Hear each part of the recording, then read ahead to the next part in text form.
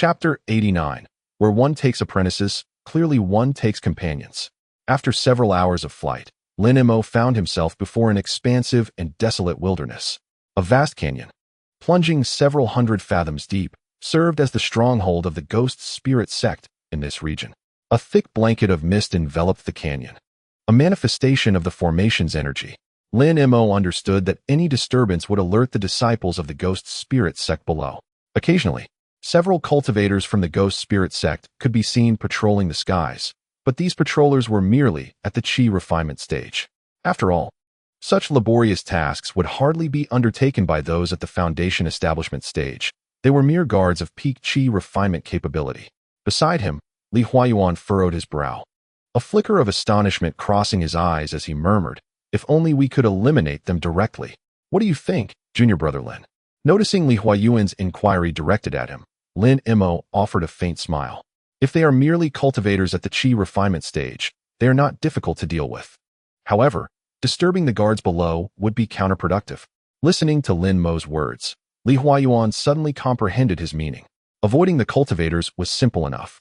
But what about the formation below? Li Huayuan couldn't help but turn his gaze toward Lin Mo, asking, "Does junior brother Lin have any knowledge of formations?"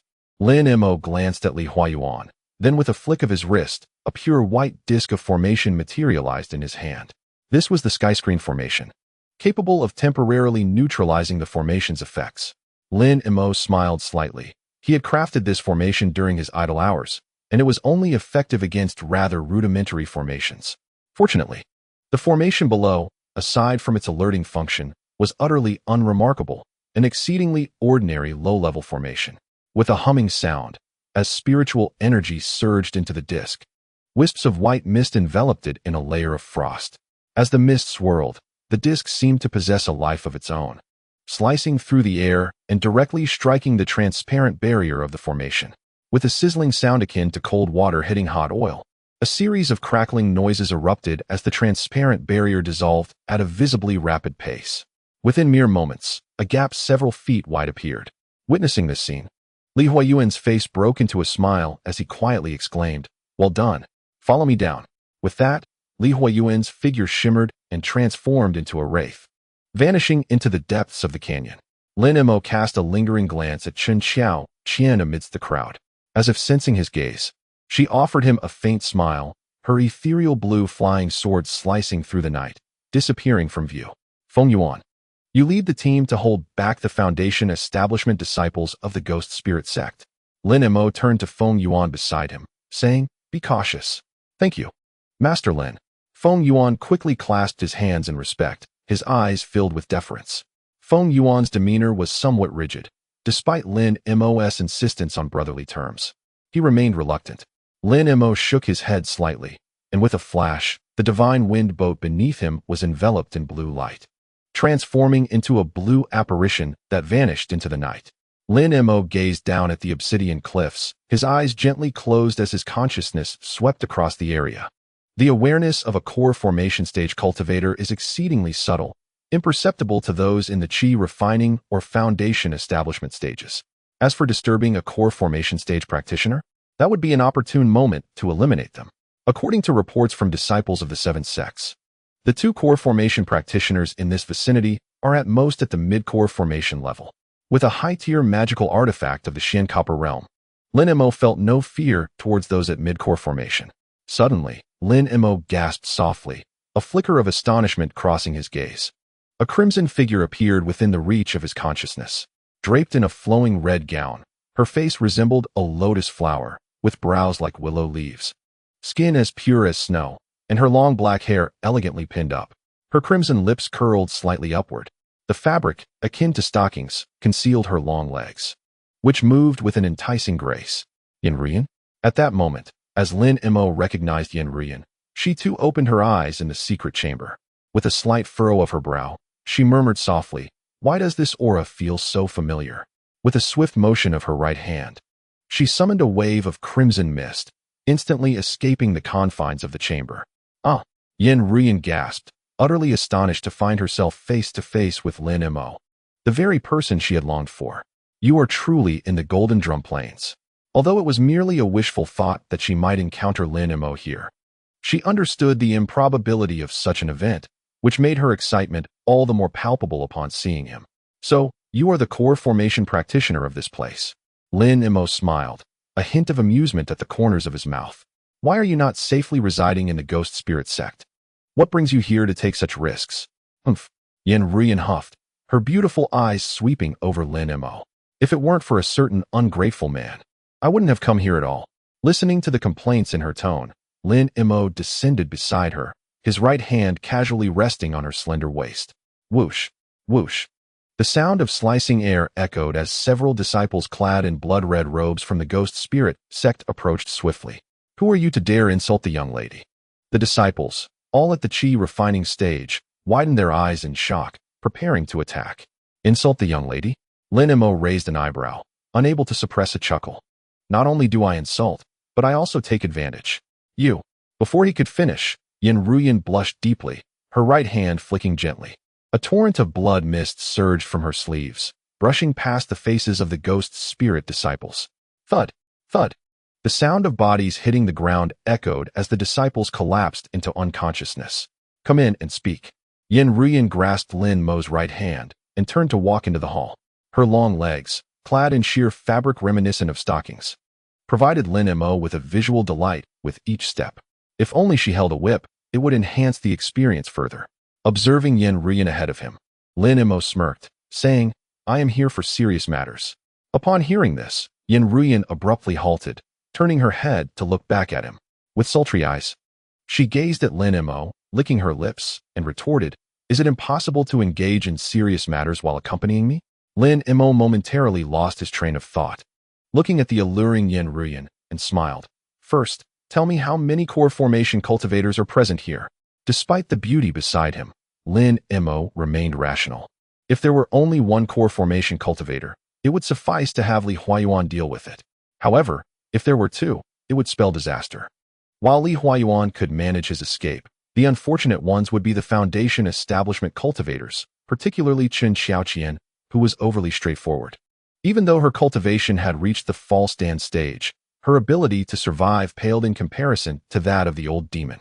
Naturally, if a late-stage core formation cultivator resided here, among so many disciples from the Seven Sects, if anyone were to survive, it would undoubtedly be Han Li.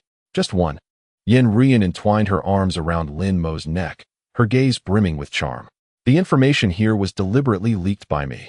It was intended to lure the core formation cultivators of the Seven Sects into annihilating each other. Upon hearing this, Lin Mo raised an eyebrow, unable to resist squeezing Ruyan's delicate chin, and chuckled. You certainly have a clever plan. But if I weren't the one who came, would you have a way to survive? Although Ruyan was a core formation cultivator, her breakthrough had been recent, and she had yet to forge her innate magical treasure. There is a short-distance teleportation array here. When the time comes, I will select some trusted members of the Yin family to escape. Her supple body occasionally brushed against Lin Mo's, smooth and fragrant. So that is how it is. Feeling Ruyan's tender form, Lin Mo's heart raced, and he lifted her into his arms, striding into the stone hall. Meanwhile, several miles away, Li Huayuan fixed his gaze on a dark cavern below. Found it. He snorted coldly, focusing on the shadowy entrance and raising his right hand. Buzzing. As a resonant hum echoed, a crimson longsword ignited in flames, resembling a fiery dragon from a distance. Wailing. Before the flaming sword descended, a chilling wail emerged as a pitch-black ghost suddenly surfaced from the cave, enveloped in a chilling black mist. The two forces clashed violently. Boom. With a resounding crash, both were instantaneously engulfed by a cloud of black smoke. Silver-armored horned python. With a clap of his hand against his spirit beast pouch, a silver-white silhouette flashed, revealing a massive silver python over 20 feet long, its menacing dark horns drawing attention. There's no need for theatrics. Li Huayuan raised his gaze toward the black mist, waving his hand.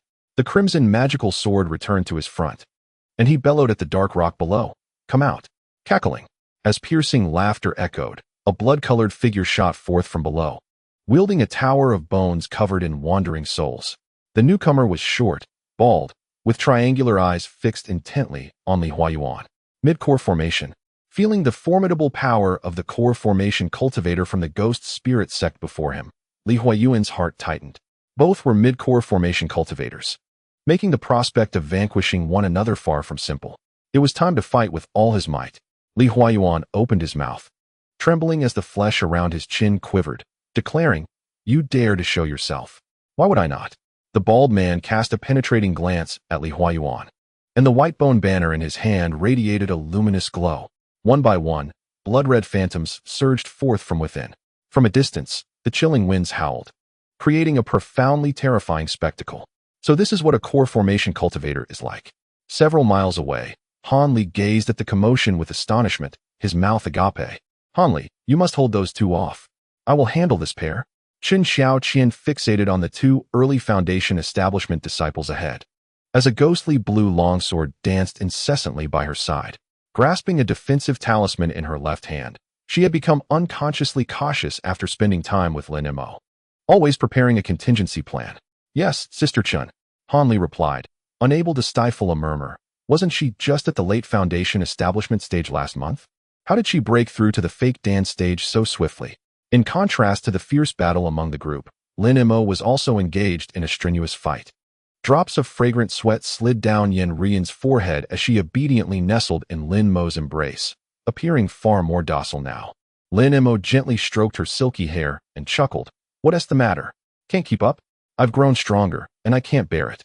Yen Ruyan gasped, gradually donning her attire and casting a glance back at Lin Mo, inquiring, "By the way, what is the strength of the other core formation cultivator leading your team?" "Mid-core formation," Lin Mo replied, glancing at Yen Ruyan, then countered, "Why? Is it going to be troublesome?" Yen Ruyan knelt beside Lin Mo, lowering her head to cleanse the remnants of the encounter. "Is it very tricky?" Lin Mo gently caressed her hair, posing the question. "Not particularly." Yen Ruyan shook her head, explaining, "It's just that Master Su possesses numerous escape techniques. He often covertly suppresses the cultivators of our Yen family fort. If we do not eliminate him, it will be quite challenging for our Yen family to rise within the Ghost Spirit Sect." Listening to Yen Ruyan's words, Lin Mo nodded in agreement. "By the way, do you have any identity tokens proving the status of core formation disciples from the Ghost Spirit Sect? After all, there are two core formation cultivators here. It would be rather unacceptable to return empty-handed. How many do you need?" Yen Ruyan, astute as ever, understood that these would serve as military merit. In the Ghost Spirit Sect, tokens of the 7 factions were similarly used to represent military accomplishments. "How many?" At that moment, a glimmer of excitement flashed in Lin Mo's eyes. It seemed there was a loophole. "These are crafted within the sect. I have 7 or 8 of them on hand." With a flick of her right hand, 7 Golden Skull identity tokens appeared on the bed. "This amounts to nearly 3,000 military merit points." A flicker of joy crossed Lin Mo's gaze as he hurriedly exclaimed, "Please, give them all to me." "All right." Yen Ruyan nodded, then asked, "Shall we set off now? The battle with the core formation cultivators will not conclude so swiftly." Lin Mo smiled faintly, gently wrapping her arms around Yen Ruyan's figure, and softly suggested, "Let's wait a little longer, just the time it takes for an incense stick to burn." At that moment, the battle between Li Huayuan and Daoist Su had reached a fever pitch. The once ominous bone tower now had only 30% of its souls remaining. Daoist Su's complexion was pale, clearly indicating a significant depletion of spiritual energy. Conversely, Li Huayuan was not faring any better. The silver-armored horned python beneath him bore a large gash in its belly, crimson blood dripping steadily from the wound as its body writhed. Its scarlet magic sword had also dulled in hue. It is worth noting that Li Huayuan was a body of the 3 Yang, and he had never before suffered such a loss in battles of the same stage. "What is your name?" Li Huayuan inquired, casting a deep glance at Daoist Su. "Remember, the one who will kill you is Su Qing." Daoist Su retorted with a cold laugh, suddenly slicing open his right hand, crimson blood trickling from his palm and falling onto the pale bone tower. Soon, the tower shimmered with a crimson light, and the spirits within emitted piercing wails, visibly dissolving into a thick, blood-red mist. Suddenly, a ghost of pinnacle foundation-building strength appeared behind him, opening its mouth in anticipation of Daoist Su's offering. With a chilling laugh, Daoist Su tossed a blood clump into the ghost's mouth. In an instant, the originally pitch-black specter transformed into a blood-red entity, 2 crimson horns sprouting from its head, resembling a bull's head. A low buzzing filled the air as the blood mist enveloped it. Core formation. Observing the ghost now temporarily elevated to core formation, Li Huayuan's pupils constricted. With the majority of his spiritual energy depleted, he clearly was no match for it. It seemed he had no choice but to flee. A hint of despair flickered in his eyes as he glanced towards the distance, wishing that the young man could come to his aid. With that thought, wisps of pale red spiritual energy coiled around Li Huayuan, and he swiftly turned. Whoosh! With a sound of breaking air, Li Huayuan transformed into a fleeting shadow, darting away into the distance. Running away? Taoist Su sneered, watching Li Huayuan's retreating figure. The disciples of the Seven Sects are hardly impressive. Suddenly, an ice crystal sword flame appeared before Taoist Su, emanating a bone-chilling frost that seemed to freeze the very air around it. Is there someone else? Taoist Su's expression changed as he hastily retreated. The Blood Bowl ghost beside him let out a low growl and lunged towards the ice crystal sword flame. The moment the biting frost made contact with the Blood Bowl ghost, it erupted violently. The powerful icy energy instantly encased it in a massive block of blood-colored ice. Lin Mo, disliking delays, unleashed an ice crystal sword flame with explosive force, rivaling the full strength of a core formation cultivator. The once formidable Blood Bowl ghost, now in its initial stage of core formation, was reduced to fragments no larger than a palm, leaving Taoist Su wide-eyed in disbelief. How could this happen? Although the Blood Cow ghost's strength was not formidable, it should not have met its demise in a single strike. Just as it was taken aback, an ice-glass sword flame appeared before Su Daoren. This time, there was no defense from the Blood Cow ghost. The sharp ice-glass sword flame penetrated Su Daoren's body directly. His form froze in place, transforming into a block of ethereal blue ice, meeting a tragic end on the spot. With that, Lin Mo flicked his right hand, grasping a storage bag that hung at his waist. Having consumed an ice-glass sword flame, he had eliminated a mid-stage ghost spirit sect disciple. Quite worthwhile indeed. As Su Daoren's body fell, the face of the Foundation establishment disciple from the ghost spirit sect nearby turned ashen. They quickly turned to flee into the distance. Whoosh! Whoosh! Two piercing sounds of air being sliced through rang out as Han Li and Chun Xiaoqian approached from afar. As they drew near, Han Li recognized Lin Mo's visage. Wasn't he the disciple from the Hidden Moon sect encountered at the Yin family fortress? How had he already reached the core formation stage? Han Li's pupils contracted, filled with astonishment. Senior Lin. Han Li clasped his hands in respect, a flicker of reverence in his eyes. Have the Foundation establishment demonic disciples been dealt with? Lin Mo glanced at Chun Xiaoqian and inquired, have you resolved the Southern Foundation establishment demonic practitioners? Indeed. Chun Xiaoqian nodded. The Foundation establishment demonic cultivators I was responsible for have all been taken care of. Now we only need to address the disciples of the Hidden Moon sect in the Northern Canyon. Lin Mo nodded slightly, initially believing that the number of Foundation establishment cultivators here would be considerable. He did not expect that Ruyan had set a trap for Su Daoren, naturally bringing along only a handful of Foundation establishment disciples, merely a dozen or so, far fewer than the 20 disciples from the 7 sections. Find a safe place and wait for me. I shall wrap things up. Lin Mo waved his right hand, and the divine wind boat flew out from his storage bag, transforming into a verdant silhouette and vanishing before the two. Before the stone hall, Ruyan, dressed in a flowing red gown, gazed at the returning Lin Mo and smiled. Thank you. There is no need for such formalities between us, Lin Mo replied softly, caressing Ruyan's face. However, with Su Daoren's death, you must leave early. We shall meet again in the future. Ruyan nestled in Lin Mo's embrace, reluctant to part. There will be plenty of time ahead. Lin Mo gently stroked her hair and leaned closer to whisper, I truly admire the appearance you prepared this time. I hope that when we meet again, you will have become the leader of the ghost spirit sect. Yes. Ruyan's cheeks flushed crimson. Although she was unsure why Lin Mo appreciated such bashful matters, she was determined to fulfill his wishes. Farewell. Ruyan gazed deeply at Lin Mo, her eyes filled with reluctance. After biting her jade-like lips, she turned and soared into the stone hall. Buzz. Buzz. Upon stepping into the stone hall, the entire structure radiated a dazzling white light, illuminating the surroundings. The brilliance enveloped Ruyan in an instant. With a whoosh, she disappeared from Lin Mo's sight. And so, she departed. Lin Mo gently shook his head.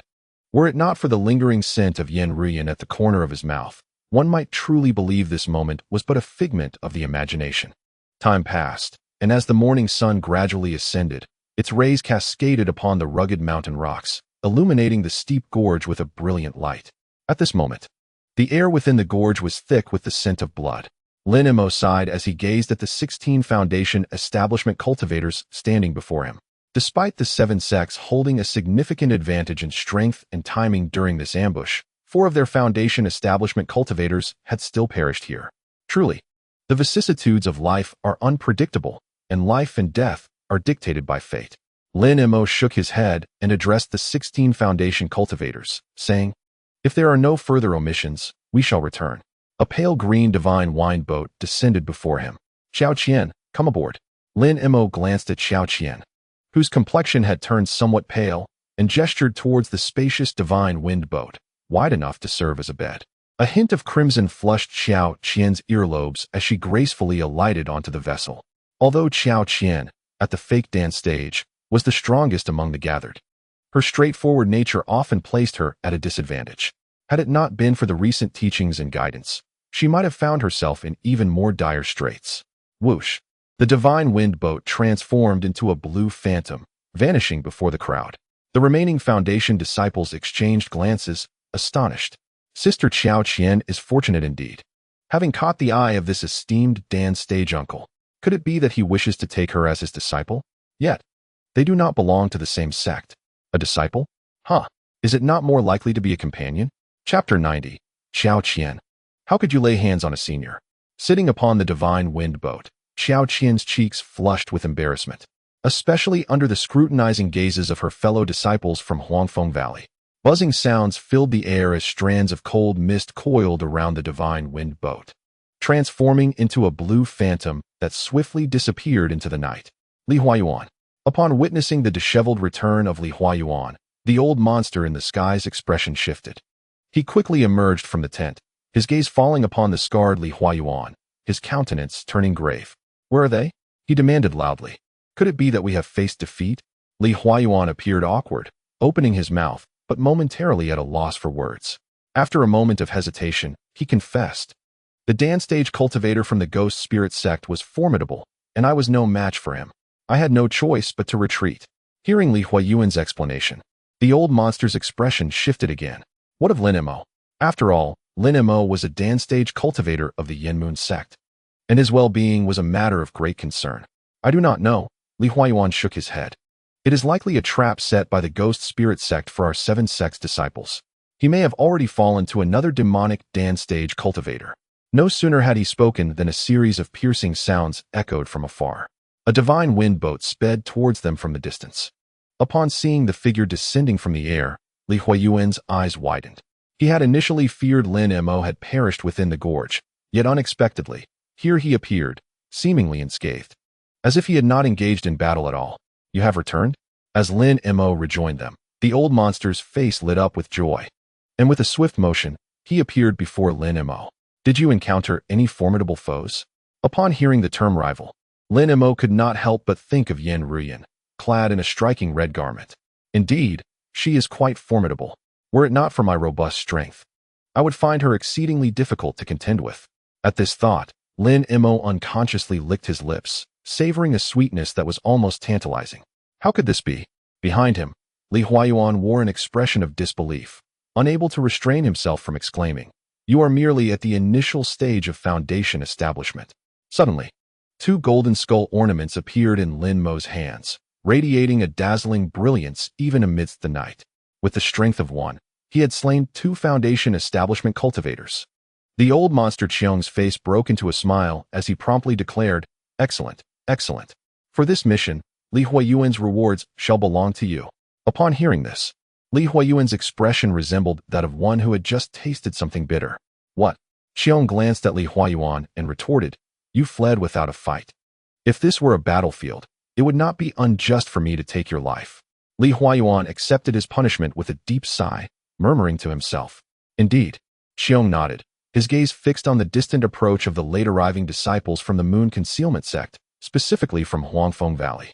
With a grand gesture, he commanded, "Go and claim your military merits." "Thank you, Elder." The Foundation establishment disciples displayed expressions of joy, for their perilous journey was undertaken for the sake of those very military merits. "Elder Qiong, I shall take my leave first. Lin Mo respectfully clasped his hands towards Xiong and, with a sweep of his divine wind boat, transformed into a fleeting shadow, arriving directly at the tent designated for the exchange of military merits. The official in charge of the military merit exchange was none other than my third uncle. The golden skulls obtained from the ghost spirit sect served as proof of identity for the Foundation establishment cultivators. However, this time, only 2 could be exchanged, as the scouts from the Seven Sects had only located 2 Foundation establishment cultivators from the ghost spirit sect. It would be unrealistic to claim the lives of 5 or 6 additional ones without cause. Chen girl, the white-haired elder, upon noticing Chun Xiao's approach, squinted with a smile. So quickly you have broken through to the false dance stage. In that case, there would be no need to marry that young master from the Qin family. Listening to her uncle's praise, Chen Xiao could not help but steal a glance at Lin Mo behind her. This esteemed senior. Upon seeing Lin Mo appear once more, Uncle Chen rose respectfully and bowed to him. Here, 2 golden skulls landed on the table. Once again, 2 Foundation establishment cultivators. Uncle Chen swallowed hard, astonished, as he observed Lin Mo's nonchalant demeanor, as if he had effortlessly dispatched 2 mere lambs. This individual is indeed terrifying. Drops of cold sweat trickled down his forehead. Lin Mo, I wish to exchange for another blue shadow tree. Perhaps it will expedite my cultivation. Meanwhile, Uncle Chun, witnessing Chun Xiao bouncing excitedly in front of Lin Mo, felt his heart nearly stop. He hurriedly stepped forward, grasping Chun Xiao's arm and admonishing her loudly. Nonsense. How can you be so disrespectful to a Foundation establishment cultivator? As he spoke, Uncle Chun continued to bow and apologize to Lin Mo. Observing this scene, Lin Mo felt somewhat awkward. No harm done. Xiao and I are close friends. With a wave of his right hand, a gentle breeze lifted Uncle Chun. Close friends? Upon hearing these words, Uncle Chen's eyes flickered with a trace of astonishment. Uncle, please proceed with the exchange. Chun Xiao Qian, her cheeks flushed with a rosy hue, urged in a hushed tone. Uncle Chun stood momentarily in place, glancing at Chun Xiao Qian, then at Lin Mo, before clasping his hands together and making his way to the back room. He is unaware of our relationship. Chun Xiao Qian lowered her head and approached Lin Mo's side. Did you not inform your family? Lin Mo inquired. His brows slightly furrowed as he scrutinized Chun Xiao Qian. Yes. Chun Xiao Qian nodded. My ancestor wishes for me to marry the young master of the Qin family, but I deflected with the excuse of having someone I admire. So you sent me here as a result? Lin Mo felt warmth in his heart and gently caressed Chun Xiao Qian's silky hair. Indeed, she affirmed, had I known you were a core formation cultivator, perhaps I would not have felt this apprehensive. Nevertheless, I shall not disclose this to my family. Chun Xiao Qian understood well that revealing her affection for a core formation cultivator would lead her family to exploit her, compelling Lin Mo to undertake various tasks advantageous to them. This was not what she desired. However, I have now broken through to the false dance stage. A smile graced Chun Xiao Qian's face as she gazed deeply at Lin Mo. Once I achieve the core formation stage, I shall return to my family. At that time, no one shall have authority over me. Observing the radiant smile of Chun Xiao Qian, Lin Mo could not resist playfully pinching her ear. The moment he touched her, her fair earlobe flushed crimson. Her body trembled slightly, as if about to collapse into his embrace. Stop it. There are so many people around. Chun Xiao Qian huffed in a playful manner, retreating hastily. Sister Chun. Simultaneously, a familiar voice called out. Turning around, they were greeted by the sight of an old acquaintance. Hanli. Upon seeing Lin Mo, Hanli wasted no time and respectfully clasped his hands. I am Hanli, a junior, and it is an honor to meet you. Senior Lin. Recognizing Hanli, who, despite being in the mid-foundation establishment stage, was comparable to those in the late stage, Lin Mo nodded, his demeanor unchanged. However, the green nascent soul within his dantian suddenly opened its eyes, gazing at Han Li with a hint of greed. Among the earthly wood-based techniques, the Azure Yuan sword technique is undoubtedly the most suitable for the cultivation of a second nascent soul. Coupled with the path Han Li has traversed, Lin Mo felt confident that he could facilitate his second nascent soul's advancement to the nascent soul realm ahead of others. Yet, the cautious old rogue Han Li was known for concealing his wealth. Obtaining the Azure Yuan sword technique would prove exceedingly difficult for outsiders. Nevertheless, Lin Mo understood Han Li well enough to know he had the means to persuade him to divulge his techniques. Xiao Qian, here is what you requested. Uncle Chun, trembling slightly, presented a storage bag to Chen Xiao Qian, his gaze towards her revealing a hint of peculiarity. He quickly turned his attention to Lin Mo. Senior Lin, may I inquire what you wish to exchange? Please provide me with high-grade water and with spirit stones. Lin Mo, lacking nothing at the moment, deemed it most prudent to exchange military merit for spirit stones. This expedition had yielded a total of 1,800 military points. This fortunate turn of events was largely attributable to Li Huayuan's escape. Otherwise, I would have only accumulated 900 merit points. Adding the remaining 700 merit points from before, I now possess a total of 2,500 merit points. The conversion ratio of merit points to spirit stones stands at 120, allowing for the exchange of 50,000 spirit stones. High-grade spirit stones hold significantly greater value than their lower-grade counterparts. 10,000 low-grade spirit stones cannot be exchanged for even a single high-grade spirit stone. I shall exchange for 2 high-grade water spirit stones and 2 high-grade wood spirit stones. Lin Mo paused for a moment before making his choice. Very well. Please wait a moment, Senior. Uncle Chun promptly turned and entered the dwelling. He did not keep Lin Mo waiting long, soon emerging with a wooden tray in hand, presenting it before Lin Mo. On the tray lay 2 wood spirit stones, emanating a soft green glow, alongside 2 water spirit stones, radiating a gentle blue light. This is acceptable. Lin Mo nodded in approval, then glanced at his identity jade tablet, only to find that he had merely 300 merit points remaining. It seems that 11,000 spirit stones are necessary to exchange for a single high-grade spirit stone. With a sweep of his right hand across the surface of the spirit stones, all 4 were swiftly drawn into his storage bag. Having acquired the desired items, Lin Mo wasted no time and led Chen Xiao Qian out of the tent. As Lin Mo departed, Han Li involuntarily exhaled a sigh of relief. Though every encounter with this esteemed Lin was met with a welcoming smile, each interaction left Han Li feeling akin to a stripped mouse, laid bare under Lin Mo's penetrating gaze, causing a shiver to run down his spine. Upon returning to his cave dwelling, Lin Mo settled into a cross-legged position. With the fruits of his expedition laid out before him, the storage bag of a core formation stage cultivator. Lin Mo, I shall kill you. The hysterical scream of Wang Chan echoed from the mouth of the Hahuan puppet. At that moment, Wang Chan, wielding a high-grade magical artifact, was fervently hacking at the corpse of a bull-like demon beast. Ah! The cry from the puppet startled Chen Xiao Qian, who was nearby. Do not worry. Within lies the primordial spirit of a demonic cultivator. Lin Mo responded with a slight smile. I see. Chen Xiao Qian nodded and then retrieved a pale yellow talisman. With a surge of spiritual energy, the talisman transformed into a fireball, which she hurled onto the corpse of the bull demon. Flames engulfed the beast's remains, and wisps of pale red blood essence materialized in Chen Xiao Qian's palm. As the blood essence entwined, it soon coalesced into a bloody Dan pill. Outside the cave, Chen Xiao Qian worked methodically, while Lin Mo simultaneously opened the storage bag on the table. The first item to catch his eye was a white bone pagoda, akin to the 100 ghost banner in his possession, both serving as treasures for subjugating spirits. While similar in nature, the bone pagoda appeared distinctly more fearsome, capable of enhancing the strength of the spirits within through blood refinement. However, despite its merits, this treasure was not suitable for him. I wonder if anyone collects such discarded magical artifacts of the demonic path. Lin Mo shook his head. The merit office was solely responsible for treasure exchanges and did not engage in artifact repurchase. Surely, there must be a place akin to the Tianqing Sect's market auction. A glimmer of insight flashed in Lin Mo's eyes as he silently contemplated. As the consciousness continuously flowed into the storage bag, the items within gradually materialized in Lin Mo's mind. There were several hundred spirit stones, a talisman, several bottles of core formation elixirs, and 3 spirit herbs. However, to Lin Mo, their value seemed rather mundane. Perhaps they might be of some use to Foundation establishment cultivators, but for him, they held little significance. Suddenly, a pale red jade slip appeared in his hand. Lin Mo pressed the slip to his forehead, allowing his consciousness to sweep into it. The Ghost King technique, astonishingly. It was a cultivation method that allowed the undead to persist.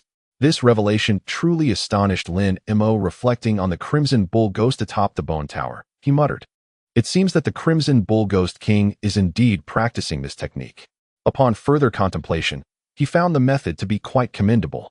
He then stored the jade slip away and retrieved a light blue storage bag, obtained from the defeat of the Qin family patriarch. Busy as he was, he had yet to examine its contents. Upon opening the storage bag, a plethora of spirit stones greeted his gaze. One high-grade earth spirit stone and over 3,000 low-grade spirit stones. However, Lin Mo quickly realized that Qin Ming, as an elder of the family, naturally had control over the majority of the family's spirit stones. Although it appeared to be a storage bag belonging to a core formation cultivator, it essentially represented a significant portion of the wealth of a core formation family, rich beyond measure. Lin Mo clicked his tongue in appreciation and continued to rummage through the bag. A crystal-clear white jade pearl caught his attention, which he grasped in his hand. This was Qin Ming's lifebound treasure, though its power had been greatly diminished due to its prior use in crafting talismans for Qin Hao. Beyond that, there was little of interest from before. It was undeniable that enemies like Qin Ming were precisely what Lin Mo preferred, weak in strength, devoid of unnecessary trinkets, and replete with spirit stones. It was akin to a perfectly cooked piece of meat. Smiling, he stored the bag away and turned to leave the cave. As he exited, Chen Xiaoqian approached, offering him 5 red elixirs, exclaiming in jest, "A Foundation establishment bull demon managed to produce only 5 meat spirit pills. What a laborious task."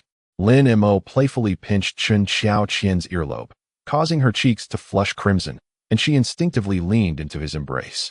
Nearby, the Xuan puppet widened its eyes in astonishment, filled with ire as it observed Lin Mo. "Go guard the door," Lin Mo commanded with a flick of his right hand, prompting the Xuan puppet to stride over and stand before the formation. Meanwhile, the sounds of merriment reached his ears, and Wang Chan's eyes widened in indignation.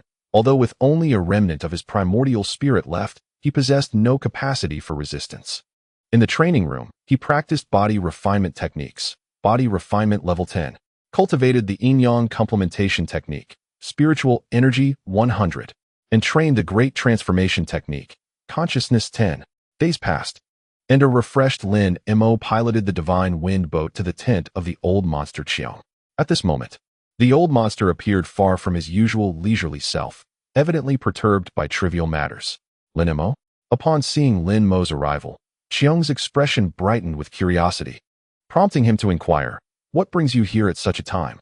Lin Mo smiled gently and clasped his hands together, saying, "I have recently dispatched several Foundation establishment cultivators and possess some superfluous items.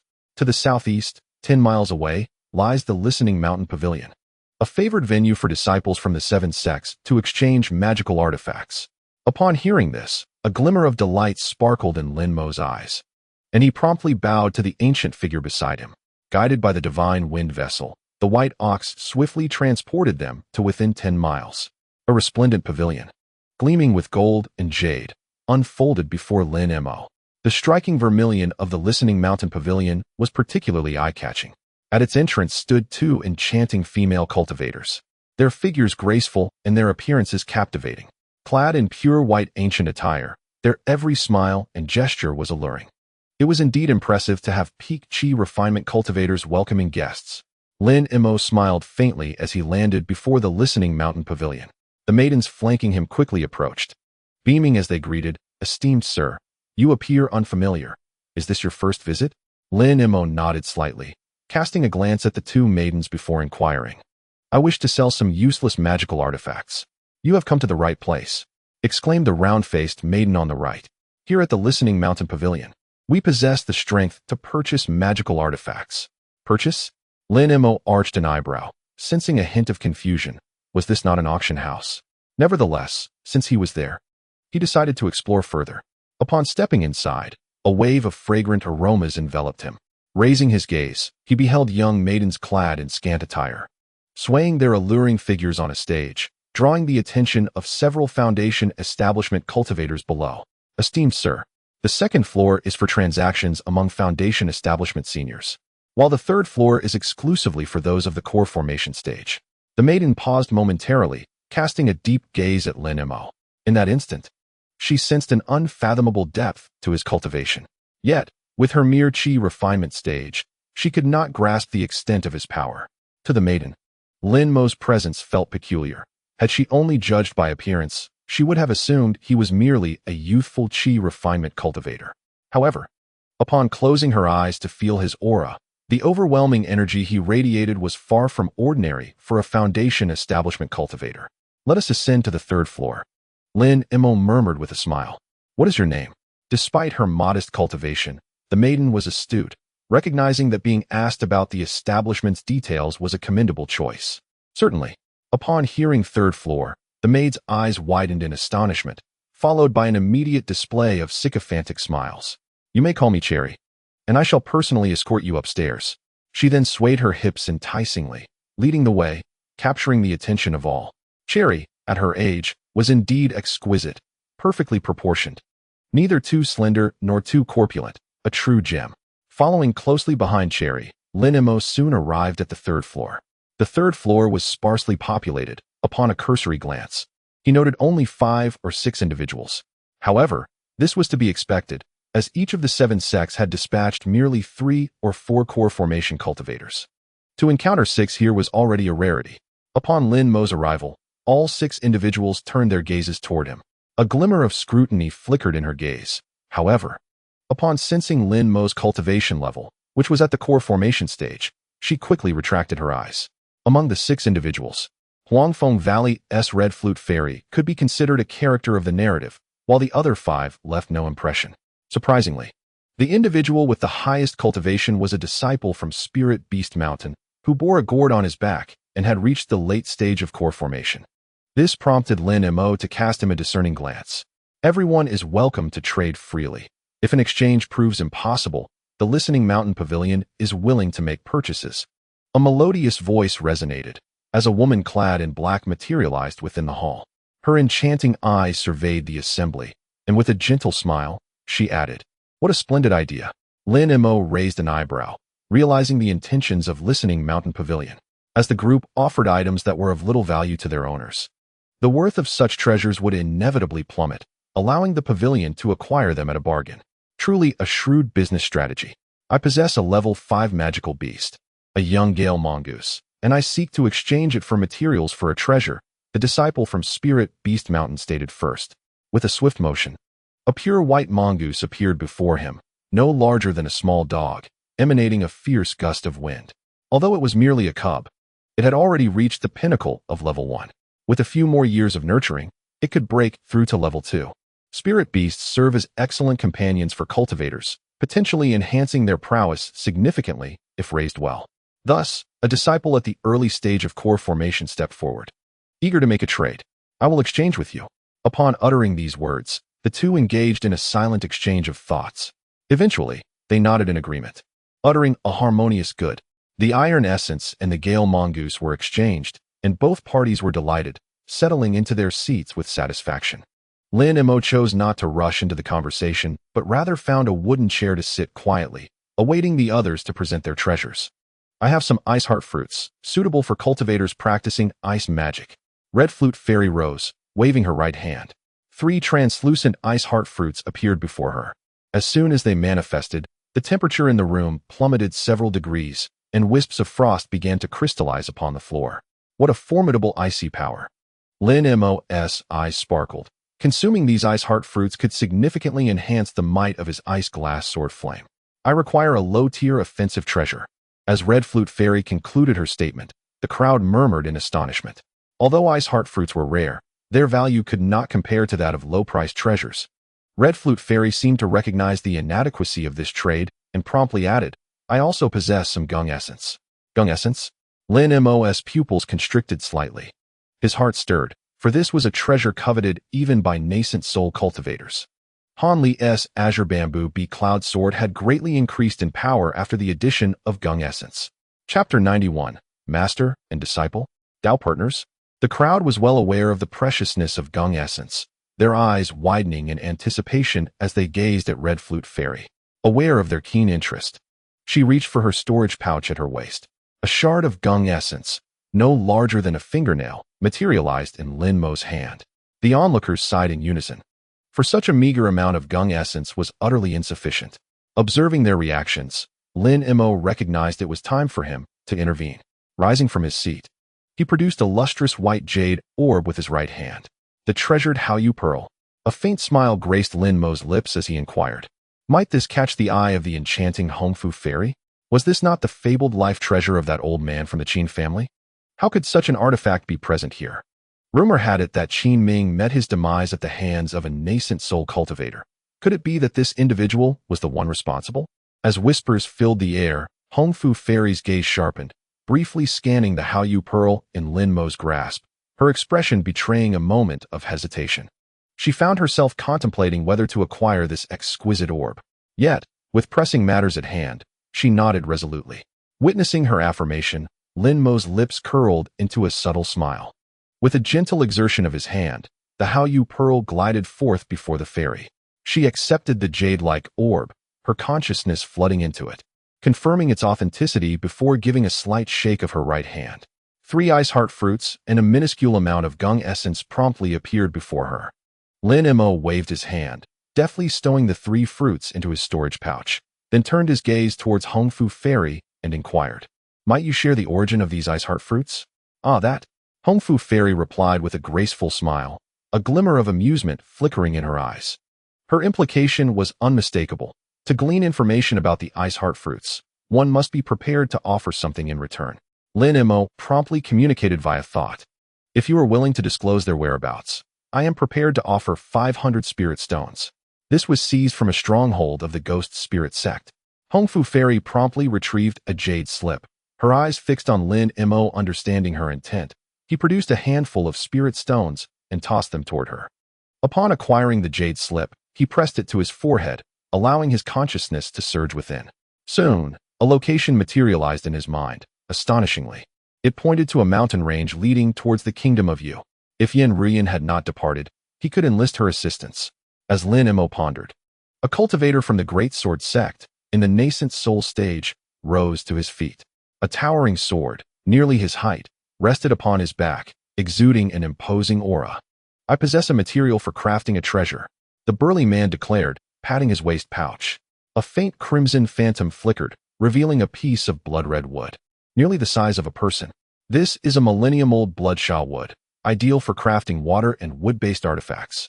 As the robust man concluded his statement, a glimmer of astonishment crossed the faces of the crowd.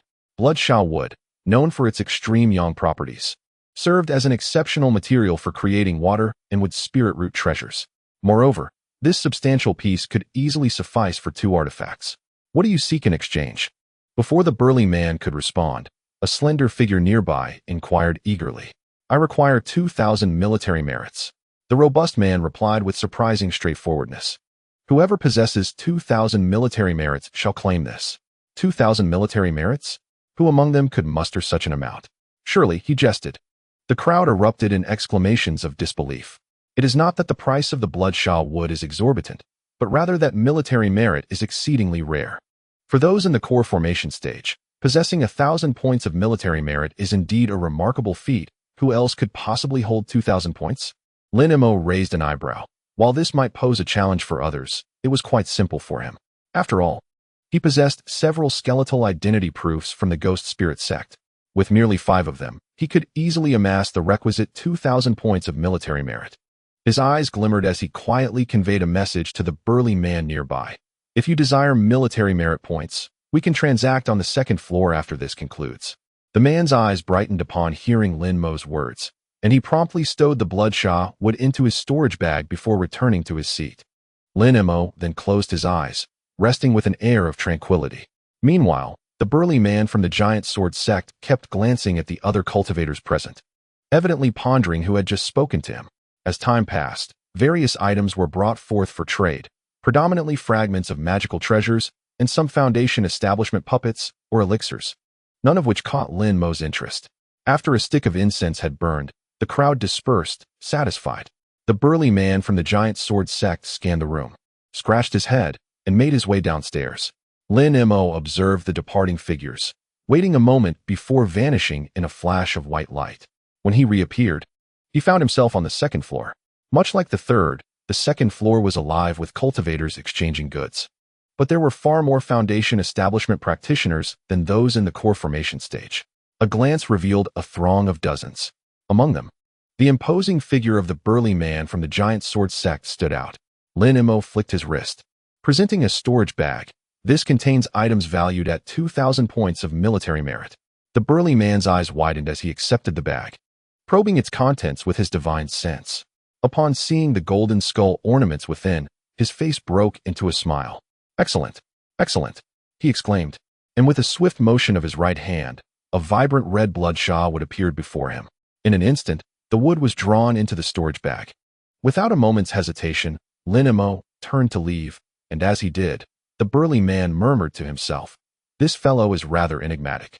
Despite being merely in the early stages of core formation, he possesses so many identity proofs from the Ghost Spirit Sect." Meanwhile, Lin Mo did not exit the Listening Mountain Pavilion, but sought out Cherry.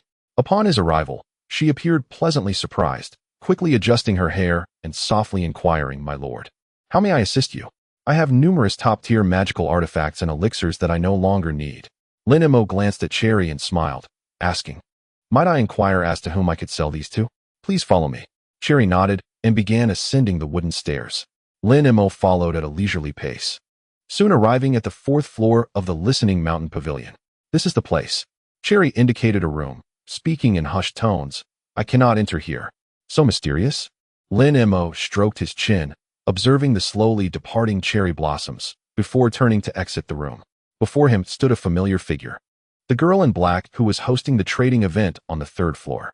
At that moment, she removed the black ribbon binding her hair and, upon seeing Lin Mo enter, retorted, "It appears you have goods downstairs that you did not manage to sell." "Indeed." Lin Mo waved his right hand, causing bottles of elixirs, talismans, premier magical artifacts, and charms to materialize before him. All these items were essential for cultivators in the foundation establishment stage. However, for Lin Mo, they held no value. After hesitating for a moment while gazing at the plethora of items, he ultimately extracted the white bone tower. As for the 100 ghost banner, it still contained a ghost of peak foundation establishment strength, which might prove useful later on. Half an hour later, Lin Mo felt the fullness of his storage bag and, satisfied, departed from the Listening Mountain Pavilion. Upon returning to Chen Xiaoqian's cave dwelling, it was already deep into the night. Lin Mo gazed at the square flags before him, pondering the need for additional security. He then produced the reversed 5 elements formation. Small, delicate flags swiftly settled around the cave, and as his spiritual energy flowed into them, a transparent protective barrier enveloped the entire dwelling. With the safeguard of the reversed 5 elements formation in place, Lin Mo could finally meditate in peace. Indeed, after such extensive preparation, it was time for him to forge his own life-bound magical artifact.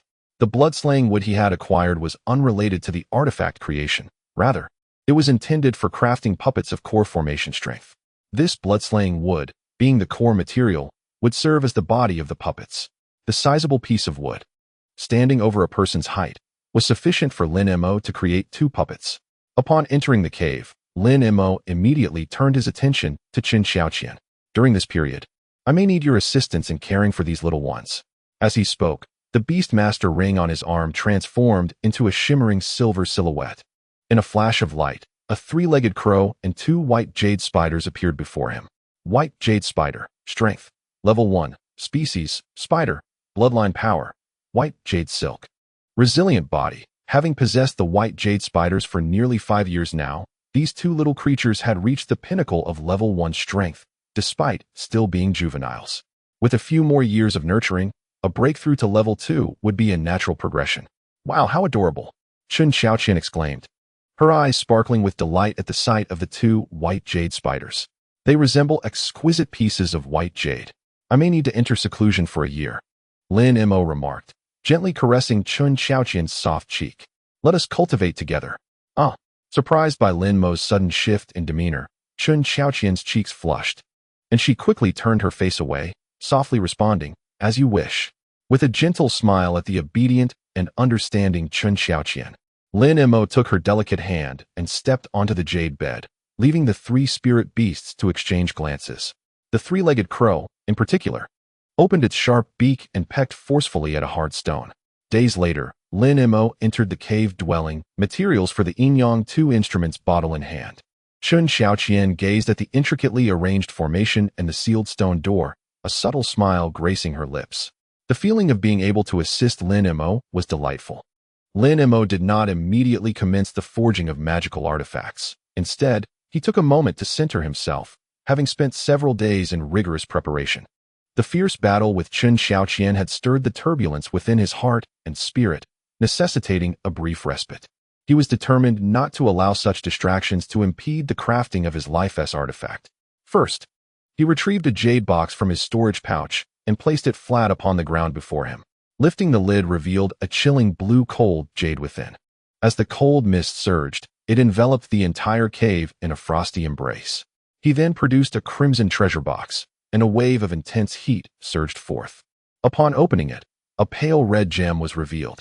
Lin Mo regarded these two precious stones with gravity, inhaling deeply before extending a finger to gently touch the cold jade within the box. Instantaneously, the palm-sized cold jade soared from the box, floating motionless before his chest. With a solemn expression, Lin Mo formed a hand seal, a luminous glow dancing across his visage, gradually manifesting a layer of azure light. As the blue radiance intensified, he parted his lips, unleashing a delicate, silken strand of white alchemical flame that cascaded upon the cold jade before him. With a crackling sound, an ethereal blue radiance coiled around the surface of the jade, warding off the searing heat of the alchemical fire, preventing it from encroaching even a single step closer. Witnessing this, a glimmer of brilliance sparked in Lin Mo's eyes. The blue flame surged, rapidly enveloping the millennium-old cold mist. The exertion of the alchemical fire demanded a tremendous amount of spiritual energy. However, Lin Mo's reserves far surpassed those of ordinary cultivators of his rank. After merely consuming a fragment of the icy glass sword flame, the millennium cold jade began to show signs of melting. This process continued for several dozen days, ultimately purging all impurities from the cold jade and transforming it into a fist-sized, viscous blue liquid, remarkably thick. This was merely one portion of the material. Lin Mo then turned his attention to the fiery sun jade below. Drawing from his experience in melting the cold jade, he found the process of liquefying the fiery sun jade to be significantly swifter. Before long, 3 months had passed. After expending immense effort, he finally eliminated the impurities from the fiery sun jade, yielding 2 globules of viscous liquid, radiating both blue and red hues. After a brief respite, he began to arrange an extraordinarily intricate formation within the secret chamber. However, Lin Mo did not immediately set about forging the magical artifact. Instead, he temporarily exited the chamber. The relentless use of alchemical fire over the span of 6 months and the constant state of heightened concentration had taken a toll even on a cultivator of his caliber at the golden core stage. He required a moment of adjustment. Casting his gaze upon the final material, the sun and moon stone, Lin Mo inhaled deeply and slowly settled into a meditative posture, closing his eyes to enter a state of contemplation. After the duration of a single incense stick, he reopened his eyes, and wisps of white cold mist spiraled around him. With a slight parting of his lips, a pale white alchemical flame erupted forth, precisely landing upon the sun and moon stone. Simultaneously, Lin Mo directed the fiery sun jade and the cold jade liquid, guiding them slowly towards the sun and moon stone. Once incompatible, 2 objects began to show signs of fusion under the influence of the sun and moon stone. 2 months later, Lin Mo finally emerged from his secluded chamber. Chen Xiaoqian gazed at Lin Mo as he exited the cave, her eyes filled with concern. At that moment, Lin Mo's countenance appeared haggard. "Lin Mo, are you all right?" Chen Xiaoqian quickly approached, worry etched across her features. "Not a problem." Lin Mo waved his hand and replied with a faint smile. It was merely the process of refining a treasure that consumed some mental energy. "Did you succeed?" Hearing Lin Mo's words, Chen Xiaoqian's face lit up with joy. Unable to contain her curiosity, Lin Mo nodded, his consciousness probing into his body. There, he beheld a pristine white jade bottle suspended in his dantian. The 4 ice glass sword flames transformed into a swirling mass of snowy flames, flowing into the Yin-Yang 2 instruments bottle. When the cold flames surged out of the bottle, they once again coalesced into 4 ice glass sword flames. Lin Mo had invested considerable effort to forge this set of innate magical treasures, and now it had finally come to fruition. Although the Yin-Yang 2 instruments bottle served as an auxiliary artifact, it possessed a certain degree of offensive capability. It had the power to ensnare. Any magical treasures or demonic beasts drawn into the bottle would be melted by the ice glass sword flames within. becoming nourishment to enhance both the bottle and the flame's potency. Truly, its might was boundless. Once my second nascent soul breaks through to the core formation stage, I shall craft a second innate magical treasure. A glimmer of joy flickered in Lin Mo's eyes as he murmured to himself, I must begin to strategize for the Qingyuan sword technique. With this thought, Lin Mo turned his gaze to Chen Xiaoqian and smiled gently. Have there been any developments during my absence? For nearly a year, Lin Mo had been in seclusion, completely unaware of the happenings within the Jinggu Yuan. There have been no significant changes, Chen Xiaoqian replied with a shake of her head, her voice low. However, the demonic forces have intensified their assaults. And the 7 great sects are struggling.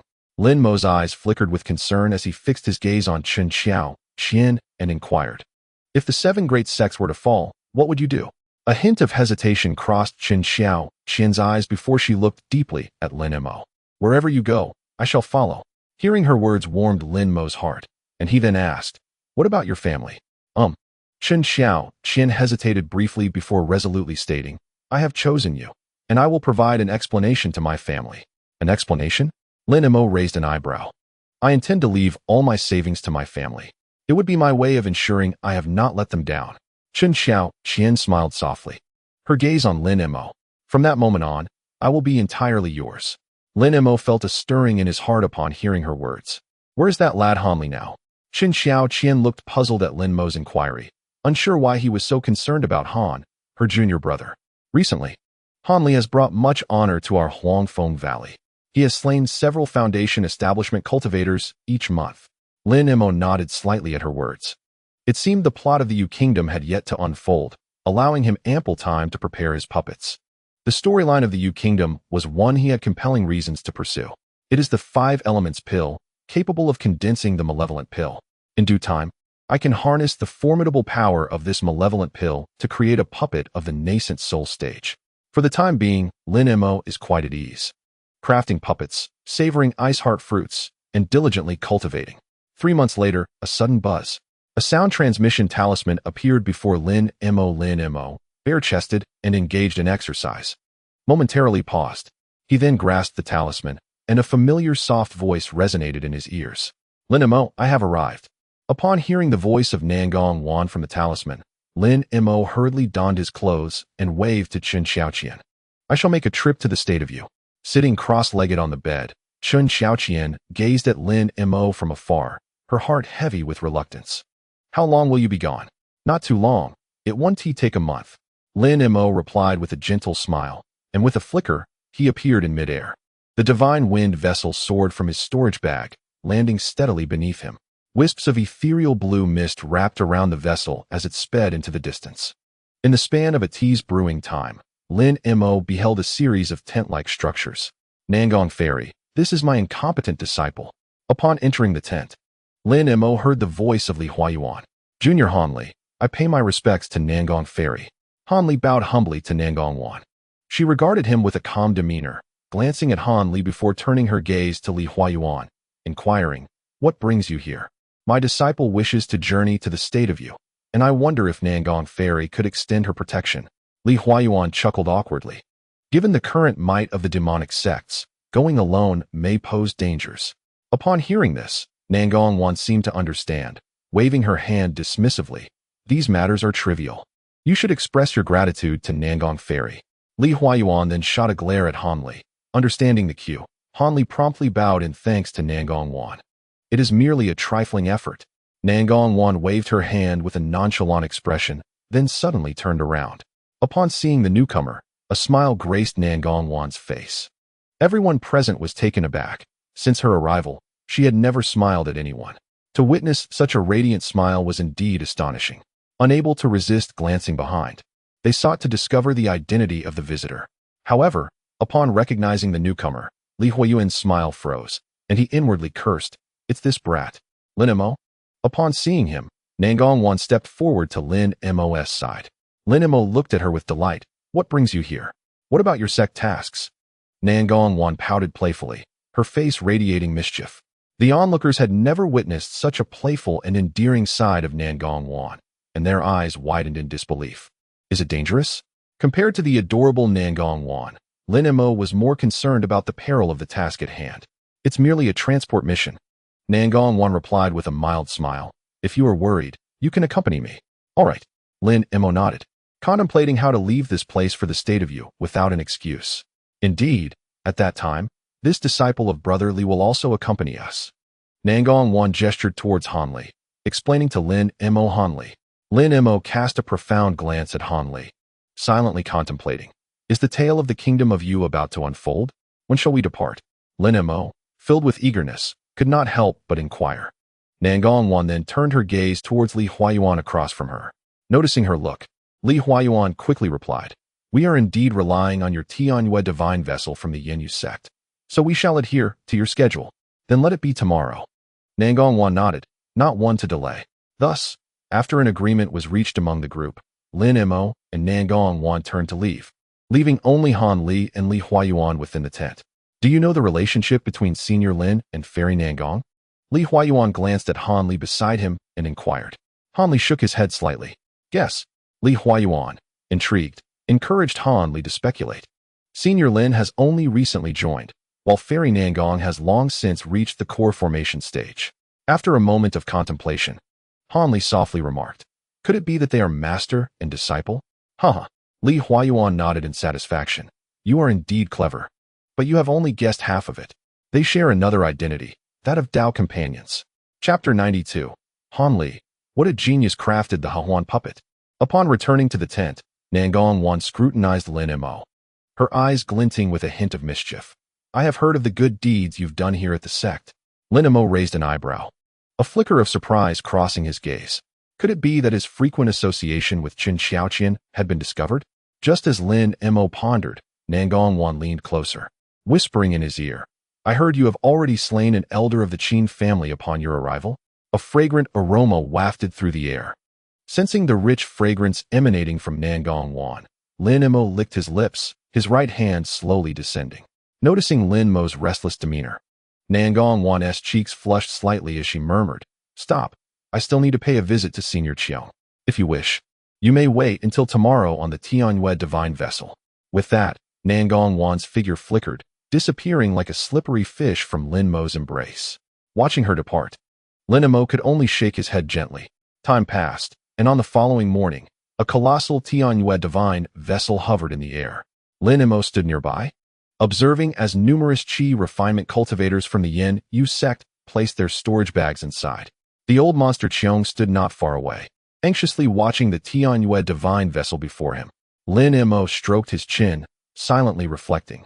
Given this situation, it is evident that the Yin Yu sect has made preparations for contingencies. The spirit beast mountain has betrayed the Seven Sects, aligning itself with the Yuling sect. To preserve its strength, the Yin Yu sect is already contemplating how to retain its resources. Caution is imperative on this journey. The old monster Qiong turned to Nangong-wan, offering a reminder. Rest assured, Senior Qiong. Nangong-wan nodded. I shall ensure these are delivered to a safe location. With Nangong-wan's assurance, the old monster Qiong nodded and glanced at Lin Mo not far away, stating, Lin Mo, your strength is commendable, with the two of you traveling together. Safety is more assured. The hour grows late. You should depart immediately. With that, the enigmatic elder waved his sleeve, transforming into a mere wisp of shadow as he vanished into the distance. Observing the elder's departure, Lin Mo slowly approached Nangong-wan's side and inquired through sound transmission. Is the Hidden Moon sect planning to retreat? Nangong-wan cast a sidelong glance at Lin Mo and nodded slightly. It is merely a matter of preserving strength. Having received the answer he sought, Lin Mo couldn't help but ask, what about the other 5 sects? As she walked towards the Heavenly Moon divine vessel, Nangong-wan responded via sound transmission. Once the Hidden Moon sect retreats, we shall discuss matters with the other major sects one by one. After all, if we retreat together, the 6 demonic sects might seize the opportunity to strike. It would spell disaster for our 7 sects. Listening to Nangong-wan's words, Lin Mo nodded slightly. Understanding the necessity of self-preservation before considering others, an instinctual response indeed. Senior Lin, Senior Nangong. At that moment, a familiar voice called from behind. Han Li, an unremarkable-looking figure, approached the two with a respectful bow. Xiaozhen, please escort Han Li to the guest room for some rest. Lin Mo gestured towards the young girl named Xiaozhen, who promptly stepped forward, performing a slight bow and cheerfully saying, Senior Han, please follow me. Thank you. Although Xiaozhen merely possessed Qi refinement cultivation, she was nonetheless close to those at the core formation stage. Han Li returned her greeting with utmost respect, leaving no room for criticism. As Lin Mo watched Han Li's departing figure, he turned to Nangong Wan and asked, "What is your impression of this individual? Ordinary in cultivation, appearance, and talent." Nangong Wan succinctly labeled Han Li with those three ordinaries. She added with a hint of disdain, "Such looks would not gain entry into our hidden moon sect." Han Li stumbled slightly in the distance, discreetly touching his nose. "Let us go." Nangong Wan, unwilling to waste time, waved her sleeve lightly and transformed into a streak of white light, soaring towards the second floor. With a rumble, the heavenly moon divine vessel began to emanate a gentle white glow, gradually ascending into the sky, transforming into a gleaming white streak as it sped away. The heavenly moon divine vessel was the strategic treasure of the hidden moon sect, serving both offensive and defensive purposes while also capable of transporting resources. Gazing at the vessel below, a flicker of fervor ignited in Lin Mo's eyes. If only there were sufficient resources in the future, he could forge such a treasure. A smile graced his lips as he turned and entered the room. A waft of delicate sandalwood incense enveloped him. Nangong Wan, shaking the fire stick in her hand, glanced at Lin Mo entering the room and smiled warmly. "Come in." Sensing the fragrance of the incense, Lin Mo curiously inquired, "Why the sudden use of sandalwood?" Nangong Wan adjusted the folds of her dress, a faint blush gracing her cheeks as she replied, "You feign ignorance. This place is not the hidden moon sect. It is rather confined. If others were to discover." Before she could finish, Lin Mo stepped forward, interrupting her words. "I shan't hold back." Lin Mo licked his lips and, in a swift motion, lifted Nangong Wan onto the bed. Meanwhile, Han Li sat cross-legged on the first floor, holding his breath and concentrating. He was diligently cultivating.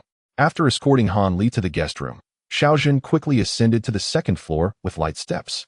However, what greeted her was a transparent magical formation, enveloped in wisps of chilling mist that clung to the entire room. Sighing softly, Xiaozhen remarked, "The two senior uncles are truly dedicated to their cultivation.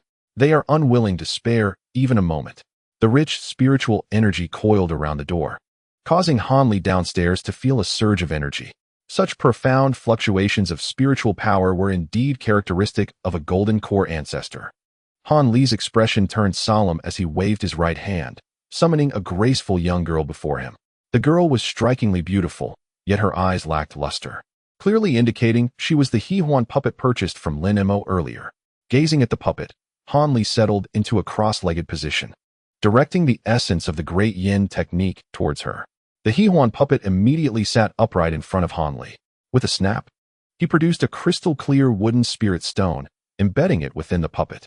As spiritual energy flowed into her, a thick aura of with spiritual power emanated from the puppet's body. Observing this scene, Han Li nodded in satisfaction, pondering which esteemed predecessor had conceived such an ingenious puppet.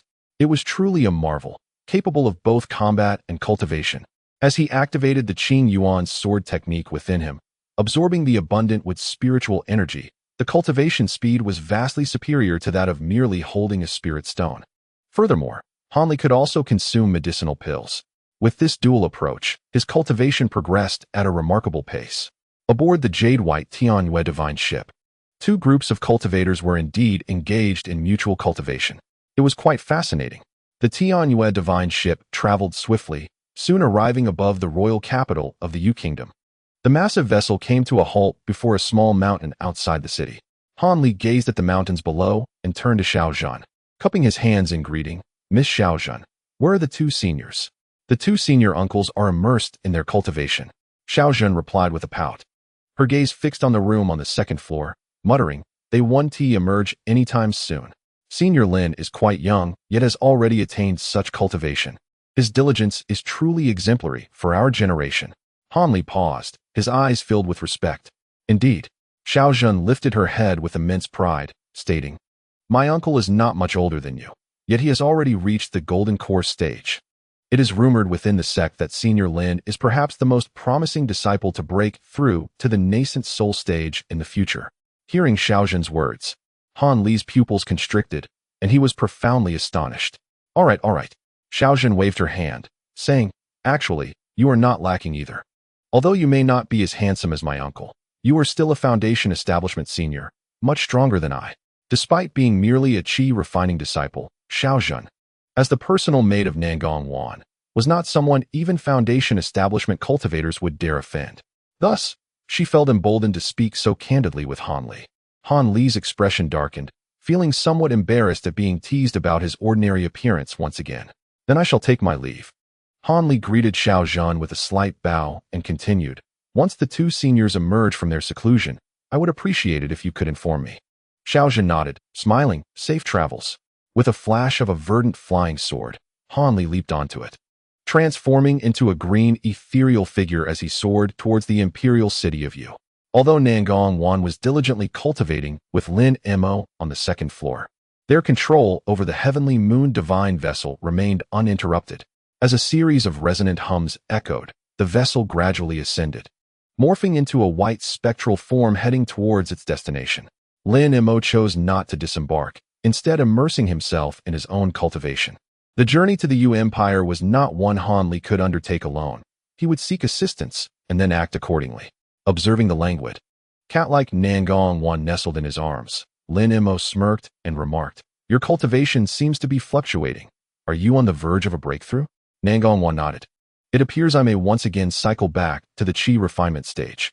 Upon hearing this, Lin Mo raised an eyebrow, a flicker of joy crossing his gaze. "If that is the case, do not squander the spiritual energy you will accumulate," he said gently, caressing her cheek. At this, Nangong Wan arched an eyebrow, unable to restrain her curiosity. "Why is that? Surely you cannot absorb such abundant spiritual energy. Ordinary methods would indeed be insufficient," Lin Mo explained. However, since refining the Yin-Yang 2 instrument's vase, excess spiritual energy can be processed within it. Once refined, it may allow for a direct breakthrough to the mid-stage of the core formation. Achieving mid-stage core formation before venturing into the chaotic star sea would be truly advantageous. I anticipate my own power dispersing in about 6 months. Meanwhile, Han Li had already landed within the city, steering his sword into the eastern district where the Qin family reigned as a prominent clan in Yu. Consequently, the servants of the Qin family held a notable air of confidence, speaking with a superiority that often eclipsed even that of the servants from the neighboring minister's residence. Anyone seeking an audience with the family head was met with courtesy, regardless of their status, fostering an atmosphere wherein Qin Gui almost felt himself to be a figure of significance. As a cool breeze stirred, causing Qin Gui to momentarily drift into a daze, a timid voice suddenly broke the silence. "Excuse me, is this the Qin residence?" Startled, Qin Gui sat up in annoyance, bellowing, "What are you shouting for? Can't you see your esteemed master is resting?" Without even opening his eyes, he began to scold the intruder. Yet, upon finally discerning the young man's appearance, a nondescript, rough-spun fellow who seemed to have just crossed the threshold into adulthood, appearing rather ordinary and somewhat rustic, Qin Gui's disdain deepened. He immediately sat upright, pointing an accusatory finger at Han Li and berating him. After a lengthy tirade, perhaps feeling parched, Qin Gui took a sip of the cool tea beside him and casually inquired, "What brings you to my Qin family? We have no need for menial laborers or threats." However, when Han Li presented a letter, Qin Gui was momentarily startled. The bold, dark characters on the envelope, for the esteemed Qin Yan's nephew, caused his heart to flutter anxiously.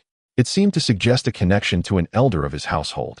Contemplating this, Qin Gui's expression shifted immediately, and he forced a faint smile as he addressed the young man. "Esteemed sir, my master is currently away, yet several ladies are present within the residence. Would you like me to deliver this letter to them?" As Han Li successfully entered the Qin residence, the heavenly moon divine vessel came to a halt before a towering peak.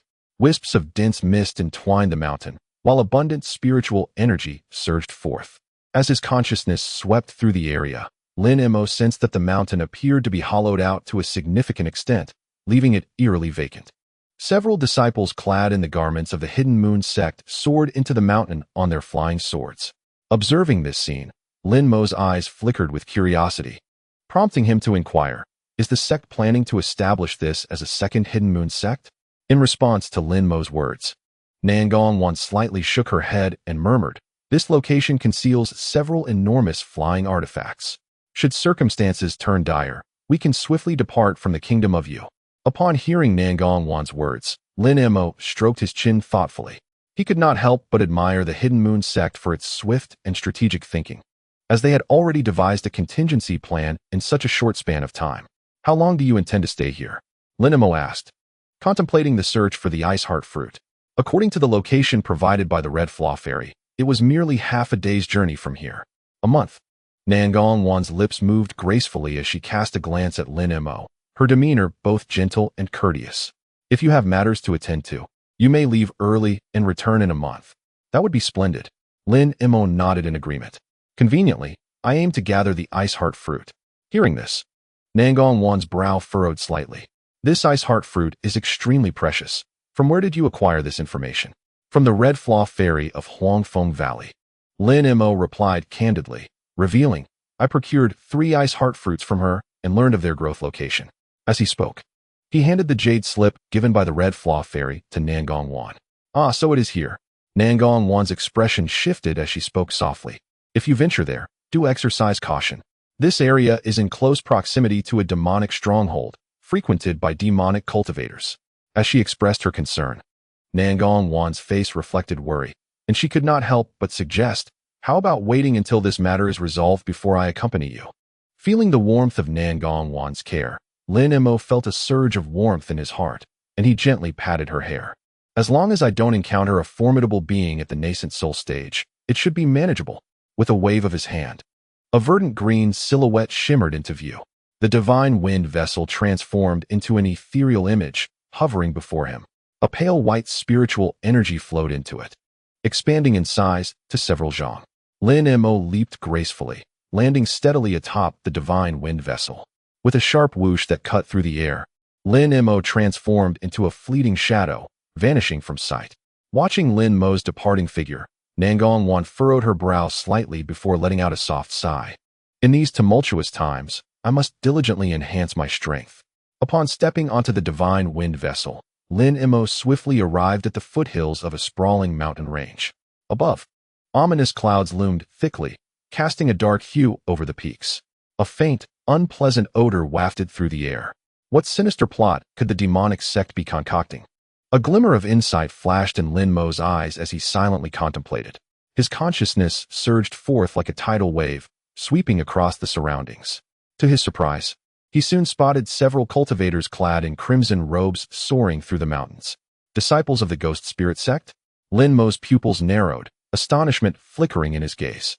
He had not anticipated the interference of Ghost Spirit Sect disciples in this place. What were they up to? Curiosity ignited within him, prompting a swift motion of his wrist. A robe belonging to a core formation disciple of the Ghost Spirit Sect materialized before him. Previously donned to masquerade as one of their own, it now served his purposes perfectly.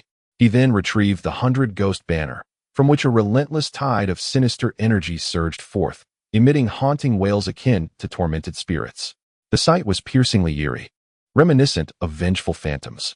Dressed in this manner, he would undoubtedly pass for a malevolent cultivator, with the righteous sects left far behind. As Lin Mo guided his Bain fork downwards, the disciples of the Ghost Spirit Sect bowed their heads in reverence, their eyes filled with respect. Observing their demeanor, Lin Mo nodded in satisfaction and subsequently focused on a mid-foundation establishment disciple before him. Ice Heart Fruit. Merely uttering those 3 words prompted the Ghost Spirit disciple to immediately respond. Ancestor, I shall lead you. Lin Mo nodded slightly, acknowledging his unfamiliarity with the area and refraining from unnecessary commentary. The disciple, eager to please, continued, It is my honor to assist you, Ancestor. Following the young man, they soon arrived at the base of a steep peak, where a gorge unfolded before Lin Mo. Thick, icy mist continually emanated from the canyon. As Lin Mo's consciousness delved within, he beheld several towering ice heart fruit trees, their pure white trunks standing majestically at the center of the gorge.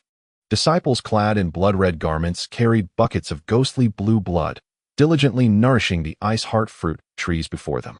As one disciple poured a bucket of the cerulean liquid onto a tree, it appeared to awaken, its body trembling as it eagerly absorbed the spectral blood.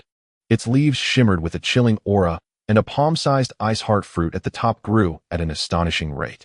Truly bizarre. Lin Mo's pupils constricted, his heart filled with astonishment. The ice heart fruit was cultivated through such an uncanny method. besides aiding ice cultivators in enhancing their prowess. The fruit was a favorite among spectral beings, assisting them in solidifying their spiritual forms. Thus, while the ice heart fruit held significant value, it was the blue blood capable of hastening its maturation that constituted the true treasure. Lin Mo's quick-wittedness enabled him to discern the advantages and disadvantages at once. A sudden sound broke the tension. Lin Mo directly retrieved the storage bag belonging to the Wang brothers and handed it over, instructing, "Fill it with the ripe ice heart fruits." He then proceeded to walk away, driven by an urgent desire to uncover the identity of the beast whose blood could so remarkably enhance these fruits. Observing the storage bag in his hand, the Foundation establishment cultivator of the Ghost Spirit Sect showed no hesitation, nodding repeatedly as he made his way toward the fruit trees. Following the crowd, Lin Mo discovered that the blood had been extracted from a natural cave. Within this cave, stalactites hung down, and dozens of chi refining disciples from the Ghost Spirit Sect were bustling about energetically. At that moment, Lin Mo identified the source of the azure blood, a turtle. Towering a full human height, lay on the ground. Its shell was intricately adorned with dense golden runes, and a palm-sized wound on its neck continually oozed the eerie blue blood. A fifth-tier magical beast. Lin Mo's pupils constricted, although he was unaware of the creature's exact identity. The unmistakable fluctuation of spiritual energy indicative of a core formation stage was undeniable. "Everyone, hurry up. We can only take 100 barrels of blood. Any more, and my precious turtle won't survive." A middle-aged woman admonished the crowd, her gaze fixed intently upon them. If this beast were indeed hers, why was it restrained by runes? Lin Mo's eyes narrowed, a flicker of confusion crossing his expression. "Sir, here are the ice heart fruits you requested." At that moment, the previous Foundation establishment disciple approached, carrying a storage bag brimming with the fruits. "Who are you?" Chapter 93. A Dance of the Ink Phoenix. The consciousness of the core formation cultivator swept over, and Lin Mo realized the peril of his disguise. While it might deceive Foundation establishment practitioners, it would be far more challenging to fool one of the core formation stage. The number of cultivators was already limited, and most of the core formation practitioners sent for this task were familiar with one another, making deception nearly impossible. With a swift motion, the woman snatched the storage bag away, and an ice crystal sword flame erupted from the Yin-Yang 2 instruments bottle. A frigid chill enveloped the area, causing ice crystals to form on the ground. With a piercing sound, the ice crystal sword flame instantly pierced through several bodies of the demonic cultivators ahead. Following this, a peak Foundation establishment beauty adorned in palace robes appeared before them, her right hand wielding small flags that she continuously dropped around her. With urgency, the middle-aged female cultivator's complexion changed dramatically as she quickly shouted to the dozen or so chi refining disciples, "We must interrupt her. Do not allow her to set up the formation." The disciples, upon seeing this, drew forth their most formidable artifacts and launched an assault on the Hahuan puppet. Just as Lin Mo intended to comprehend the situation of these chi refining cultivators, a sudden surge of blood mist erupted from behind the middle-aged female cultivator. The blood mist obscured the sky, swiftly enveloping the entire cave. With a series of sharp sounds slicing through the air, Lin Mo's consciousness surged, only to realize that this blood mist possessed the ability to conceal spiritual awareness. The consciousness swept through the surroundings, revealing a mere radius of approximately 10 meters. Beyond this boundary, Lin Mo could not extend his perception. Quite peculiar, he thought to himself. Suddenly, a creature, entirely drenched in blood-red hue, lunged forth from the crimson mist. Upon closer inspection, Lin Mo observed that this being was covered in red fur, possessed a face reminiscent of a monkey, and sported 3 tails. Its sharp claws scraped together, producing a series of jarring, crackling sounds. The Heavenly Eye technique revealed that these creatures were not to be underestimated, boasting a cultivation level equivalent to the mid-Foundation stage. The air was filled with the sounds of rupture, as no less than 7 three-tailed blood demons emerged in succession. With a swift motion, Lin Mo parted his lips slightly, and the ice glass sword flame sliced through the air, instantly penetrating the form of one of the blood demons. The chilling flames swiftly encased it in ice, rendering it immobile as a solid block. However, before long, it began to melt from within, ultimately reducing to a puddle of water upon the ground. The ice glass sword flame moved with incredible speed, swiftly dispatching the remaining 7 three-tailed blood demons. Meanwhile, a resonant buzzing filled the air, A transparent formation rapidly enveloped the entire stone cave. A beautifully adorned woman, holding a compass, gracefully ascended into the air, while beneath her lay a dozen corpses of chi refinement practitioners. Though mere puppets, their strength had reached the pinnacle of the foundation stage, far beyond the capabilities of these lowly chi refinement cultivators to thwart. As the formation stirred, the dense blood mist dissipated, revealing an empty cavern. The middle-aged female cultivator had long since vanished, along with that ethereal blue tortoise beast. Resolute, Lin Mo's gaze flickered, and he silently vowed, "I must acquire that tortoise beast. Help me." At that moment, faint cries echoed in the cave. Lin Mo raised an eyebrow, extending his consciousness to discover a girl, battered and bruised, curled in a corner. Her breath was faint, teetering on the brink of unconsciousness. The attire she wore belonged to the spirit control sect. Lin Mo's interest peaked as he noted her cultivation level, surprisingly at the initial stage of core formation. Yet, her aura was weak, as if sealed by some force. With a swift motion, Lin Mo transformed into a fleeting shadow, appearing beside the girl. "If you save me, I can assist in locating the cold void tortoise." Upon hearing her words, Lin Mo pondered for a moment before making a decisive choice. The hecatome puppet behind him morphed into a white figure, effortlessly lifting the girl and bringing her before Lin Mo. Observing her precarious state, the hecatome puppet produced a healing elixir and forcefully placed it in the girl's mouth. The elixir dissolved instantaneously, and her breath stabilized somewhat. However, Lin Mo had only provided a healing pill suitable for the foundation stage, merely ensuring her survival. After all, she was not one of the Seven Sects disciples, and he needed to keep some cards close to his chest. That will suffice. The girl pressed her lips together, wiping the blood from the corner of her mouth. With a single hand, she formed a spell gesture. Suddenly, a streak of blood light flashed, and the blood mark swiftly soared into the distance. Following its trail, one can locate the cold abyss turtle. The young girl pointed weakly towards the distant bloodstains. At that moment, Lin Mo took the opportunity to scrutinize the girl before him. She was clad in a white garment, her body marred with numerous bloodstains. Clearly a victim of considerable torment. How could a dignified core formation cultivator find herself in such a deplorable state? Lin Mo cast a glance at the girl, silently contemplating. Before waving his right hand, the divine wind boat soared forth from his storage pouch.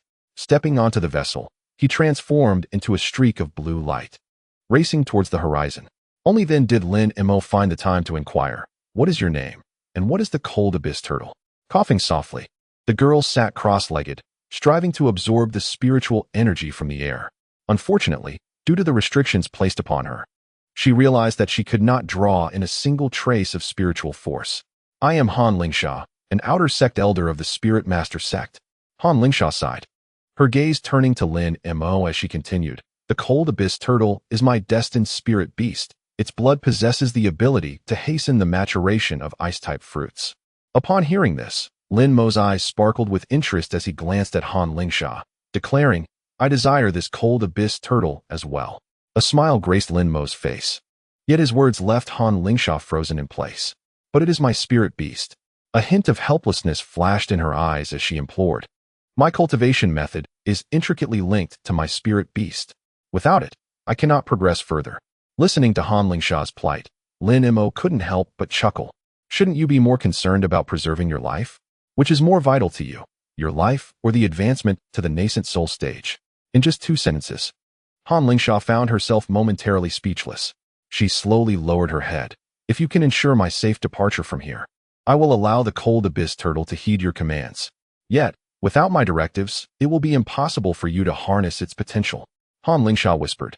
"If it can break through to the 6th level, its essence blood could refine the human constitution.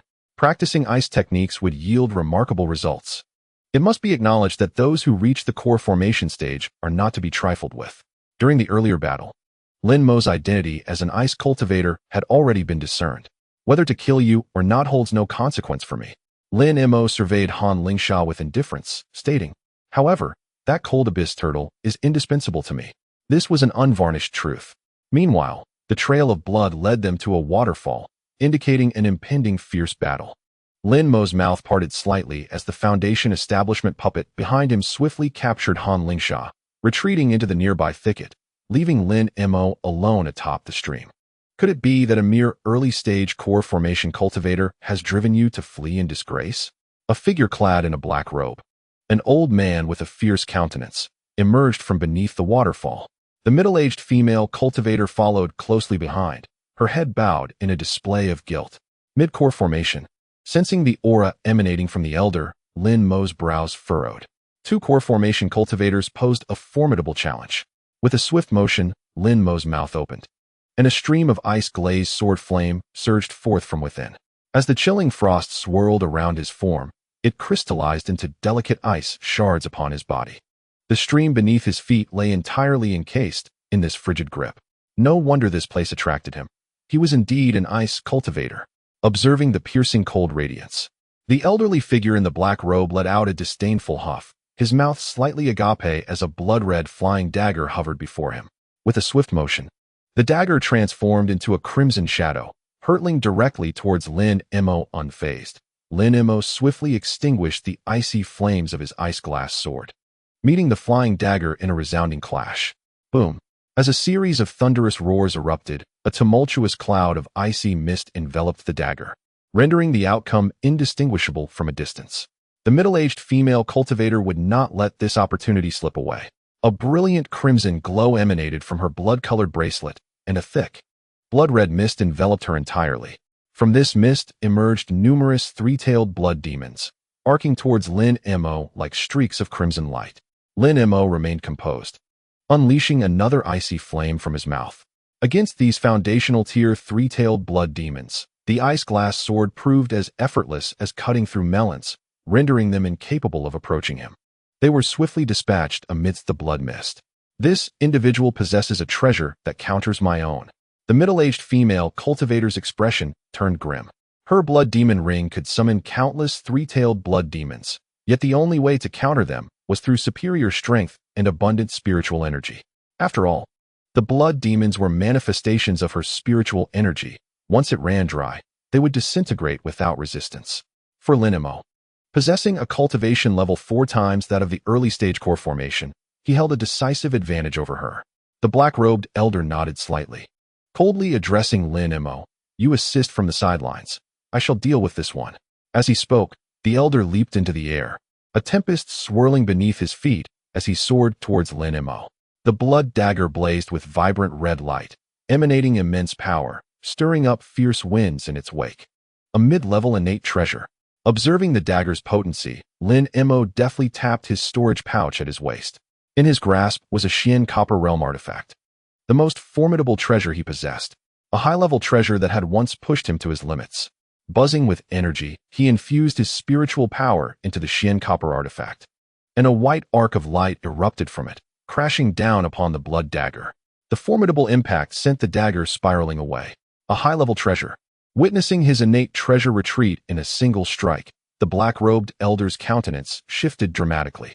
With a flick of his cloak, it billowed in the wind, transforming into a blood-red canopy that aimed to ensnare Lin Mo. "Do you think to trap me?" Lin Mo snorted coldly, casting a glance at the ice-glass sword not far away. Swish! The ice-glass sword soared into the air. As it approached the blood-red canopy, an icy explosion resonated. At that moment, the entirety of Lin Mo's early-stage core formation spiritual power detonated, unleashing a bone-chilling frost that enveloped the crimson cloak. From a distance, it appeared as a white shroud. Crack! Crack! With a series of sharp cracks echoing, it astonishingly shattered into palm-sized fragments, littering the ground. A low-level magical artifact, reduced to ruins. "You actually dared to self-destruct your innate treasure." The expression of the elder in the black robe darkened significantly, his gaze fixated on Lin Mo, filled with apprehension. The innate treasure is inextricably linked to the cultivator. Each one is invaluable. Who would be so reckless as to detonate a mundane artifact without a second thought? Even destroying a single ice sword dealt a substantial blow to Lin Mo. "With your innate treasure in ruins, do you still believe you can contend with me?" The elder in the black robe coldly regarded Lin Mo, uttering disdainfully, "Foolish. Explode." Meanwhile, Lin Mo appeared unfazed, continuing his discourse. In the distance, the ice sword flame entangled with the middle-aged female cultivator suddenly erupted with a surge of frigid energy. The bone-chilling flames swiftly enveloped the dense blood mist. In that moment, The crimson mist transformed into a white haze. The three-tailed blood demon, which had been coalescing moments before, could no longer materialize. With a crisp crack, the blood jade bracelet emitted a sound of shattering, a crack spreading instantaneously across its surface. Witnessing her innate treasure-esque damage, the middle-aged female cultivator felt a profound ache in her heart, unleashing a series of frantic howls. "Madman, you are truly mad. Don't just stand there, continue." Lin Mo's lips parted slightly, and another ice sword flame shot forth from his mouth, appearing before the elder in the black robe in an instant. Upon seeing the ice sword flame, the elder reflexively maneuvered his blood knife to evade. Although his blood knife was a mid-level artifact, it was still an offensive treasure, difficult to avoid damage from the self-detonation of the ice sword flame. Yet, this very evasion led to calamity. A white beam of light shot forth from the Xianbronze realm, as the attacks from the ice sword flame and the Xianbronze realm converged. The elder, reliant solely on his blood knife, was left utterly dumbfounded. Boom, boom.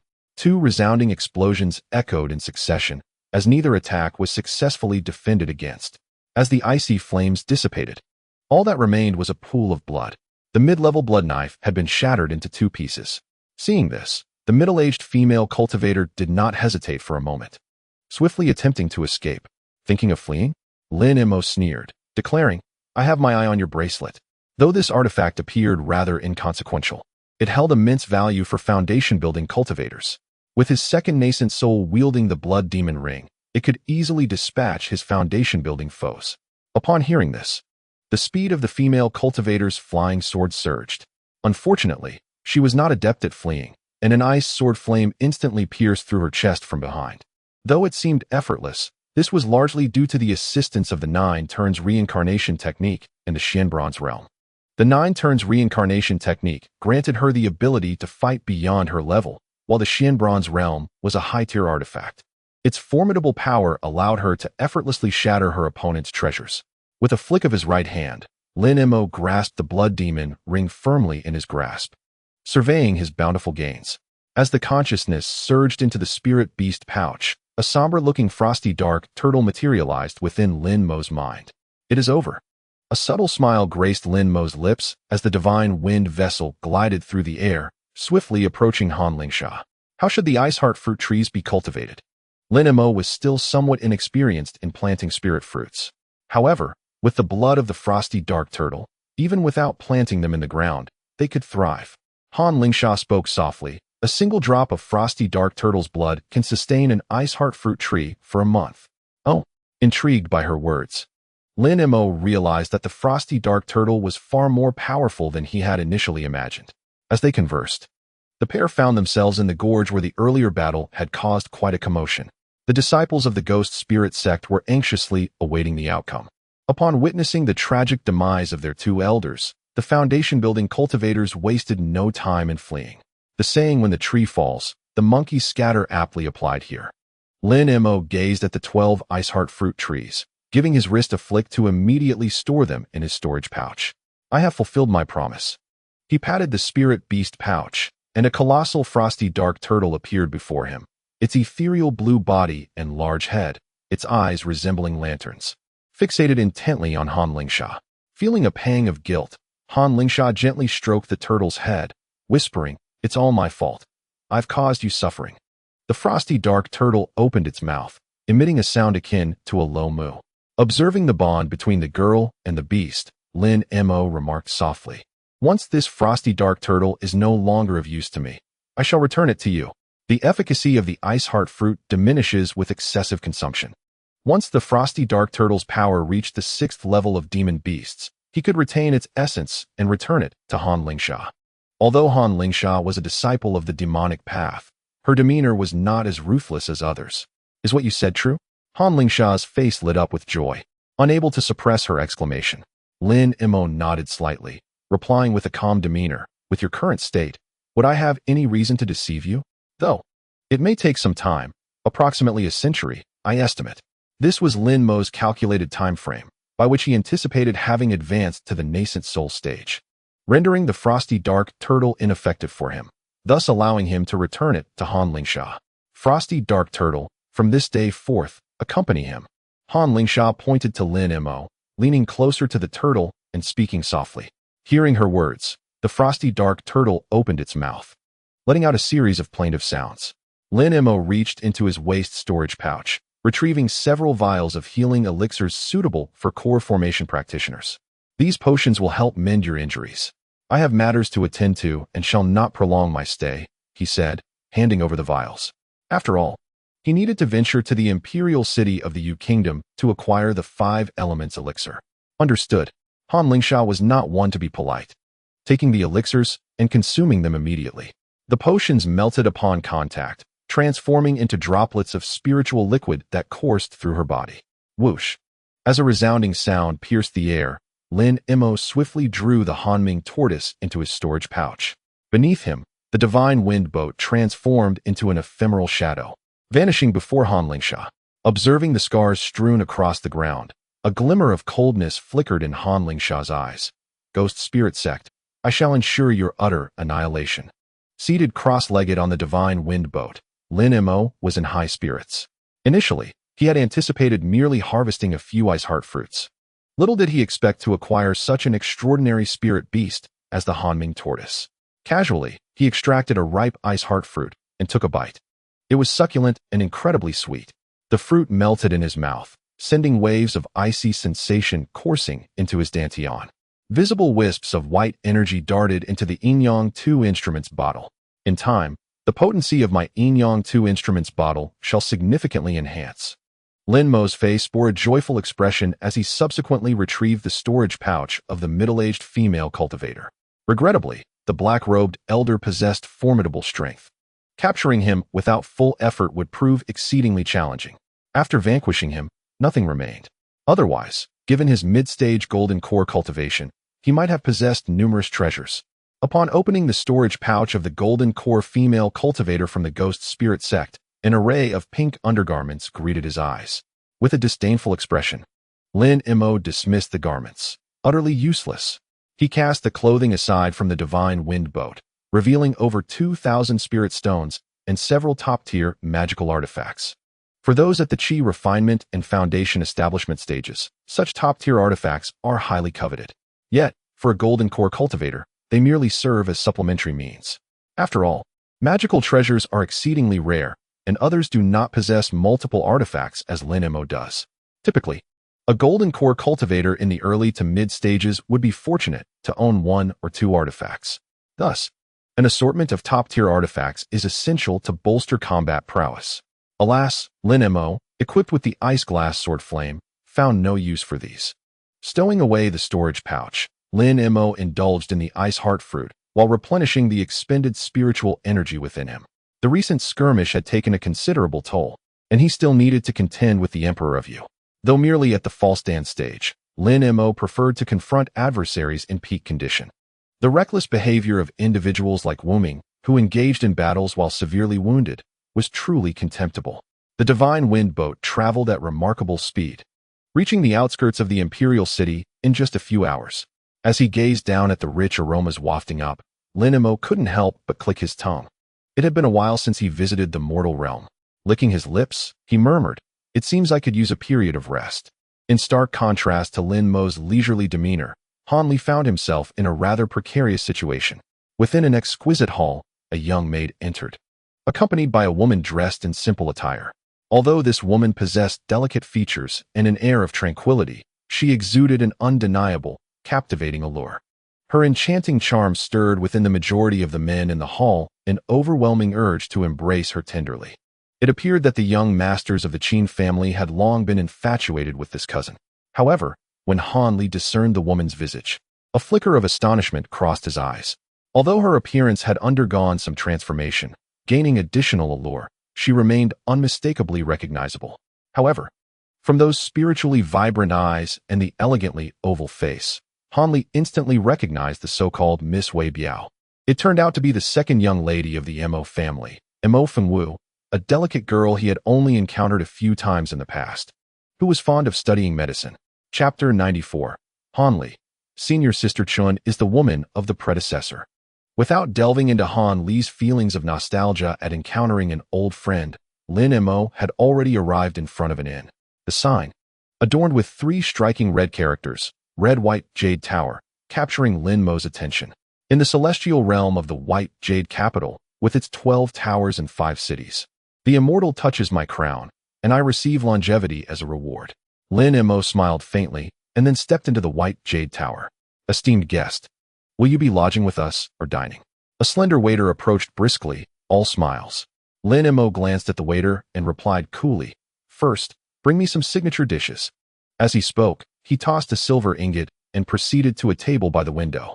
His gaze fell upon an elderly man and a young girl seated at a table in the hall. The elder, a man in his 60s clad in a blue robe, had gray hair and was calmly savoring the tea in his hand. The youthful one was a delicate girl with striking features and tender skin.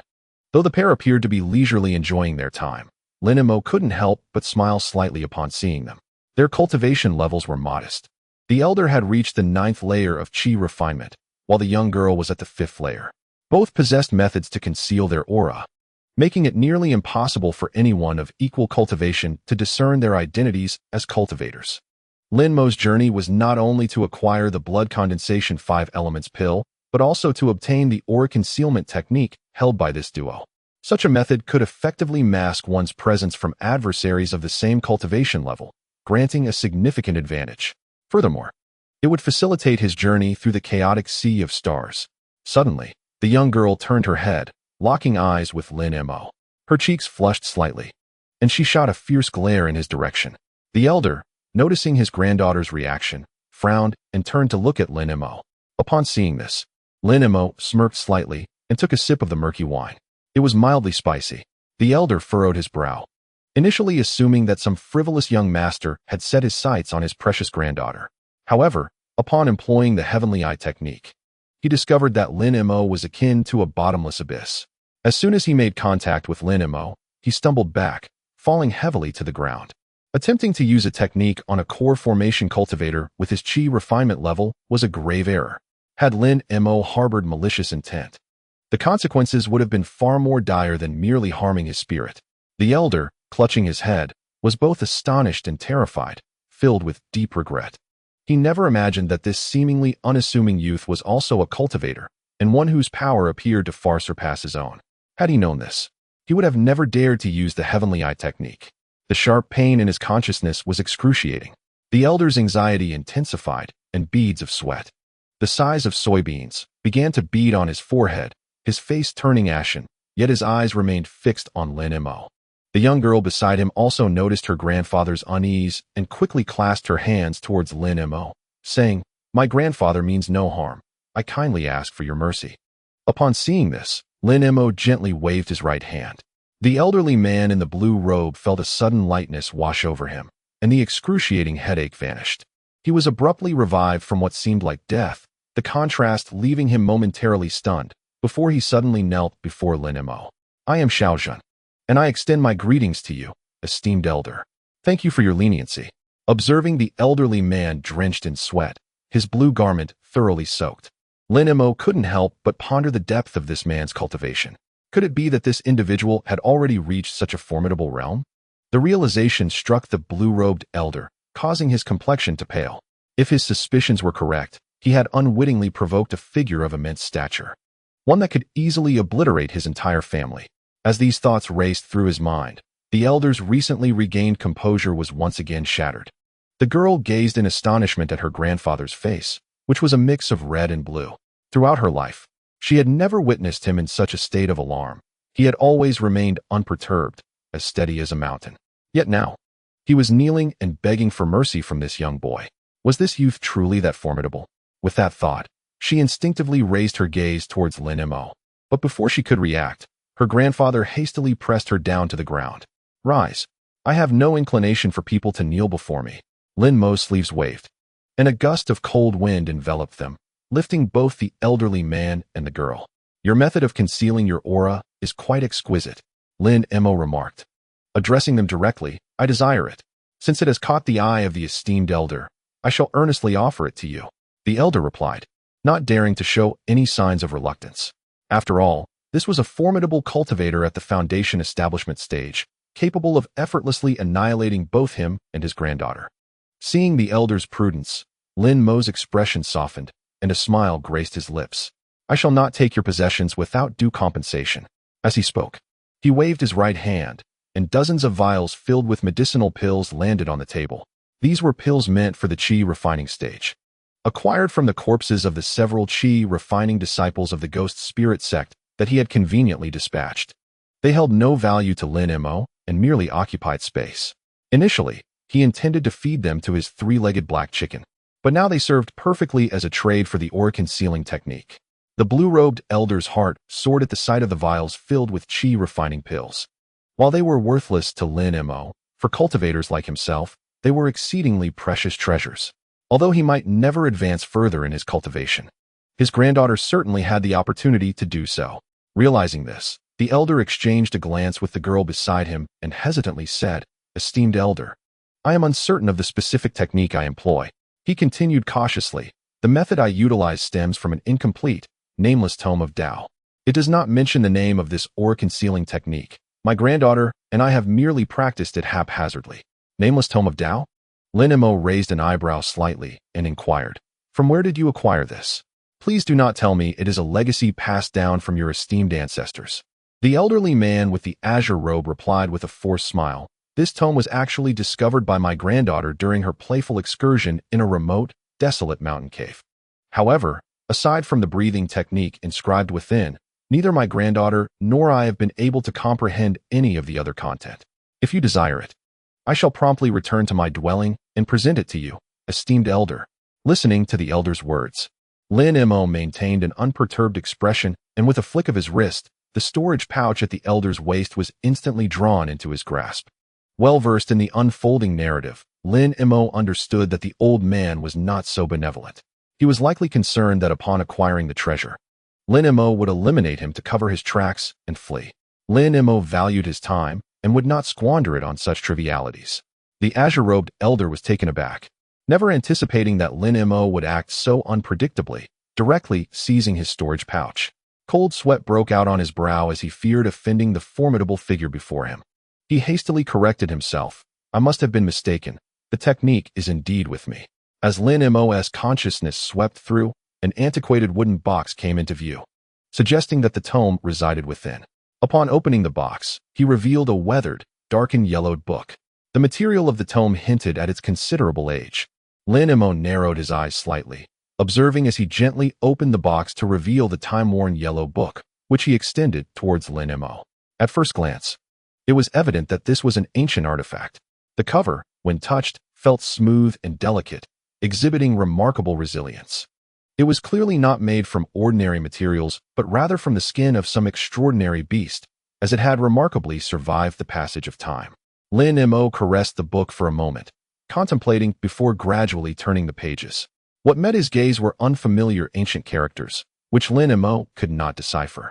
It seemed he would need to enlist the aid of Akin Ruyan for translation, as she had devoted considerable time studying ancient formations and had some familiarity with these archaic scripts.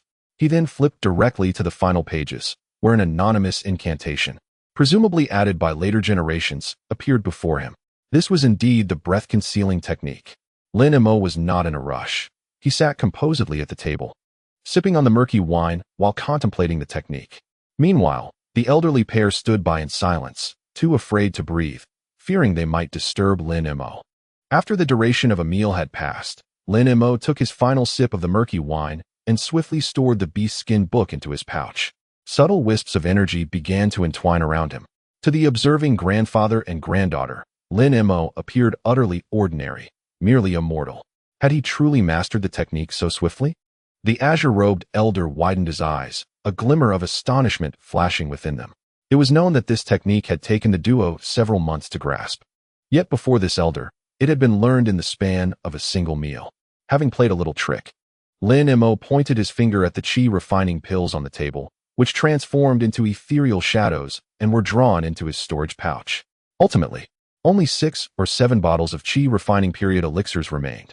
With that, Lin Mo's figure flickered and transformed into a fleeting shadow, vanishing from sight in an instant.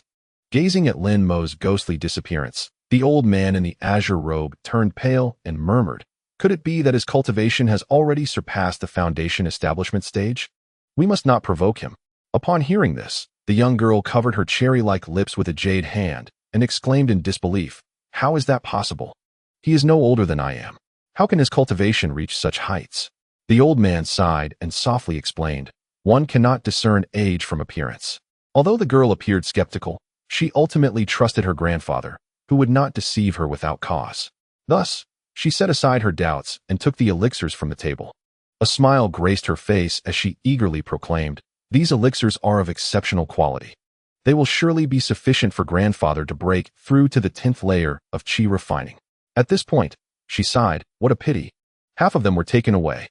Otherwise, perhaps they could have allowed our ancestral master to reach the pinnacle of chi refining." The old man gently stroked the girl's hair, his heart warmed by her enthusiasm. "At my age, what need have I for such precious elixirs? You should consume them and strive to reach the 10th layer of chi refining, preparing for the next recruitment by the Seven Sects." In the ensuing time, Lin Mo chose not to intervene directly against the Emperor of Yu, but instead waited patiently for Han Li to seek external assistance. After witnessing the might of the blood servants, he would surely appeal to the sect for help.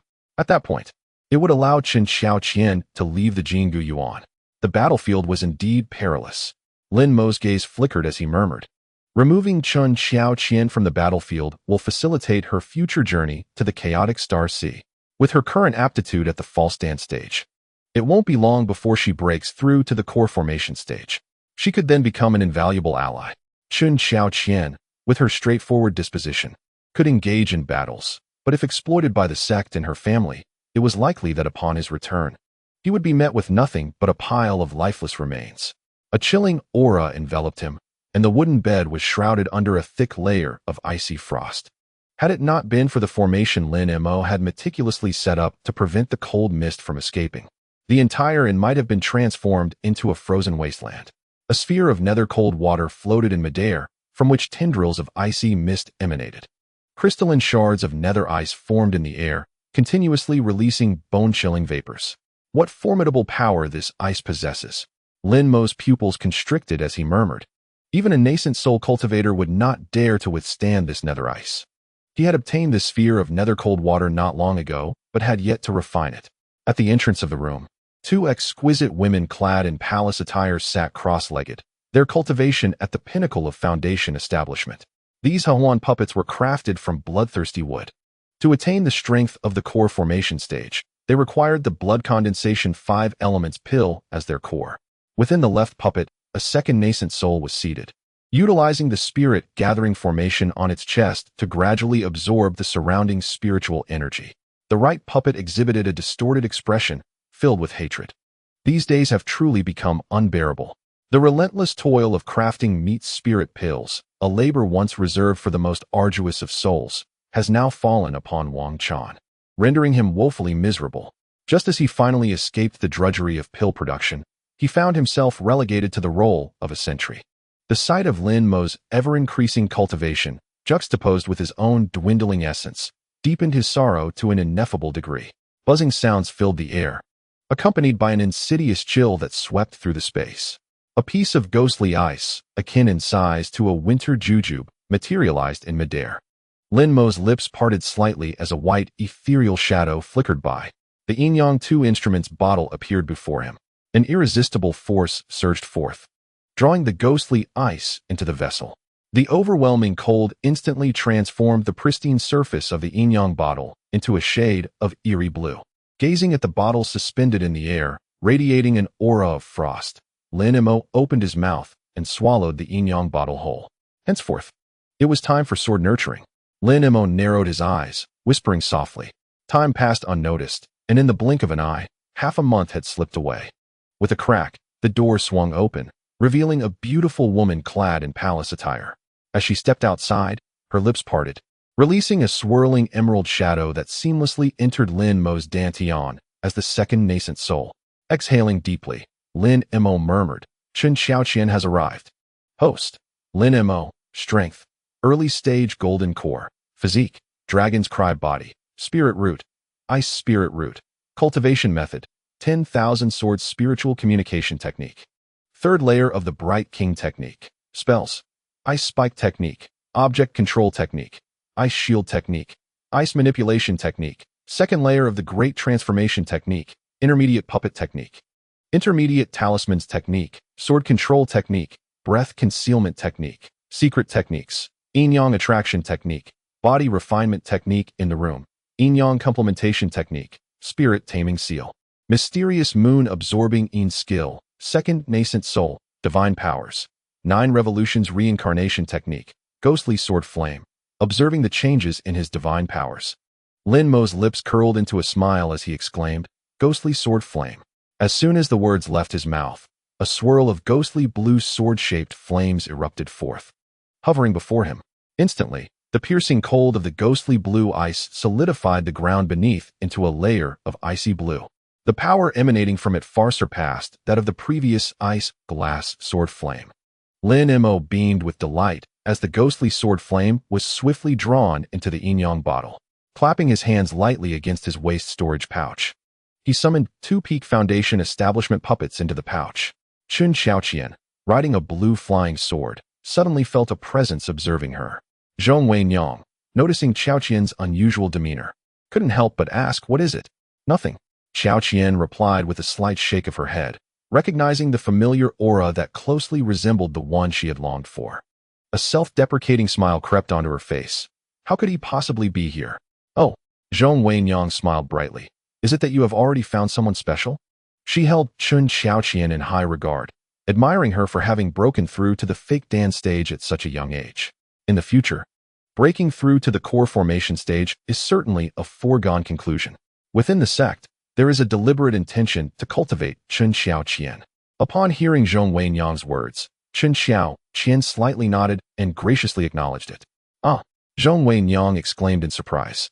Unable to restrain herself, I wonder which rascal has managed to win Xiaoqian's heart. I had intended to introduce you to my little junior brother. At this, Hanli, who was in the room, stumbled back, his heart sinking. He hurriedly stepped out and exclaimed, Sister, you mustn't be joking. What jest? Sister Chun is surely the woman of Senior Lin. Cautious Han Li would never so carelessly make an enemy. Humph. Zhong Wenyang snorted lightly, glaring at Han Li, and said, Is it truly necessary to make such a fuss? Cough, cough. Han Li cleared his throat and swiftly walked to Zhong Wenyang's side, whispering, That beloved is a core formation senior. Ah. Upon hearing this, Zhong Wenyang gasped, her eyes widening in shock. Observing her astonished expression, Chun Xiaoqian turned slowly, puzzled. There stood a dashing young man, clad in white, floating gracefully in midair atop a divine wind vessel. An aura of profound mystery enveloping him. Zhong Wenyang had met the senior before. Han Li had also encountered the senior. All the Foundation establishment cultivators bowed in respect to Lin Mo, fully aware of the gravity of facing a core formation master. Only Chun Xiaoqian gazed up at Lin Mo with delight, exclaiming, Lin Mo, what brings you here? I happened to pass by and sensed your presence. Lin Mo replied, retracting the divine wind vessel and gently descending to the ground. Have you encountered any trouble? Lin Mo inquired, feigning ignorance. Listening to Lin Mo's words, Chun Xiaoqian then recounted the events that had transpired in their vicinity. With the senior's assistance, would it not be a simple task? Zhong Wenyang flashed a playful smile at Lin Mo, while Lu Jing behind her hastily reprimanded, Wenyang, do not be foolish. The senior surely has his own matters to attend to. Lin Mo waved his hand lightly, saying, It's merely a trivial effort. Upon hearing Lin Mo's words, the crowd exchanged glances, a flicker of joy crossing their eyes.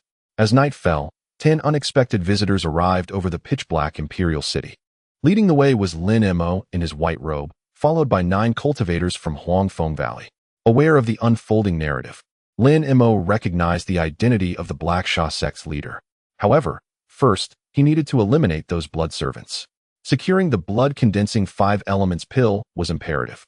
With their arrival, the disciples of the Blackshaw Sect, stationed outside the Cold Palace, immediately detected their presence. A cacophony of shrill cries erupted as various spells and artifacts surged from concealed positions near the Cold Palace, launching a relentless assault against the newcomers. Lin Mo's expression remained serene as he gently waved his right hand. A blood-red blood demon ring flew from his wrist, and spectral images of 3-tailed blood demons surged forth, attacking with ferocity. Ah, help! Monsters! As the chilling screams echoed and the scent of blood wafted in, the group behind exchanged apprehensive glances. Particularly, Hanli gazed at the loathsome blood demon ring, astonished. How could Senior Lin possess such nefarious means? Suddenly, thick tendrils of white mist emerged. With a resounding crash, the smooth ground crystallized into frost. A tall man, his skin encrusted with frost, materialized before the gathered crowd. You dare intrude upon my black Shajia. Before he could finish his words, a chilling wind swept past him. In an instant, his entire form transformed into a block of ice, shattering into palm-sized fragments. He met a gruesome end on the spot. A flicker of delight flashed in Lin Mo's eyes as he flicked his wrist. Whoosh! A shot forth from the icy corpse. Buzzing. The infernal sword flames danced before him as Lin Mo gently closed his eyes, his consciousness enveloping the entire royal palace. Whoosh! Whoosh! The infernal sword flames soared into the air, and moments later, piercing screams echoed from various corners. A, carrying the blood condensation 5 elements pill, flew before him. Is this the prowess of a core formation cultivator? Zhong Wei Nyang's eyes widened, her gaze inadvertently falling upon Chen Xiao Qian beside her, filled with envy. Lu Jing swallowed hard and murmured, how splendid it would be if I possessed such formidable strength. In contrast to the astonishment of those around him, Hanli furrowed his brow slightly.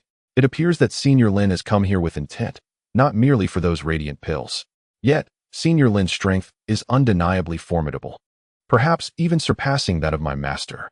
To contend with a mid-core formation master at the early stages of core formation.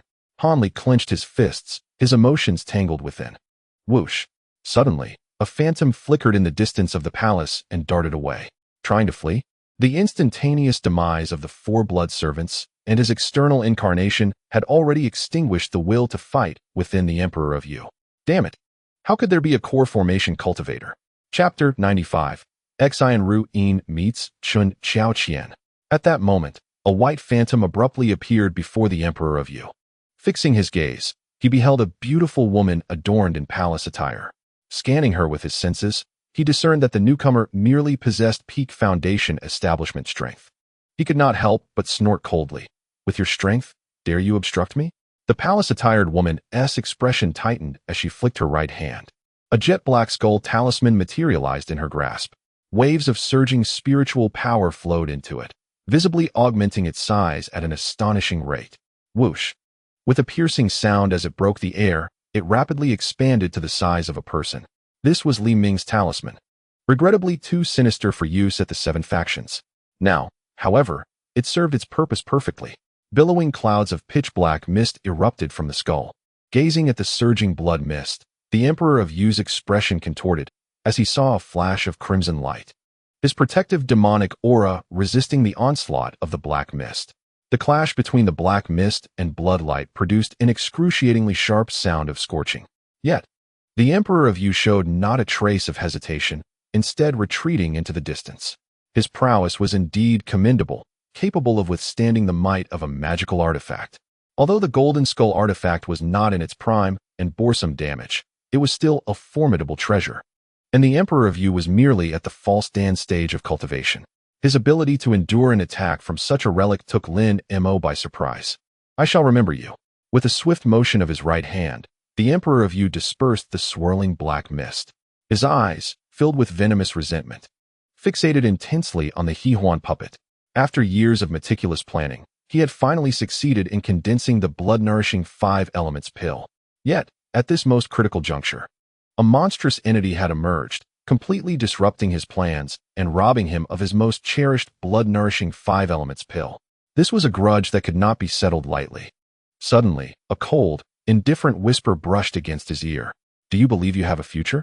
Unbeknownst to him, the terrifying youth in white had materialized behind him. A ghostly blue cold flame flying sword had already formed before him. With a piercing sound, the shimmering ice flame pierced directly through the Emperor of Yu's brow.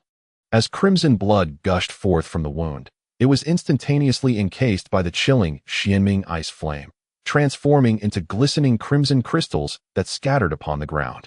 His form was enveloped in a frigid mist, rendering him a rigid ice sculpture. The subsequent moment witnessed the ice sculpture igniting spontaneously, dissolving into droplets of blood-red liquid that fell to the earth. Only a pitch-black storage bag and a pale silken handkerchief remained, resting amidst the pool of blood. At last, A subtle smile graced Lin Mo's lips as he flicked his wrist. The map floated out from the pit and landed gracefully in his hand. This handkerchief, slightly yellowed with age, was evidently an artifact from a bygone era, woven from an unknown material and emanating a faint glow, a map of the Void Heaven Remnant. With this, he could proceed to the Void Heaven Palace. Lin Mo swiftly stowed the Void Heaven Remnant map into his storage bag and then reached for the nearby storage bag. His consciousness swept through, revealing a collection of scattered and useless magical artifacts and spirit stones. Aside from these, there lay a pitch-black bowl, a blood-red conical spike, and a jade slip radiating a grayish-white aura, all of them rather inconsequential. The most valuable item, and the one of genuine interest to Lin Mo, was the jade slip containing the incomplete Xian Inju technique. The external incarnation technique within it was particularly alluring to Lin Mo. With this technique, he could utilize his own second nascent soul cultivation method to achieve a perfect second incarnation. In the original narrative, Han Li had employed the external incarnation technique to refine Zhang Tai into his second avatar. However, Lin Mo did not possess a corpse like Zhang Tai's at present, suggesting that he would need to consider his options carefully. In fact, Wang Shan had previously served as a remarkably suitable external incarnation, an entity with a dark spirit root and the position of a junior sect master. Regrettably, at that time, I lacked the external manifestation necessary to seamlessly transform it into my second incarnation, rendering me easily detectable by the ghost spirit sect. Consequently, Lin Mo opted to maximize the utility of his perceived ineptitude by seeking opportunities within the Hehuan sect and the Yuling sect, reaping significant benefits. At that moment, a voice called out from behind him. It was Chun Xiaoqian, her expression illuminated with surprise as she gazed at the lifeless body on the ground. Unable to restrain herself, she exclaimed, "Has it all been resolved?" Lin Mo nodded, and not far away, a woman clad in palace attire transformed into a white phantom, swiftly entering Lin Mo's storage pouch. Following closely, Han Li, upon witnessing this transformation, was momentarily taken aback. The astute Han Li discerned that the beloved Hehuan puppet he cherished had originated from the hands of the elder before him. Lin Mo surveyed the crowd in the distance and proclaimed, "All matters have been resolved. I shall take my leave." Having obtained the blood-condensing 5 elements pill and the Xianin secret art, he had no reason to linger any longer. The onlookers, bowing respectfully, expressed their gratitude. "Thank you, esteemed elder." While they had witnessed Lin Mo effortlessly dispatching the blood servant and the Yu Emperor, they had also felt the false Dan stage aura emanating from the Yu Emperor. If a true battle had ensued, casualties would have been inevitable. "Xiao Qian, come with me." With a wave of his right hand, the divine wind boat descended before him. Lin Mo stepped confidently onto the vessel, his gaze directed towards Chun Xiaoqian. Most of the opportunities available in Tian had already been seized. Moreover, with the demonic sects mounting a full-scale invasion, it was time to plan for a long-distance teleportation array.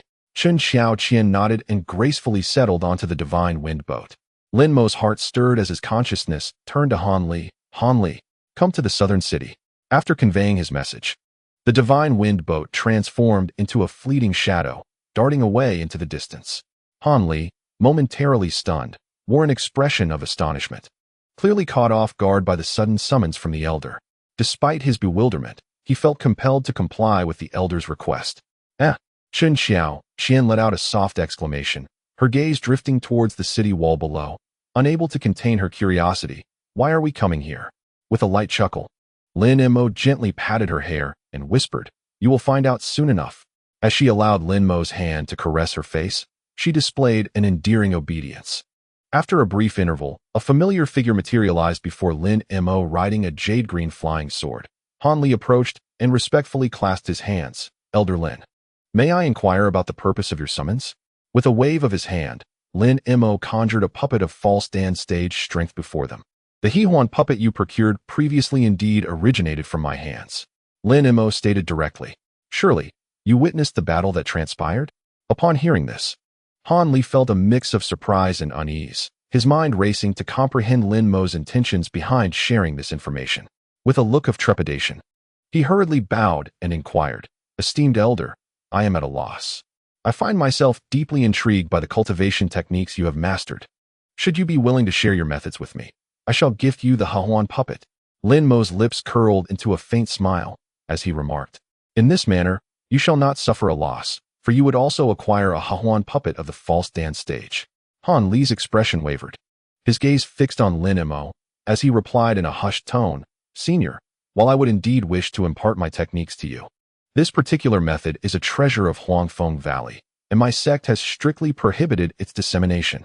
Although uncertain of Lin Mo's intentions, the cautious Han Li opted to decline. Lin Mo, however, was not angered. Instead, he chuckled, with the demonic forces invading. "Do you truly believe that a mere foundation-building cultivator like yourself can survive amidst such a bloody battlefield? Senior, are you implying?" Despite his average aptitude, Han Li was no fool and quickly grasped the underlying message. "Can you ensure my survival?" He swallowed hard, a flicker of hope igniting within him. The invasion of the demonic forces upon the Seven Sects had left Han Li visibly unperturbed on the surface, yet anxiety churned beneath. Especially after witnessing the clash at Jingu Yuan, he was acutely aware of the vast disparity in strength between the demonic forces and the Seven Sections.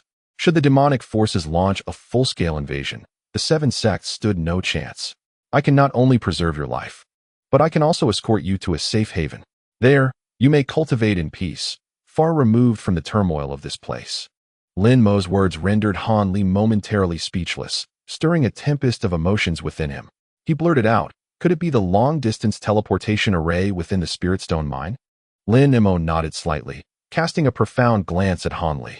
One must admit, Han Li's quick-wittedness was indeed reminiscent of a protagonist.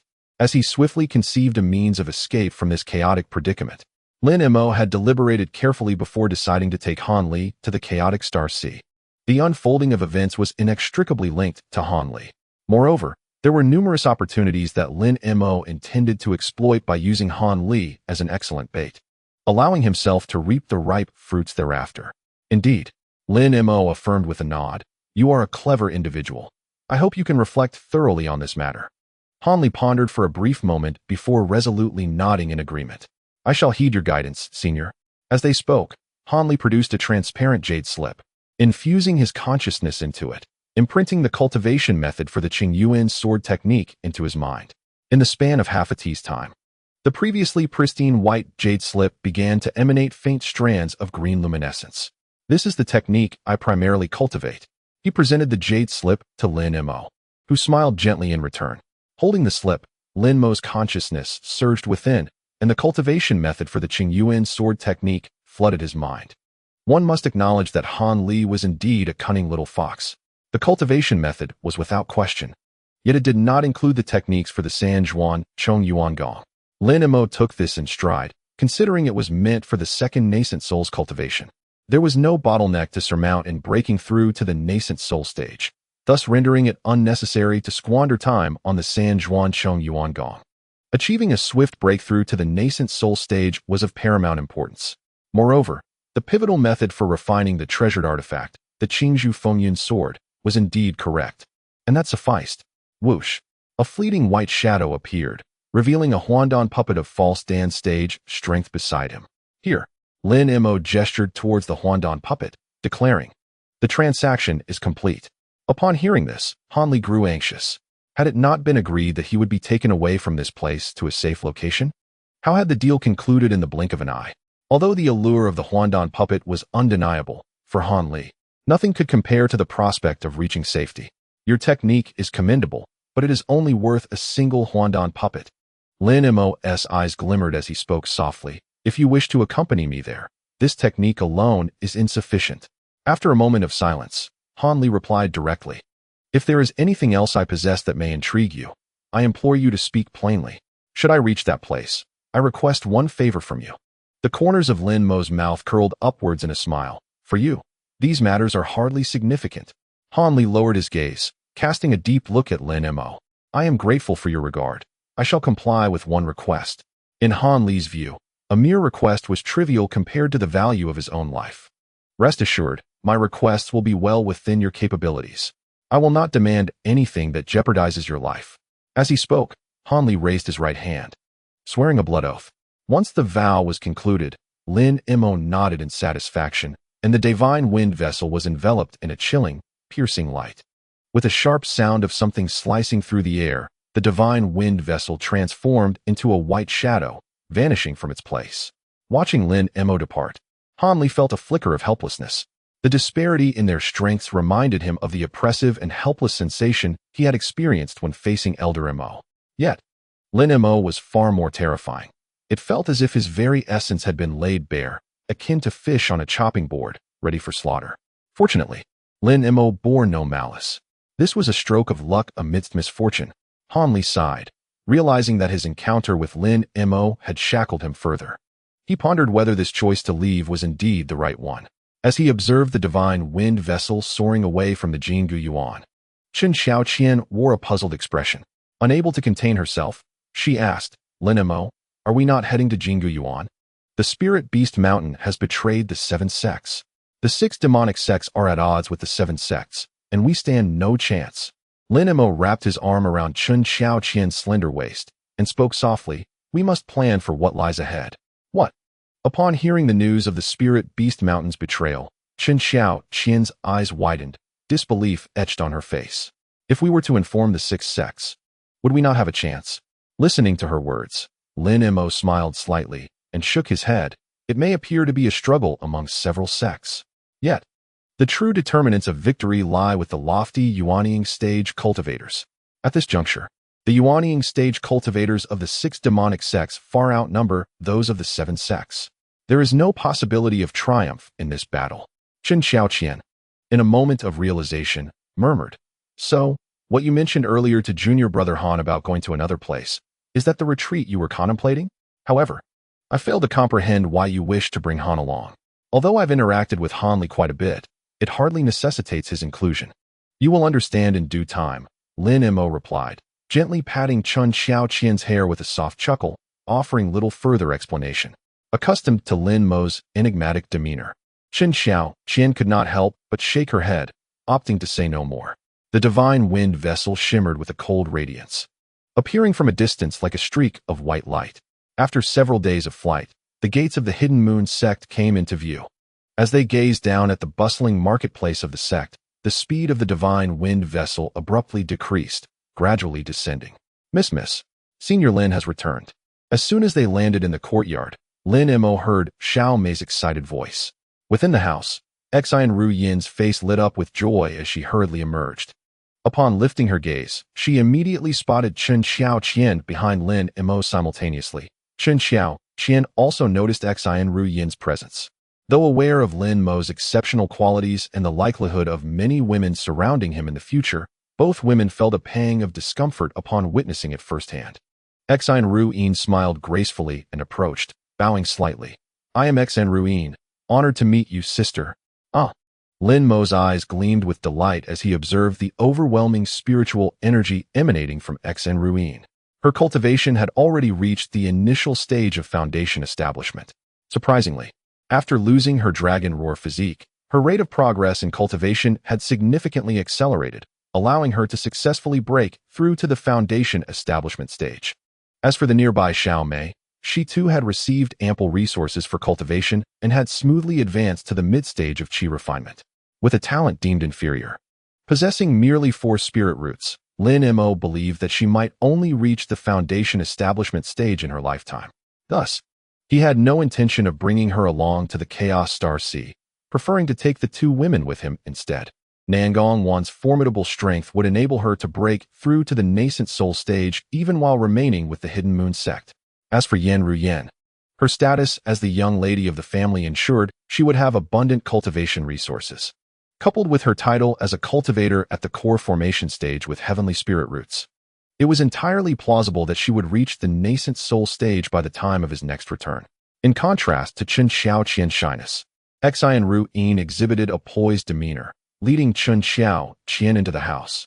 I am unaware of your preferences, so let us start with a simple tea. As they spoke, Xiao Mei had already brought over a pot of hot tea to Chen Xiaoqian. Thank you. Chen Xiaoqian, gazing at the intricate array traces adorning the room, could not help but inquire. Are you a master of formations, Sister Exine? Hee. Exine Ruyan shook her head, chuckling. I cannot claim to be a master. I merely know a few formations. Realizing the occasion, she promptly retrieved a delicately crafted formation from her bosom. As this is our first meeting and I bear no gifts, I present this defensive formation I crafted to you, sister. Thank you. As the two women began to grow more familiar and engaged in lively conversation, Lin Mo found himself feeling somewhat isolated. However, upon witnessing the scene before him, Lin Mo felt a sense of reassurance. Nevertheless, how should one articulate it? Ruyan and Xuan Copper belonged to the same ilk, both exhibiting exceedingly gentle and docile temperaments, making their harmonious coexistence rather effortless. Conversely, Nangong Wan and Yin Ruyan posed a bit of a conundrum. Lin Mo rubbed his head, whispering to himself, Qian, you may stay here for the time being. He gradually rose to his feet, gazing at Qian, and declared, before departing from this place, I have one final matter to attend to. You need not worry, Lin Mo continued. Ruyan stood up and walked toward Lin Mo, stating, I shall remain here. Hearing Ruyan's words warmed Lin Mo's heart, and he gently took her right hand, whispering, did you not say that you couldn't bear it alone every day? Let there be another person tonight. Upon hearing this, the two ladies present were instantly adorned with a rosy hue. Particularly, Xuan Copper's earlobes flushed a deep crimson. As night fell, flickering candlelight illuminated the room. Xiaomei rested her chin on her palm, gazing at the house ahead, murmuring, it's about to begin again. This Senior Lin is truly something. Every time he comes, I find it impossible to return to my room for rest. Disregarding Xiaomei's complaints, within the room, the candlelight flickered. Lin Mo looked at Ruyan and Xuan Copper, saying, I have discovered a long-distance teleportation array. It can transport us from here to another continent. Upon hearing this, Ruyan's delicate brows furrowed slightly, a glimmer of astonishment flashing in her eyes. A long-distance teleportation array requires a great teleportation token to be activated. Otherwise, one could be harmed by spatial turbulence. Before Ruyan could finish her sentence, Lin Mo had already produced a bronze token. But how will you take us there? Xuan Copper inquired, pointing at the token before her. Is this all you have? Had this been before, Lin Mo might have encountered some difficulties. However, having obtained the beast ring from the spirit beast sect, these issues were effortlessly resolved. The two ladies could be encapsulated within the beast ring. This treasured artifact possesses ample storage space for spirit beasts and can naturally accommodate humans as well. I have solutions for all of this. Lin Mo looked at the two, earnestly stating, I only ask you both, are you willing to accompany me?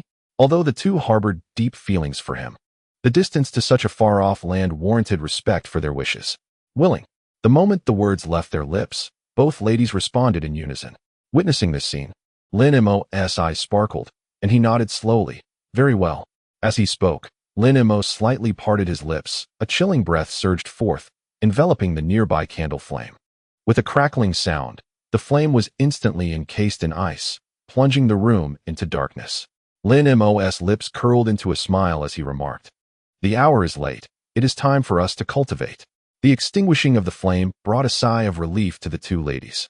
Had the lights remained on, it would have been somewhat embarrassing. In the cultivation chamber, they practiced physical enhancement techniques, achieving a level of 100. They honed the yin-yang complementation technique, reaching a spiritual power of 1000. Time passed without notice, and several days slipped by. Lin Mo, now refreshed and invigorated, had taken command of the divine wind boat, embarking on his journey to the Golden Drum Plains. A gentle stream of wood spirit energy continuously flowed from the surroundings, permeating into his being. From a distance, one might assume that a cultivator proficient in wood-based techniques was present. Ever since acquiring the Qingyuan sword technique, Lin Mo had diligently activated the second nascent soul within his dantian, engaging in cultivation at every opportunity. He was confident that it would not be long before he could advance to the mid-stage of foundation establishment. A faint smile graced Lin Mo's lips as he discovered the marvelous utility of the second nascent soul during this period. Upon employing the breath-holding technique, he could direct the second nascent soul, allowing the abundant wood spirit energy to envelop him, enabling the direct execution of numerous wood-based techniques. Truly, it was nothing short of miraculous. Chapter 96. Give it to me. As for the techniques inscribed on the ancient beast hide, Ruyan had not managed to decipher them. However, this was to be expected, as they were written in demonic script, rendering them incomprehensible to her. Having settled the two women comfortably, Lin Mo was now ready to engage in something grand. Clad in a flowing white robe, He stood before the divine wind vessel, the howling winds billowing around him. His gaze swept across the vast expanse of land below. While southern heaven was beautiful, the chaotic star sea was far more enticing. Before a range of undulating mountains, shadowy blood-red figures flitted among the peaks, disciples of the ghost spirit sect. Clearly, this was a stronghold of the ghost spirit sect in the kingdom of Yu. A graceful girl adorned in a blood-red dress sat cross-legged upon a jade platform. Her crimson lips parted slightly as she drew a swirl of blood-red spirit energy into her mouth. Buzz. Suddenly, with a series of resonant hums, the blood-red jade pendant at Ruyan's waist shimmered brilliantly. Exhaling a breath of turbid air, Ruyan slowly opened her enchanting eyes, a smile gracing her face. With a swift motion, a pale blue flying sword appeared before her. Ruyan's figure flickered, and she gracefully landed atop the flying sword. Miss. Observing her readiness to depart, Yin Qing, with a puzzled expression, could not help but inquire, "Is there something amiss?" Ruyan cast a sidelong glance at Yin Qing and replied with a gentle smile. "Nothing at all. I simply wish to take a stroll." Although Yin Qing was a trusted member of the Yin family, the matters concerning Lin Mo were of utmost significance, and Ruyan would not divulge them to anyone. Watching Ruyan's departing figure, Yin Qing sighed, her gaze shifting to her own severed leg. "Miss, I hope you do not hold it against me for this." With that, Yin Qing produced a white orb, gripping it tightly until it shattered instantly under immense force. Simultaneously, atop a steep mountain peak outside the ghost spirit sect, a burly man clad in a beast fur coat, bearing a scar shaped like a beast's fang on his forehead, opened his eyes. Hiss! A massive crimson serpent opened its mouth, its purple-tinged tongue flicking in and out. The cold, indifferent triangular eyes of the serpent slowly turned toward the distance. The beast-clad man gently patted the giant serpent's head, grinning wickedly. "Fiery serpent, I trust you share my insatiable hunger." Hiss! A glimmer of excitement flickered in the fiery serpent's eyes as it vigorously nodded in agreement. The burly man shifted his form, firmly landing on the back of the fiery serpent. The giant python's tail quivered slightly, and in an instant, it transformed into a crimson phantom, soaring into the distance. Simultaneously, Ruyan, wielding her flying sword, displayed a look of delight as she sensed Lin Mo's direction. This jade artifact was a highly discreet communication talisman of paramount importance. Prior to parting ways with Lin Mo, she had entrusted it to him, intending to facilitate their correspondence. Suddenly, Ruyan's delicate brows furrowed as she perceived a formidable presence approaching rapidly within her range of spiritual awareness. The aura emanating from it was decidedly malevolent, definitely not Lin Mo. She thought to herself, summoning a ghostly blue ribbon that appeared in her hand. As soon as the ribbon was invoked, a stream of azure light coursed through it, manifesting as a blue apparition that enveloped her. At that moment, a colossal, fiery red serpent-like beast materialized before her, an entity of the 5th tier. Ruyan's pupils constricted, and she whispered in disbelief. Yet, upon noticing the beast skin-clad man atop the serpent's head, she murmured, "A core formation practitioner from the Yuling sect? Your Yuling sect and my ghost spirit sect have always maintained a respectful distance. What brings you here?" This man had reached the mid-core formation stage, accompanied by a 5th-tier beast, rendering him a formidable adversary beyond her capacity to contend with. "Respectful distance?"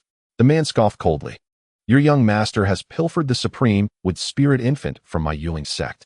How shall we settle this score?" Upon hearing this, Ruyan's expression turned to one of confusion. Wang Chan had long since become a puppet under Lin Mo's control. How could she possibly have stolen the supreme wood spirit infant from the Yuling sect?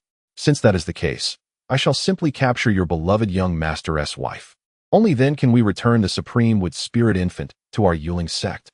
Of course, there was an unspoken intent lingering in his words. He sought a method to control the 5 elements spirit infant from Wang Chan.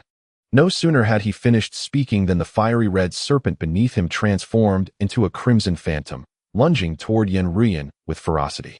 Surrounding it was a swirling aura of crimson malevolence, leaving desolation in its wake.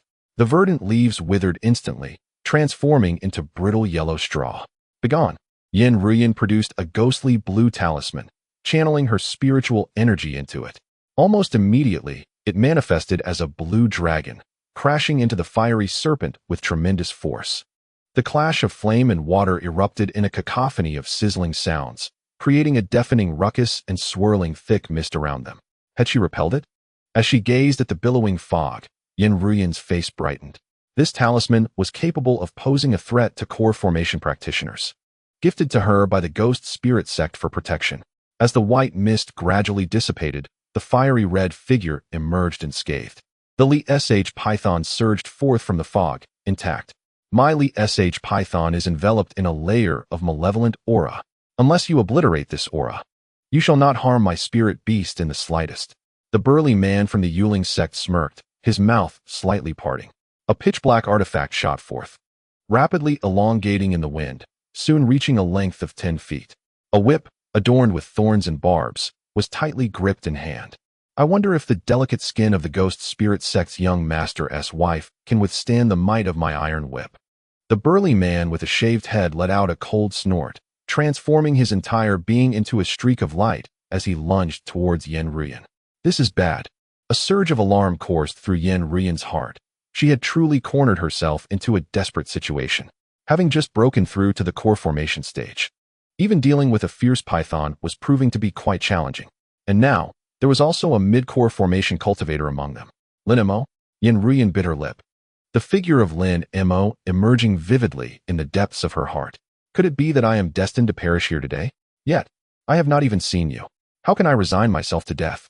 Suddenly, an overwhelming desire to survive erupted within her. Whoosh! The blue flying sword beneath her feet surged with brilliance, its speed increasing dramatically as it soared towards Lin Mo, merely a futile resistance. The mid-core formation cultivator of the Spirit Control Sect chuckled coldly. Were it not for the need to utilize Ruyan to extract the secrets from Wang Chan, he would have already unleashed his lethal moves. However, was her escape route not in the opposite direction of the Ghost Spirit Sect's stronghold? The cultivator furrowed his brow slightly, a hint of confusion flashing in his eyes as he murmured softly, "Could it be that she has lost her mind? Or does she believe there is someone in this direction who might save her?" At this thought, a cold laugh escaped his lips. "If you are relying on others for salvation, it would be better to pray that I go easy on you later." "To whom are you speaking?" Suddenly, a voice, icy and devoid of emotion, rang out from not far away. A bone-chilling, ethereal blue flame pierced through the air, hurtling towards him in an instant. Wherever the cold flame passed, it crystallized the ground into a shimmering blue ice. In the blink of an eye, it was upon him. Lin Mo? Ruyan, who had been on the brink of despair, was momentarily taken aback as she beheld the sudden appearance of Lin Mo. Joy radiated from her eyes as she swiftly turned around, unleashing several top-tier magical artifacts towards the fierce python. "Leave this person to me." Lin Mo turned to Ruyan with a slight smile, his speed surging as he rode the divine wind boat. Another ghostly sword flame shot forth from his mouth. "2 of these will suffice to vanquish you." Upon hearing Lin Mo's words, the mid-core formation cultivator's expression turned cold. With a forceful swing of his iron whip, countless sharp barbs erupted forth, obscuring the sky. In an instant, they converged upon the ghostly sword flame. Boom! Lin Mo, in a display of extravagance, detonated the ghostly sword flame. A tremendous surge of ghostly cold flames erupted forth from the sword body, enveloping the myriad of iron spikes in a vast expanse of ethereal blue fire. Crack! Crack! One by one, the black iron spikes were transformed into blue ice shards by the ghostly cold flames, plummeting from midair. "Is that all?" Lin Mo, his expression devoid of emotion, cast a glance towards the Spirit Control Sect disciples. After such a lengthy battle, he had gained a considerable understanding of the power of his ghostly sword flame. To confront ordinary low-level magical artifacts, a single wraith sword flame suffices. Should it be detonated, it could severely damage non-defensive artifacts. However, if faced with a defensive artifact, Lin Mo estimated that he would require at least 3 wraith sword flames to have a chance of obliterating it. How could this be possible? Gazing at his own life-bound treasure, the iron arm whip, which had accompanied him for decades, he was struck with disbelief at the ease with which it could be destroyed. The impact of this realization was truly beyond words. Whoosh!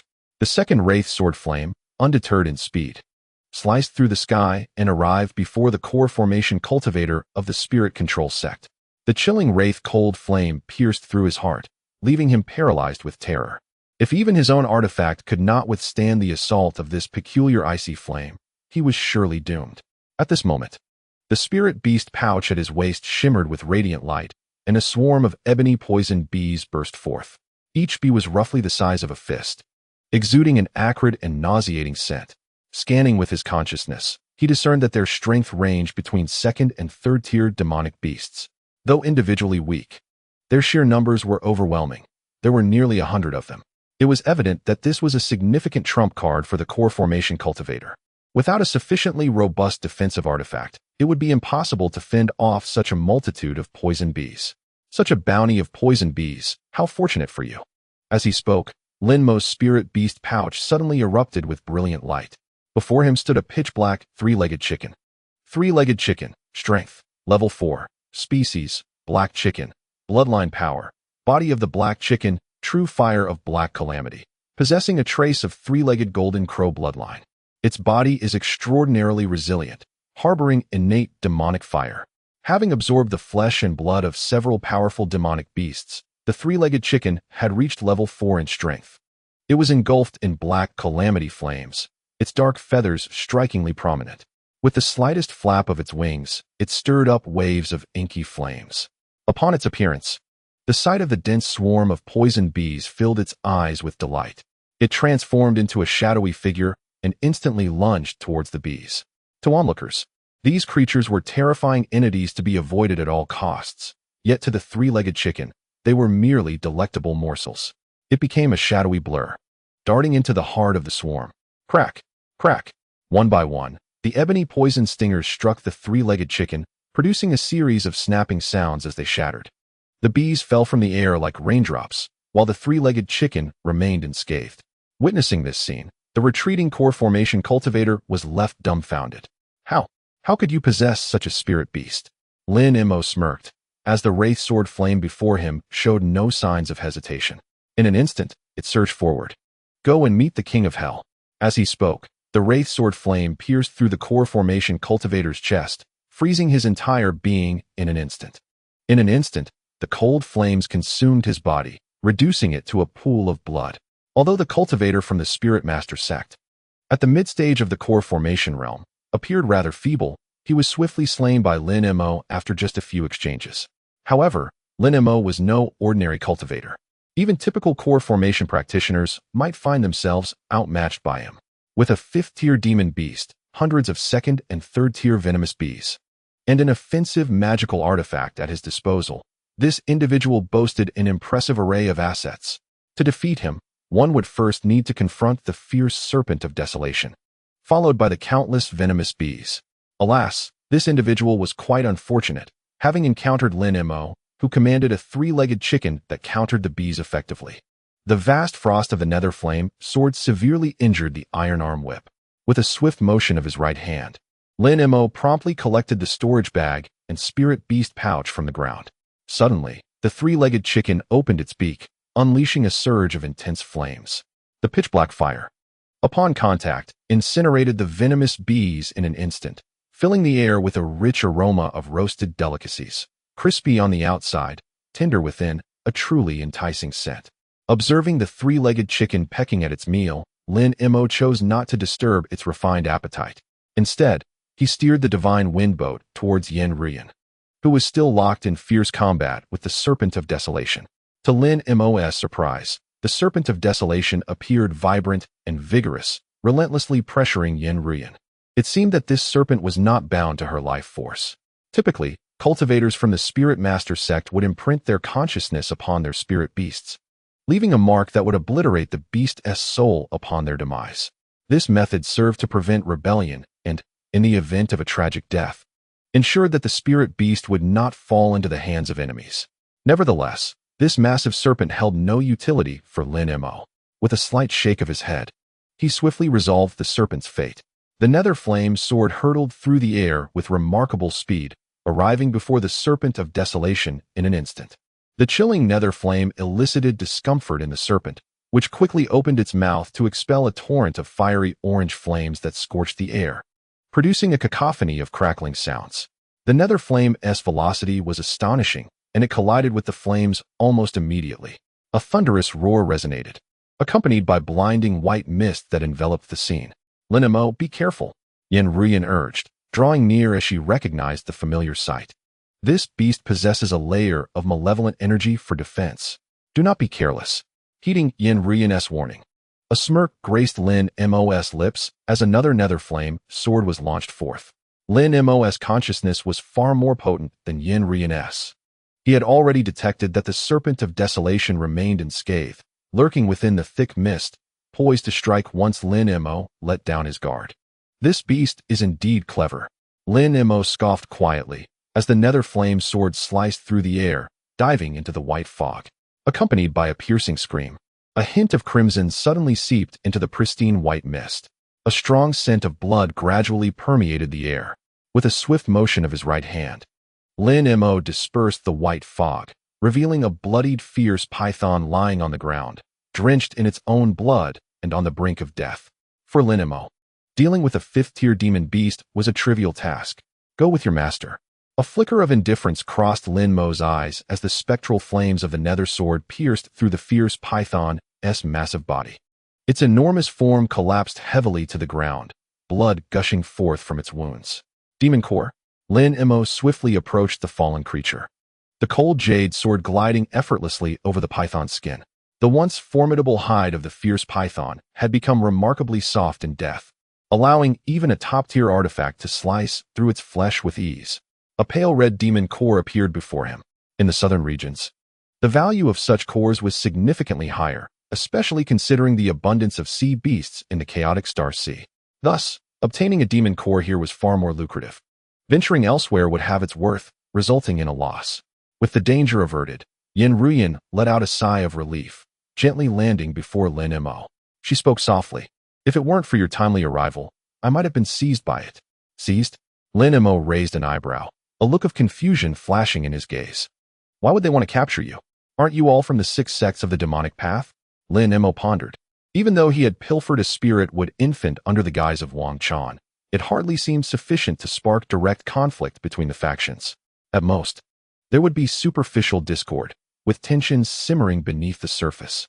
As the apparent young lady of the Ghost Spirit Sect, if she were to be captured by the Spirit Control Sect, would the Ghost Spirit Sect simply let it slide? This individual suggested it was to locate Wang Chan. After a moment of contemplation, Yin Ruyan whispered, he claims that Wang Chan has taken their spirit-wood infant. But isn't Wang Chan in your possession, Lin Mo? As she spoke, Yin Ruyan gazed intently at Lin Mo, her voice barely above a whisper. Have you perhaps stirred up some trouble? Lin Mo awkwardly rubbed his nose. It felt unjust to drag his woman into his troubles. Ah, I see. Yin Ruyan exhaled in relief, murmuring, as long as it's not you they are after. That's a relief. I'll just have to be cautious from now on, staying within the sect's confines.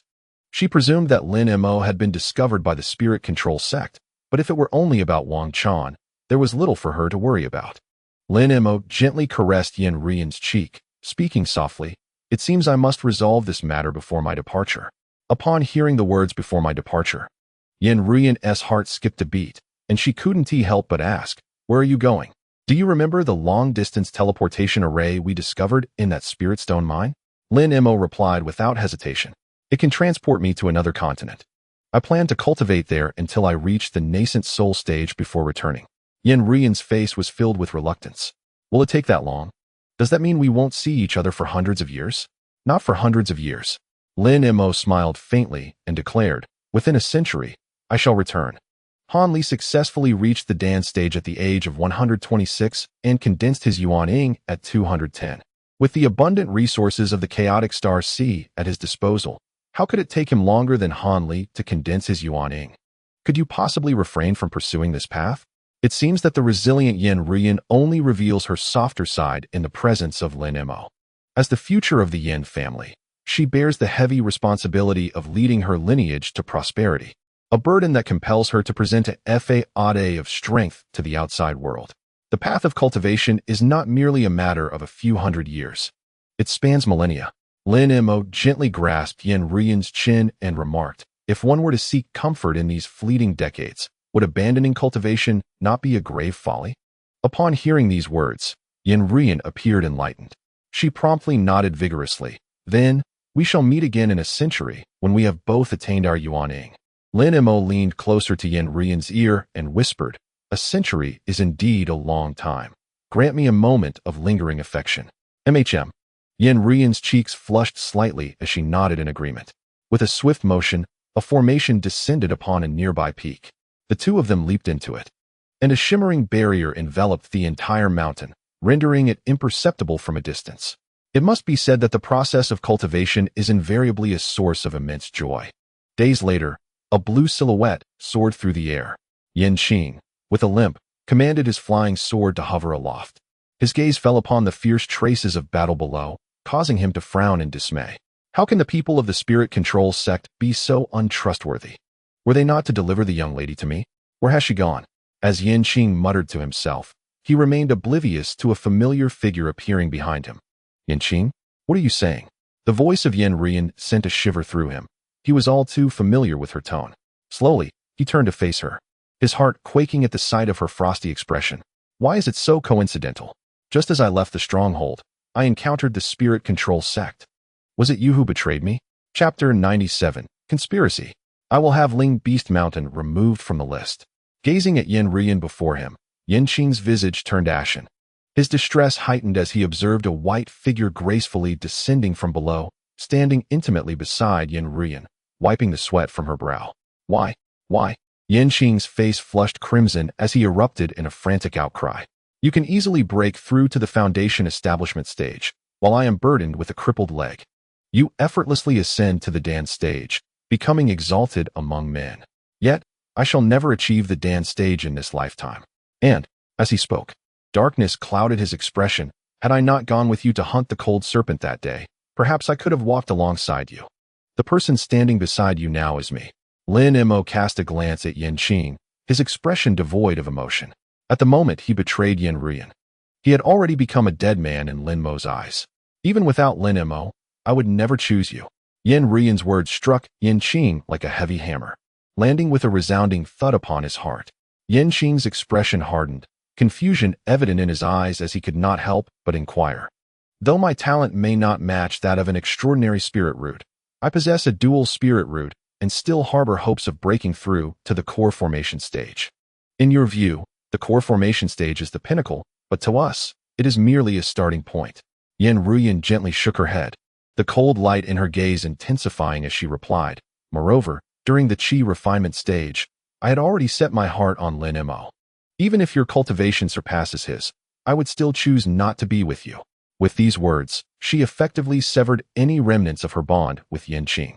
In a swift motion, Yin Ruyan waved her right hand, and an ethereal blue silk instantaneously ensnared Yin Qing.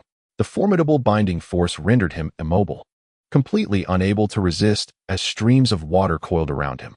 When did you conspire with the Spirit Control Sect? Yin Ruyan inquired coldly, fixing her gaze upon Yin Qing. I will not divulge that, Yin Qing retorted, casting a jealous glance at Lin Mo. Lin Mo merely glanced at him, then with a flick of his right hand, 100 Ghosts banner appeared in his grasp. We are not imploring you. You ought to comprehend that. He continued, I shall grant you one final opportunity. No sooner had he spoken than a series of chilling screams emanated from within the 100 Ghosts banner. Li Hao's figure surged forth, but at that moment, he was utterly unrecognizable, sporting elongated horns and blood-red eyes fixated on Lin Mo. Despite being a creature from his own banner, it harbored an intense hatred towards him. Were it not for the banner's control, it would have long since torn him to shreds. What is this? Upon seeing the 100 Ghosts banner, Yin Qing's countenance shifted dramatically. Having spent some time in the Ghost Spirit Sect, he was undoubtedly aware of the banner's immense power. Souls drawn into it had no chance of escape and were rendered as puppets, entirely at the banner's mercy. Naturally, he was unwilling to become such a marionette, and quickly shook his head in a plea for mercy. Please, spare me. I was merely blinded by jealousy. Observing Yin Qing's desperate supplications, Lin Mo raised an eyebrow. Initially, he found this man, ensnared by his emotions, somewhat pitiable. However, it now appeared he was merely a petty individual. In that case, it is better to eliminate him. A glimmer of coldness flickered in Yin Ruyan's eyes as she tightened the azure ribbon, swiftly ending Yin Qing's life. As Yin Qing perished, Lin Mo extended his right hand and pressed it against Yin Qing's forehead. A pulsating orb of white light emerged, drawing forth a terrified Yin Qing's spirit. Devour it, Lin Mo commanded, glancing at Li Hao within the 100 Ghosts banner. Li Hao emitted a series of eerie cries before opening his mouth wide and consuming Yanqing whole. As the soul entered him, Li Hao's visage twisted grotesquely, evidently extracting Yanqing's memories. Observing Yanqing's lifeless body, Ruyan furrowed her delicate brows and murmured, "It seems the Yin family has already been infiltrated. Previously, as a family of cultivators, the members of the Yin clan united in their aspirations. However, since joining the Ghost Spirit Sect, the infiltration from various factions has rendered the Yin family far from pure, perhaps even riddled with wounds. It is time to eliminate those treacherous traitors." A glint of coldness flickered in Ruyan's eyes as she spoke in a chilling tone. Extracting Yanqing's memories was not a formidable task, given his mere foundation establishment cultivation. Within a few hours, she learned of Yanqing's dealings with the Yuling sect. Yanqing had divulged Ruyan's whereabouts to the Yuling sect. Once the Yuling sect acquired the supreme wood spirit baby using Ruyan, they intended to hand over her cultivation to Yanqing for his management. Originally, Yanqing had planned to be the gallant hero, hoping to win Ruyan's heart. Unfortunately, his calculations were entirely flawed. The Yuling sect's core formation cultivator had no intention of returning Ruyan. Once they obtained the method to refine the 5-element spirit baby, the Yuling sect would have no fear of a mere ghost spirit sect. Additionally, with the integration of Spirit Beast Mountain, it would be effortless for them to become the most formidable force among the 6 demonic sects. In light of this, a scheme began to take shape in Lin Mo's mind. Rubbing his chin thoughtfully, Lin Mo contemplated, while Ruyan looked at him with confusion and couldn't help but inquire. "What do you plan to do? You must not return to the Ghost Spirit Sect. Stay with me here, and I will inform the Ghost Spirit Sect of your abduction by the Yuling sect." As Lin Mo embraced Ruyan, he soared into the distance. The divine wind vessel landed steadily beneath them. Ruyan gracefully settled onto the vessel, leaning closer to Lin Mo. He gently stroked her silken hair and whispered, "Before I depart, let us leave a good impression on the demonic path." Ruyan, absorbing spiritual energy, looked puzzled and raised her head to gaze at Lin Mo. "If I am captured, the Yin family will surely spare no effort to rescue me. Wouldn't that jeopardize the lives of the disciples of the Yin family?" Lin Mo gently patted Ruyan and replied, "As for calming the Yin family, you must devise your own strategy." Lin Mo nodded. The reversal of the 5 elements formation merely allows for combat against core formation cultivators. The formation is impractical. Although the ancient formation Jade Slip in my possession contains formations that can threaten nascent soul cultivators, they require vast resources and considerable time to set up. With time being of the essence, I cannot afford to waste it. With this thought, Lin Mo waved his right hand, summoning a Xuan puppet before him. "What are you planning to do now?" After spending considerable time with Lin Mo, Wang Chan had come to understand his character, full of mischief and rarely up to any good.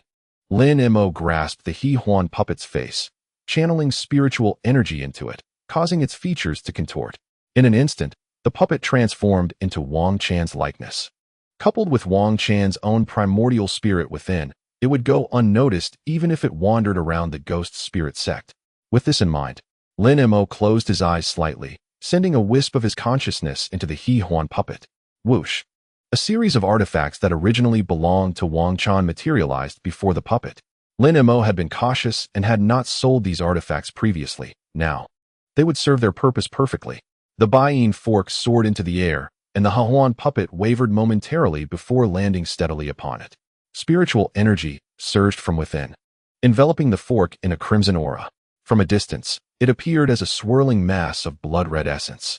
Subsequently, Lin Mo retrieved a round orb obtained from Yanqing, discovering that Wang Chan was heading towards the Xuan sect.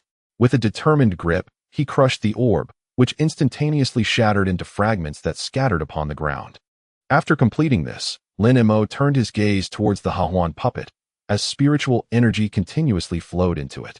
Half a month later, Wang Chan, cloaked in a blood-red aura, arrived at the Xuan sect's stronghold. Leading the expedition from the Xuan sect was the old demon Yun Lu. Previously, after returning Dongxianer, Wang Chan had formed a benevolent bond with her. Upon seeing Wang Chan outside the formation, a team of Xuan sect guards immediately heightened their vigilance. The foremost among them, a strikingly beautiful woman with a slender figure exuding an alluring aura, fixed her gaze upon Wang Chan and exclaimed loudly, Who are you? What brings you to our Xuan Sect stronghold? Had it not been for Wang Chan's unmistakable aura of malevolence, a clear indication of a disciple of the demonic path, they might have acted sooner. I am Wang Chan of the Ghost Spirit Sect, he retorted disdainfully, clutching a blood jade waist token in his hand. A surge of radiant light enveloped the token. The long-lost young master of the Ghost Spirit Sect? What brings him to our Xuan Sect? The guards murmured in astonishment. Yet, they ultimately refrained from offending Wang Chan, and the leading woman stepped aside, inviting him in. With a cold snort, Wang Chan ascended upon the blood-red mist emanating from the Baiyin fork, propelling himself forward. Meanwhile, within the confines of the Yuling Sect stronghold, a voice echoed with disbelief. What? Wang Chan has gone to the Xuan Sect? What business could that boy have there? Could it be to offer the Jimu Linging? The gathered Dan formation cultivators chattered anxiously, prompting the elder at the forefront, a white-haired man, to express his displeasure with a furrowed brow and a cold scoff. Such flustered behavior. What a disgrace. Seeing the elder's annoyance, the assembled Dan formation elders fell silent. You all will accompany me to the Xuan Sect. After a moment of contemplation, the white-haired elder made his decision. The method for merging with the Jimu Ling Ying was exceedingly precious. If it could be achieved independently without side effects, it would nearly double the sect's overall strength. Considering their existing number of Yuaning, such a rare opportunity for enhancement was a once-in-a-millennium chance that he would not easily forsake. Within the Ghost Spirit Sect, shock reverberated. What? Yenner has been captured by the Yuling Sect? The head of the Yin family widened his eyes in astonishment. Yin Ruyan was the future of the Yin clan, and her capture would undoubtedly be a devastating blow. Concurrently, a gaunt man presented a fingernail-sized red jade to the ancestral figure. Ancestor, it appears we have a puppet delivered to us. Upon hearing this, the elder's pupils constricted as he pressed the red jade to his forehead, allowing his consciousness to flow into it. Soon, the voice of Yin Ruyan echoed in his ears. As the voice faded, the elder of the Yin family waved his hand. Bring forth some disciples whose lifespans are nearing their end. This proclamation left Xianyi perplexed. But as his gaze fell upon the crimson jade in his hand, a knowing smile emerged on his face. With the elder's decision made, Xianyi knew his role was merely to comply. Hearing Xianyi's words, the elder of the Yin family nodded slightly. It must be said that Xianyi, as the strategic mind of the Yin family, was indeed exceptionally astute. In just a few short sentences, he had discerned the underlying intricacies at play. This matter was critical to the survival of the Yin family, and the elder requested Xianyi's utmost diligence. The elder turned to Xianyi and offered a respectful gesture. Understanding the implication, Xianyi promptly returned the courtesy. Though I am not of the Yin bloodline, having married a woman of the Yin family, I am indeed a member of the Yin clan. Over these years, I have come to understand how the Yin family has treated me. I shall give my all. Upon hearing Xianyi's declaration, the elder nodded. Next, I will meet with the elders of the Ghost Spirit Sect to enlist their aid. Although the Yin family is formidable, we are still too weak compared to the leaders of the major sects present here. Without the strength of the nascent soul stage, we cannot possibly involve ourselves. Meanwhile, Lin Mo had hidden Yin Ruyan within a secluded mountain range after several days of seclusion. He flew alone towards the horizon. The chaos among the 6 demonic sects was a source of satisfaction for Lin Mo, a form of retribution. However, if he could not derive any benefit from it, or fail to gain an advantage, then his scheme would be deemed a failure. Thus, Lin Mo needed to take one final step. At the same time, Nangong stood aboard the Tianyue divine vessel, as Xiao Zhen respectfully presented her with a cup of hot tea. I shall not drink. Nangong languidly waved her jade-like hand and remarked, that rascal has been gone for so long. Why has he not returned? Listening to Nangong's words, Xiao Zhen smiled gently. Elder, do not fret. Master Lin should be returning shortly. Suddenly, Nangong's face brightened, and she playfully tapped the delicate tip of Xiao Zhen's nose with her right hand, exclaiming, Little one, you speak with such prophetic wisdom. Observing the gleeful Nangong, Xiao Zhen expressed her astonishment and could not help but say, could it be that Elder Lin has returned? Indeed. As they spoke, Nangong quickly looked up towards the sky. Before her, a familiar divine wind vessel descended slowly, and Lin Mo's figure flickered before appearing right in front of Nangong. Upon seeing Lin Mo's return, Xiao Zhen, being considerate, slowly withdrew to give the two some space. Humph. Nangong huffed lightly, casting a playful glare at Lin Mo. You still have the gall to come back after such a long absence. Hearing her playful rebuke, Lin Mo's lips curled into a smile as he extended his right hand. Nangong Wan's cheeks flushed slightly, and she countered, "Do you harbor any ill intentions?" Lin Mo gazed at Nangong Wan before replying with a charming smile, "Before I depart, let me assist you in completing your cultivation." Upon hearing this, a flicker of confusion crossed Nangong Wan's eyes, prompting her to ask, "You are leaving?" "I discovered a long-distance teleportation array at a spirit stone mine. I suspect that after I carry out this deed, the demonic sects will not let me escape unscathed." As Lin Mo turned to Nangong Wan, a flicker of regret crossed his eyes. "I can only form a partnership with my master after I return." "What exactly have you done?" Nangong Wan asked, her expression one of astonishment as she momentarily overlooked Lin Mo's jest regarding his master. Lin Mo, not wishing to conceal too much from Nangong Wan, promptly shared the news of the internal strife among the three factions of the demonic path. However, he refrained from divulging certain techniques and details related to Wang Chan. "Is your intention to take advantage of this period and join forces with the 7 factions to assault the demonic path?" Despite being one of the 6 sects of the demonic path, not all of them had arrived for this invasion. Notably, the enigmatic Qinhuan sect was absent. If they were to exert their utmost efforts, the 7 factions might indeed deliver a significant blow to the invading forces of the demonic path. Yet Lin Mo understood that this would be akin to quenching thirst with poison, ultimately futile. At best, they would eliminate a few foundation and core formation cultivators. However, any Yuan-ing cultivator would easily escape, as the likes of the mid-Yuan-ing ancestor Linghu would be utterly incapable of stopping them. When the 6 sects of the demonic path returned in full force, the 7 factions would face even greater devastation, perhaps losing all hope of retreating to foreign lands. The 6 sects of the demonic path are far more formidable than you imagine. Lin Mo shook his head and smiled at Nangong Wan. "My intention is not to confront the demonic path." "Not to confront the demonic path?" Nangong Wan murmured, her voice barely above a whisper, before suddenly realizing the implication. "Could it be that you intend?" Lin Mo smiled gently and nodded slowly. "Since Ling Beast Mountain has already decided to ally with the demonic path, they must pay a price. During this period of discord within the demonic path, we can indeed conspire with the 6 sects to gradually consume them." At this juncture, Lin Mo added, "Moreover, since the Moon Concealing sect has already prepared its contingencies, why not seize some benefits before leaving?" Upon hearing this, Nangong Wan swallowed hard and gazed deeply at Lin Mo. "Your thoughts are terrifying.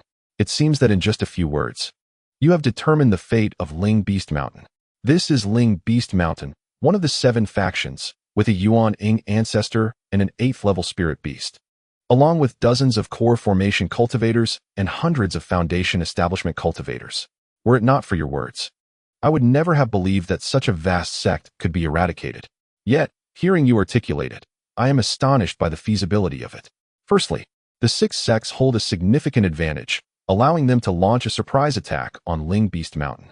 With the assault of 6 Yuan-ing cultivators and the element of surprise on their side, annihilating Ling Beast Mountain would be effortless. The death of a Yuan-ing cultivator would inevitably lead to the downfall of Ling Beast Mountain. Such a tantalizing prize.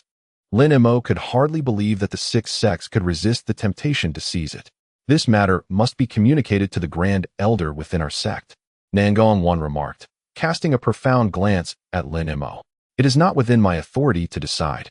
A smile crept onto Lin Mo's lips as his right hand casually rested on Nangong Wan's waist.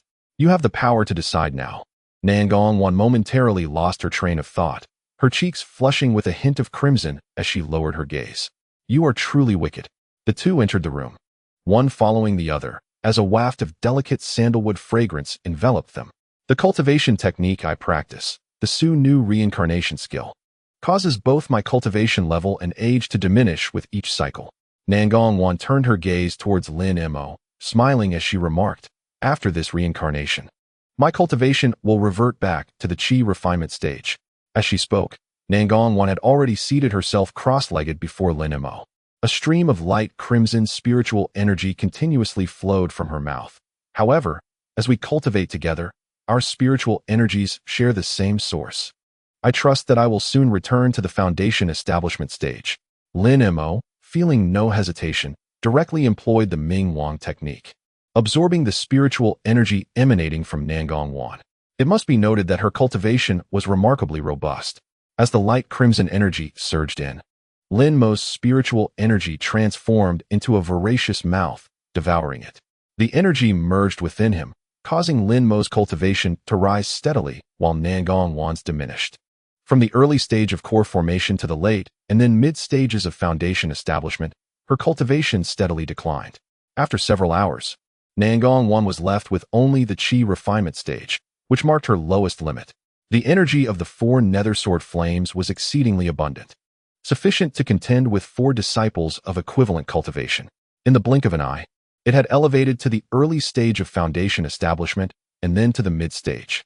Upon reopening her eyes days later, Nangong's expression was filled with astonishment. She had unexpectedly advanced to the mid-stage of foundation establishment. This rapid restoration of her strength brought her immense joy. At this rate, if I cultivate with you daily, perhaps within 2 years, I can fully recover. The energy Nangong had just dissipated was entirely collected by Lin Mo and stored within the Yin 2 instruments bottle. Such a reservoir of spiritual energy should suffice for him to break through to the mid-stage of core formation. Lin Mo pondered quietly, murmuring, I wonder if I can restore Nangong's cultivation to the core formation stage before we depart. The time required for a breakthrough to the mid-stage of core formation was considerable. However, reaching merely the early stage should prove quite manageable. Naturally, Lin Mo intended to prepare everything thoroughly before leaving Tiannan. As time passed, half a month slipped by in the blink of an eye. Chapter 98, Siege of Spirit Beast Mountain. A windfall. Utilizing his life-bound treasure, the Yin 2 instruments bottle, Lin Mo successfully absorbed all of Nangong's spiritual energy. Unfortunately, he had not managed to leverage this energy to break through to the mid-stage of core formation. Yet, compared to his initial foray into the early stage, his spiritual energy had indeed grown considerably richer. He estimated that with a little more time, he would successfully advance to the mid-stage of core formation. Regrettably, time waits for no one. Gently caressing Nangong's delicate cheek, Lin Mo silently mused, to achieve a breakthrough to the mid-stage of core formation, I will need at least a little more time. Suddenly, a sharp sound pierced the air, followed by the appearance of a white jade transmission talisman before him. Observing the talisman, Nangong slowly extended her right hand. Without hesitation, she firmly crushed the talisman, which shattered instantly. A familiar voice echoed in her ears. Belonging to the elder of the Yuanying stage from the Yenyu sect, Nangong girl, the 6 sects have reached a consensus and have begun to take action. Bring back the divine vessel immediately. Lin Mo nodded slightly at the voice emanating from the jade tablet. It appeared that everything was indeed prepared. He too must commence his actions. It would be unacceptable for the treasures of Spirit Beast Mountain to be divided among the 6 sects, leaving him with nothing, as it would amount to weaving a garment for others. I am leaving. Lin Mo turned his gaze towards Nangong, offering a gentle smile. Take care of yourself. Hearing Lin Mo's words, Nangong nodded and replied with a faint smile, Do not worry, I will be fine. Lin Mo tenderly caressed Nangong's cheek, and a soft blue light flickered. The divine wind vessel had already come to a steady halt before him. In a flash of cold wind, Lin Mo vanished aboard the heavenly moon divine vessel. Nangong slowly raised her head, her gaze lingering on Lin Mo's retreating figure, lost in thought. After a prolonged silence, a soft call from Xiaozhen brought her back to reality. Master Ancestor, everything is ready. When shall we depart? Upon hearing Xiaozhen's words, Nangong took a deep breath and stepped into the room. We depart immediately. With Nangong's command, the entire mountain resonated with a thunderous roar. The mountain itself trembled as if it were on the brink of upheaval. Whoosh, whoosh. As the sounds of thunder echoed, numerous flying vessels emerged from within the mountain. However, these vessels were significantly smaller compared to the heavenly moon divine vessel, perhaps only 1/3 of its size. Each vessel carried disciples of the Hidden Moon Sect, with a foundational disciple at the helm. They soared forth towards the Hidden Moon Sect in grand procession. Meanwhile, Lin Mo sat cross-legged atop the divine wind vessel, his mouth slightly ajar as he absorbed the flowing spiritual energy in the air. Cultivation is a gradual endeavor, even during travel. Lin Mo could not bear to waste a moment. After a day, a mountain range resembling a tortoise shell appeared before him. Nestled among the mountains were dozens of peaks adorned with countless pavilions and terraces, rising like layers of clouds and mist, reminiscent of a celestial realm.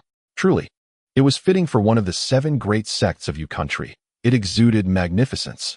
Gazing at the mountains below, Lin Mo stroked his chin, not rushing to approach, but instead remaining at a distance, quietly waiting. After all, Spirit Beast Mountain was one of the 7 sects and would not easily surrender. It would then depend on his ability to seize opportunities. The most precious treasures of Spirit Beast Mountain, besides the magical artifacts and spiritual stones, were the cultivated spirit beasts and spirit insects. Meanwhile, at the distant Golden Drum Plain, outside the Xuan Sect stronghold, the Ghost Spirit Sect and the Spirit Control Sect faced each other, each occupying 2 massive rock formations. The elder of the Ghost Spirit Sect coldly gazed at the opposing Spirit Control Sect and bellowed, "At this moment of decisive battle, how dare you, Spirit Control Sect, send people to abduct from my Ghost Spirit Sect? Do you dare defy the oath of the 6 sects?" Upon hearing the Ghost Spirit Sect's rebuke, the members of the Spirit Control Sect exchanged glances. Abducting the wife of the Ghost Spirit Sect's young master was indeed rather disgraceful. The elder of the Spirit Guardian Sect pondered for a moment before turning to the nearby Joyous Union Sect and stated, "I have received news that Wang Chan of the Ghost Spirit Sect is at your stronghold. Might I inquire if the esteemed Master Yunlu could release him?" At the mere mention of Wang Chan, the expression of the elder from the Ghost Spirit Sect shifted dramatically. He had never anticipated that Wang Chan, who had been missing for so long, would reappear at the Joyous Union Sect stronghold, beneath a jade palace surrounded by blossoming pink peach trees. Sounds of merriment echoed from within.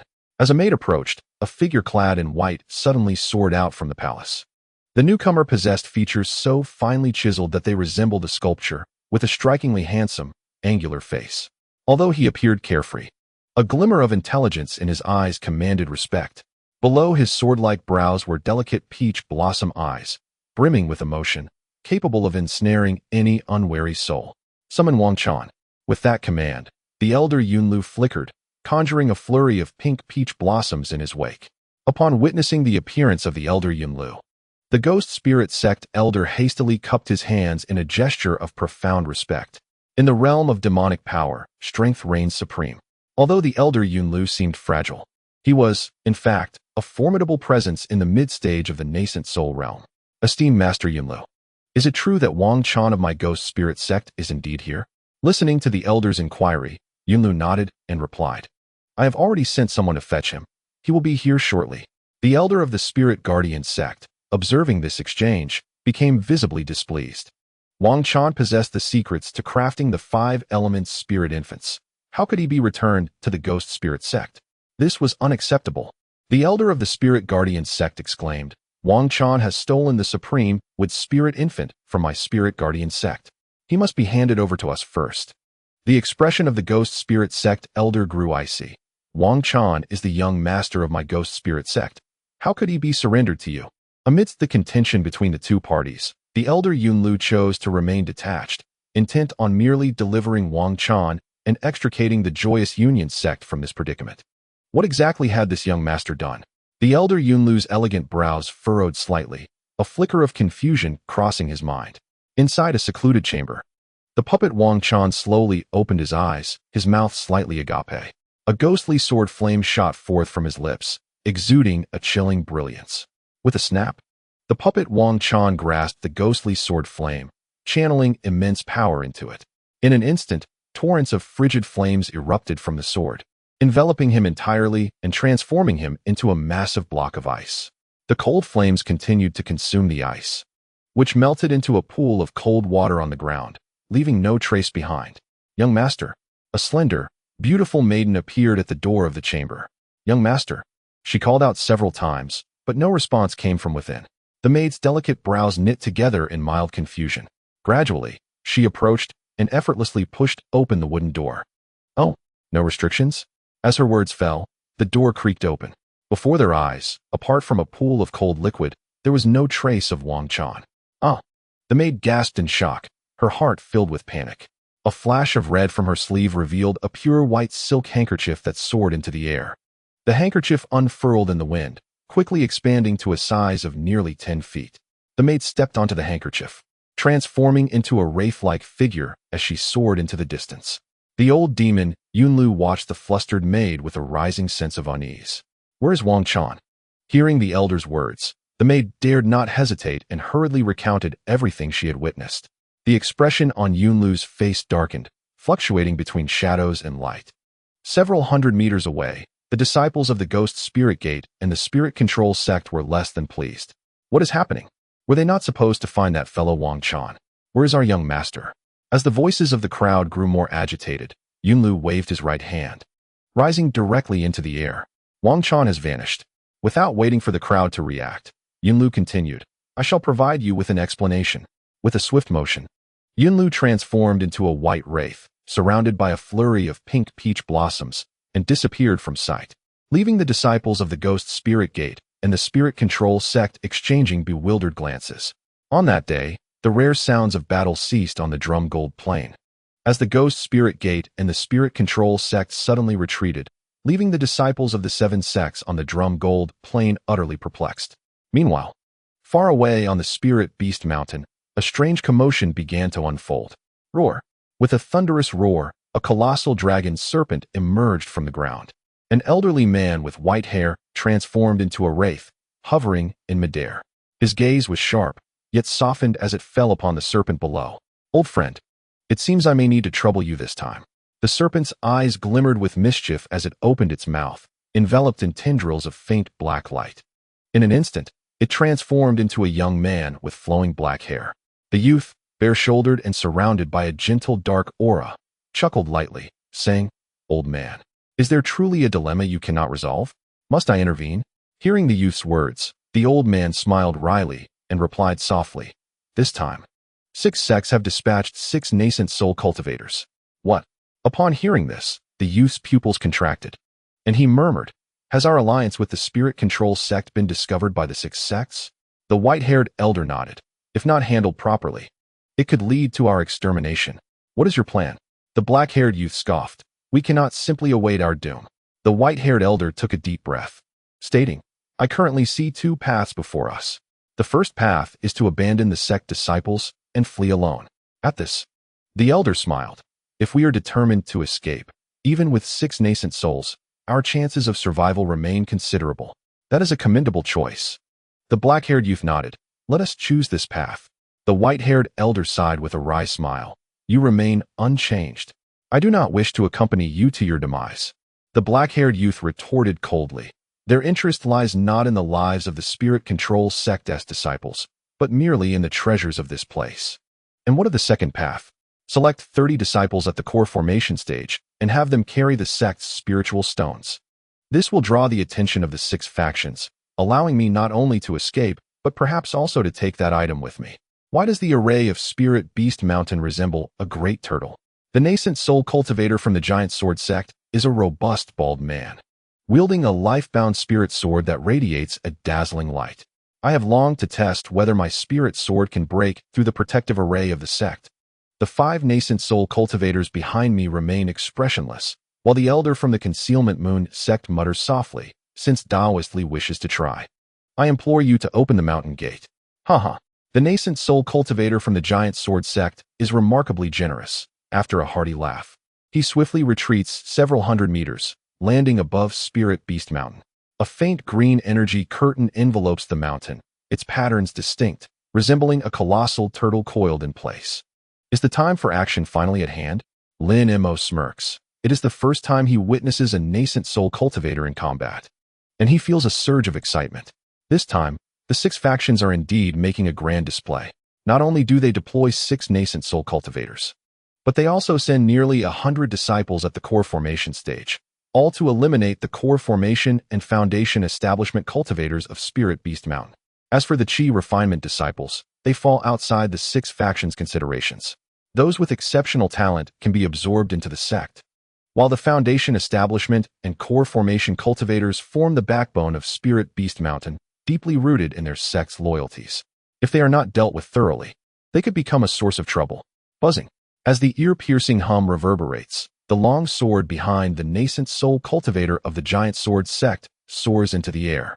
The sword, the size of a person, emits a brilliant yellow light as spiritual energy continuously pours into it. Boom. The sword swells in the wind, suddenly growing to the size of 3 men. Master Li raises his right hand and grasps the pale, yellow giant sword, his aura surging as if he and the sword have become one in that moment. Draw the sword. With Master Li's command, the pale yellow giant sword descends heavily, crashing down upon the faint green array. Boom. The tremendous force of impact shakes the very ground. Even Lin Mo, hiding several thousand meters away, feels the tremor beneath his feet. Is this the full force of a nascent soul strike? Lin Mo's thoughts stir, and he cannot help but murmur softly, pondering whether he possesses the means to evade or withstand such an attack. Uncertain. Host. Lin Mo. Strength. Initial stage of foundation establishment. Physique. Dragon's roar body. Spiritual root. Ice spiritual root. Cultivation method. 10,000 swords spiritual connection technique. Third layer of the Ming Wang technique. Spells. Ice spike technique. Object manipulation technique. Ice shield technique. Ice control technique. Second layer of the Great Transformation technique. Intermediate puppet technique. Intermediate talismans technique. Sword control technique. Breath concealment technique. Secret techniques. Yin-yang attraction technique. Body refining technique in the room. Yin-yang complementation technique. Spirit domination seal. Mysterious moon absorbing yin skill. Second nascent soul. Divine powers. 9 turns reincarnation technique. Nether flame sword. Lin Mo took pride in his Ming Wang technique. Yet he had only managed to cultivate it to the 3rd layer. At best, it allowed him to wield a top-tier offensive magical artifact. Faced with a strike from a nascent soul cultivator wielding their life-bound treasure, survival with mere physical strength was utterly impossible. Thus, he was left with only 4 nether flame swords. Although the explosive power of all 4 flames did not match the full might of a nascent soul's attack, when combined with the magical artifact and the formidable physique granted by the 3rd layer of the Ming Wang technique, there remained a chance for survival. Lin Mo silently resolved, I must hasten my cultivation. Unlike the foundation establishment stage, the cultivation during the golden core stage is measured in years. He needed to reach the chaotic star sea swiftly, for only there could he find boundless resources for cultivation. Moreover, the Void Heaven Cauldron and the Qian Blue Ice Flame were exceptionally suited treasures for him. Crack, crack. Just as Lin Mo was lost in thought, a series of crisp cracking sounds suddenly echoed. Thin white fissures materialized on the protective barrier. Truly impressive was the mountain protecting formation. Even a full-force strike from a nascent soul cultivator could not shatter it. Observing the shallow cracks, Master Li was not angered. Instead, he chuckled. This formation was indeed commendable. Resilient. As he spoke, Master Li produced an ancient talisman. With a surge of spiritual energy, the talisman radiated brightly, releasing a deafening roar. Electric serpents danced upon the talisman paper. Above, dark clouds gathered, threatening to unleash thunder at any moment. Crackle. Master Li, in a bold manner, affixed the talisman to his giant sword. Crack. A blinding bolt of lightning descended from the heavens, striking directly upon Master Li's life-bound spirit sword. The light yellow sword, entwined with thunder, glimmered with a faint purple hue. With flushed cheeks, Master Li raised the giant sword and struck down heavily, exclaiming loudly, Open. Whoosh. The giant sword sliced through the air, crashing forcefully against the tortoise shell formation. The previously faint cracks shattered instantaneously, revealing a pitch-black opening large enough for a person to pass through. Well done, Taoist Xin. Upon witnessing this scene, the 5 nascent soul cultivators behind him displayed expressions of delight. The supreme elder of the Yen Moon Sect swiftly produced a deep purple orb, which flew from his hand with remarkable speed, creating a phantom in mid-air as it approached the opening. Boom. Thunderous echoes resonated. As the words of the Grand Elder fell, the purple thunderball erupted. This thunder pearl seemed to possess a certain dissolving effect on the formation, transforming into a mist of violet hue. Wherever it passed, the energy shield of the formation steadily dissipated. Within the span of half a tea's brew, a gaping chasm, spanning several dozen yards, materialized in mid-air. Strangely, this breach appeared irreparable. Despite the disciples of Spirit Beast Mountain below tirelessly channeling their spiritual energy into the formation, it remained unhealed. Haha. Observing the shattering formation, Master Li let out a hearty laugh, preparing to enter with his sword drawn. A dense, inky fog surged forth from below, enveloping the sky and blocking the sun. From within the mist, an enormous black serpent gradually became visible. Atop this colossal creature stood an elderly man clad in white robes, his hair as white as snow. Unaware of your esteemed visit, I have failed to extend a proper welcome. The old man greeted the 6 nascent soul cultivators with a broad smile and a respectful gesture. Impulsive by nature, Master Li pointed an accusatory finger at the elder, exclaiming, "You shameless old man. Why have you betrayed our 6 sects to ally with the spirit control sect?" In response to Master Li's rebuke, the old man maintained an unperturbed demeanor, as if the reprimand were not directed at him. Those who understand the times are the true talents. Good birds choose their trees to perch upon. He remarked with a subtle smile. Our spirit beast mountain has always distanced itself from the spirit control sect. Returning to them is hardly unreasonable. Such lofty rhetoric indeed sounded grand. The Grand Elder of the Hidden Moon sect snorted coldly. If you had simply declared your allegiance to the spirit control sect, it would have sufficed. Why did you previously unify with our 6 sects to combat the demonic path, only to later retract your commitment? Such behavior is truly contemptible. His words, laced with reason and evidence, left the old man momentarily speechless. Old man, further discourse is futile. Suddenly, the massive black serpent beneath him opened its mouth, revealing blood-red eyes filled with murderous intent. Though it had remained coiled within the mountains after ascending to an 8th-grade monster, it had devoured countless beings along its path to attain such power and was thus exceedingly ferocious. With a thunderous roar, the black serpent unleashed a torrent of dark toxic mist from its maw. The noxious vapors surged forth, reeking horrifically, leaving death in its wake. A white sparrow, having inadvertently ventured too close to the toxic cloud, was disintegrated into a wisp of smoke, leaving no trace behind. The black mist billowed forth, obscuring the sky and swiftly descending upon the gathered crowd. Suddenly, the sound of air being sliced open echoed as several core formation cultivators, their waists laden with bulging storage bags, fled in all directions. Trying to escape? Master Li chuckled softly, casting a glance at the dozen or so core formation cultivators who accompanied him. Act now. Simultaneously, the remaining 5 nascent soul cultivators issued commands to the fleeing core formation practitioners. Witnessing this scene, Lin Mo stroked his chin, a flicker of thought crossing his mind as he murmured, "Isn't this a bit too obvious? The disparity in strength is so stark. If they intend to flee, they shouldn't do so brazenly. It seems there are some hidden nuances here." Lin Mo's heart stirred, his gaze directed towards the distant spirit beast mountain. To uncover the truth, one must delve deeper. With this thought, he waved his sleeve. A flash of blue light emerged from the storage pouch at his waist. The divine wind boat transformed into an ethereal shadow, appearing beneath his feet. Yet, feeling somewhat uneasy after these preparations, Lin Mo directly summoned the pale white identity token of the Moon Concealment Sect. With the 6 major sects holding substantial power, a misstep could lead to embarrassment. Whoosh! With a sound that pierced the air, Lin Mo became an apparition, vanishing from his original position. After the array of Spirit Beast Mountain was dismantled, aside from those core formation cultivators fleeing, many Foundation establishment disciples also escaped. However, compared to the visibly well-endowed core formation cultivators, few from the 6 sects would cast their eyes upon these individuals. From a distance, Lin Mo spotted a robust, bearded disciple of Spirit Beast Mountain at the Foundation establishment stage. Since he had encountered him, he might as well take action. Chapter 99. The pot-shaped ancient treasure. Tianming felt a twinge of anxiety as he touched the storage pouch at his waist. He clearly recalled the instructions given by his sect before departing. Tianming, you must deliver this item to the Spirit Control Sect. Only upon reaching there will you be safe. Moreover, with this item in your storage pouch, the Spirit Control Sect can guarantee your breakthrough to core formation.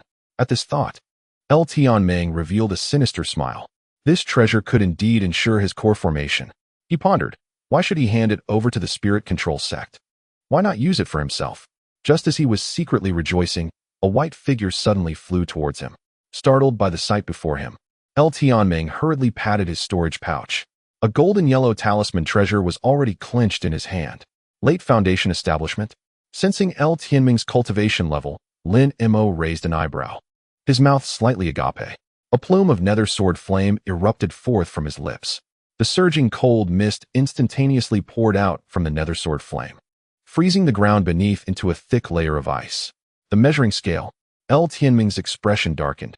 He had not anticipated such misfortune. Just upon arrival, he encountered a nascent disciple of the Moon Concealment Sect. Buzzing. As the resonant sounds echoed, the talisman treasure in his hand unleashed an overwhelming force. Verdant light entwined around the measuring scale talisman, and soon, numerous densely packed green measuring scales soared forth, hurling towards the nether sword flame. The piercing cold flames seemed to extend like tendrils, swiftly spreading and encasing the measuring scales in ice. Each measuring scale transformed into blocks of ice, plummeting from the air, crashing to the ground with a series of cracking sounds. In an instant, the talisman treasure, the measuring scale, had shattered. Meanwhile, the nether sword flame, undiminished in power, surged once more towards Tianming. Thud. Suddenly, Tianming collapsed to his knees, a plea etched on his face, hoping Lin Mo would spare him. Lin Mo merely raised an eyebrow. This marks the first encounter with a kneeling cultivator pleading for mercy. This, exactly this. Lu Tianming promptly produced an exquisite storage bag, raising it above his head and lowering his gaze as he spoke. This is the treasure entrusted to me by the elders. They assured me that as long as I deliver this to the Yuling sect, it will guarantee my breakthrough into the core formation stage. As Lu Tianming's words echoed, a flicker of white light emanated from the storage bag at Lin Mo's waist. Soon after, a woman clad in palace attire materialized beside him. The woman slowly lifted her right hand and grasped the storage bag with ease. Lin Mo, exercising utmost caution, was prudent enough not to inspect the storage bag himself. Should it be a trap, it would be a grave folly. As his divine sense permeated the bag, a pure white jade vial revealed itself within. At the sight of the vial, Lin Mo could not suppress a soft exclamation, surprised to discover such an item here. Could it possibly contain something of significance? With this thought, Lin Mo directed the Xuan puppet to retrieve the jade vial. With a soft pop, he opened the cap, revealing a dark, viscous liquid that suddenly filled the vial. A pungent and oppressive aroma assaulted his senses. What on earth is this? Lin Mo raised an eyebrow, hastily resealing the vial and shifting his gaze towards Lu Tianming. Lu Tianming offered an awkward smile and quickly shook his head. I have no idea.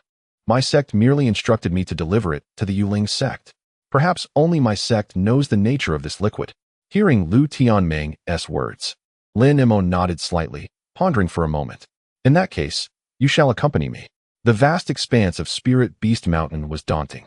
Searching alone would be akin to a headless chicken. Now that he had fortuitously encountered the timid Lu Tianming, he intended to make good use of this opportunity. With this in mind, the Xuan puppet, possessing the strength of the false dance stage, flickered and appeared behind Lu Tianming. Meanwhile, Lin Mo stood upon the Shinfeng boat, enveloped in a veil of pale blue light. Lu Tianming offered a wry smile, his eyes reflecting a hint of helplessness. Lacking the strength to resist, Lu Tianming felt like a fish on a chopping board, utterly defenseless. Whoosh, whoosh. With two sharp sounds of cutting through the air, the pair soared towards Spirit Beast Mountain, one following the other. Their speed was remarkable, and within the span of a brief tea ceremony, they had arrived at the heart of Spirit Beast Mountain. Gazing at the undulating peaks, Lin Mo turned to Lu Tianming and inquired, what remains of Spirit Beast Mountain now? The core formation cultivators from Spirit Beast Mountain had undoubtedly absconded with a significant portion of its resources.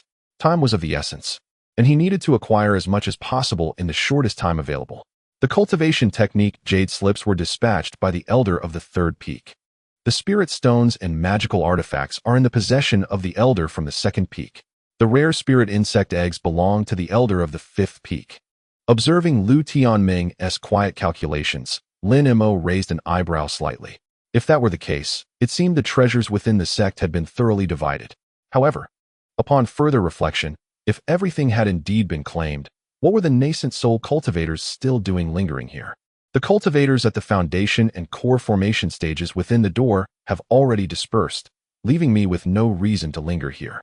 Could it be that there are some rare treasures hidden in this place, inconvenient to carry, thus prompting a deliberate delay? Lin Mo's quick wit allowed him to grasp the situation instantly. He cast a glance at the incessantly chattering Tianming and directly inquired, in this entire mountain range, which location is the most mysterious, a place that ordinary people cannot approach? Hearing Lin Mo's words, Tianming, realizing the implications, hurriedly replied, indeed, there is such a place. Where? Lin Mo's interest was piqued, and he promptly asked, Tianming nodded vigorously, exclaiming, I know. The first peak of Spirit Beast Mountain. That is where Elder Zhang resides. And others cannot approach even a fraction of it. Should anyone force their way in, they would inevitably become sustenance for the gigantic python. Lin Mo nodded thoughtfully, casting a glance at Tianming, and commanded, lead the way. Upon hearing Lin Mo's words, Tianming dared not exhibit any negligence and promptly nodded. He then took to the skies on his flying sword, heading toward the distance. The speed of the Shinfeng boat beneath them surged as it swiftly pursued. The two soon arrived before a mountain peak.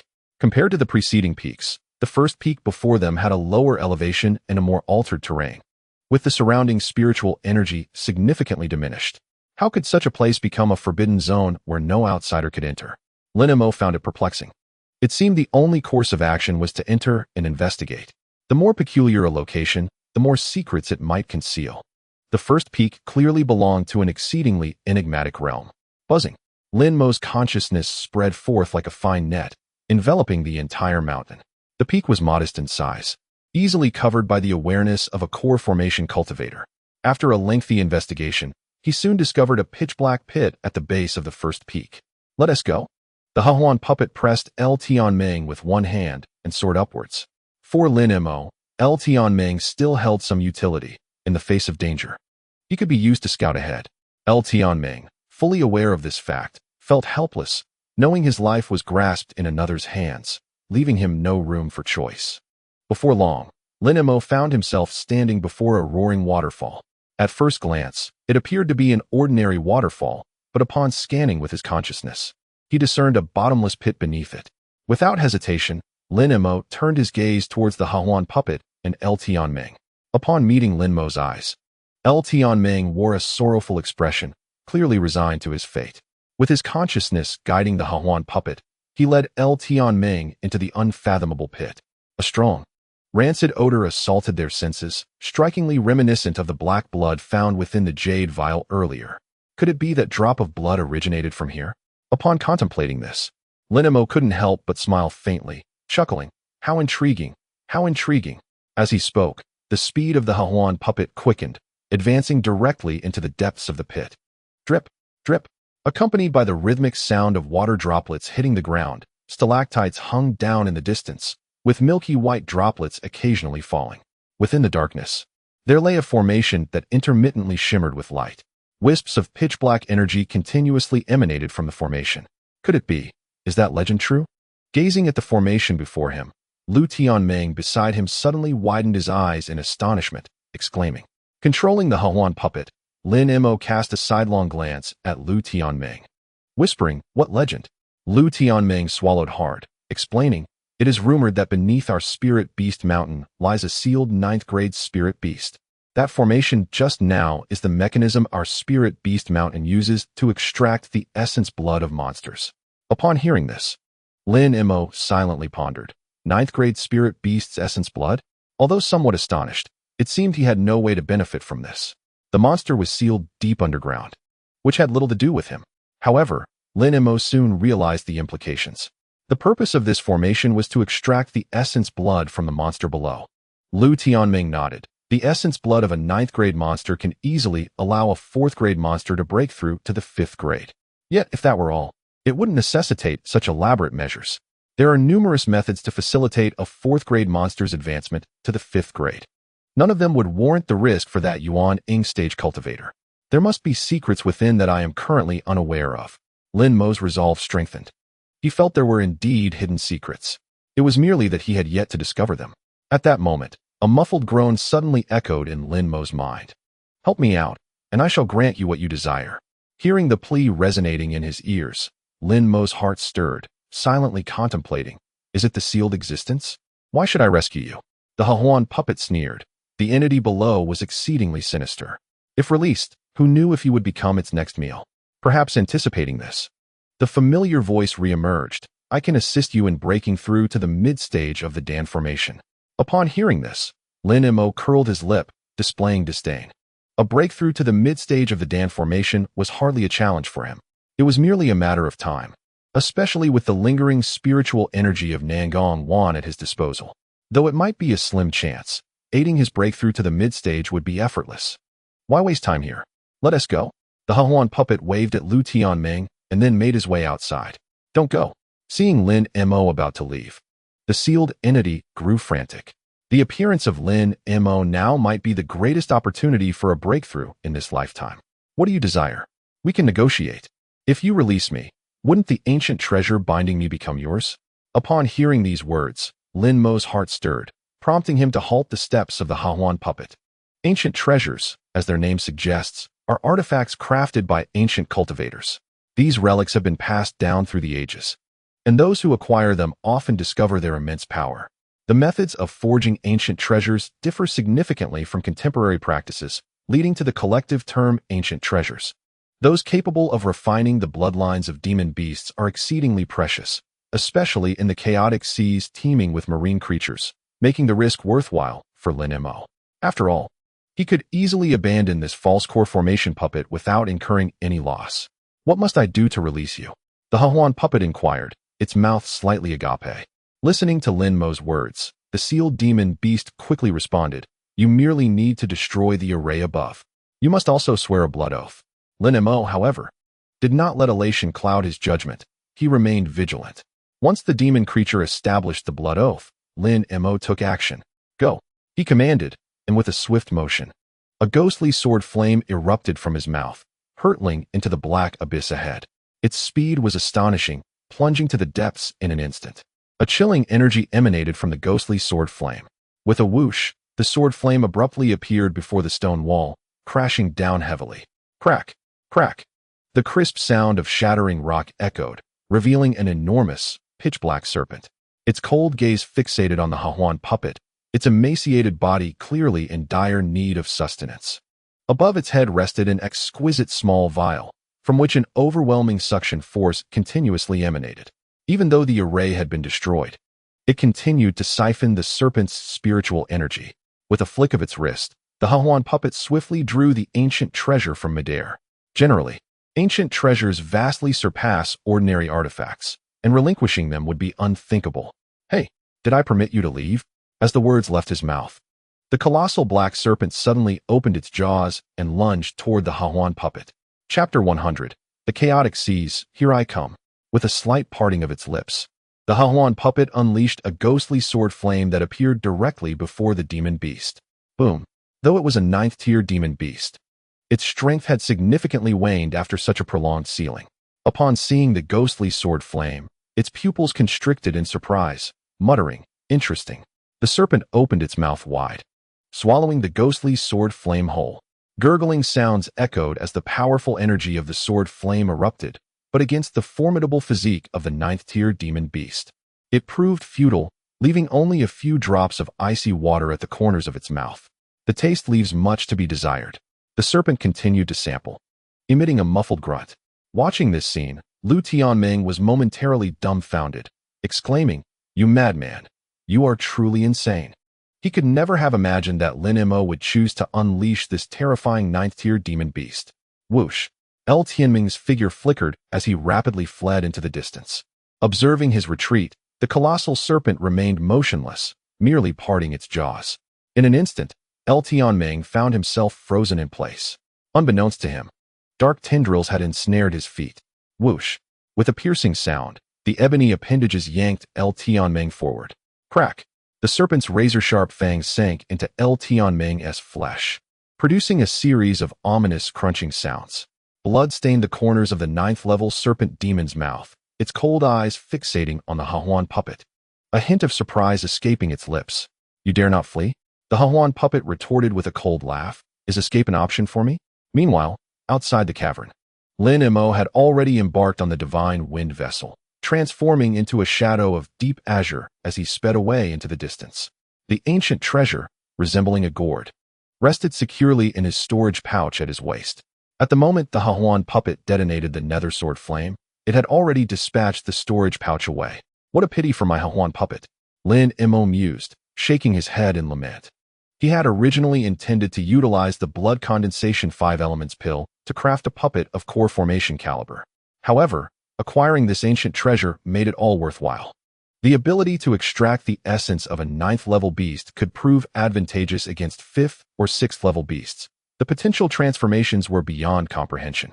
In midair, the elderly man with white hair, engaged in a fierce battle with 6 nascent soul cultivators, suddenly displayed a drastic change in expression, his eyes brimming with dread. Who has released him? At that moment, the 6 nascent soul practitioners also sensed the anomaly. The distant first peak began to tremble incessantly, as though a terrifying presence lurked below. Zhangzhenren, what lies beneath? This powerful aura rivaled that of a mid-nascent soul. The venerable Lianhu ancestor, being a mid-nascent soul cultivator, was acutely familiar with such a sensation, while others were preoccupied with the emergence of the beast. Zhang Zhenren was far more concerned with the ancient treasure capable of extracting the bloodline power of the beast. This was the key to his spiritual beast's ascension to the 9th level. Damn it, Zhang Zhenren muttered under his breath. Fortunately, I left my aura on that ancient treasure. Perhaps I can locate it. With this thought, his gaze shifted toward the nearby black serpent. The two exchanged knowing looks and simultaneously sped toward the direction of the treasure's aura. Zhang Feng. A sudden, frenzied roar erupted as a massive black serpent soared from below, shrouded in an ominous mist, its pale skin intermittently visible through the dark veil. From within the shadows emerged a woman of extraordinary beauty, her black scales transforming into a dark gown that she regarded Zhang Zhenren with cold disdain. You have emerged. Upon seeing the dark-clad beauty, Zhang Feng's pupils constricted as he murmured in disbelief. The black serpent behind him trembled, whispering, Sister, Mo Yen, you dare conspire against me with outsiders. The woman's eyes were filled with murderous intent. Having escaped, she was determined to exact vengeance. The 6 nascent soul practitioners exchanged perplexed glances, their expressions reflecting a shared confusion. Unexpectedly, an unforeseen adversary has emerged, a formidable 9th-level demon beast. However, there is a silver lining. This demon beast has enmity with Zhang Feng. With a sly grin, old ancestor Ling Hu turned his gaze toward Mou and suggested, Since you harbor a grudge against these two, why not join forces to subdue them? Mou cast a cold glance at old ancestor Ling Hu, retorting, This matter concerns my brother and me alone. It is of no concern to you. As she spoke, tendrils of dense black mist began to emanate from her form, and a powerful pressure caused the very ground beneath them to tremble. Such audacity! Zhang Zhenren's expression turned frosty as the radiant blade at his back gleamed brightly. Meanwhile, Lin Mo had already retreated several dozen miles away, making haste to Yenua's sect to reunite with the two women. Once that was accomplished, they could leave this place and venture toward the chaotic Star Sea. After a lengthy flight, a familiar mountain range came into view, with the bustling marketplace of Yenua's sect nestled at its base. Miss, I cannot bear to part with you. Gazing at the reluctant exciting Ruyan, Xiao Mei exclaimed, I wish to accompany you. Upon hearing Xiao Mei's words, exciting Ruyan sighed softly. The journey ahead is fraught with uncertainty, and we are bound for another continent. I have left you spirit stones and medicinal pills. Reaching the peak of qi refinement is not insurmountable, especially with the foundation-building pills gifted by Sister Chun. If luck is on your side, you may even establish your foundation. Wiping away her tears, Xiao Mei acknowledged the reality. Her talents were modest, her roots mixed. It was unlikely she would progress beyond the foundation establishment stage in this lifetime. Their separation was inevitable, and perhaps an earlier farewell would be less painful.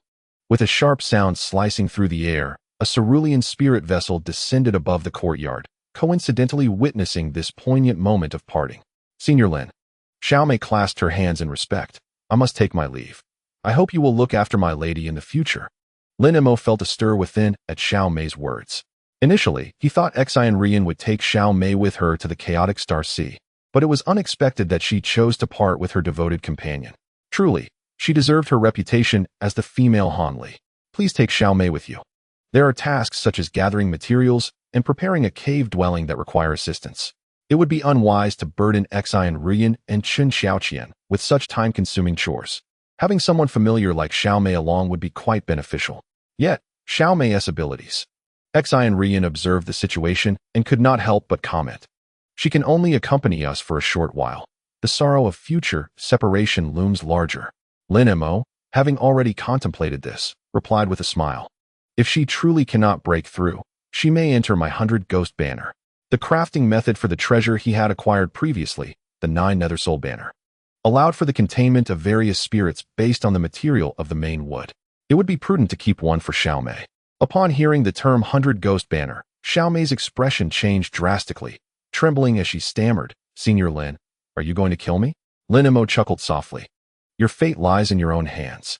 Having spoken, Lin Mo turned his gaze towards Xian Ruyan and Qin Xiaoqian, asking, are you both ready? Hearing Lin Mo's words, the two women exchanged glances and nodded in affirmation. We can depart at any moment. Lin Mo, upon hearing their response, waved his sleeve, and the god-wind boat, enveloped in azure light, instantly materialized before him. Let us go. With Lin Mo's command, the three women gracefully settled onto the god-wind boat, transforming into a blue silhouette as they sped away into the distance. Damn it! How can the aura of the ancient treasure be present at the moon-concealing sect? Could it have fallen into their hands? Zhang Feng's pupils constricted as he gazed toward the distant entrance of the moon-concealing sect, whispering to himself.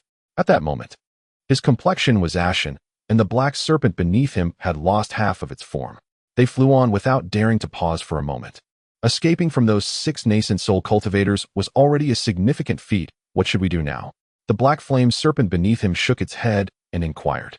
Zhang Feng displayed hesitation and fell into silence. His current instability made entering the moon-concealing sect's territory akin to courting death. Suddenly, a flicker of joy crossed Zhang Feng's face as he exclaimed, we have left the moon-concealing sect's range. Quick, pursue. With that, the jet-black serpent surged in speed, racing away into the distance. Meanwhile, Lin Mo had already steered the god-wind boat to the abandoned spirit stone mine. Due to the extraction of spiritual energy from this site, the quantity of spirit stones had drastically diminished. Over the course of an entire year, the spirit stones mined had not sufficed to cover the remuneration of the cultivators. Consequently, the mortal miners had scattered over the year, leaving only a few elderly individuals hoping to unearth some spirit stones with their waning strength, seeking a stroke of luck for a better life.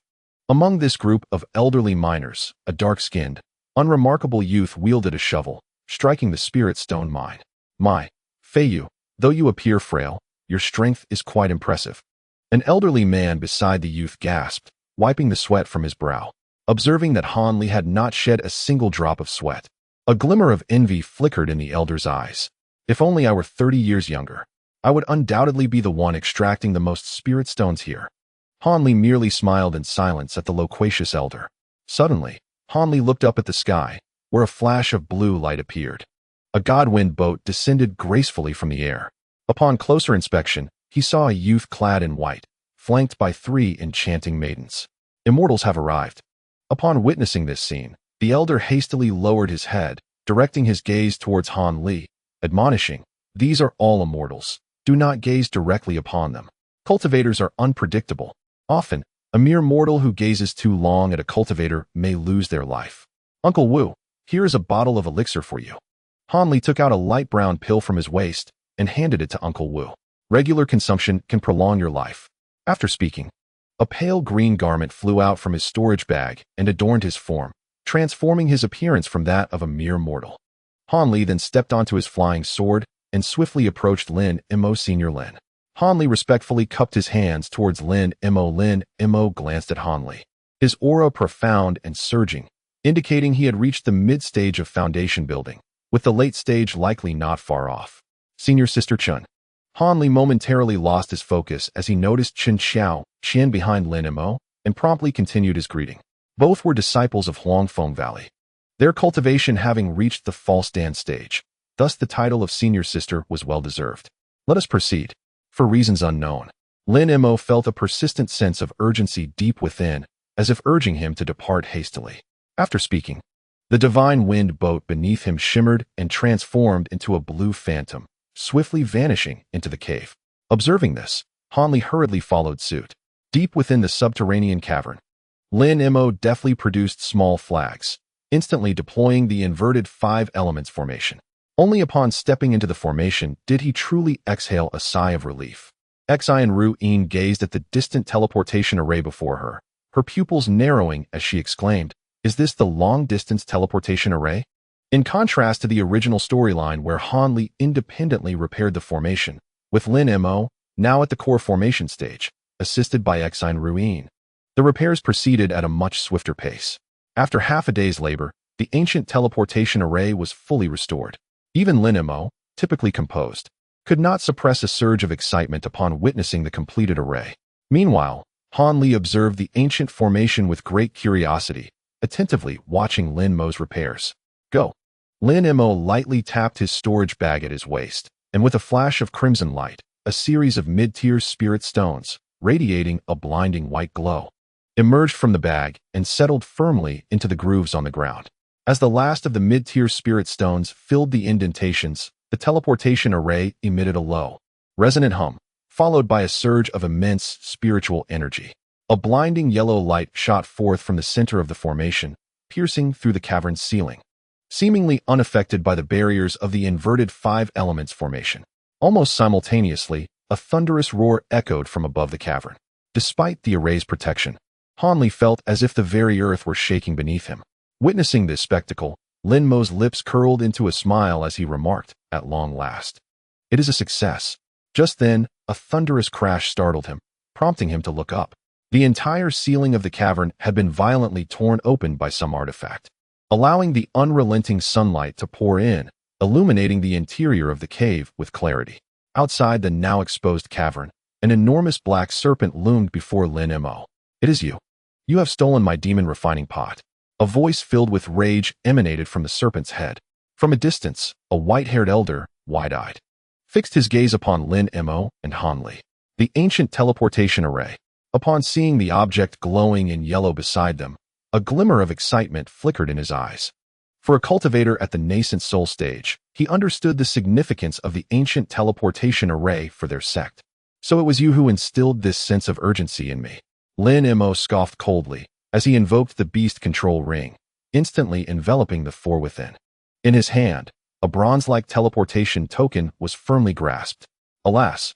Zhang Feng exclaimed, as the enormous serpent beneath him suddenly opened its mouth, unleashing a torrent of pitch-black liquid.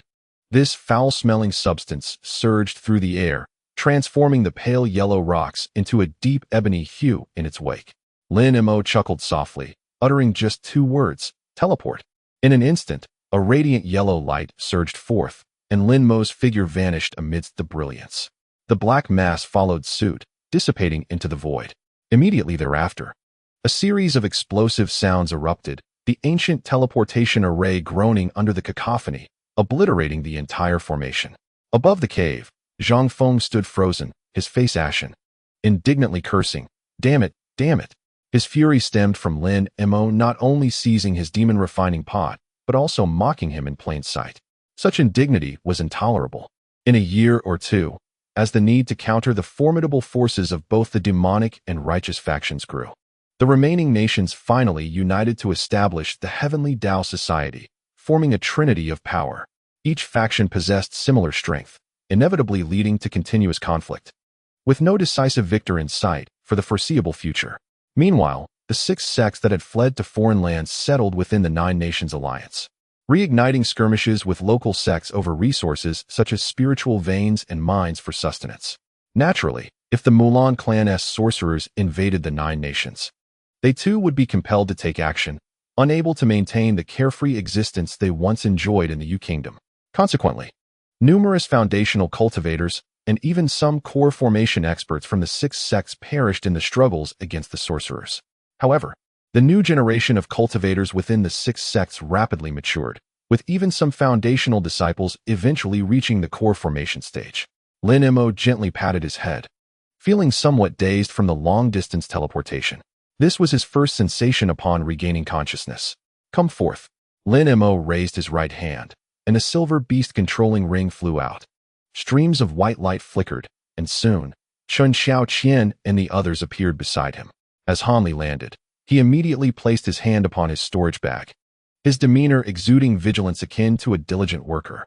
With a wave of his right hand, he marked a corner of the teleportation array, planning to repair it upon his return.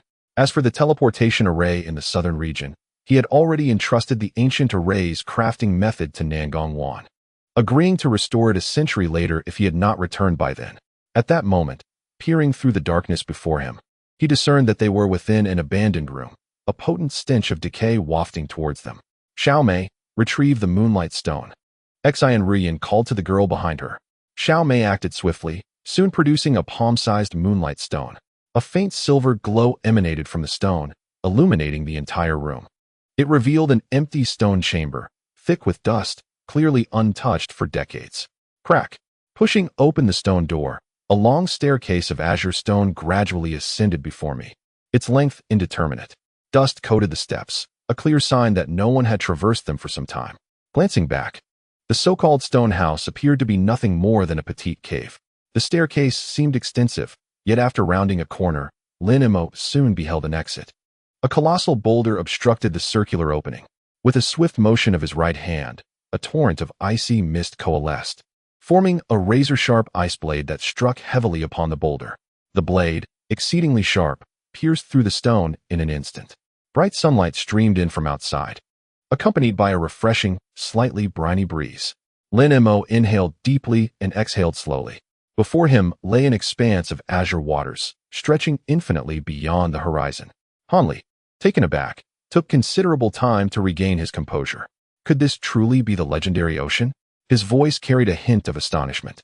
Until now, the largest body of water Hanli had encountered was merely a vast river several dozen zhang wide in Lanzhou. Such an expansive sea he had only heard of in books. Witnessing it in person was indeed shocking.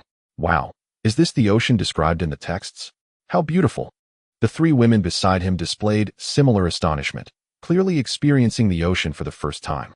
Lin Mo took a deep breath, savoring the salty tang of the sea air. The last time he had seen the ocean was in a previous life.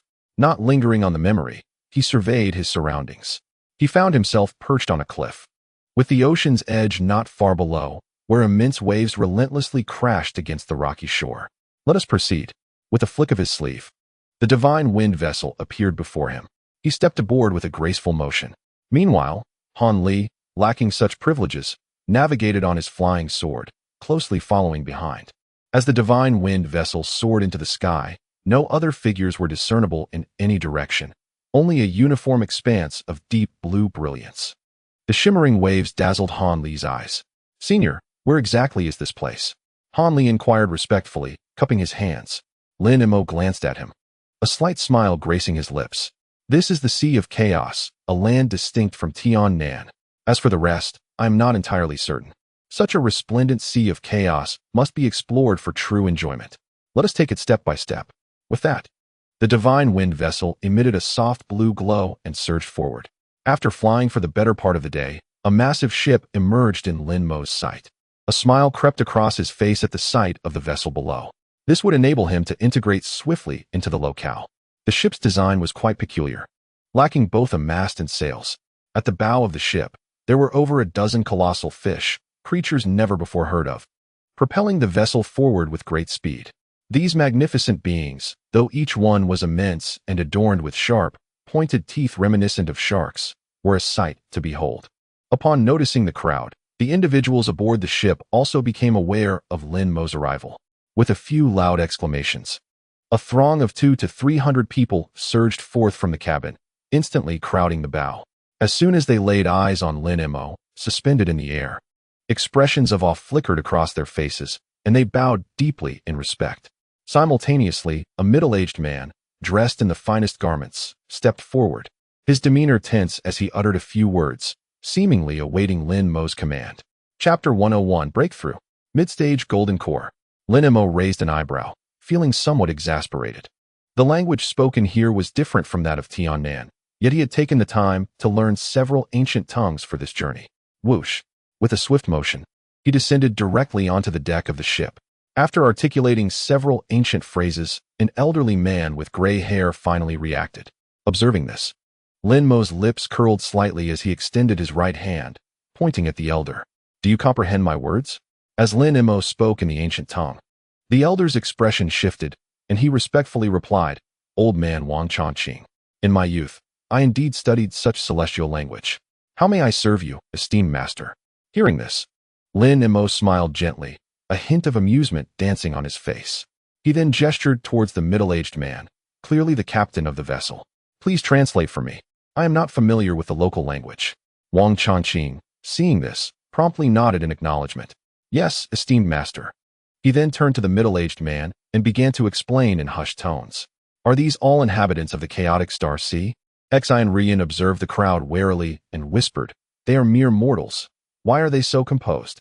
At Exine Ruyan's caution, Lin Mo smiled subtly and conveyed through thought, "Do not worry. This place is unlike Tianan." Understanding dawned on Exine Ruyan, and she cast a deep glance at Lin Mo, her smile radiant. Ruyan comprehends. Meanwhile, the elder had conveyed Lin Mo's words to the middle-aged man, who appeared momentarily stunned. Suddenly, a look of realization and delight crossed his face as he whispered several things to Wang Chongqing. Lin Mo raised an eyebrow, directing his gaze towards the elder. The elder, catching on, promptly explained, "Esteemed master, this gentleman, Mr. Gu, is the owner of this ship. He wishes to invite you to reside on Cultivation Island, offering to cover all expenses for your cultivation. Residence is not necessary, but I am open to accompanying you." Lin Mo replied with a gentle smile. "However, I am not well versed in the local customs and would require someone to teach us the local language." Upon hearing this, the elder did not delay and diligently relayed Lin Mo's request to the middle-aged man. The latter's face visibly fell in disappointment, yet he still respectfully bowed to Han Li. He then gave a sharp command, prompting the surrounding mortals to retreat back to their quarters. It is evident that Mr. Gu is quite resolute in his words. Shortly thereafter, the beaming Wang Chongqing approached Lin Mo, stating, "Lord Gu has graciously agreed to your request and can prepare 5 rooms for you." 5. Lin Mo raised an eyebrow slightly and waved his hand dismissively. 3 rooms will suffice. It would truly be inappropriate to occupy 5 rooms, considering the circumstances. Upon hearing this, both Exine Ruyan and Chun Xiaoqian blushed, unable to meet each other's gaze. The thought of such an embarrassing situation rendered them shy. As for Han Li, Lin Mo had already shown him considerable kindness by bringing him here. The rest was up to him. Han Li gazed thoughtfully at Lin Mo, who was leading the 3 women ahead, his eyes flickering with unspoken thoughts. The ship's cabin was labyrinthine, with corridors leading to countless rooms. Everywhere they passed, the common folk displayed expressions of respect and made way for them. Soon, the 2 arrived before a grander wooden door. Compared to the other rooms, this door was decidedly more opulent, representing the finest accommodations available. With a click, Wang Chongqing pushed open the door, revealing a room nearly 100 square meters in size. A peculiar silver tree caught the eye, standing out remarkably.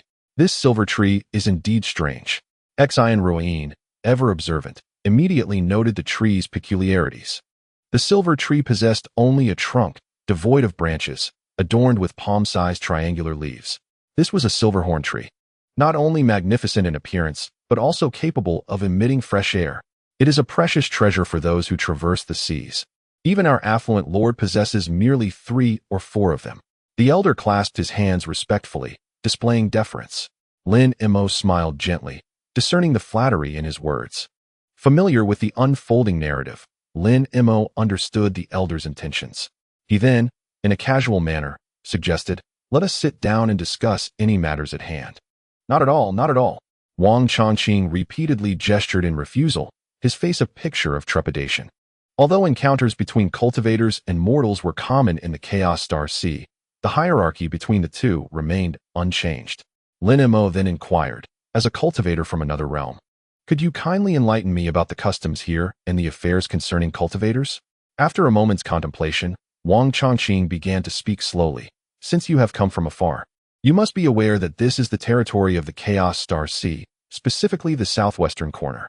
Nearby, there are 3 large islands, Tail Star Island, Kuei Star Island, and Sang Star Island, along with dozens of other smaller islands inhabited by both cultivators and mortals. Our customs are quite akin to those of other maritime regions. Each island is governed by the most powerful cultivator, known as the Island Lord, who is responsible for its protection. Other cultivators occupying various roles receive a certain amount of spirit stones as reward from the Island Lord. However, they must adhere to the Island Lord's directives. Those wishing to reside on the island without taking up a position must not only forego spirit stones, but also pay a certain amount annually to the Island Lord, allowing them to remain on the island."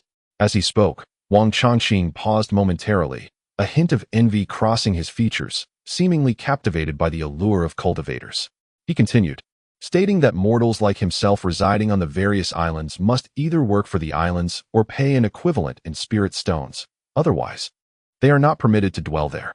He hastily added that these islands have been protected by the spells of the celestial masters, safeguarding us mortals from the threats of fierce beasts and tempestuous winds, allowing us to reside here with peace of mind.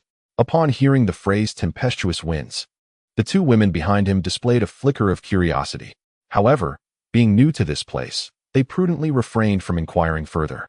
Lin Mo nodded slightly, casting a glance at Wang Chongqing before retorting, "Surely you have more to convey." Wang Chongqing's expression turned somber, and he replied, "Indeed. Nothing can be concealed from the celestial masters." He then proceeded to recount the situation. In essence, the local dominant entity had grown powerful, but discovered that the business shares had already been allocated among the island's cultivators. To seize a share, one must engage in a contest of martial prowess to determine the candidates. Encountering Lin Mo and his companions, they naturally sought Lin Mo's assistance in participating in this contest. Lin Mo, however, regarded such contests among Qi refinement cultivators with disdain. Nonetheless, he saw the merit in acquiring a legitimate identity. Contemplating this, Lin Mo gently tapped his fingers on the table, fixing his gaze on Wang Chongqing as he inquired, "What do I stand to gain from this contest?" Hearing this, Wang Chongqing's countenance brightened, and he eagerly responded, "Our master is willing to offer a substantial sum of spirit stones, along with 3 years of future profits. We shall provide 3/10 to the celestial master." Lin Mo's expression remained impassive, as if he had not heard Wang Chongqing's proposal.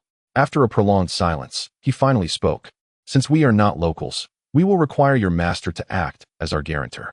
Of course, this is not a difficult request. I can assure you on behalf of my master." Wang Chongqing exclaimed joyfully, "You may leave now." Lin Mo gently raised his right hand and said calmly, "I may need further assistance. Please teach me the local language. Rest assured, I will do my utmost." Wang Chongqing replied with enthusiasm. Although the language was indeed challenging to learn, it varied from person to person. Those like them, being cultivators of the foundation establishment stage or above, typically possessed remarkable memory capabilities. It was likely they would grasp it within a few days. As Wang Chongqing departed, Ruyan approached Lin Mo, her face etched with concern. "Lin Mo, is this matter truly wise? After all, we are unfamiliar with the strength of the competitors." Observing Ruyan's apprehension, Lin Mo gently patted her hair. "At that time, we can simply send a foundation establishment puppet to compete." With a slight smile, he gestured towards the large wooden bed nearby and remarked, "This bed is rather spacious." The two women exchanged glances, their cheeks instantly flushed. Meanwhile, Xiao Mei, understanding the situation, quickly retreated, saying, "Miss, I shall take my leave now." Swish, swish. Ruyan skillfully produced a series of exquisite small flags, placing them around the room. As the flag descended, wisps of ethereal energy emanated from it. In an instant, a transparent barrier enveloped the entire house. Although merely an ordinary formation, it sufficed to shield against the disturbances of mortal beings.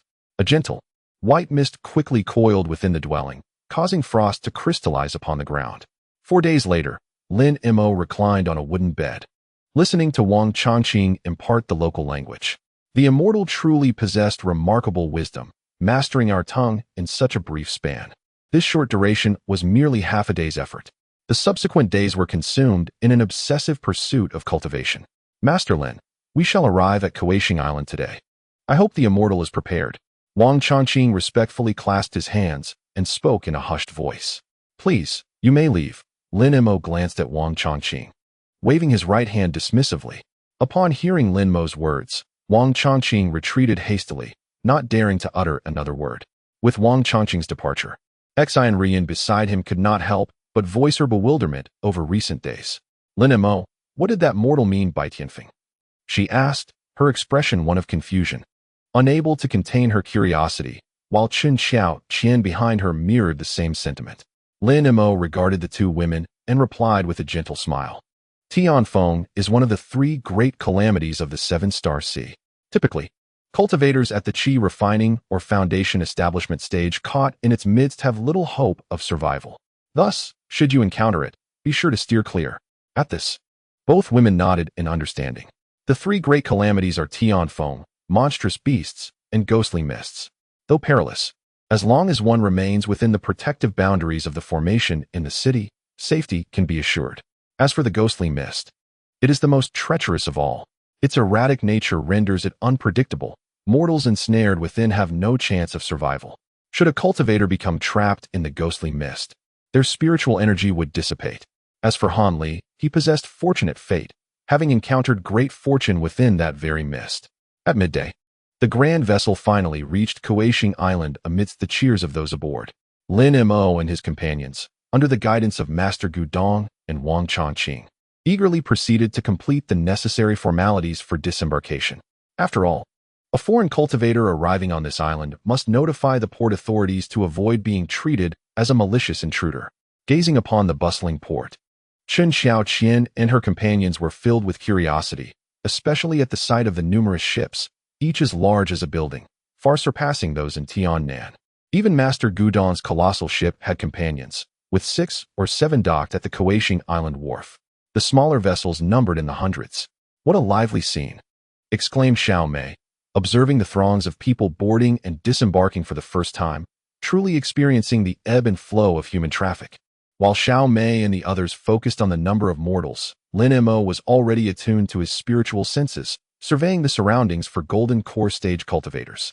In the realm of cultivation, while the core formation stage practitioners are regarded as formidable beings in both Tiannan and the chaotic Star Sea, they remain dwarfed by the more powerful entities of the nascent soul and transformation stage. They have yet to attain the level of dominance that allows them to traverse these lands unchallenged. Lin Mo, with his formidable spiritual sense, swiftly detected the presence of several cultivators at the port, evidently tasked with maintaining order. Under the guidance of Master Gu Dong and his companions, they soon arrived before a modest stone dwelling. The interior was exceedingly simple, furnished with only a wooden chair and a stool. An elderly man, his complexion ashen and worn, sat within. Upon noticing their arrival, his pupils contracted slightly as strands of spiritual awareness swiftly enveloped the newcomers. Having mastered the art of concealing his aura through a technique learned from beast skins, Lin Mo effortlessly controlled his cultivation level, making it exceedingly difficult for even a core formation practitioner to discern his true power, let alone the yellow-faced elder before him, who was merely at the foundation establishment stage. The elder's gaze lingered briefly on Lin Mo before shifting to Chen Xiaoqian, sensing her pseudo-core formation prowess. However, the fierceness in his expression quickly dissipated, and he inquired, "What brings you here?" Master Gu Dong respectfully addressed him as Master Yang, and promptly approached the yellow-faced cultivator, expertly retrieving several spirit stones from his robe. After murmuring a few words, he gestured towards his companions, seemingly introducing Lin Mo and the others. As the elder examined the spirit stones, his previously stern demeanor transformed into one of delight. He then produced several jade tokens, casting them onto the table, and turned to Lin Mo, asking, "What is your name?" "Lin Mo," came the calm and practiced reply. A flash of green light emanated from Master Yang's hand, which quickly illuminated the jade token. In an instant, the glow faded, revealing 2 peculiar symbols that were undoubtedly the script of this realm. Time was of the essence, and Lin Mo had not yet taken the opportunity to learn the characters due to his relentless training. With a raised hand, the elder tossed the jade token before Lin Mo, stating, "This is your identity token. Guard it well. If you lose it, you must retrieve a replacement. Entering Cultivation Island without a token is a grave offense. However, if you choose to settle here, the token may no longer be necessary." Despite his seemingly minor position, the yellow-faced elder exuded an air of authority, revealing a temperament shaped by years of experience. Once the identity tokens for the group were prepared, Han Li eagerly approached Lin Mo. "Senior Lin, I sincerely thank you for your assistance. Were it not for you, I might not have reached this place." Han Li bowed deeply, displaying utmost respect. "Remember the promise you made to me," Lin Mo remarked, casting a meaningful glance at Han Li, accompanied by a faint smile. "Senior, rest assured, your kindness will be etched in my heart," Han Li responded, and upon hearing this, Lin Mo nodded in satisfaction. With that, Han Li chose not to linger further, blending into the crowd and vanishing from Lin Mo's sight. After departing, Han Li took a deep breath of the cool air and murmured, "Although Senior Lin is quite remarkable, the sense of pressure he exudes is overwhelming. It feels as if there is someone by my side who could easily take my life at any moment." Furthermore, Han Li found Lin Mo's attitude towards him to be inscrutable. Naturally, being inherently cautious, he deemed it safest to leave as soon as possible. How ungrateful! Xiao Mei pouted and muttered, running away so quickly, as if someone were plotting against him. With a soft chuckle, Lin Mo replied, "If you were to learn of his nickname, you might find his behavior quite understandable." After accompanying Master Gu from the port, they boarded a beast cart drawn by two monstrous creatures resembling a cross between sheep and cattle, racing along a broad road towards the interior of the island. Along the way, similar vehicles were as numerous as the stars, creating a lively atmosphere. After traversing several small towns, the surroundings began to appear rather desolate. The sight of such carts became increasingly rare, and even the street vendors had vanished.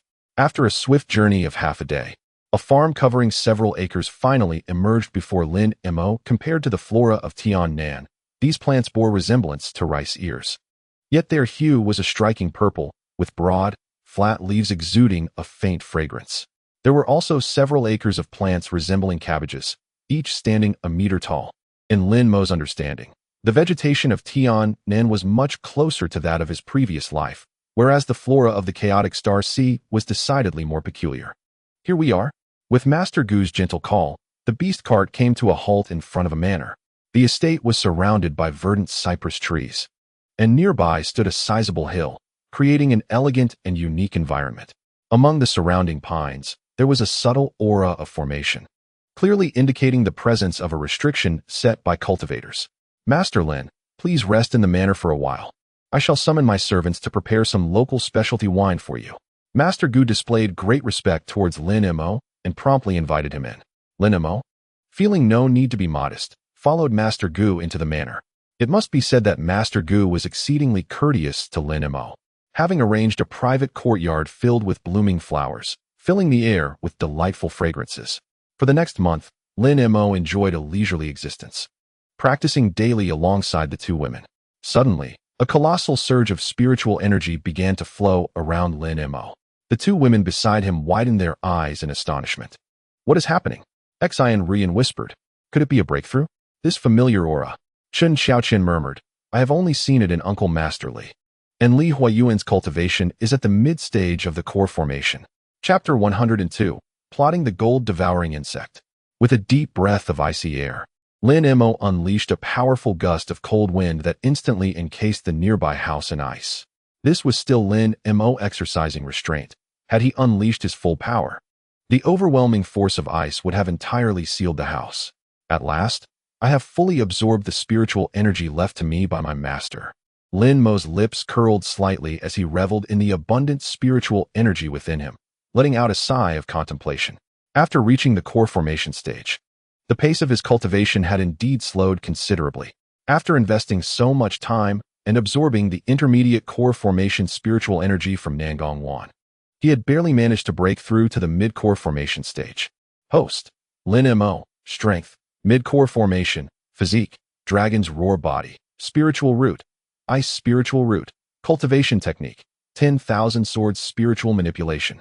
Third layer of the Ming Wang Technique, Spells, Ice Spike Technique, Object Manipulation Technique, Ice Shield Technique, Ice Control Technique. Second layer of the Great Transformation Technique, Intermediate Puppet Technique, Intermediate Talismans Technique, Sword Control Technique, Breath Holding Technique, Secret Techniques, Yin-Yang Attraction Technique, Body Refinement Technique in the Room, Yin-Yang Complementation Technique, Spirit Beast Seal, Xian-Yu-Yin Absorption Technique.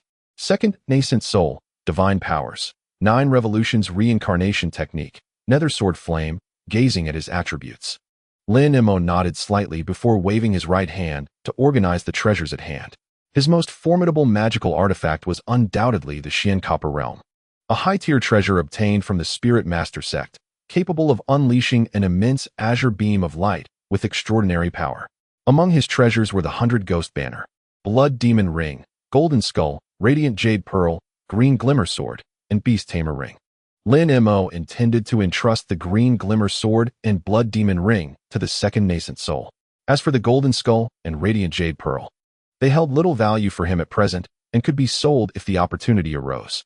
Moreover, the ancient treasure Lin Mo acquired from Spirit Beast Mountain was arguably his most precious possession.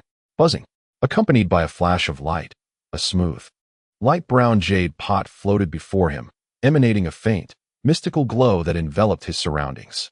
Engraved upon the pot were the characters for Demon Refining Pot. The Demon Refining Pot? As a transmigrator, Lin Mo was well aware of its illustrious reputation, known for its ability to refine the monstrous beings of the world and command spirit beasts. However, the pot before him clearly lacked such formidable power. It was merely a replica. As he infused his spiritual energy into it, he began the slow process of refining. Time passed, and in the blink of an eye, half a month had slipped by in the Gu family. One day, Master Gu entered with a beaming smile.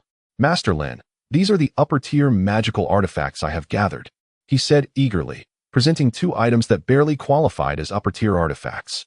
Lin Mo glanced at the 2 artifacts, a smile gracing his lips. "Xiaomei." Lin Mo turned his gaze to Xiaomei, who stood beside him. "You go." "Ah." Upon hearing this, Xiaomei pointed at herself with her right hand, feeling a mix of surprise and trepidation. After all, she was merely a lowly maid, and this was her first competition.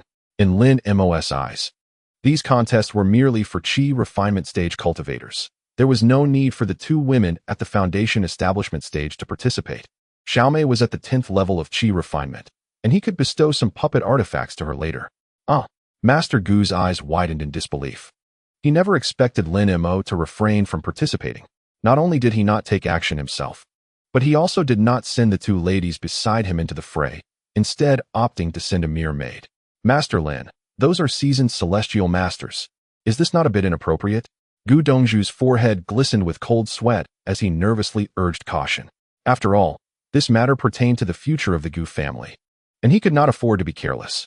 Observing Gu Dongzhu's demeanor, Lin Mo offered a faint smile and cast a glance at the nearby Xiaomei. Understanding the cue, Xiaomei deftly formed a spell with her fingers. With a crackling sound, a spark of fire swiftly coalesced in her hand. In a dazzling display, the spark ignited and transformed into a vibrant orange flame. With a flick of her delicate fingers, it landed steadily atop a nearby rock formation. Boom! The searing flames struck the foam mountain with tremendous force. A resounding blast echoed as the fire scorched the structure, producing a series of piercing crackles. As the flames subsided, what lay before the onlookers was a pile of charred black ashes. "Ah, what a remarkable display from the celestial master."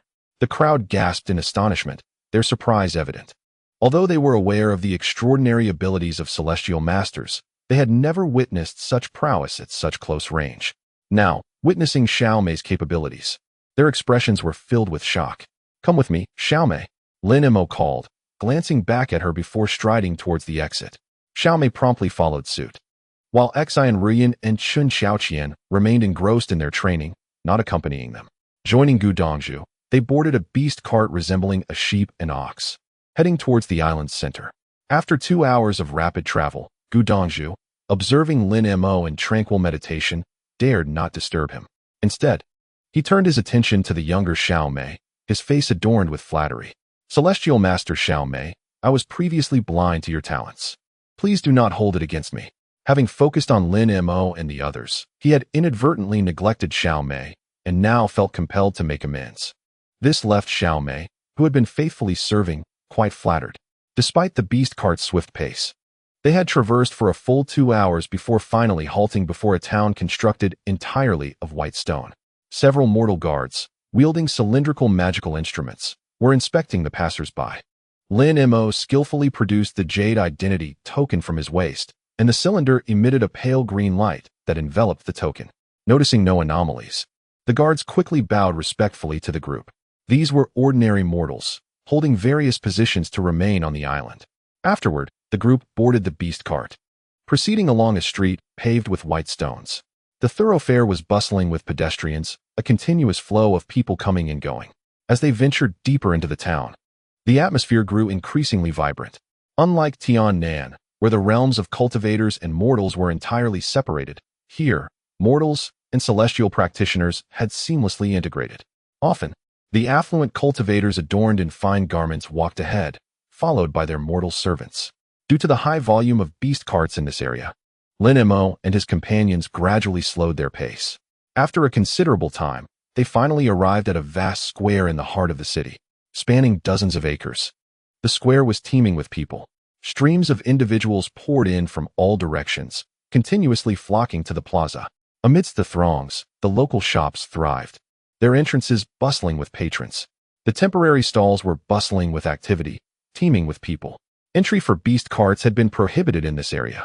Under the guidance of Master Gu, a few individuals walked towards a grand structure resembling a palace. This palace towered several dozen feet high, exuding a magnificent aura that starkly contrasted with the architectural style of Tiannan. However, such a difference was to be expected, as this locale was situated by the sea, and the customs here diverged significantly from those of Tiannan. The ever-present threat of maritime beasts contributed to the local populace's fierce and boisterous character. Upon arriving at the Grand Hall, they were met by rows of guards brandishing long spears, forbidding anyone from approaching. Today marked the thrice-monthly market day of Kuaishing Island, resulting in a surge of visitors to Dongshi City, swelling the population several-fold compared to ordinary days. People from numerous towns in the eastern region gathered here to procure rare items that were typically unavailable. Master Gu, aware that Lin Mo was not a local, took the time to provide a thorough explanation. He approached the gatekeeper and exchanged a few words, after which the guard waved his hand, granting them passage. Senior Lin.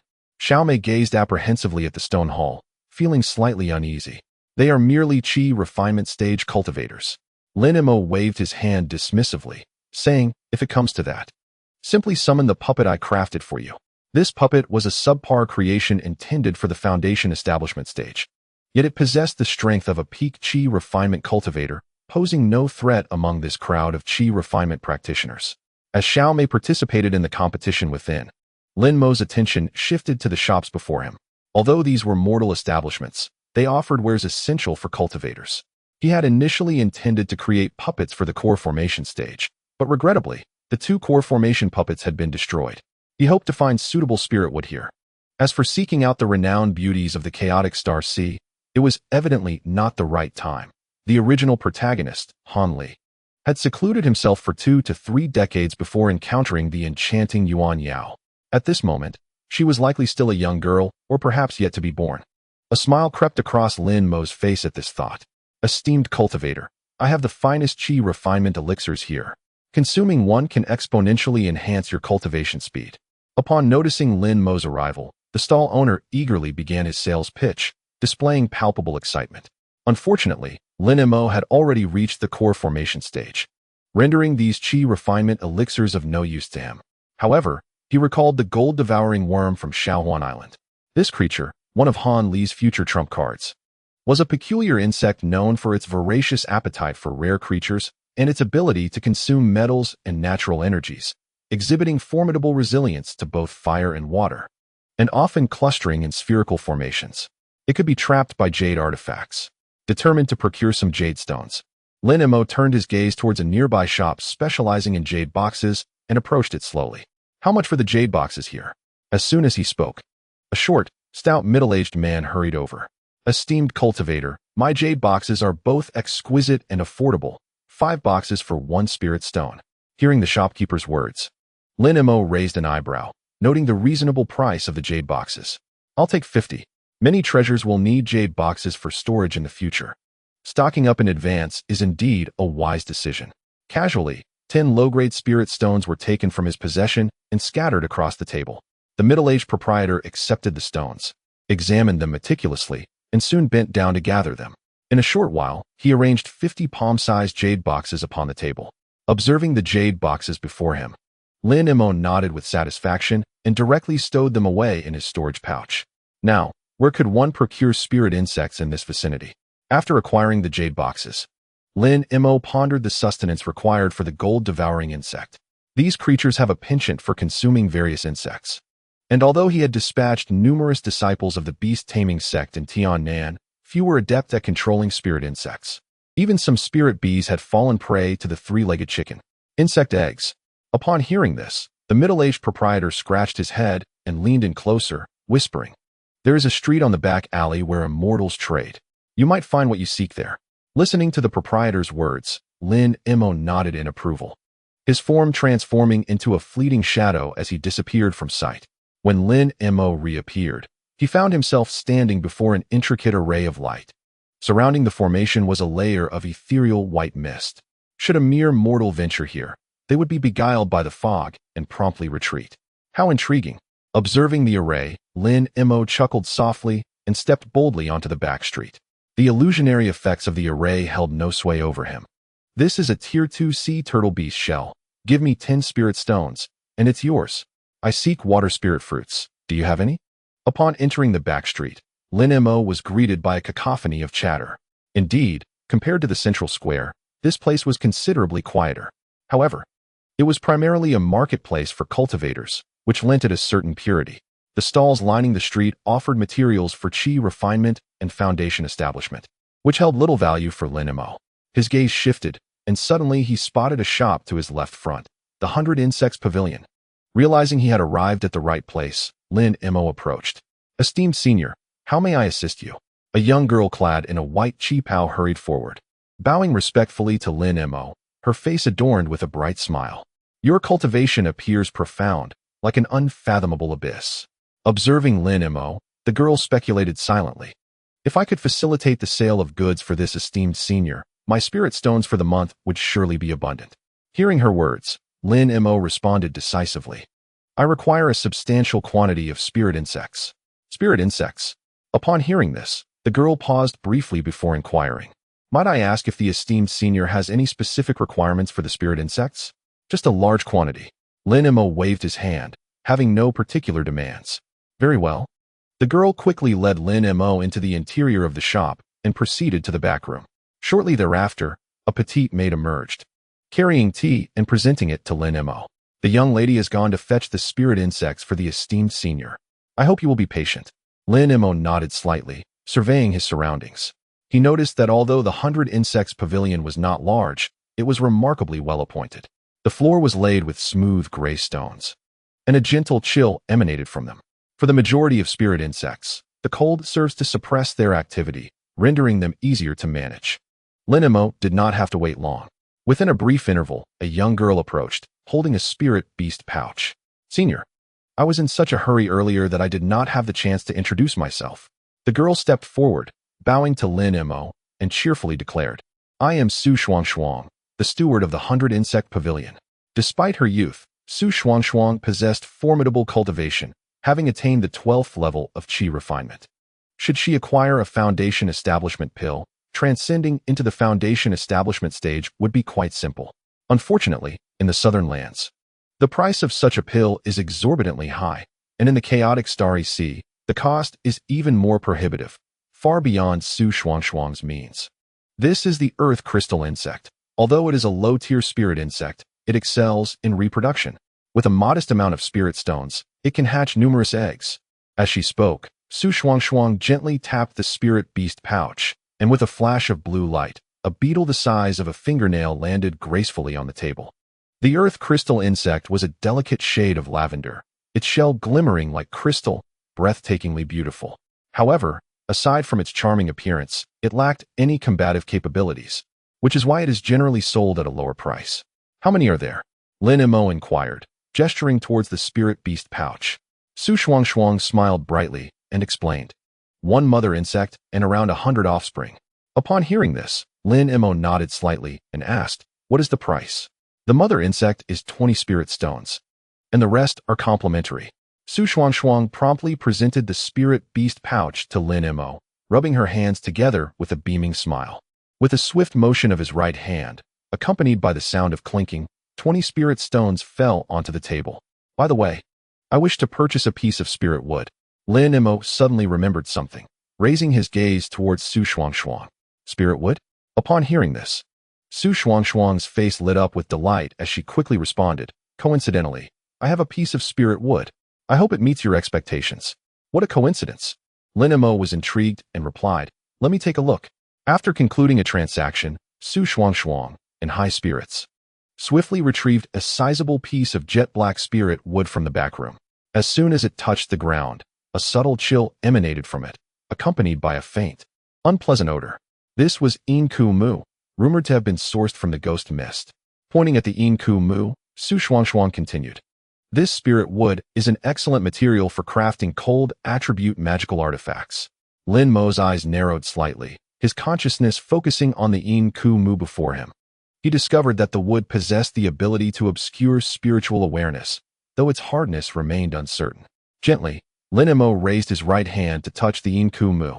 When crafting puppets of the core formation stage, the primary requirement is that the material must be exceptionally hard, otherwise, it would be unable to withstand the immense pressure of core formation. Additionally, it should possess excellent spiritual conductivity. As spiritual energy flowed into the inku mu, Lin Mo noticed a faint grayish shadow shimmering upon its surface. Immediately, Lin Mo's fingers flickered with a glimmer, akin to a meticulously crafted artifact. With a resounding crack, 5 deep indentations appeared upon the withered wood. Beside him, Xuan watched the scene unfold, her heart tightening in fear that Lin Mo might ruin the precious spirit wood. She was aware that this withered wood had cost her a staggering 2,000 spirit stones to acquire. The spirit stones from the Chaos Star Sea were far more valuable than those from Tiannan, where 2,000 spirit stones could easily equate to 4 or 5,000. After a brief pause, Lin Mo nodded slowly, casting a glance at Xuan. He inquired, "How many spirit stones?" Xuan hesitated for a moment before softly responding, 2,500 spirit stones. Only 2,500? Lin Mo raised an eyebrow, acknowledging that this was indeed a material for crafting treasures, albeit barely meeting the requirements. Nevertheless, it was sufficient for the creation of a magical artifact. The thought of only needing 2,500 spirit stones was intriguing. With this in mind, Lin Mo did not immediately acquiesce. Instead, he scrutinized Xuan and retorted, "Is there no way to lower the price?" In an instant, the formidable aura of a core formation cultivator enveloped Xuan, leaving her pale with fright. She quickly replied, "Well, 2,003, the lowest I can go." Observing this exchange, Lin Mo nodded, reassuring himself that this price was reasonable. After all, he had just arrived in the Chaos Star Sea and was still unfamiliar with the local market. If he were to be taken advantage of, it would indeed be unfortunate. With a flick of his right hand, a cascade of spirit stones tumbled before him. Prior to his arrival, Lin Mo had exchanged all his beast materials for spirit stones. Recognizing that in the Chaos Star Sea, resources from beasts were abundant, while spirit stones held significantly greater purchasing power. Upon seeing the multitude of spirit stones scattered on the ground, Xuan's eyes widened in astonishment. This withered wood had been procured by her father, and its high price combined with the difficulty in finding suitable sellers had led to her family's decline, leaving them with only this modest shop. The withered wood had been stored in their warehouse for decades, and she never imagined that today she would sell it through her own efforts. Having completed the transaction, Lin Mo briefly surveyed the shop before him, finding nothing urgent that he wished to purchase. With a swift motion, he transformed into a fleeting shadow, vanishing from the street. Upon arriving at the stone hall, he observed Master Gu repeatedly bowing in gratitude towards Xiaomei. "I shall refrain from further praise," he expressed. "Rest assured, the Gu family will fulfill the promises made to the immortal master." Xiaomei, feeling somewhat awkward, scratched her head. Having always been just a young girl, she had never encountered such commendation. "Senior Lin." Suddenly, she caught sight of Lin Mo approaching from a distance, her face lighting up as she dashed over to him. Master Gu, wearing a beaming smile, bowed to Lin Mo, expressing, "Thank you for your immense kindness, Senior." Lin Mo waved his hand slightly and replied, "Return now, and remember your promises." As for the concern regarding Gu Dongzhu's failure to fulfill his promises, Lin Mo remained entirely unperturbed. Shortly thereafter, Lin Mo found himself seated in a beast-drawn carriage, returning to the Gu family after a mere 3 days. It was then that Wang Changqing paid a visit, exclaiming, "Immortal Master, it is now time to apply for permanent residency on Cultivation Island." As he spoke, he respectfully presented a signed letter of guarantee to Lin Mo. Lin Mo nodded slightly, waved his hand, and tucked it away into his bosom, a flicker of blue light emanating from the storage pouch at his waist. A divine wind vessel had already come to a steady halt before him. Whoosh! It transformed into a swift sound, soaring directly towards the heart of Cultivation Island. Lin Mo retracted his spiritual energy, manifesting the cultivation level of the early foundation establishment stage. A lower cultivation level could make one a target, while a higher level might incite fear. Thus, the foundation establishment stage was quite appropriate. Throughout his journey, Lin Mo traversed 7 or 8 cities and numerous small towns. Finally beholding the immortal mountain Wang Changqing had mentioned. It was a towering blue giant, its peaks soaring into the clouds, exuding an imposing grandeur. Countless smaller hills dotted the landscape beneath the colossal peaks. Ah, Lin Mo uttered softly, suddenly spotting a familiar figure not far off. Hanli, wielding a pale green flying sword, was heading towards the immortal mountain. Evidently, Hanli had also received the letter of guarantee. Chapter 103, The Foundation Establishment Period's Xuan Puppet. What a remarkable play. Upon seeing Lin Mo's arrival, Hanli appeared momentarily taken aback, before seemingly regaining his composure. He quickly halted before Lin Mo, clasping his hands in greeting. Hanli pays his respects to Senior Lin. Lin Mo waved his hand gently, smiling as he replied, "What a coincidence. Let us enter together." Whoosh. At that moment, a chi refinement stage cultivator approached from within the mountain. This cultivator, rather delicate in appearance, stood atop a wheel-like flying artifact, arriving before the two. He bowed to them, introducing himself. "I am Wenchang, a guardian of this place. Do you both possess letters of guarantee?" Wenchang inquired, gazing at the duo. Lin Mo nodded, responding nonchalantly, "Of course, I have brought it." Hanli swiftly produced his own letter of guarantee. Upon seeing the document, Wenchang nodded approvingly. "Excellent. Allow me to escort you both to select your cave dwellings." Following Wenchang, the two listened as he spoke animatedly. This Qinyan mountain on our island, apart from the three towering peaks, Tianzhu Peak, Tianxiao Peak, and Tianmen Peak, boasts an impressive total of 367 smaller peaks. As they soared forward, the young man continued to elaborate on the mountain range before them. The highest, Tianzhu Peak, is the spiritual nexus of our island, serving as the cultivation ground for the island master, the esteemed Mu Long Jinren. Meanwhile, Tianmen Peak and Tianxiao Peak are the abodes of the two deputy island masters, Yuan Jun Jinren and Qinqin Jinren.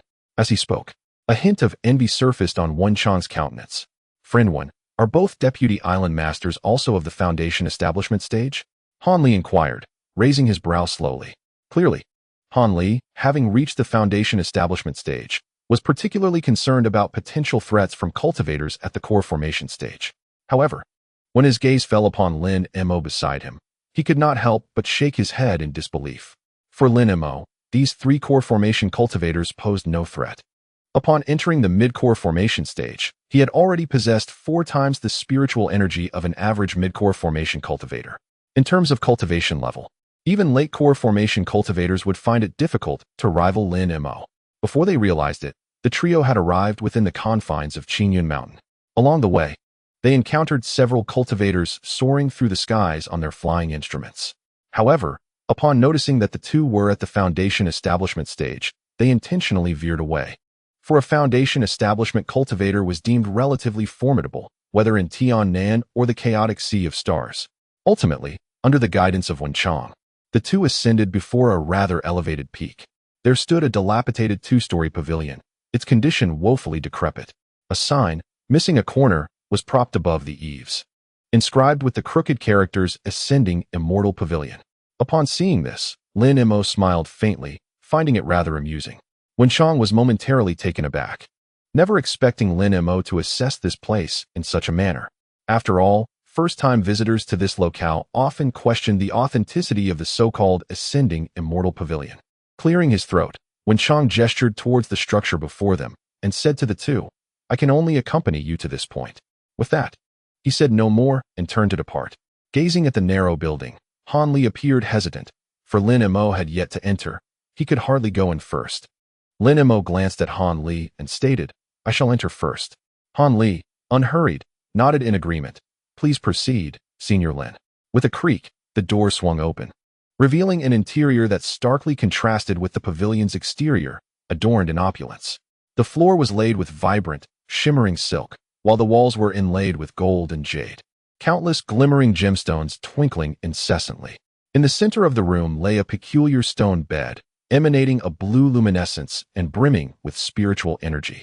Clearly an artifact capable of enhancing a cultivator's practice. Reclining upon the bed was a weary-looking middle-aged man, clad in a striking red robe, who embraced a large white pearl. Gazing languidly at Lin Mo, "You are here to handle the residency procedures?" Lin Mo clasped his hands in greeting, his demeanor calm and composed. The man, a foundation establishment cultivator, sensed Lin Mo's similar aura and thus felt no need for formalities. "Do you have a guarantor for your residency?" the middle-aged man inquired. his voice weak as he coughed lightly. Yes, Lin Mo replied, waving his right hand, causing the signed document to soar towards the man.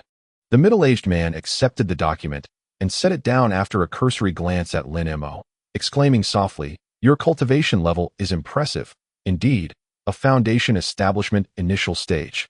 As he spoke, a flash of white light illuminated his hand, and the pearl vanished into his storage pouch. The so-called residency procedure was rather straightforward. He merely retrieved a golden jade tablet and inscribed the names of Lin Mo and his companions upon it. The green jade token issued upon their entrance would naturally be reclaimed, replaced with a blue jade pendant. This pendant shimmered with a blue radiance and turned out to be a low-grade magical artifact. This artifact possesses a certain ability to repel water, which is quite commendable for a mortal. At this juncture, the middle-aged man cast a glance at Lin Mo and muttered, "It is of little use to you." He then produced a silver album, unfurling it upon the table, where golden rays danced across its surface. The areas illuminated by gold indicated lands already inhabited, while the white spaces represented vacant territories suitable for cultivation. "Choose for yourself," he coughed, evidently in poor health, before collapsing heavily onto the bed. Lin Mo had already made his choice regarding the dwelling. "I choose this one," he declared, pointing directly at a white expanse on the map. As a foundation establishment cultivator, unlike those in the Qi refinement stage, the area within 100 miles surrounding his cave dwelling would be his private domain. This vast expanse was sufficient to encompass the entirety of the small island. Here, the middle-aged cultivator's gaze lingered on the island Lin Mo had selected, momentarily taken aback. This location, known as the Small Xuan Island, measured only 60 to 70 miles across, albeit with several miles of spiritual veins. However, the spiritual energy was sparse, and he could certainly choose a better island within the vicinity, compared to the derision faced by Han Li in the original text. This middle-aged cultivator offered a kind-hearted warning to Lin Mo, underscoring that strength was indeed the ultimate determinant of all matters. "I have made my decision," Lin Mo retorted. "Though the spiritual energy is scarce here, it is home to the rare devouring gold insect. Moreover, possessing an entire island for oneself is immensely appealing. As for spiritual energy, I can easily harness it through gathering formations and hunting demonic beasts. The true treasure of the chaotic star sea lies within the depths of the ocean, teeming with resources." With such abundant offerings at his disposal, why would Lin Mo limit his aspirations to the meager spiritual energy in the air? Seeing Lin Mo's resolute stance, the middle-aged cultivator refrained from further objections. He retrieved a golden brush and delicately touched it to the small Xuan Island. Instantly, the white light transformed into a golden glow. He then produced a jade slip and inscribed the name Lin Mo upon it. Tossing it to Lin Mo, he stated, "This jade slip serves as proof that the small Xuan Island is your cultivation site, and it contains a roster of the island's inhabitants. Take good care of it." With that, he gathered the album and reclined back onto the bed, no longer addressing Lin Mo, elated to have secured the small Xuan Island. Lin Mo departed from the ascending immortal pavilion. Meanwhile, Han Li awaited outside, and upon seeing Lin Mo emerge, he respectfully inquired, "Senior, have you found a suitable cave dwelling?" "Yes," Lin Mo nodded. "You choose carefully. I shall take my leave." With that, a divine wind boat descended before him. Lin Mo stepped aboard with poise, transforming into a fleeting shadow and vanishing from sight. Watching Lin Mo's departing figure, Han Li murmured softly, "When will I be able to achieve what Senior Lin has?" As he soared through the skies, Lin Mo swiftly returned to Gu family village. "Congratulations on your return, immortal master." Upon Lin Mo's arrival, Master Gu's face brightened with joy, and he hastily congratulated, "Have you found a place to your liking?" "The small Xuan Island." Lin Mo cast a glance at the owner Gu and stated, "The spirit stones you promised should be delivered to Xuan Island at the appointed time." Upon finishing his words, Lin Mo's consciousness surged and entered the room. Whoosh, whoosh. A series of piercing sounds echoed as several women descended upon flying artifacts, landing gracefully before Lin Mo. "Let us depart. Time is of the essence," Lin Mo declared, eager not to squander precious moments. Regarding the maps of Cultivation Island and the surrounding waters, Lin Mo had already procured them in advance at the marketplace. The quartet settled upon the Shenfeng vessel, soaring towards the island's exterior. The speed of Lin Mo's Shenfeng vessel was unparalleled, rendering it unnecessary for the three women to pilot their own flying artifacts.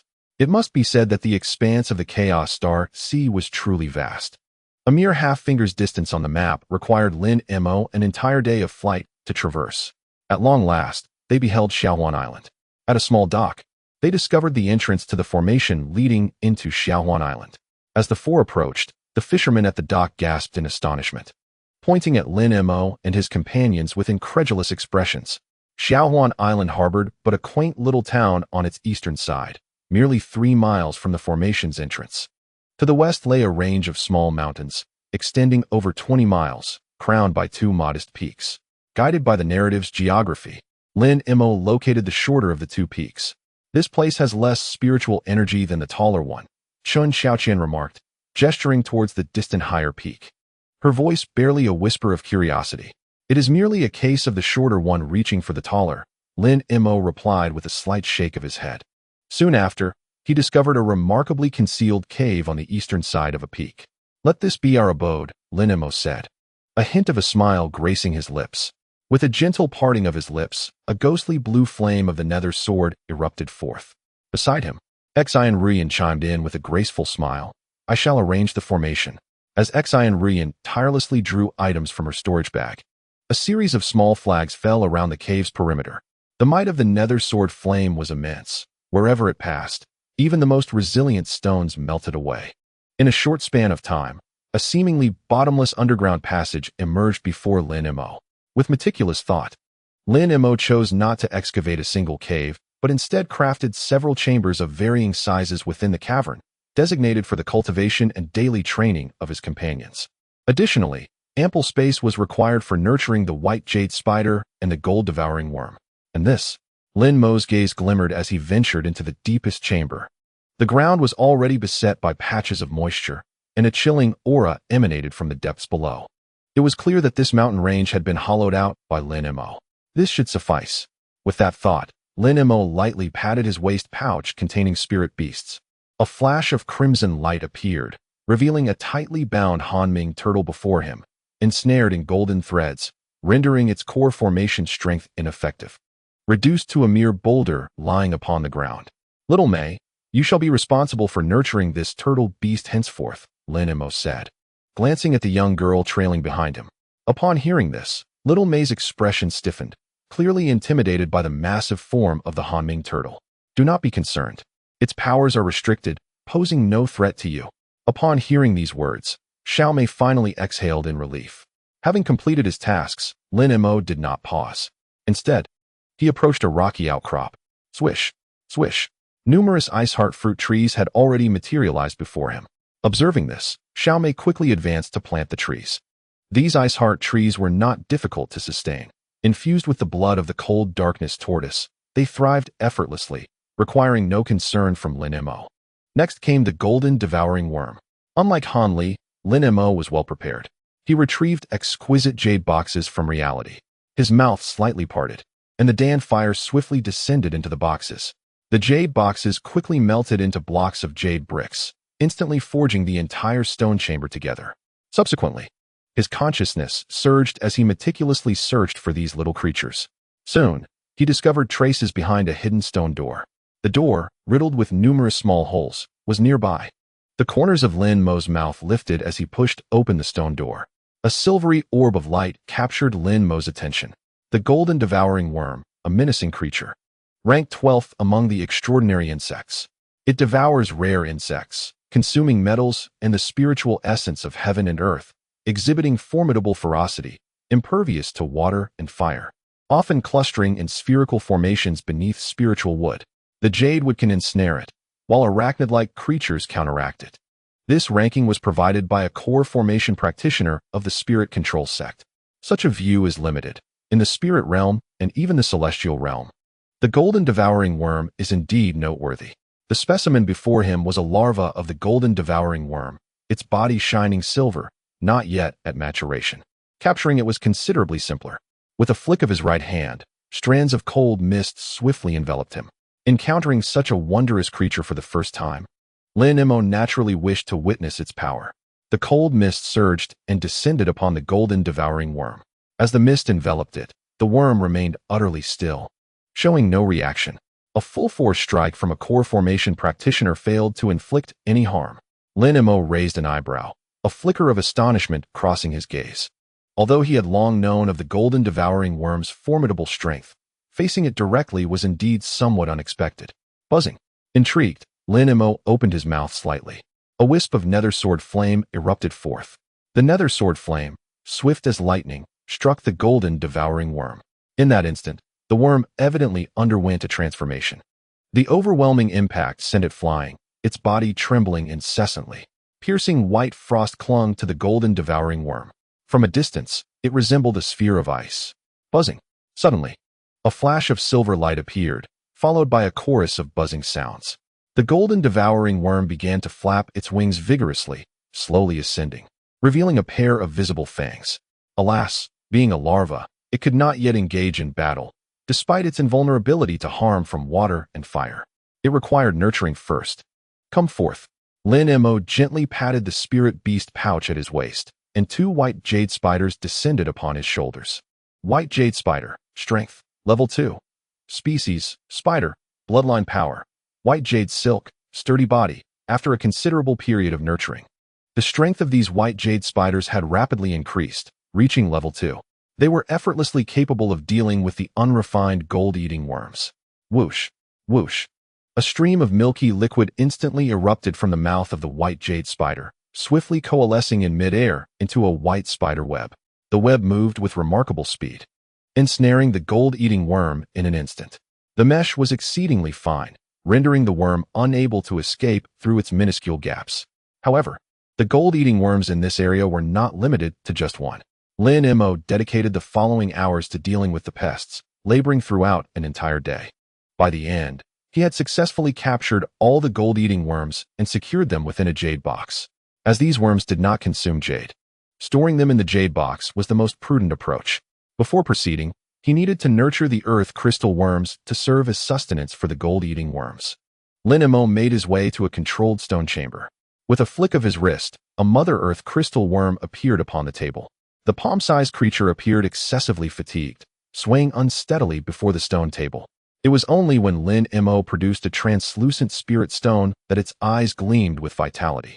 It opened its sharp fangs and sank them fiercely into the spirit stone. Crack, crack.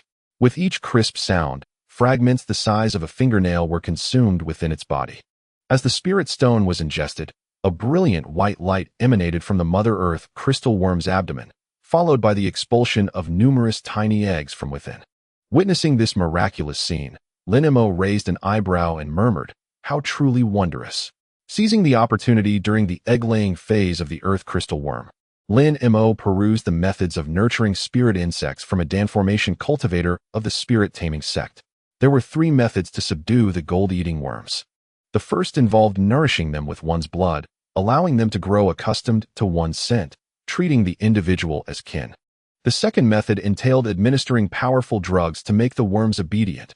However, this approach posed the risk of the worms turning against their master. The third method, which Lin Mo favored, involved utilizing spirit-taming seals to brand each gold-eating worm. Most individuals would hesitate to employ such a technique, as each spirit-taming seal required a strand of divine consciousness. Few could amass sufficient divine consciousness to forge these seals. Yet, Lin Mo, who practiced the Great Transformation technique, was perfectly positioned to use the seals to tame the gold-eating worms. Ordinary spirit beasts were not worth his expenditure of divine consciousness, but the gold-eating worms certainly were. After all, the first tier of the Great Transformation technique allowed for the differentiation of 9 strands of divine consciousness, and upon reaching the second tier, one could differentiate 99 strands. Meanwhile, during Lin Mo's cultivation of spirit insects, the others were not idle. Xiao Mei, possessing limited cultivation and serving as exine Ruyan's maid, naturally undertook many menial tasks, such as tending to the Hanming tortoise and the 3-legged crow chickens, as well as cultivating the ice heart fruits. The intricate formations of this place were the responsibility of exine Ruyan, encompassing the spirit gathering array and the illusion array. Even a cultivator at the core formation stage would shake their head and retreat upon encountering such formations. Chun Xiaoqian, the most powerful among them, occasionally ventured out to sea to hunt nearby demonic beasts, all of which were of the qi refinement stage. This served both to enhance her combat prowess and to procure ingredients for meat spirit pills to nourish the three-legged crow chickens. 3 months later, as Lin Mo pushed open the stone chamber, a woman draped in a black cloak followed closely behind him. Her lustrous black hair framed a beautiful visage, with bright eyes that emanated a formidable aura. Is this? Chen Xiaoqian looked at the woman trailing Lin Mo, her expression one of surprise as she couldn't help but inquire, a puppet? Knowing Lin Mo's adeptness in puppet making, she surmised immediately upon seeing the girl. However, observing the girl's appearance, which was indistinguishable from that of an ordinary human, along with the unique aura of a core formation cultivator, she began to doubt her initial assumption. It is indeed a puppet.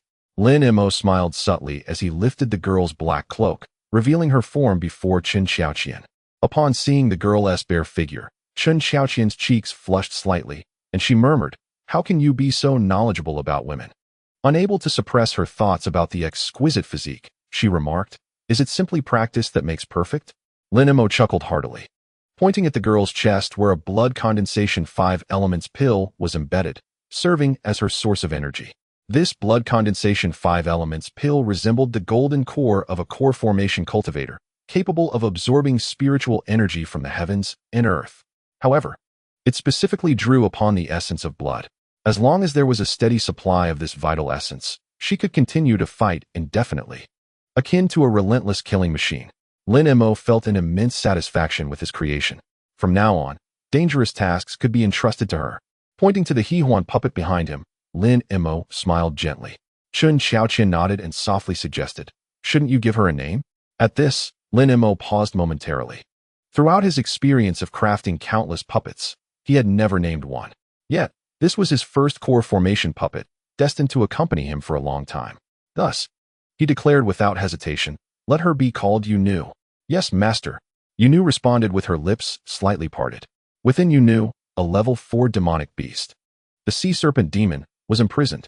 Its upper body resembled that of a human, while its lower half bore a serpentine tail. Known for its taste for human hearts, it often lured unsuspecting mortals onto ships with its human guise, only to cruelly slay them. If it were to encounter a mating season, it would even engage with humans, killing them post-pregnancy. In summary, it was a notably cruel demonic beast. Thus, Lin Mo, as a puppet soul, felt no discomfort whatsoever. It was time to tame the golden devouring insects. A flicker of determination shone in Lin Mo's eyes as he contemplated. Chapter 104. The Evolution of the Golden Devouring Insects. Within the cave, he had discovered approximately 334 golden devouring insects, each no larger than a fingernail, their bodies shimmering with a silver light, exuding an air of majesty. However, Lin Mo understood that to truly unveil the power of the golden devouring insects, their bodies must undergo a transformation into gold. In the original narrative, Han Li had stimulated the metamorphosis and hatching of the golden devouring insects using hundreds of years' worth of rainbow grass. He would need to devise a gradual approach. Suddenly struck by inspiration, he retrieved a delicate jade vial from his storage bag. The vial emanated a foul odor. With a crisp sound, he uncorked the vial, revealing a drop of pitch-black blood. This drop of blood was the essence of a 9th-grade demonic beast, refined from the demon refining cauldron.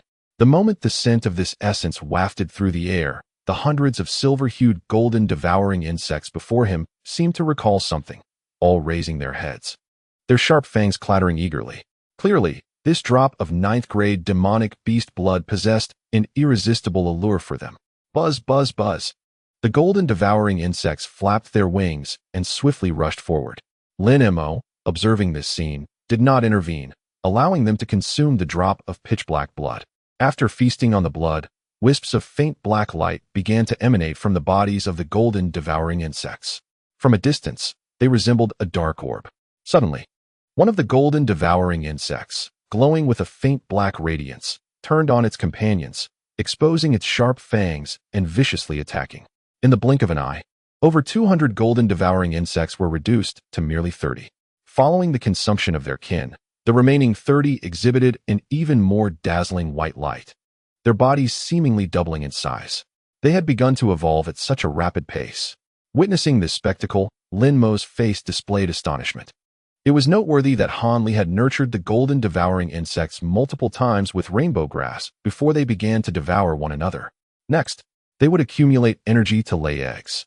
With a flourish of his right hand, Lin Mo scattered a plethora of earth crystal worms and various insect eggs before the swarm of golden devouring insects, including an assortment of eggs and spirit insects acquired from the core formation cultivator of the spirit control sect. In Lin Mo's eyes, these items were mere refuse before the golden devouring insects, serving as excellent nourishment. The insects consumed everything in sight, their energy surging, the faint black light pulsating around them, resembling a sphere of darkness. If his intuition was correct, they were about to lay eggs. Observing this scene, Lin Mo took a moment to collect his thoughts and sat cross-legged. He focused on compressing and merging his consciousness. For an ordinary individual, the process of gradually compressing one's spirit to condense a spiritual seal could take a year or more to achieve successfully. However, by a stroke of fortune, Lin Mo had cultivated the Dian decision to its second tier, enabling him to divide his consciousness into 99 fragments. He could effortlessly condense one fragment of his consciousness into a spirit seal. In essence, the refinement of this spirit seal was tailor-made for Lin Mo. How remarkably simple. A faint smile played on Lin Mo's lips as he observed the transformation of one fragment of his consciousness gradually taking the shape of the spirit seal. Before long, a pale white spirit seal materialized within his sea of consciousness. It seemed imperative to diligently practice the Dian decision. Lin Mo murmured to himself, a flicker of determination igniting within. With that, he departed from the Jade Gate. Upon seeing Lin Mo's emergence, Xiaomei hastily approached, holding a storage bag with reverence. Senior Lin, within this bag are the ice heart fruits gathered during this period. Receiving the storage bag, Lin Mo's consciousness surged within it, revealing nearly 30 ice heart fruits carefully housed in jade boxes. You've worked hard. Lin Mo smiled gently, waving his hand to generously bestow some chi refinement period elixirs that he no longer required. Cultivation is paramount. One must not neglect it. Witnessing Lin Mo's generosity, Xiaomei's face lit up with joy as she expressed her gratitude upon receiving the elixirs. In a swift motion, Lin Mo transformed into a fleeting shadow and exited the cave abode. Atop the mountain, a striking figure danced gracefully, her delicate hands occasionally waving. Array flags descended around the mountain peak, drawing in thick strands of spiritual energy, which coalesced into a pale white spiritual mist in the air. The townsfolk at the foot of the mountain gazed in astonishment at the spectacle above. Look, a celestial maiden. Could it be the immortal who entered the island before? Simultaneously, having set up the formation, Ruyan noticed Lin Mo's arrival. Maneuvering her flying artifact, she halted before him. Are you planning to venture out? Ruyan inquired. Unable to suppress her curiosity, Lin Mo nodded and replied softly, I intend to hunt some demon beasts and test my demon refining cauldron. Although Qin Xiaoqian has been hunting sea beasts, they are merely second or third tier. Their power is too weak to warrant the use of the cauldron. I need to hunt some 5th or 6th tier beasts to see if I can extract the essence blood that drives the golden devouring worms into a frenzy, allowing for further transformation. Please ensure your safety. Ruyan urged, promptly retrieving a pale blue talisman from her robes and presenting it to him. This is the water wave array, a defensive formation that can absorb currents to form a protective barrier. It can withstand a full strike from a core formation cultivator. Lin Mo, touched by Ruyan's gesture, accepted the pale blue talisman without hesitation, placing it into his storage bag. With a sharp sound slicing through the air, the divine wind boat materialized before him. Lin Mo steadied himself upon the vessel, transforming into a fleeting shadow as he soared into the distance. Watching Lin Mo's retreating figure, Ruyan then turned and returned to her cave abode. Through the entrance of the formation at the dock, Lin Mo skillfully navigated the divine wind vessel, soaring into the skies above the inner star sea. This region was frequently traversed by cultivators, rendering the demonic beasts considerably weaker. However, to hunt beasts of level 5 or higher, it was advisable to venture into the outer star sea. Yet, the outer star sea was fraught with peril. A careless encounter with a Yuan Ing level beast could spell disaster. Thus, Lin Mo ultimately resolved to hunt at the juncture of the inner and outer star seas, where the beasts retained sufficient strength without being overly formidable. The divine wind vessel beneath him was enveloped in layers of pale blue light. Its speed was astonishing, transforming into a fleeting shadow that vanished seamlessly across the ocean's surface. After several days of rapid flight, Lin Mo discovered a steep island, desolate, and uninhabited, spanning only a few kilometers and devoid of any spiritual veins. Consequently, the Star Palace would not find it worthwhile to establish formations here. A subtle smile graced Lin Mo's lips as he flicked his wrist. A set of inverted 5 elements formation flew forth from his storage bag. Despite having attained mid-core formation strength, Lin Mo, ever cautious by nature, opted to set up the formation first. With each flag he placed, a translucent formation enveloped the island before him. Within this inverted 5 elements formation, even a 7th-level beast would fall easily to his blade. Lin Mo's confidence blossomed, and at that moment, a shadow burst forth from his storage bag, revealing a familiar figure. A Xuan puppet of the core formation stage hovered before him, its bright eyes fixed intently on Lin Mo. He opened his mouth slightly as a vivid green yuan ink swiftly entered the puppet's form. As the wood spirit infant settled within, a gentle green luminescence enveloped it. Second yuan ing, strength, mid-foundation establishment, physique, wood spirit infant, spiritual root, wood spiritual root, cultivation method, green origin, sword technique, spells, green origin sword technique, protective sword shield, secret techniques, none, divine abilities, none as the second yuaning integrated with the Xuan puppet. The wood pill contained within the blood condensation 5 elements pill emitted a dazzling radiance, its aura intensifying significantly, elevating the wood spirit infant's presence to that of the core formation stage. Observing this spectacle, Lin Mo stroked his chin, a glimmer of joy dancing in his eyes. He mused quietly. If I were to acquire the other 4 elemental spirits, could I not achieve the harmonious balance of the 5 elements? Yuan magnetic divine mountain. The thought ignited a spark of excitement within him. The paths to breaking through to the divine transformation stage varied.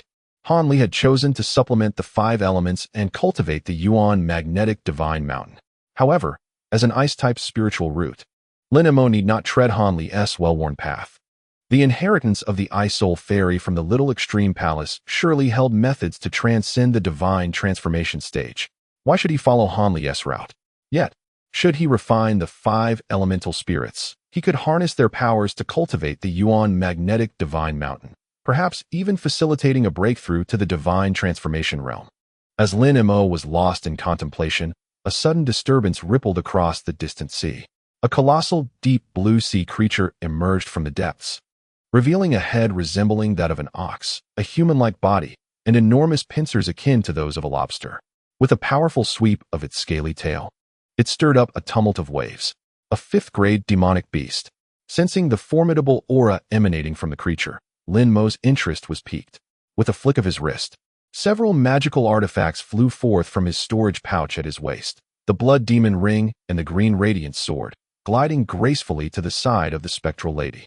A faint smile graced the lady's lips as she extended her delicate jade hand to don the blood demon ring upon her wrist. Following this, a flurry of talismans emerged. Rather than engaging the 5th-grade beast directly, Lin Mo intended to test the prowess of his concubine puppet, the spectral lady. The puppet, already possessing the strength of the core formation stage, was further empowered by a second nascent soul. If it could not contend with a mere 5th-grade beast, Lin Mo would be sorely disappointed. With a whoosh, the green radiant sword transformed into a verdant phantom, landing steadily at the lady's feet. Maneuvering the flying sword, she swiftly evaded the formation. As the lady approached, the massive sea creature reacted instantly, its mouth agape as a thick fog billowed forth.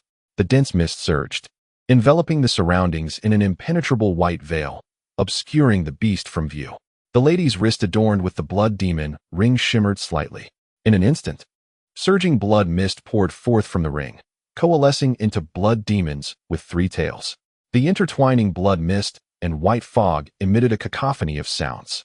With a series of piercing whooshes, countless orbs the size of blue fists shot forth from the white fog, charging menacingly towards the blood mist. The 3-tailed blood demons emitted mournful wails as they valiantly surged forward to confront the blue orbs, though the blue orbs appeared light and ethereal.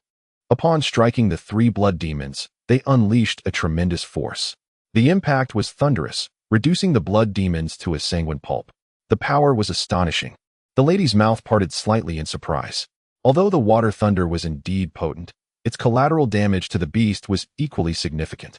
Mere moments later, the blue water thunders dissipated, revealing the imposing ox-headed sea creature, towering at 3 yards in size. Buzzing with energy, the lady commanded the green radiance sword, which radiated a blinding green light. As the verdant energy surged, the sword vanished from sight, only to reappear before the ox-headed sea creature. The beast roared, its mouth wide open, as its massive pincers came crashing down towards the green radiance sword, stirring up a tumultuous wave. The powerful pincers struck the sword with tremendous force, sending it flying back at an incredible speed. However, the minotaurs of the sea were not without their own afflictions.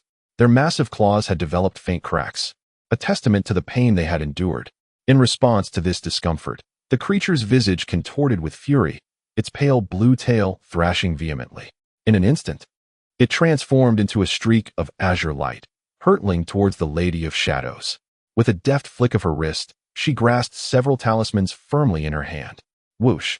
The fire essence within her surged forth, and from a crimson talisman, a barrage of searing fireballs erupted, producing a cacophony of crackling sounds. Boom! They rained down upon the enormous minotaur of the sea. The creature emitted a series of whimpers, evidently startled by this inferno, though it inflicted no actual harm. After all, having dwelled in the depths of the ocean, it was the first time it had encountered flames of such intense heat. Now was the moment. A glimmer of exhilaration flickered in the lady's eyes as she brandished the verdant radiance sword and thrust it downwards with great force. Just as the sword was about to descend upon the minotaur, the creature raised its massive head and opened its cavernous maw, unleashing a torrent of dark, swirling wind towards the lady. The chilling gust congealed into shards of ice wherever it passed. Should this wind strike her, it would undoubtedly freeze her solid. Suddenly, the lady waved her hand gracefully, and several ink serpent needles materialized behind the minotaur. With a swift thrust, the needles, honed to a razor's edge, pierced the creature's skull in an instant. These needles were forged from the remains of slain ink serpents, and until now, she had awaited the perfect opportunity to employ them. Drip, drip. Crimson droplets of blood cascaded from the back of the minotaur's head, its gaze becoming vacant. The once congealed gust of cold wind came to an abrupt halt. Die! The lady murmured coldly, and the verdant radiance sword sliced through the air, penetrating the minotaur's chest with precision. Vivid red blood gushed forth from the wound, and it opened its mouth, emitting a feeble cry of astonishment, as if perplexed by its own demise. With a resounding crash, the minotaur fell lifelessly onto the ocean's surface. In the distance, Lin Mo, unsteadily maneuvering the divine wind vessel, approached the carcass of the minotaur. He gazed at the Xuan puppet before him, nodding in satisfaction. Overall, he was pleased with the performance of his Xuan puppet, as it met all expectations in terms of strength. With a flick of his wrist, Lin Mo summoned several flesh spirit pills into his hand. These were crafted from the essence of second and third tier beasts. The blood condensation 5 elements pill required replenishment of its sanguine energy, which could be supplied by these flesh spirit pills. As he consumed the pills, he observed the Xuan puppet's aura surging, evidently recovering swiftly from the depletion of its blood condensation 5 elements pill. The greatest expenditure during this battle had been the wood element pill. It seemed he would need to create different flesh spirit pills tailored to various types of beasts. Lin Mo shook his head slightly, his lips parting in contemplation. The second primordial infant within the Xuan puppet swiftly surged into Lin Mo's body. The puppet's strength had been assessed, and no further assistance from it was necessary for the ensuing battle. With a flick of his wrist, he promptly stored the corpse of the bull-headed demon beast into his storage bag. The Shinfeng boat beneath his feet transformed into an ethereal shadow, soaring towards a distant desolate island. Thud! He unceremoniously discarded the bull-headed corpse onto the ground, allowing Lin Mo to finally commence the meticulous dissection of the materials. Being a 5th-level demon beast, the cold jade sword had become somewhat obsolete. Just as Lin Mo retrieved the cold jade sword, a thought crossed his mind. He then grasped the green huang sword from the hands of the Xuan puppet, the alluring maiden. With a surge of spiritual energy, a beam of sword light erupted forth from the tip of the green huang sword. It struck the corpse of the bull-headed sea beast with ease, cleaving through it as effortlessly as a knife through parchment. The bull-headed sea beast, apart from its demon core, boasted 2 enormous iron pincers, which were its most prized possessions. Although cracks had appeared during the clash with the green huang sword, their hardness remained debatable. Yet, their substantial weight was undeniable. Each pincer was nearly the size of a person, and their sale would surely attract considerable interest. As Lin Mo collected the various materials into his storage bag, only the flesh and blood of the bull-headed demon beast remained before him. It was time to experiment with the demon refining cauldron. A slight smile graced Lin Mo's lips as he summoned the storage bag at his waist, revealing a smooth, jade-like demon refining cauldron in his grasp. As he channeled his spiritual energy into it, the cauldron expanded rapidly, quickly reaching the size of a human. A powerful force of absorption descended upon the bull-headed demon beast. The immense suction drew the beast into the cauldron without resistance. Once the demon beast entered the cauldron, the previously immaculate surface of the cauldron began to shimmer with flecks of red light. A closer inspection revealed wisps of crimson flowing within, indicating that complete refinement would require additional time. With this in mind, Lin Mo turned his gaze towards the maiden and instructed, "Go and attract a 5th-level demon beast." At his words, the maiden nodded, her green huang sword pulsating with radiant green light as she transformed into an ethereal figure, vanishing from sight. Relishing the newfound tranquility, Lin Mo sought a nearby peak and sat cross-legged. The second primordial infant within him opened its mouth, continually absorbing the surrounding with spiritual energy. Currently, at the mid-foundation stage, the second primordial infant needed to swiftly ascend to the false dance stage. Perhaps then, it could assist him against the infant carp beast, which guarded treasures such as the dust-settling pill and the precious snow spirit water. Along with the celestial fire liquid, items of great monetary value that Lin Mo would not allow to slip away. He did not have to wait long. Nearly a day later, a familiar silhouette appeared in the distance, drawing closer. The Xuan puppet, the maiden, approached him unsteadily, followed closely by a remarkably smooth sea serpent. Strangely, this sea serpent sported a pair of avian wings, emanating a formidable aura that surged from its body. To his astonishment, it was a 5th-level beast, nearing the 6th. Gazing upon the creature before him, Lin Mo nodded slightly and murmured, "Impressive strength, quite intriguing." As he spoke, Lin Mo's figure shimmered, and beneath him, the divine wind vessel surged, swiftly creating a deep pit. At that moment, the sea serpent followed the ethereal maiden into the array. However, upon entering the formation, the sea serpent seemed to sense something amiss, abruptly turning to flee towards the outside of the array. Observing this scene, Lin Mo let out a cold chuckle. Was it too late to attempt an escape now? As he spoke, a torrent of ghostly sword flames erupted from his mouth, moving with astonishing speed and transforming into a fleeting shadow, vanishing from sight. When it reappeared, it had already materialized before the sea serpent. The sudden emergence of the ghostly sword flames startled the sea serpent, which beat its wings vigorously, conjuring a tempest. The gale coalesced into razor-sharp wind blades that surged towards the ghostly sword flames. Alas, despite the formidable power of the wind blades, they were instantly encased in the chilling aura emanating from the ghostly flames, freezing into solid blocks of ice that fell to the ground. Meanwhile, the ghostly sword flames maintained their momentum, swiftly piercing through the sea serpent's body. The bone-chilling cold erupted within the sea serpent, and in an instant, it transformed into a colossal ice sculpture, plummeting from the sky and crashing to the ground with a series of resounding thuds. As a mere 5th-level sea serpent, its strength paled in comparison to Lin Mo, who possessed 4 times the power of a mid-stage core formation cultivator. A single ghostly sword flame had already claimed the life of the sea serpent. With practiced ease, Lin Mo expertly harvested the valuable items from the sea serpent's body. He then produced a pure white demon refining pot, which began to draw the sea serpent into its depths with an overwhelming force. Clinking sounds echoed as he gently shook the pot, and Lin Mo was astonished to discover that some liquid had already settled within. What could it possibly refine? Curiosity danced upon Lin Mo's face, as this was his first time utilizing this ancient treasure, leaving him entirely ignorant of its true effects.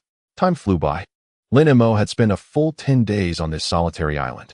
On the 10th day, he noticed that the blood light on the demon refining pot had completely faded, and the energy within had gradually ceased. Witnessing this, Lin Mo's face lit up with delight as he softly exclaimed, "At last, it has succeeded." With that, he deftly opened the lid. A foul, bloody scent wafted through the air as a drop of bright red blood floated within the demon refining pot. Whoosh! With a sound akin to breaking air, a crimson droplet shot forth from the pot.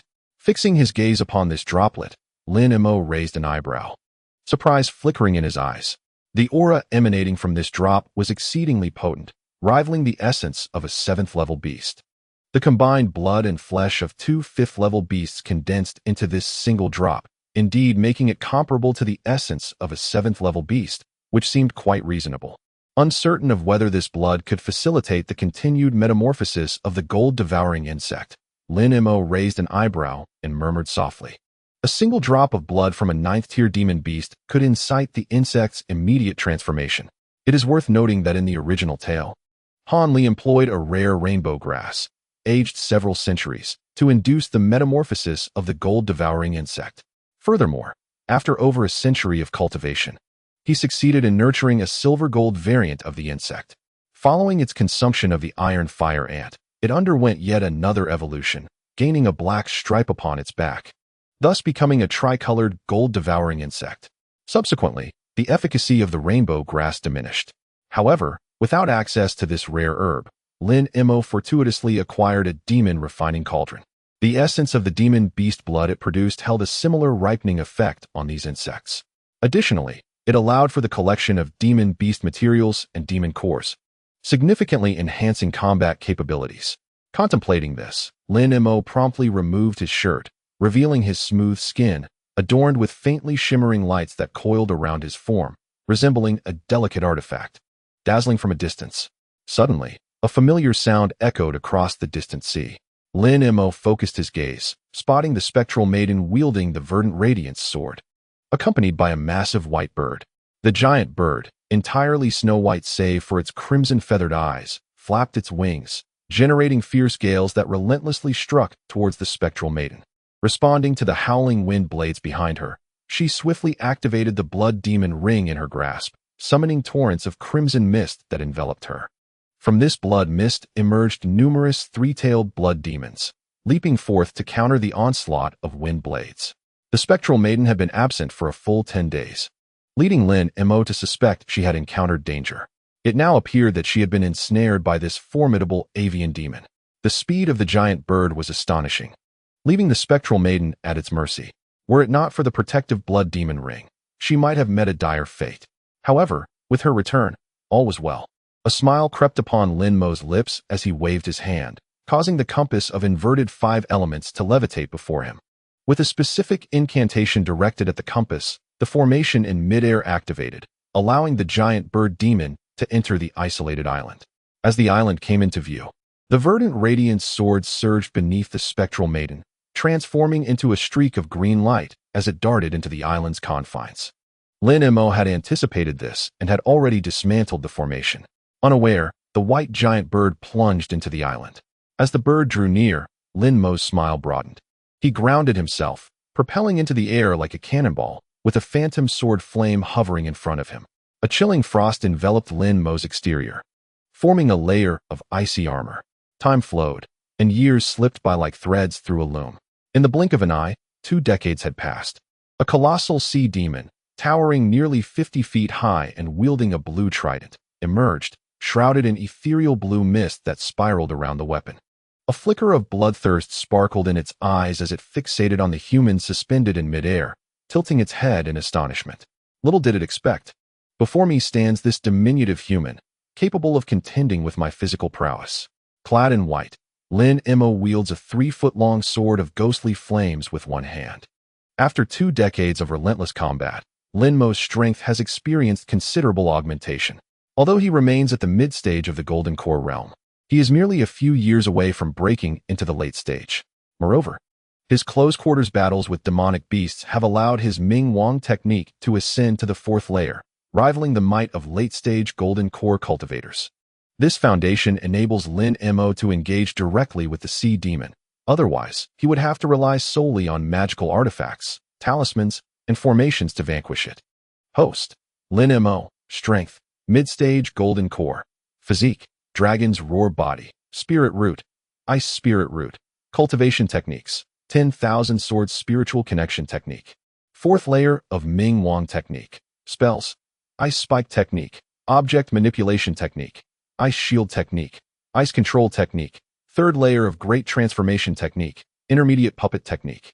Intermediate Talismans Technique. Sword Control Technique. breath restraining technique, secret techniques, yin-yang attraction technique, body refinement technique in the room, yin-yang complementation technique, spirit domination seal, profound moon yin absorption technique, second nascent soul, divine abilities, 9 transformations reincarnation technique, ghostly flame sword. Additionally, due to Lin Mo's relentless contemplation, he has successfully cultivated the great transformation technique to the 3rd layer, enabling him to divide his consciousness into 999 segments.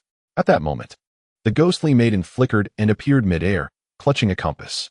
As she inscribed a series of incantations upon the compass, the entire isolated island underwent a transformation.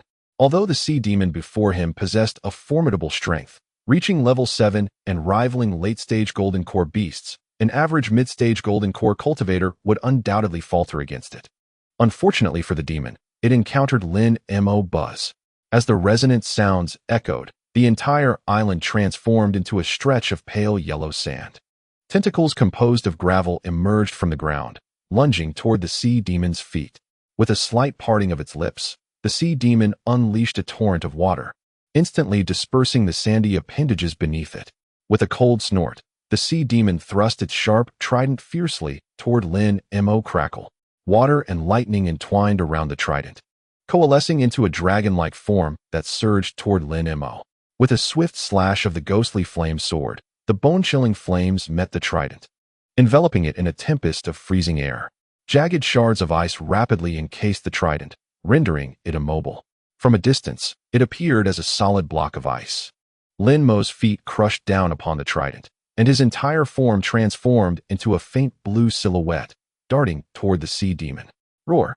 The sea demon, taken aback by Lin Mo's sudden appearance, raised its spiked shield with its left hand and brought it crashing down.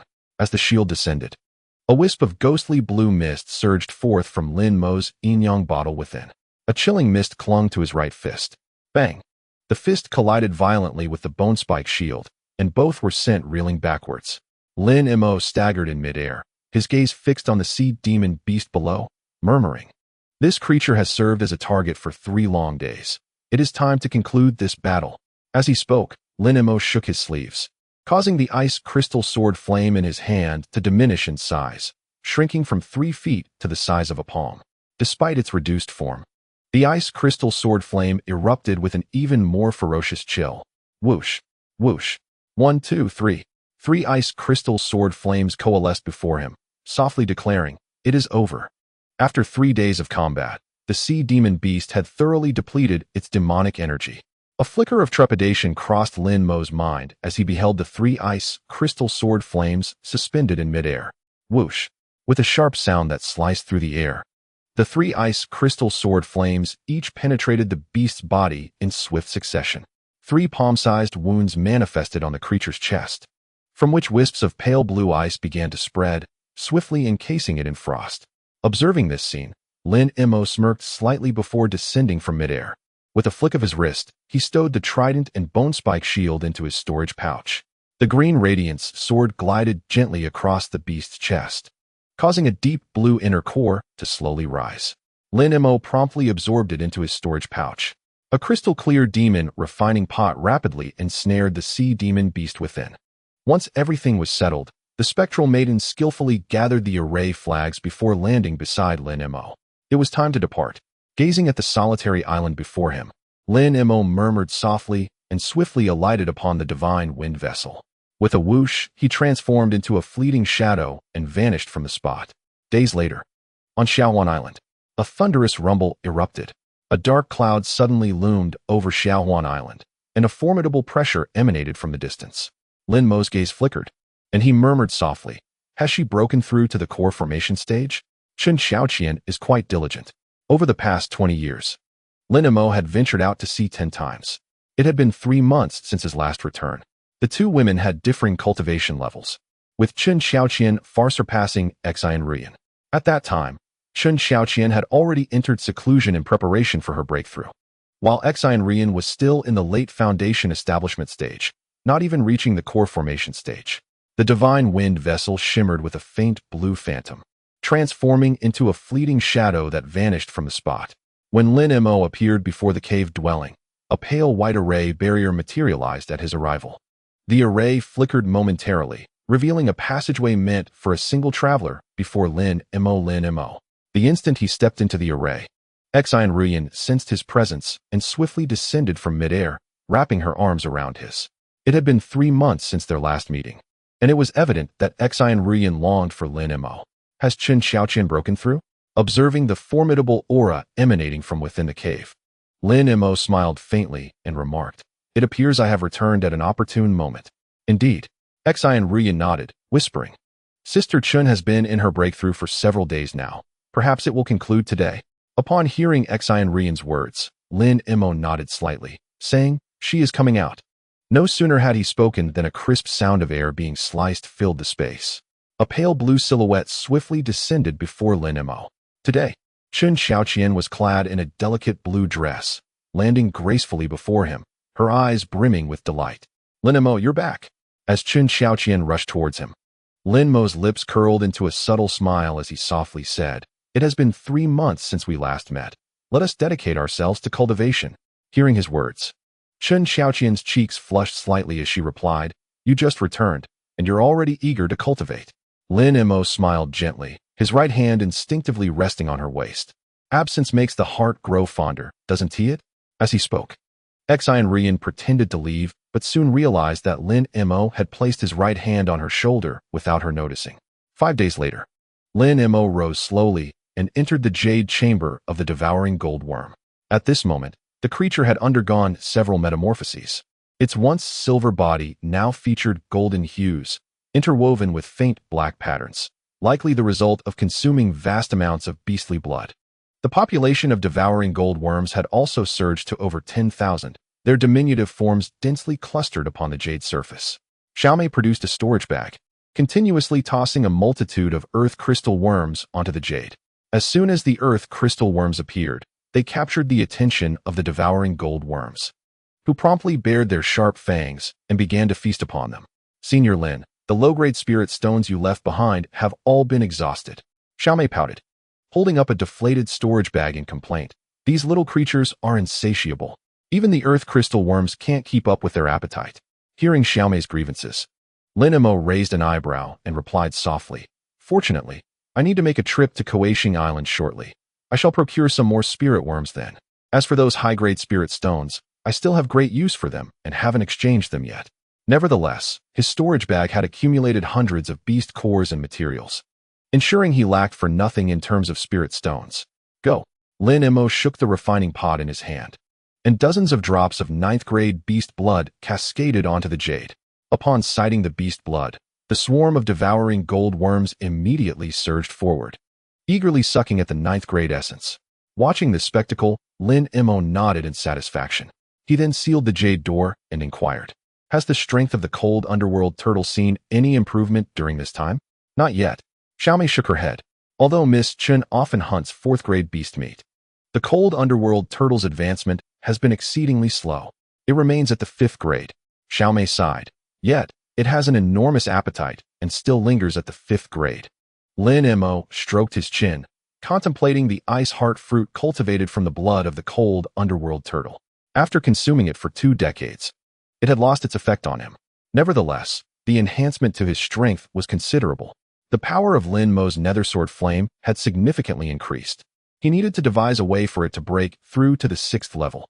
Only when the cold underworld turtle reached this level would its blood possess the ability to refine the physical body. However, before that, he would first visit Cultivation Island. According to his calculations, the plot was about to unfold. At this thought, the second nascent soul within Lin Mo suddenly opened its eyes. Waves of surging green aura enveloped him. Second nascent soul, strength, false dance stage, constitution, supreme with spirit infant, spiritual root, with spirit root, cultivation method, 6th layer of the Qingyuan sword technique, spells, Qingyuan sword technique, protective sword shield. As the pale green aura wrapped around him, Lin Mo's cultivation returned to the false dance stage in that instant. The emerald glow made it apparent to outsiders that Lin Mo was a genuine practitioner of the wood spirit root. Upon arriving at the entrance of the cave dwelling, he waved his sleeve lightly. Whoosh! A faint blue divine wind vessel landed steadily before him, transforming into a phantom and vanishing within the small island. The port of Cultivation Island was as bustling as ever, with numerous ships coming and going, and various flashes of light dancing in the sky as cultivators flew in and out. The mortals on the ground, accustomed to the scene, paid it no mind. However, today, a beam of white light shot in from outside the island, faster than lightning, pausing briefly above the port before racing deep into the island. Anyone who approached the white light would clearly see Lin Mo standing atop it. Cultivation City. Lin Mo did not linger in the small towns, but flew directly toward the city center. A massive town surrounded by towering walls appeared before him. Compared to the towns he had previously seen, Cultivation City was indeed grand and majestic. Just as he flew to the front of Cultivation Island, Lin Mo felt the divine wind vessel beneath him grow slightly heavier, as if it weighed over 1,000 pounds. This was clearly due to an anti-aircraft restriction. However, such restrictions posed no challenge to Lin Mo. Yet, wishing to avoid drawing attention, he let the divine wind vessel descend slowly. Once he had shrunk and stored the vessel in his storage pouch, he gazed at the distant colossal city and walked inside. In comparison to the previous Dongshi city, Cultivation City was at least 5 times larger. The bluestone streets were adorned with numerous engraved formations, exuding an air of opulence. In the story, Yuan Yao and the others should encounter each other on Tiandu Street. Lin Mo pondered briefly and silently thought to himself. After casually asking a passerby for directions, he made his way to the northern district of Cultivation City. What first caught his eye in this area was a massive building floating 30 feet above the ground. The entire structure was a vivid green, emitting a faint glow, resembling an enormous piece of jade, truly captivating. Is this your first time at Tiandu Street, Senior? Every practitioner who first encounters the Cloud Dream Pavilion is often left in a state of astonishment. The voice of the woman within is as melodious as that of a golden oriole, prompting Lin Mo to cast a lingering glance her way. Behind her stand 5 companions, 3 men and 2 women. Among them, the 2 women are particularly captivating, their beauty striking and their attire refreshingly minimal. Their simple garments reveal delicate arms and smooth calves, and astonishingly, they wear no shoes or socks. What draws even more attention are the 3 exquisite, luminous golden rings adorning their wrists and foreheads, adding an alluring flair to their already fiery charm. As they pass, many practitioners cannot help but direct their gaze towards them. The 3 men, in contrast, are rather ordinary in appearance, one even bearing an abundance of freckles, rendering him somewhat unattractive. All 5 are cultivators at around the 10th layer of the Qi refining stage, seemingly intent on entering the protective barrier. Upon gazing at the 2 women, Lin Mo's lips curl into a smile. He has finally encountered Yuan Yao. It must be said that Yuan Yao is indeed stunning. Her skin rivals snow in its purity, and beneath her form-fitting attire, her graceful silhouette is fully revealed, causing men to swallow hard at the sight. Truly, she possesses the allure to bring nations to ruin. Yuan Yao looks at Lin Mo and perceives a refreshing warmth emanating from him. It is no wonder she noticed him among the crowd and chose to initiate conversation. This is my friend Yin Li, Yuan Yao introduces. We are wandering cultivators from nearby islands. We heard that rare materials from other large islands have arrived at Tiandu Street today, so we came here with these 3 friends we met along the way. Yuan Yao gazes deeply at Lin Mo and, with a charming smile, continues, if Senior Lin does not mind, my sister and I would be delighted to serve as your guides through Tiandu Street. This way, you can save time and procure what you desire effortlessly. Her bright eyes and enchanting laughter make it difficult for anyone to refuse her offer. Upon hearing this, the 3 male cultivators who accompanied the 2 women cannot hide their displeasure. However, glancing at Lin Mo, who exudes an aura of the false dance stage, they can only remain silent, seething in frustration. Unfortunately for them, Lin Mo is not Han Li and does not decline the offer. He bows slightly and replies, I could not ask for more. Seeing Lin Mo's amiable demeanor despite his impressive cultivation, both Yin Li and Yuan Yao are increasingly drawn to him. A man's strength holds great allure for women, especially when he is as young and handsome as Lin Mo clad in a white robe. Lin Mo attracts the attention of numerous female practitioners as he passes by. Meanwhile, Yuan Yao and Yin Li, leading the way with radiant smiles, seem to shine even brighter. As for the 3 male disciples, they have long since departed, unwilling to endure the embarrassment any longer. At first glance, the streets here appear no different from the mundane shops outside, with rows of similarly sized square houses lining both sides of the road. The signs and banners outside the shops boast a myriad of names such as Wu Family Grocery, Chin's Artifact Shop, and 5 Elements Refinery. I need to sell some materials from demon beasts. Which place would be more suitable for that? Lin Mo inquired, turning his gaze towards the 2 young women. That depends on the quality of the materials, esteemed senior. Yuan Yao replied, her bright eyes sparkling as she chuckled softly. If they are 3rd-tier demon beast materials, any shop will suffice. However, if they are a 4th tier or above, they become quite precious, and it's best to visit some reputable stores. For instance, the Baishui Lu ahead is an excellent choice. She pointed towards a shop with a sign made of white jade and continued, by the way, may I ask what quality of demon beast materials you intend to sell, Senior Lin? Lin Mo glanced at Yuan Yao and replied, 6th tier. Chapter 106. We sisters are together. Upon hearing this, Yuan Yao gasped, covering her mouth in astonishment, while her companion, Yanli, looked equally surprised. The aura emanating from Lin Mo clearly indicated that he was a foundational stage practitioner. How could he possess 6th-tier demon beast materials? It is known that 6th-tier demon beasts are comparable in strength to those at the mid-stage of core formation, which truly left both women in disbelief. Yuan Yao's beautiful gaze lingered on Lin Mo, as if she sought to unravel the enigma that he was. Meanwhile, Lin Mo had already begun to walk towards the main hall. The 2 women quickly followed suit. Yuan Yao, this esteemed senior is incredibly impressive. He actually possesses 6th-tier demon beast materials. Indeed, and he appears so young. Yuan Yao nodded, her eyes fixed on Lin Mo's retreating figure. Achieving great success in core formation will surely be effortless for him. Hearing Yuan Yao's words, Yanli teased, Yuan Yao, it seems you have some thoughts about this senior. Not at all. Yuan Yao's cheeks flushed, and she hurriedly patted Yanli's shoulder. Yet her gaze remained glued to Lin Mo. Upon entering the grand hall of Baishui Lu, they found the space to be quite expansive, approximately 30 feet in length and width. Surrounding them were rows of white jade shelves adorned with shimmering artifacts, nearly 100 in total. However, Lin Mo quickly discerned that these were merely high-tier artifacts. Given the abundance of sea creatures in the area, most of these artifacts were crafted from demon beast materials, and thus, shops selling artifacts typically required some materials in exchange. The items before him were merely high-tier artifacts, hardly worthy of his attention. In front of the shelves, 4 or 5 neatly dressed attendants were assisting a group of 7 or 8 cultivators in selecting and recommending various artifacts. However, as soon as Lin Mo, Yuan Yao, and Yanli entered, one particularly sharp-eyed attendant immediately recognized Lin Mo's foundational stage status, though unable to sense the exact depth of Lin Mo's cultivation. The attendant's eyes lit up, and he promptly approached them. He approached Lin Mo, clasped his hands in a gesture of respect, and inquired with keen curiosity, esteemed senior, are you looking to purchase magical artifacts or perhaps sell materials from demonic beasts?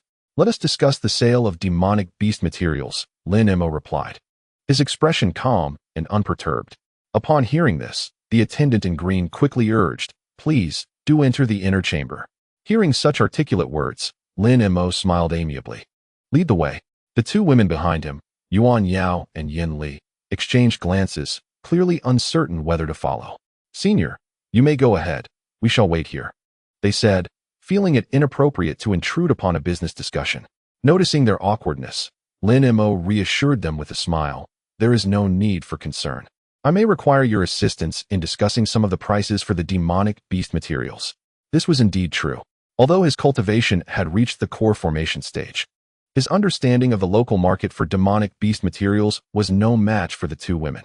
Hearing Lin Mo's words, both women brightened with smiles and hurried to follow.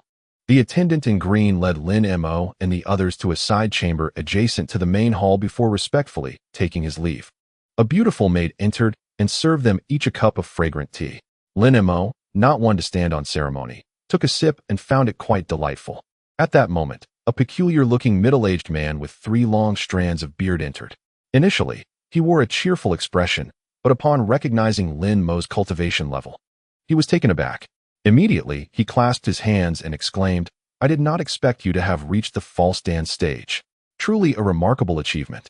I am Chao Lu, the steward here, and I wish you a swift journey to the golden course stage. This earnest and solemn demeanor startled Yuan Yao and Yanli.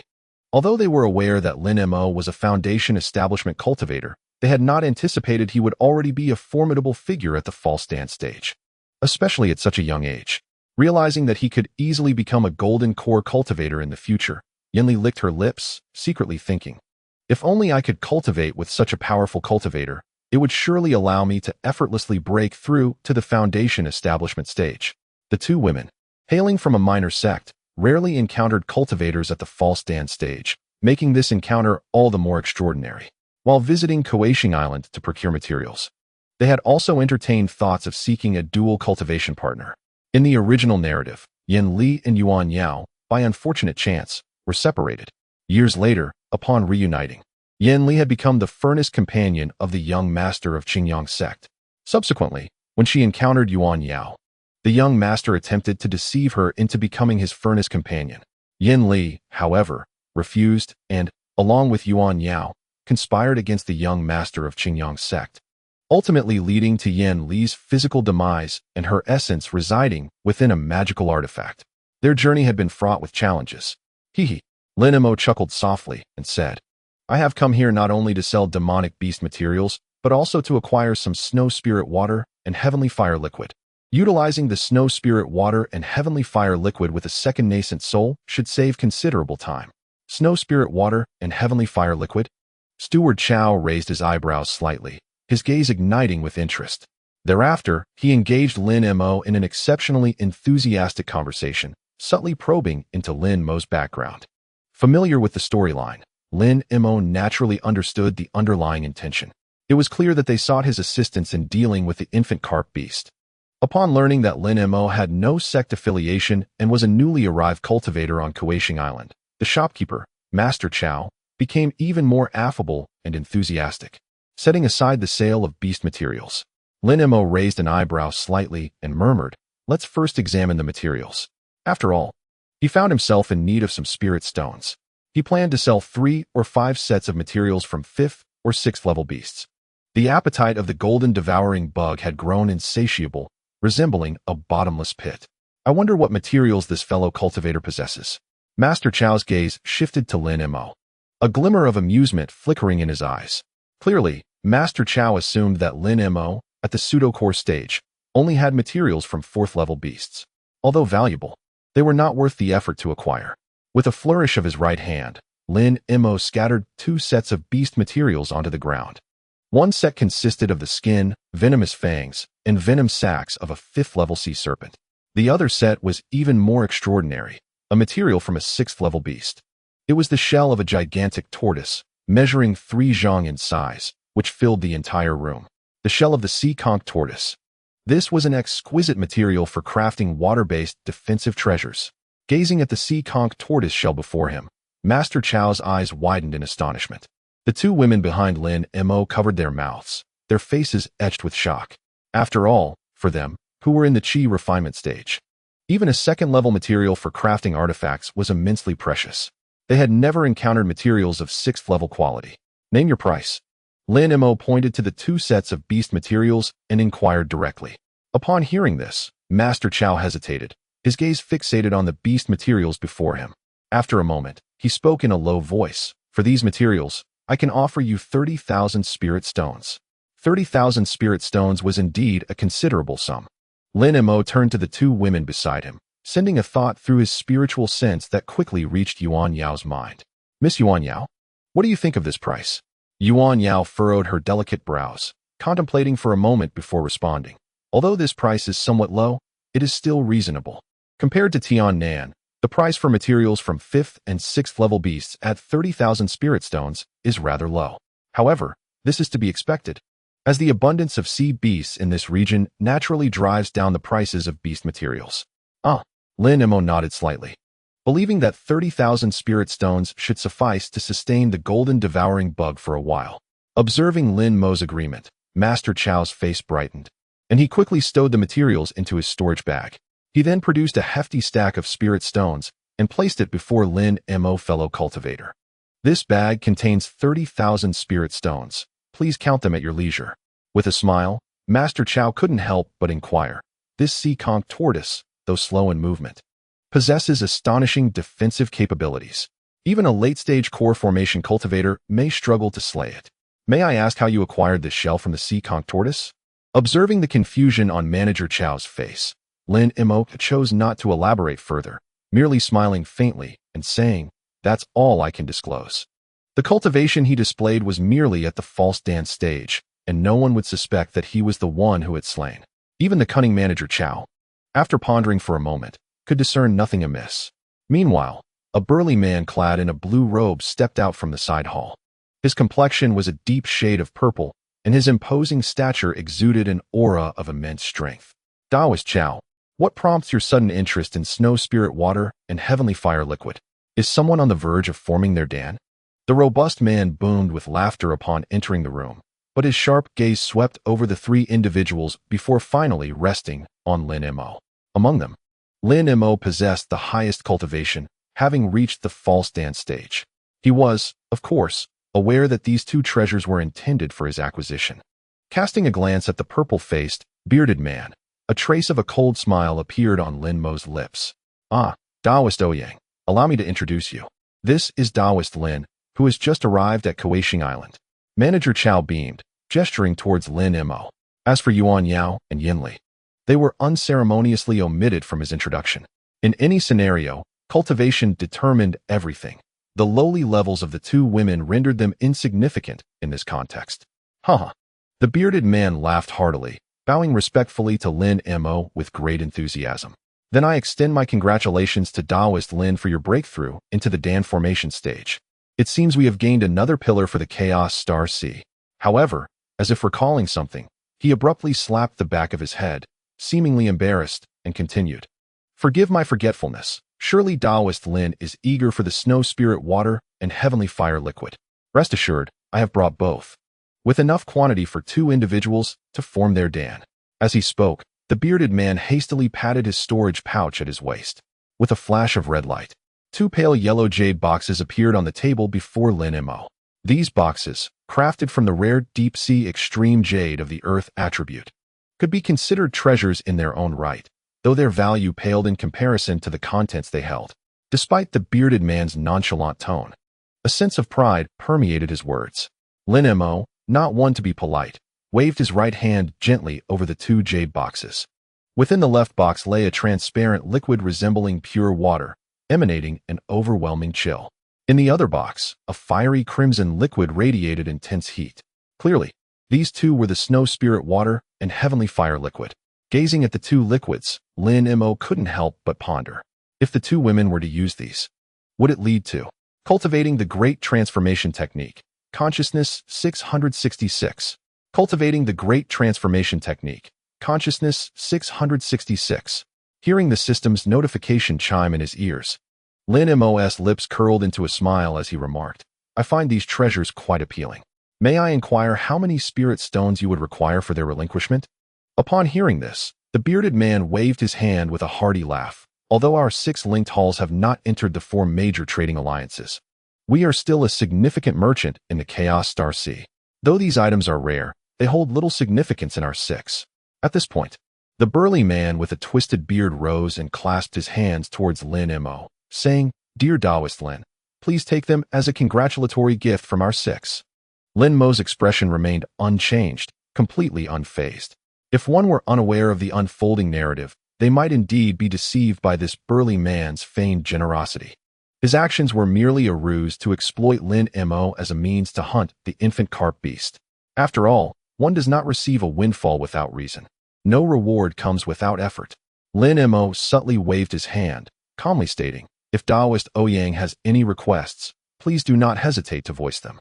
Upon hearing Lin Mo's words, both Manager Chow and the burly man were momentarily taken aback, exchanging glances before communicating silently. After a brief cough, Manager Chow bowed slightly, saying, "You are indeed a perceptive individual. In that case, I shall speak plainly. We do have a matter that requires your assistance, and these 2 spiritual items are but a token of our goodwill. Should our venture succeed, we shall present you with a substantial reward." In contrast to the burly man, Manager Chow's tone radiated sincerity. What might this grand reward entail? Lin Mo did not immediately acquiesce, but instead posed a counter-question. "The dust-settling pill." Manager Chow replied with a slight smile, "This pill greatly aids in the formation of the core, significantly increasing the likelihood of success. Lin Mo feigned eagerness, responding, "Is that truly the case?" Both men were quite satisfied with Lin Mo's reaction. Manager Chow, adopting a more serious demeanor, added, "We have enlisted the help of 6 cultivators in the fake dance stage. Should our plan succeed, each will receive a dust-settling pill as a gift." Lin Mo nodded slightly, and then turned to Manager Chow, inquiring, "Might you disclose the nature of the task that necessitates such elaborate arrangements?" "It is not overly complicated. We seek a 6th-level demon beast. Our establishment wishes to obtain the inner core of that beast, hence our request for your assistance in dealing with it," Manager Chow replied, his tone light and casual. "The value of 6 dust-settling pills is considerable, whether sold for spirit stones or kept for XN Ruyan. It is a commendable choice. However, Lin Mo's purpose for this journey extended beyond mere dust-settling pills. There would be 3 core formation cultivators and a baby carp beast possessing 4 treasures.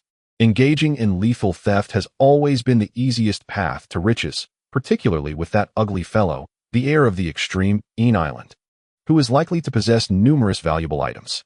Lin Mo nodded and said, "Very well." Upon hearing this, Manager Chow's face lit up with joy, and he quickly responded, "Excellent. Once we are prepared, we will contact you." As he spoke, Manager Chow handed over a pale red jade slip. Lin Mo nodded slightly and accepted the slip into his storage bag, along with the snow spirit water and heavenly fire liquid. "Is there perhaps a protective talisman suitable for my 2 esteemed companions?"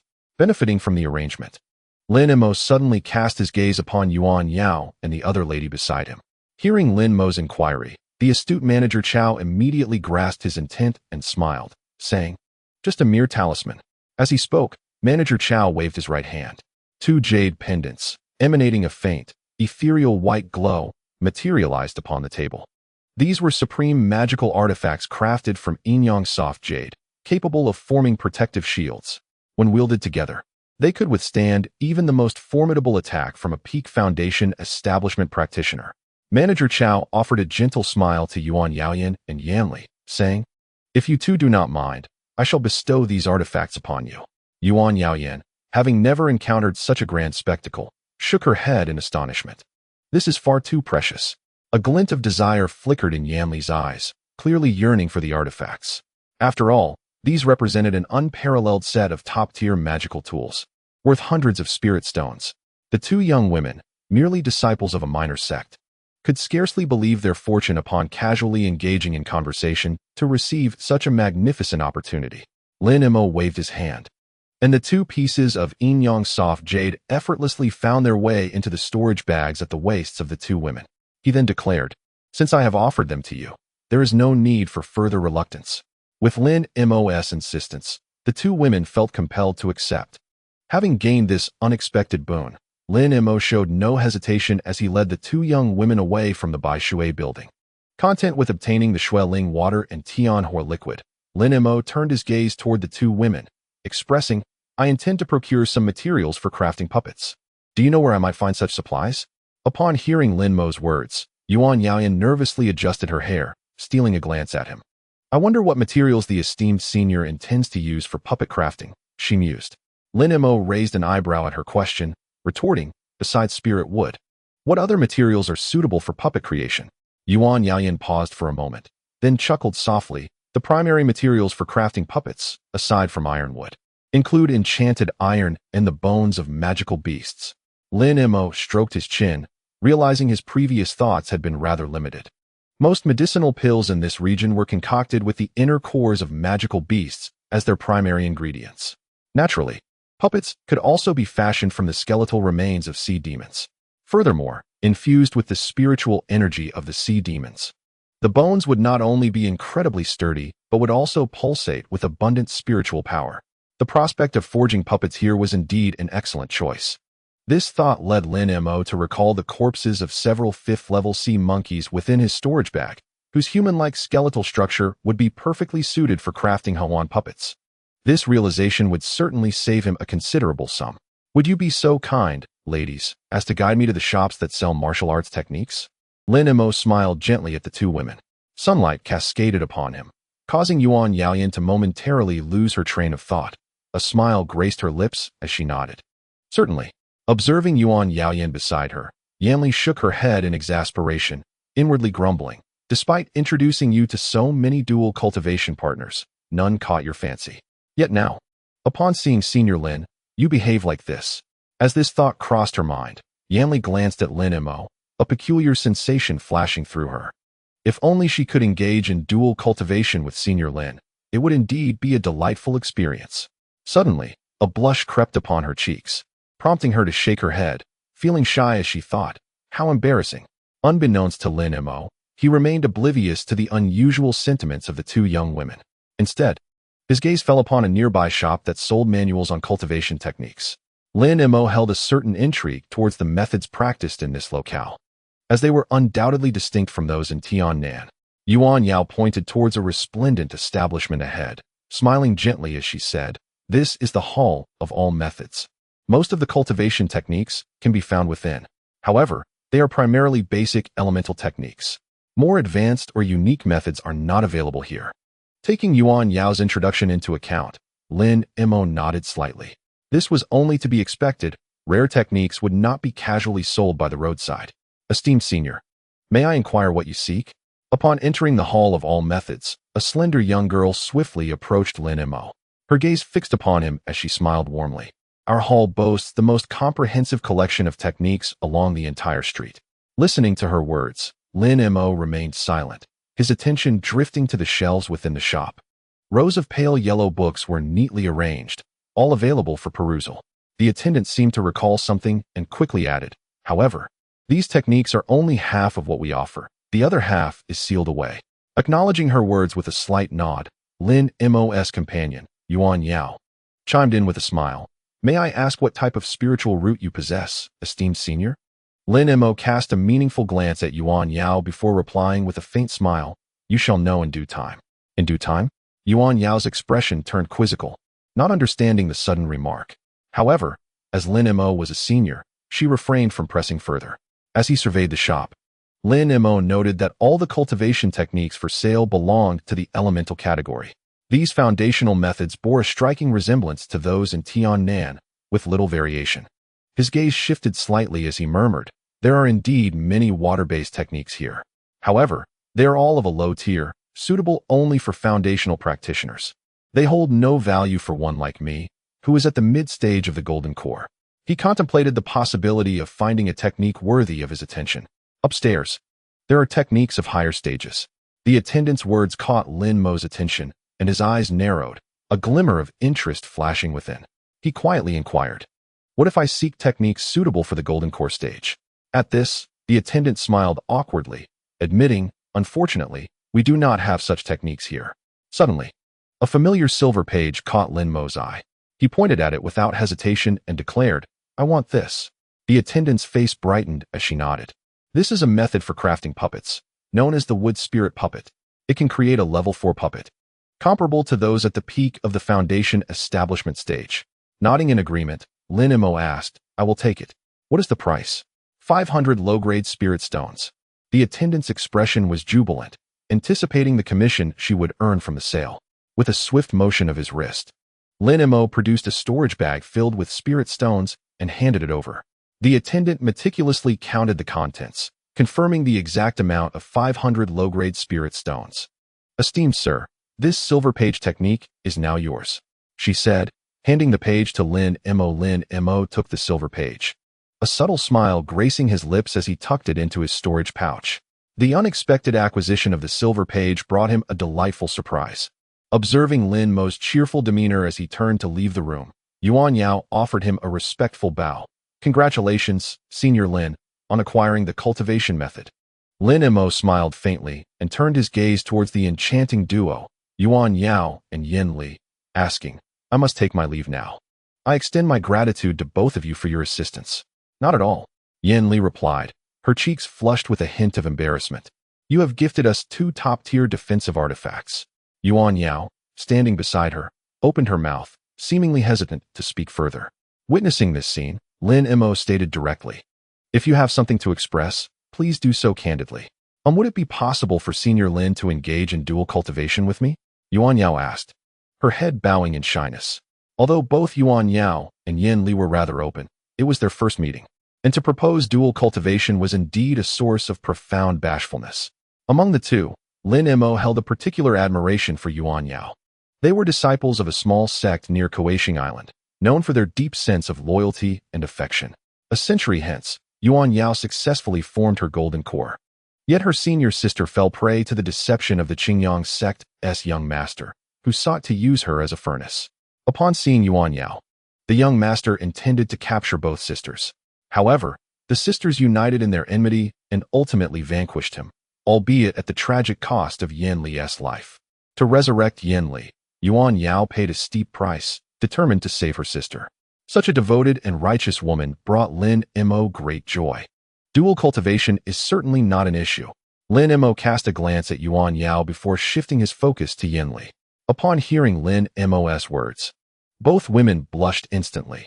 Yin Li lowered her head, bashfully stating, "We are as close as sisters and will, of course, practice together." Ahem. Lin Mo cleared his throat, fully aware that the two had come to Cultivation Island not only to procure materials, but also to seek higher-level cultivators for dual cultivation. Yet, their enthusiastic approach still took him by surprise. Rubbing his nose, he looked at the bashful pair and said, "I possess a cave abode on Xiaohuan Island. Once I conclude my business with the infant carp beast, I shall escort you back to Xiaohuan Island." In response, Yuan Yao promptly said, "However, before that, we must return to our sect to report. After all, we have grown up in our sect and cannot leave without notice. A fortnight should suffice. Then follow me." Lin Mo beckoned to the two women and turned towards a nearby inn. Tongfuin. As they approached the inn, a transparent array enveloped the establishment, with torrents of spiritual energy continually surging into it. "Esteemed senior, would you like a room?" a young attendant inquired, glancing at Lin Mo and, particularly, at Yuan Yao and Yin Li, a glimmer of envy flickering in his eyes. "We have rooms equipped with soundproof arrays." Lin Mo extended his right hand, letting several spirit stones cascade onto the table with a clatter. The two young women behind him instantly flushed with embarrassment, utterly astonished that Lin Mo would choose a soundproof room. The mere thought of what was to come made them lower their heads tightly, too shy to even glance at one another. Although they shared a bond akin to sisters and had contemplated dual cultivation with a high-level practitioner, as well as the prospect of choosing the same esteemed partner, the gravity of the situation rendered them profoundly anxious. As they envisioned the scene within the room, their hearts raced even faster. The attendant, having taken the spirit stones, nodded repeatedly with an expression of understanding. "Elders, please follow me," he said, swiftly leading the way to the second floor. The trio followed suit, moving slowly behind him. With a creak, a wooden door was pushed open, revealing an exceptionally spacious room. Wisps of pale mist curled languidly above, while a silver-horned tree in the corner absorbed the murky air. "I shall not disturb you any longer," the attendant remarked with a knowing smile, turning to exit the room. Lin Mo strode confidently inside, but soon noticed that the two women had yet to enter. Turning back, he found Yuan Yao and Yin Li standing at the threshold, their faces flushed and hands fidgeting in a shy manner. Seeing their demeanor, Lin Mo smiled gently. With a swift motion of his right hand, a faint chill emanated from his sleeve, enveloping the two women and drawing them into the room. "Ah!" They gasped as small flags dropped around the room, forming a transparent barrier that enveloped the space. It was prudent to exercise caution, despite being a golden core practitioner. The protective formations allowed him to engage in his endeavors with ease. Ice spirit root," Yuan Yao exclaimed, astonished to discover that Lin Mo was an ice spirit root practitioner. The surging spiritual energy enveloped him, resembling a cocoon of ice from afar. Yin Li, witnessing this spectacle, found herself momentarily at a loss. 3 days later, Lin Mo took a deep breath, his gaze gradually settling on Yin Li. She understood the unspoken cue and stepped forward to stand before him. Lin Mo sat cross-legged on the bed, and a silver page suddenly flew from his storage bag. Hovering before him, a searing flame descended upon the silver page. With a series of sharp, sizzling sounds, droplets of the silver page began to fall, each accompanied by the sound of dripping. Golden rays of light continuously emanated from the page as characters began to materialize. Lin Mo furrowed his brow, observing the unfolding scene. "Wood Spirit Guardian," he exclaimed, taken aback by the peculiar puppet technique being revealed. This method directly utilized the spiritual wood as a puppet body, refining it like a magical artifact. It possessed the resilience of a magical treasure while also exhibiting the combat capabilities of a puppet. However, such a technique demanded high-quality materials. Even the most basic wood spirit guardian required materials of artifact-grade quality. For instance, the Xuan puppet previously crafted utilized the withered wood, which serves as a fundamental material for the creation of the wood spirit guardian. Consequently, even the weakest wood spirit guardian possesses the strength equivalent to the foundation establishment stage. According to the descriptions inscribed on the golden page, should one be able to employ the most exquisite spiritual wood, it may be possible to forge puppets of the divination stage, or even higher. Such spiritual wood, perhaps, can only be procured from the spirit realm. Lin Mo's heart stirred, and he whispered softly. As time elapsed, the days flew by. In the blink of an eye, half a month had passed. After this period, an enormous ship sailed into the harbor of Cultivation Island. Shortly thereafter, two beams of azure and white light raced from the distance, unhesitatingly entering the ship. Once the light receded, two figures appeared at the bow of the vessel, a graceful young man clad in white and a middle-aged man of peculiar appearance. Welcome, esteemed immortals. Aboard this vessel. I am the captain, Luo Zhang. The other immortals are already on board, and I shall convey you to the location where the beasts are known to emerge. A robust man with thick brows and large eyes respectfully addressed Lin Mo as he stepped out from the cabin. The middle-aged companion who had accompanied them was none other than Chao Lu, the manager of the Bai Shui building. Lin, take care. I have other matters to attend to, so I shall take my leave. Chao Lu exchanged polite pleasantries with Lin Mo before soaring away on his flying instrument. Immortals, please proceed inside. The accommodations have been prepared, and the ship is about to depart, the burly man stated, bowing his head in attendance. Lin Mo glanced at the cabin and, remaining silent, entered, with the self-identified Luo Zhang following closely behind. Meanwhile, the immense ship gradually began to move once more. Upon entering, Lin Mo was momentarily taken aback by the sight before him. Among the crowd, he spotted a familiar figure, the unremarkable Han Li, seated beside the Xuan puppet that Lin Mo had meticulously crafted. However, the cautious Han Li had altered the appearance of this puppet, which possessed the visage of the false dance stage, rendering it more ordinary and less conspicuous. In contrast to Lin Mo's surprise, Han Li's eyes widened in astonishment. He had never anticipated that Lin Mo would also grace this place with his presence. After all, he believed that Lin Mo had already ascended to the foundation establishment stage.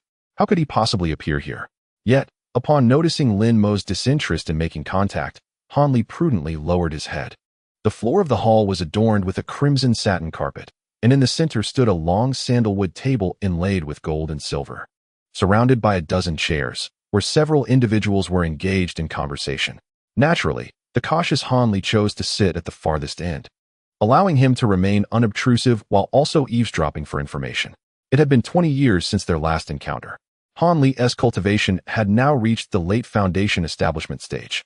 Although he had yet to attain the false dance stage, his internal spiritual energy was abundant, indicating that he had indeed practiced the triple transformation of the heavy origin technique.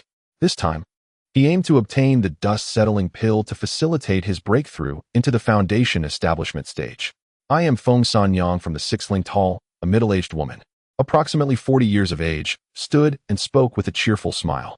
Although this woman cannot be described as extraordinarily beautiful, she possesses a certain charm. She is Feng Daoyu. And I am Lin Mo. Lin Mo slightly cupped his hands in greeting, then seated himself directly beside Han Li, observing the figure before him. Radiating a strong aura of wood's spiritual power, yet only at the false dance stage, Han Li was filled with confusion, pondering the reason for Lin Mo's presence here. Within the room, including Han Li, there were precisely 4 individuals, an unremarkable middle-aged scholar, a captivating young woman in her 20s, an elderly man with gray-white eyes, and the woman who introduced herself as Feng Sanyang. Noticing the handsome appearance of Lin Mo, Feng Sanyang's eyes sparkled with interest as she playfully remarked, Lin Daoyu has arrived just in time. I was discussing the changes in the 6 escape waterway formation with my fellow friends. Hearing her words, Lin Mo waved his hand slightly, interrupting her before she could continue, showing little desire to engage.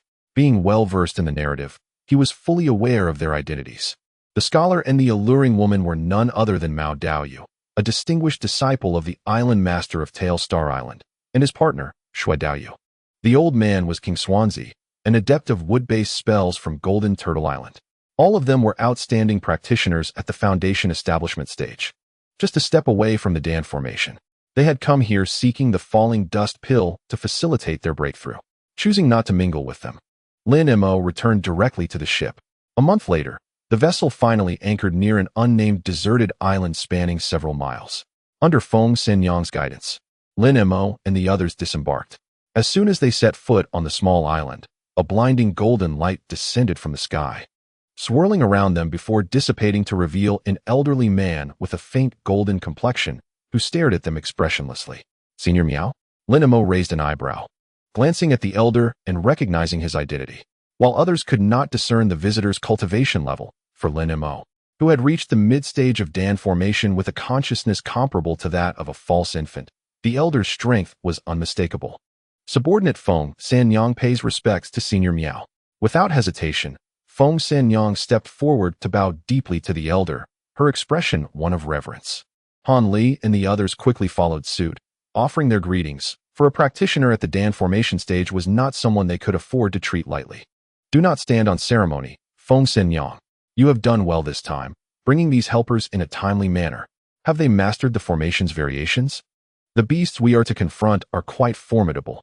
We must not be careless, Elder Miao said, his expression unchanging. Rest assured, all the friends have thoroughly grasped the various changes of the 6 escape waterway formation. They can certainly contain this beast, Feng Xinyang replied confidently. Several friends. Our 6 consecutive halls require your assistance. As long as you contribute earnestly, our hall will not neglect you, Elder Miao said, his gaze softening as it swept over the scholars. Senior, please rest assured, we will give our utmost effort. Before anyone else could speak, the middle-aged scholar eagerly chimed in, wearing a face full of ingratiation. However, this is quite understandable, as Elder Miao is a cultivator in the core formation stage. Satisfied with the attitudes of those present, Elder Miao nodded and continued. Elder Gu is currently entangled in a pursuit with that beast in the nearby waters. I shall summon it forth. For some reason, compared to the original narrative, Elder Miao appeared exceptionally anxious today, not allowing anyone to linger. Nonetheless, this was inconsequential. The sooner it concluded, the sooner they could return. With that, Elder Miao transformed into a streak of golden light and soared into the sky, vanishing in the blink of an eye. Seeing this, Feng Xinyang promptly clasped her hands towards the group and said, "Please, follow me." With that, she swiftly flew towards the outer edges of the small island. Lin Mo, at a leisurely pace, stepped onto the divine wind vessel and soon arrived at a stretch of sea approximately 10 miles from the island. Meanwhile, a golden light and a yellow glow, miles away, sped towards them. Behind them, on the water's surface, a vast area of mist nearly 100 feet in diameter was rapidly pursuing, accompanied by the faint sound of an infant's wail, an eerily chilling sound that sent shivers down one's spine. No wonder it is called the baby carp beast. A smile curled at the corner of Lin Mo's lips as he silently chuckled. Not good. It seems that creature is about to unleash its water thunder. Elder Gu, do hasten.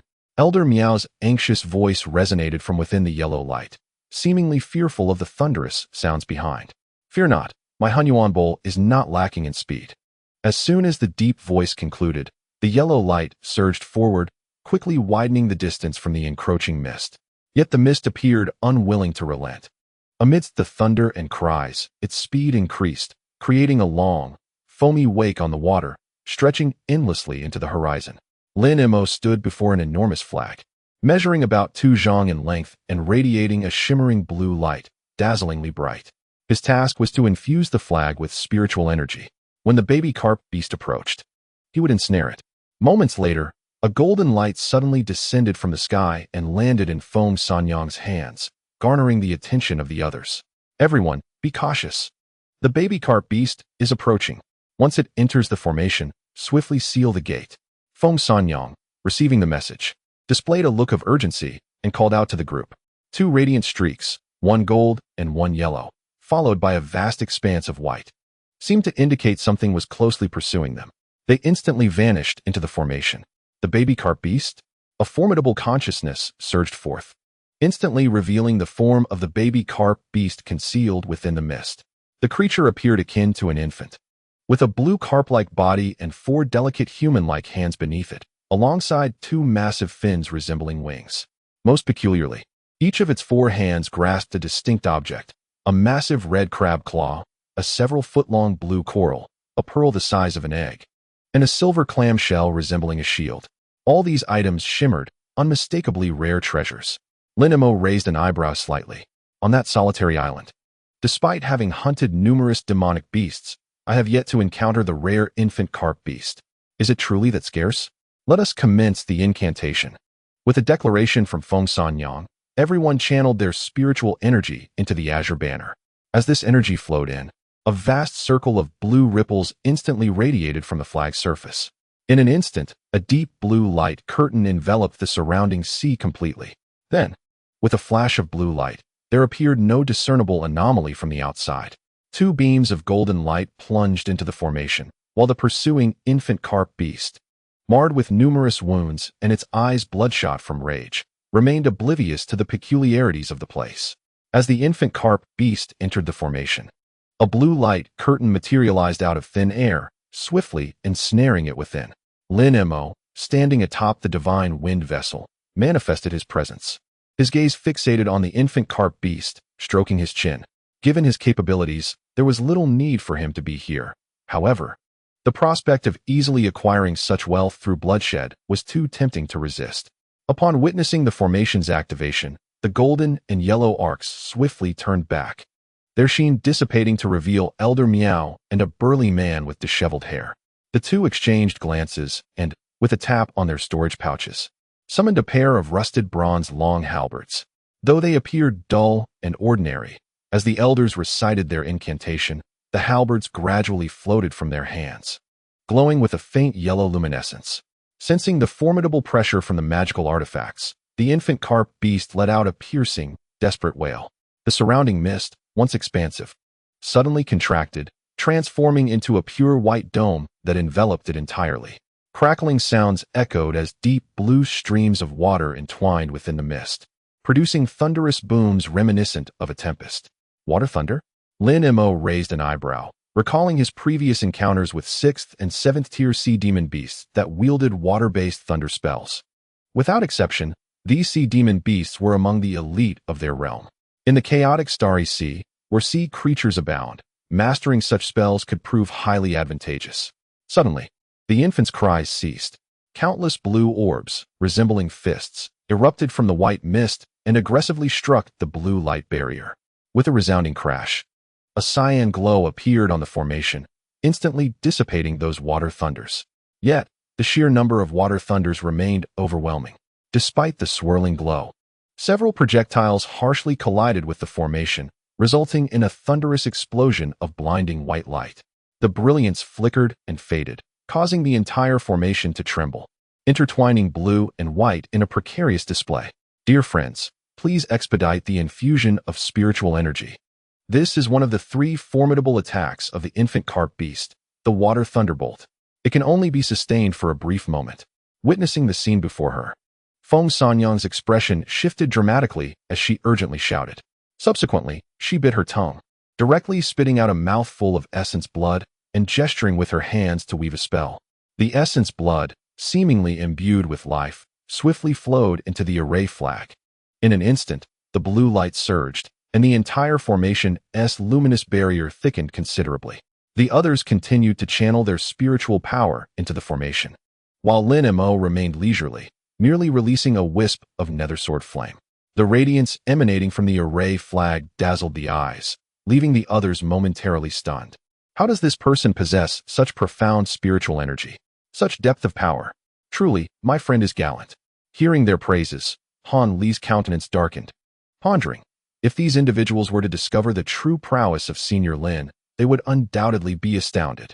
Meanwhile, within the formation, a thunderous roar echoed. The 2 bronze halberds began to undergo a transformation.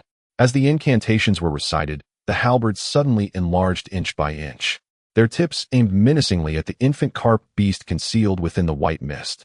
The beast, sensing the anomaly, began to writhe, summoning towering waves that surged violently. Amongst those waves, innumerable water thunderbolts were intertwined. The 2 nascent soul elders continuously gestured spells, their focus unwavering upon the gigantic halberds, beads of sweat forming on their foreheads. Suddenly, the infant carp beast turned and lunged towards the middle-aged scholar with astonishing speed, reaching him in the blink of an eye. Observing this, the halberd in midair sliced through the atmosphere, descending with tremendous force. How ruthless! Lin Mo observed this and gently shook his head, releasing his grip from the array flag. Boom! Accompanied by a series of thunderous explosions, a powerful shockwave erupted beside the middle-aged scholar. His face contorted with rage, and with no other choice, he gritted his teeth, enveloping himself in a dazzling aura of interwoven yellow and blue light. The sound of thunder, shattering, and gasps filled the air simultaneously. The protective barrier faltered momentarily before collapsing amidst anguished cries. Feng Sanyang and the other cultivators controlling the formation, their expressions changed drastically, concurrently spitting out blood. At the moment the middle-aged scholar coughed up blood, he swiftly pulled his companion aside, and they both instantly retreated a distance of several dozen yards. Just as the formation was breached and Feng Sanyang's group appeared pale with fear, a furious roar resonated from the heavens. "Monster, prepare to perish." As the words fell, two immense beams of yellow light, akin to thunderclaps, descended with tremendous force. The infant's piercing wail echoed, and the sea's surface was soon tranquil. The mist gradually dissipated, revealing the true form of the infant carp beast, while the two bronze halberds, restored to their original shapes, gleamed with yellow light, crossing above to pin it against the ocean's surface. The so-called infant carp beast was indeed extraordinarily peculiar. The carp, measuring about a zhang in length, thrashed its tail incessantly, desperately attempting to escape from beneath the two bronze halberds. It must be said that the two elders from the Six had evidently made thorough preparations. These two bronze halberds completely restrained the young carp beast. No matter how it struggled, it could not break free. The elders who had unleashed the halberds appeared pallid, clearly suffering from the immense drain of spiritual energy these extraordinary treasures demanded. Lin Mo estimated that their strength had dwindled to a mere 50%.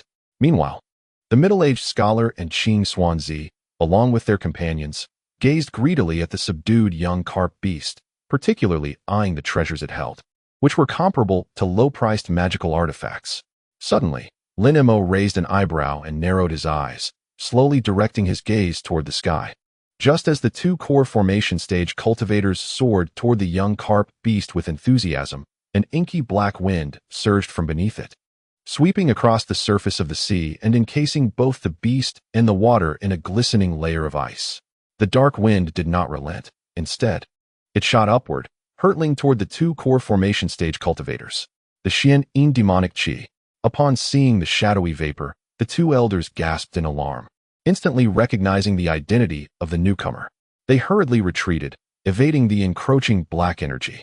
At that moment, the dark mist exhibited no desire to pursue further, swiftly retreating like a black serpent. As the chilling wind gradually dissipated, two figures, a man and two women, materialized beside the young carp beast. The man was emaciated, bearing a face marked with dark spots, while the two women were voluptuous and striking, their slender waists seeming as though a mere whisper of wind could topple them. All three exuded an aura of malevolent chill. The two women, possessing only late-stage foundation establishment cultivation, were mere tools for the malevolent master. Elder Miao's gaze turned frosty as he coldly regarded the malevolent master. "What is your intention? Do you seek to wage war against our Six?" This young carp beast was acquired through significant effort. The prospect of it being so easily taken by the malevolent master filled him with rage. "Wage war? I have yet to harbor such interests." The malevolent master replied with a cold smirk. "My ancestor is about to emerge from the depths of the sea, and this young carp beast's demon core shall serve as a congratulatory gift."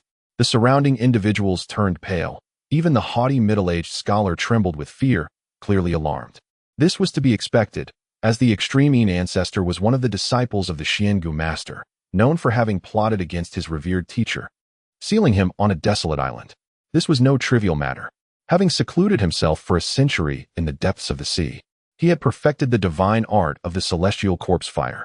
According to the narrative, it would still be some time before he would re-emerge. "Humph." Elder Gu snorted disdainfully. "What nonsense are you spouting? Your ancestor has been in seclusion for over 100 years. Unless there is a breakthrough in cultivation, he will not emerge for any great matter. Are you suggesting that, In just a century, your ancestor has ascended to mid-stage nascent soul cultivation? Upon hearing this, the malevolent master erupted in uproarious laughter. Huh, you six are truly ignorant. Who informed you that our ancestor's seclusion was aimed at reaching the mid-stage of the nascent soul? At this point, Wu Chou let out a cold laugh, asserting that the ancestor was merely practicing a form of demonic cultivation. Upon hearing this, Miao Gu and his companion were momentarily stunned, uncertain whether to believe his words. Witnessing their bewilderment, Wu Chou grinned malevolently, exuding an air of arrogance. Acknowledging the ancestor's formidable reputation, he declared his intent to claim the infant carp beast. The two elders exchanged glances, sensing hesitation in each other's eyes. As for Qing Xuanzi and the others, they had no desire to wade into this murky water. A mid-stage golden core like Wu Chou was far beyond the reach of mere foundation establishment cultivators. Feng Sanyang, observing the situation, furrowed her brow, feeling utterly powerless. Wu Chou's formidable background, bolstered by the presence of the notorious Elder Ji'in, instilled fear in the hearts of many in the chaotic Star Sea. Who would dare provoke such a figure? However, allowing Wu Chou to depart with the infant carp beast would undoubtedly tarnish the reputation of their six. Realizing this, Elder Gu swiftly raised his hand and said, "Young island master, in light of the acquaintance between your ancestor and our home master, you may take the 4 treasures of the infant carp beast, but this demon core belongs to the 6. We implore you to leave it behind, otherwise, we shall face dire consequences." Elder Gu's words bore a hint of supplication. Yet, Wu Chou, accustomed to his capricious ways, paid no heed to Elder Gu. He drew forth a sharp blade and viciously struck at the beast's wrist. With a crack, he severed the infant carp beast's wrist and seized the blue coral treasure. Seeing this, Elder Gu sighed, feeling a sense of helplessness as he transmitted a message to Wu Chou.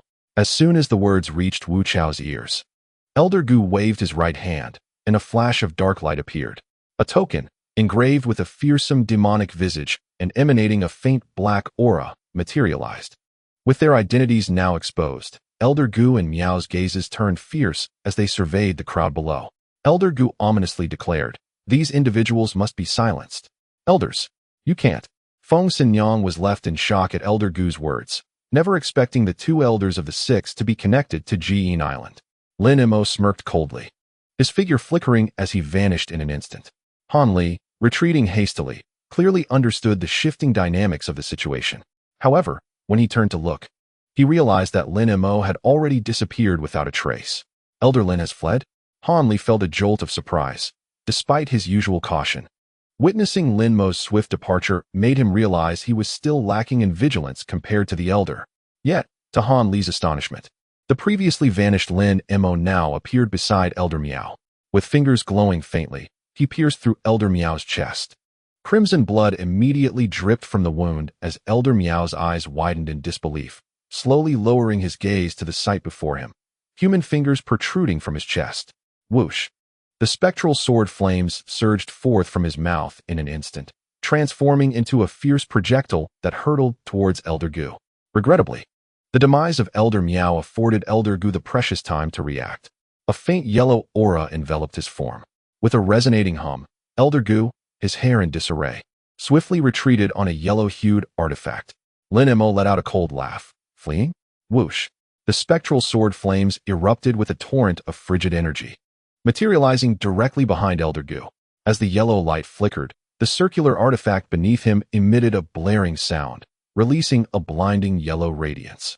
The yellow light surged, completely ensnaring him, resembling a suit of golden armor from afar. At that moment, the spectral sword flames appeared before Elder Gu. With a whoosh, the biting frost intertwined with the pale yellow light, instantly encasing the sea surrounding Elder Gu in ice. The yellow glow encasing him was also sealed by the eerie blue frost. How could this be? Elder Gu's eyes widened in disbelief. He never anticipated the immense power of this mysterious artifact, capable of freezing his own artifact in an instant. The spectral sword flames coalesced into form. Whoosh! They sliced through the air, piercing directly into Elder Gu's chest. As the flames entered his body, he was immediately encased in ice. However, it was not long before the sword flames detonated within him, reducing his body to a pool of blood that splattered upon the ground. In a matter of moments, 2 core formation cultivators had met a gruesome end. Hanli swallowed hard, beads of cold sweat trickling down his forehead.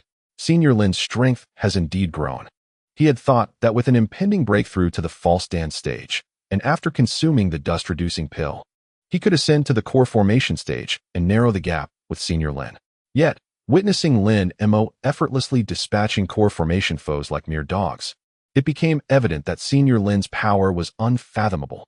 He could only wonder what level of strength he had attained. Clap, clap, clap. Meanwhile, from a distance, the figure of Wu Chou gently applauded, his eyes fixed intently on Lin Mo mid-core formation. You've certainly concealed yourself well, young one. As he spoke, Wu Chou let out a sinister grin, and the pitch-black long blade in his hand emanated a chilling mist. At that moment, Feng Xinyang and her companions seemed to realize something and turned to flee. Thinking of escaping? Wu Chou laughed coldly, as the two Foundation establishment companions beside him suddenly radiated a fiery red glow. A tumultuous aura enveloped them, transforming into two streaks of red light that pursued the fleeing Feng Xinyang. In contrast, Hanli chose to position himself behind Lin Mo. Remaining still was undoubtedly the safest course of action. Whoosh! With slightly parted lips, another deep blue spectral sword flame burst forth. The two spectral sword flames intertwined, swiftly appearing before Wu Chou. Upon witnessing the two spectral sword flames before him, Wu Chou sneered. Poof! He opened his mouth slightly, unleashing a torrent of chilling demonic energy. The chilling energies of the Xian demonic aura and the nether sword flame are akin to one another, both embodying the essence of extreme cold. The clash between the two hinges upon which possesses the more formidable icy force. Thunderous roars erupted as they intertwined, producing a cacophony of piercing sounds.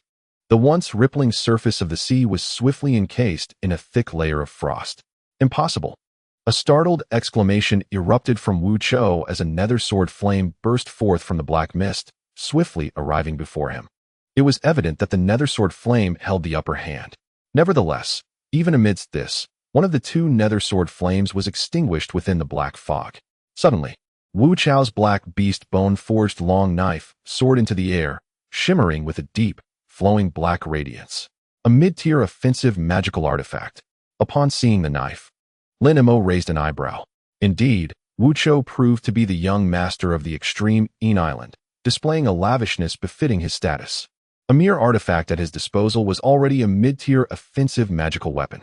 With a swift motion, Lin Mo grasped a Xiantong artifact, a high-tier offensive magical tool, which currently represented the most potent weapon in his possession, although there existed even rarer ancient treasures. The demon refining pot was merely auxiliary in nature and not suitable for combat. To vanquish foes and secure victory, the best course of action lay in the hands of the Xiantong artifact.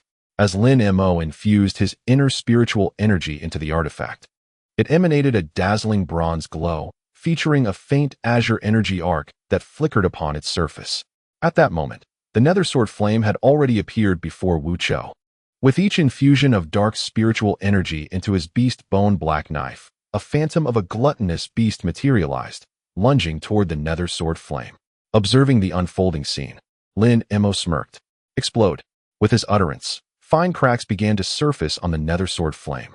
In the blink of an eye, it erupted violently, releasing a torrent of icy energy that engulfed the gluttonous beast phantom entirely, transforming it into a colossal ice crystal, along with the beast bone black knife that was immobilized at the center. The ensuing cold gust propelled Wu Chou backwards several dozen feet, freezing the black spiritual energy that surged from him into frost. Lin Mo's relentless barrage of attacks continued unabated, offering Wu Chou no respite. A deep green energy arc suddenly shot forth from the Xiantong artifact, its velocity astonishing as it hurtled directly toward Wu Chou. The unrelenting onslaught left Wu Chou gasping for breath. As the azure arc materialized before him, his face paled in terror, and 5 translucent crimson crystals unexpectedly erupted from his mouth. Blood spirit crystals. Lin Mo raised an eyebrow, instantly recognizing these blood-hued gems. They were part of a secret technique from the Xianyin scripture, known as the blood spirit crystals. During the course of his usual cultivation, he gradually condensed and compressed certain vital energies within him, intensifying them dozens of times, secretly harboring them for a surprising lethal strike, entirely a one-time assault. The creation of a single blood spirit diamond required a span of several years. Consequently, the 5 blood spirit diamonds in question had cost Wu Cho nearly a decade of painstaking effort. However, the corresponding might of these diamonds was formidable. As they collided with the azure arc of light, a resounding crack echoed. 1 blood spirit diamond shattered, while the remaining 4 continued their relentless assault towards Lin Mo. It was time to conclude. Suddenly, Lin Mo retrieved the Xian bronze realm from midair. He swiftly shed his outer garment, revealing a body aglow with flowing light. From a distance, he appeared akin to a refined artifact. With a resounding rush, torrents of ghostly cold flames erupted from his mouth, forming a layer of deep blue ice that enveloped him in an armor of profound frost. Ha! Observing Lin Mo's actions, Wu Cho couldn't help but chuckle. A sudden cough interrupted him. The series of battles had already depleted much of his spiritual energy. His pallid visage fixed intently upon Lin Mo. Could it be that you intend to withstand my blood spirit diamonds with your frail physique? Moreover, Lin Mo appeared weak and thin, hardly resembling a formidable body cultivator. Yet, when the 4 blood spirit diamonds crashed against Lin Mo, Wu Chao's eyes widened in disbelief. That icy armor disintegrated upon first contact. However, when the diamonds struck his fair body, a series of thunderous impacts resounded. In the blink of an eye, Lin Mo's figure flickered, transforming into a streak of blue light, darting toward Wu Cho without a hint of hesitation. Witnessing this scene, Wu Chao's eyes turned crimson. The remaining spiritual energy within him surged. Dark demonic energy gushed forth from his mouth and nose, freezing the water's surface in its wake. A smirk crept across Wu Chao's lips. No matter how robust your physical form, under my dark demonic force, you shall become a mere block of ice. Lin Mo regarded the ominous dark energy with a raised brow. What a splendid treasure. In an instant, the Yin-Yang 2 instrument's bottle soared from his mouth, hovering in midair. No matter how the dark energy poured forth, it was effortlessly absorbed into the bottle.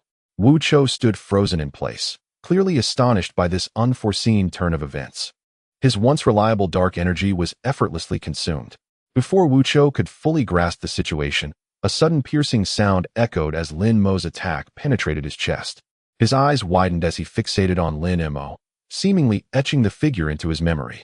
With a swift motion, a dark light surged forth, releasing a faintly blackened golden core from within Wu Cho. Attempting to flee? Too late. Lin Mo chuckled lightly as a shadowy figure flickered from his spirit beast pouch at his waist. A 3-legged crow flapped its wings, transforming into a pitch-black silhouette. Instantly in pursuit, the sharp beak of the bird struck down with great force. Ah, spare me. A chorus of anguished cries echoed, and the unfortunate Wu Cho met his demise. How formidable! In the distance, Han Li, commanding a verdant flying sword, gazed on with astonishment. Although he had gained some understanding of Lin Mo's prowess after witnessing the annihilation of the 2 core formation cultivators, the sheer force with which Lin Mo endured the artifact-grade blood spirit drill left Han Li utterly astounded. The 4th level of the Ming Wang Ju had endowed Lin Mo with a physical resilience capable of withstanding artifacts, further enhanced by the buffering effect of the nether sword flame enveloping his body, making the resistance to the blood spirit drill seem effortless. With a swift motion of his right hand, Lin Mo collected the storage bags of the 3 core formation cultivators, fiery flames cascading over their lifeless bodies. The searing heat consumed the remains relentlessly. To kill without collecting the corpses is no different than having never slain at all. Haha. A surge of consciousness flowed into Elder Gu's storage bag, revealing a crystal-clear pill in his grasp. 5 dust-settling pills to be exact.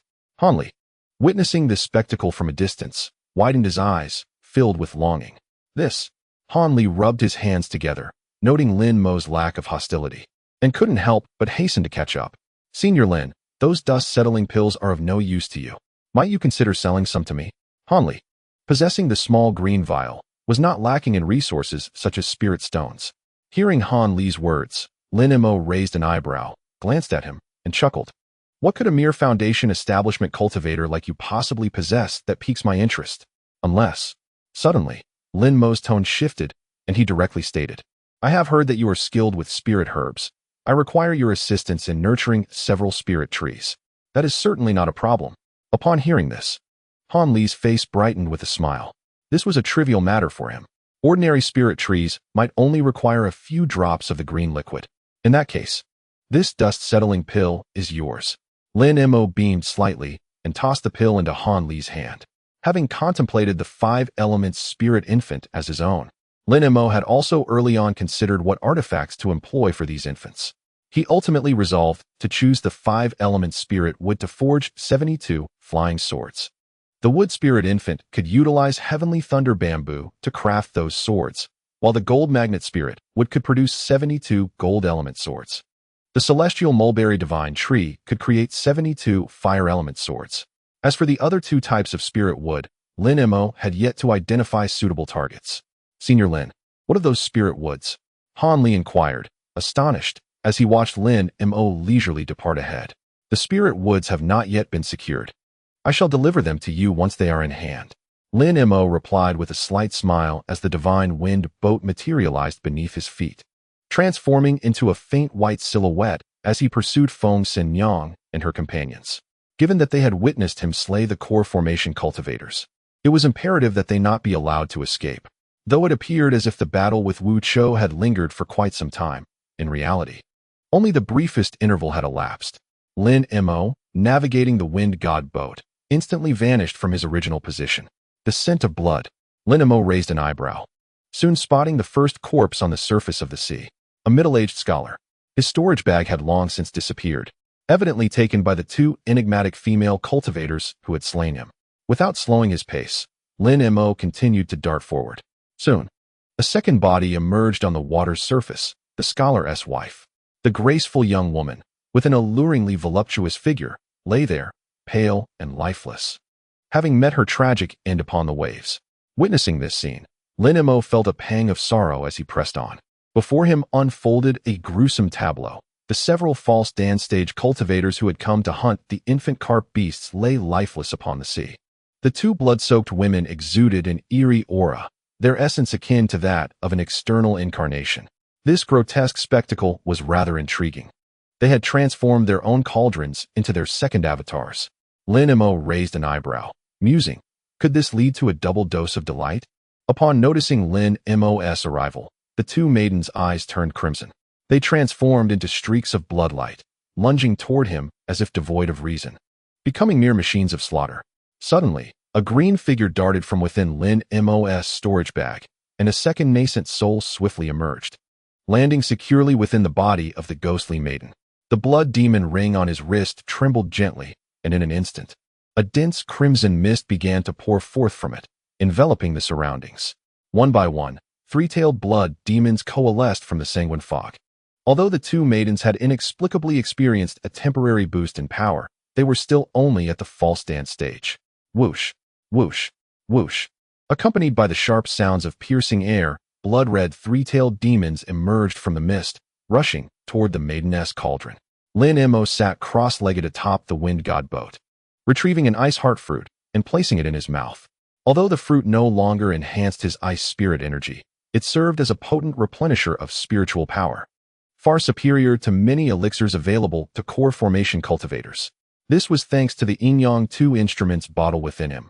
Once the ice heart fruit was consumed, it would be absorbed into the bottle. In but a breath's time, the fruit would dissolve, transforming into a surge of spiritual energy. In this battle, he had lost 2 ghostly sword flames. Lin Mo raised an eyebrow and murmured, I must replenish quickly. Just then, the green light sword transformed into a verdant phantom, piercing through the chests of the 2 maidens. In an instant, their bodies swayed and fell motionless to the ground. The battle was concluded. Lin Mo smiled lightly, waving his right hand.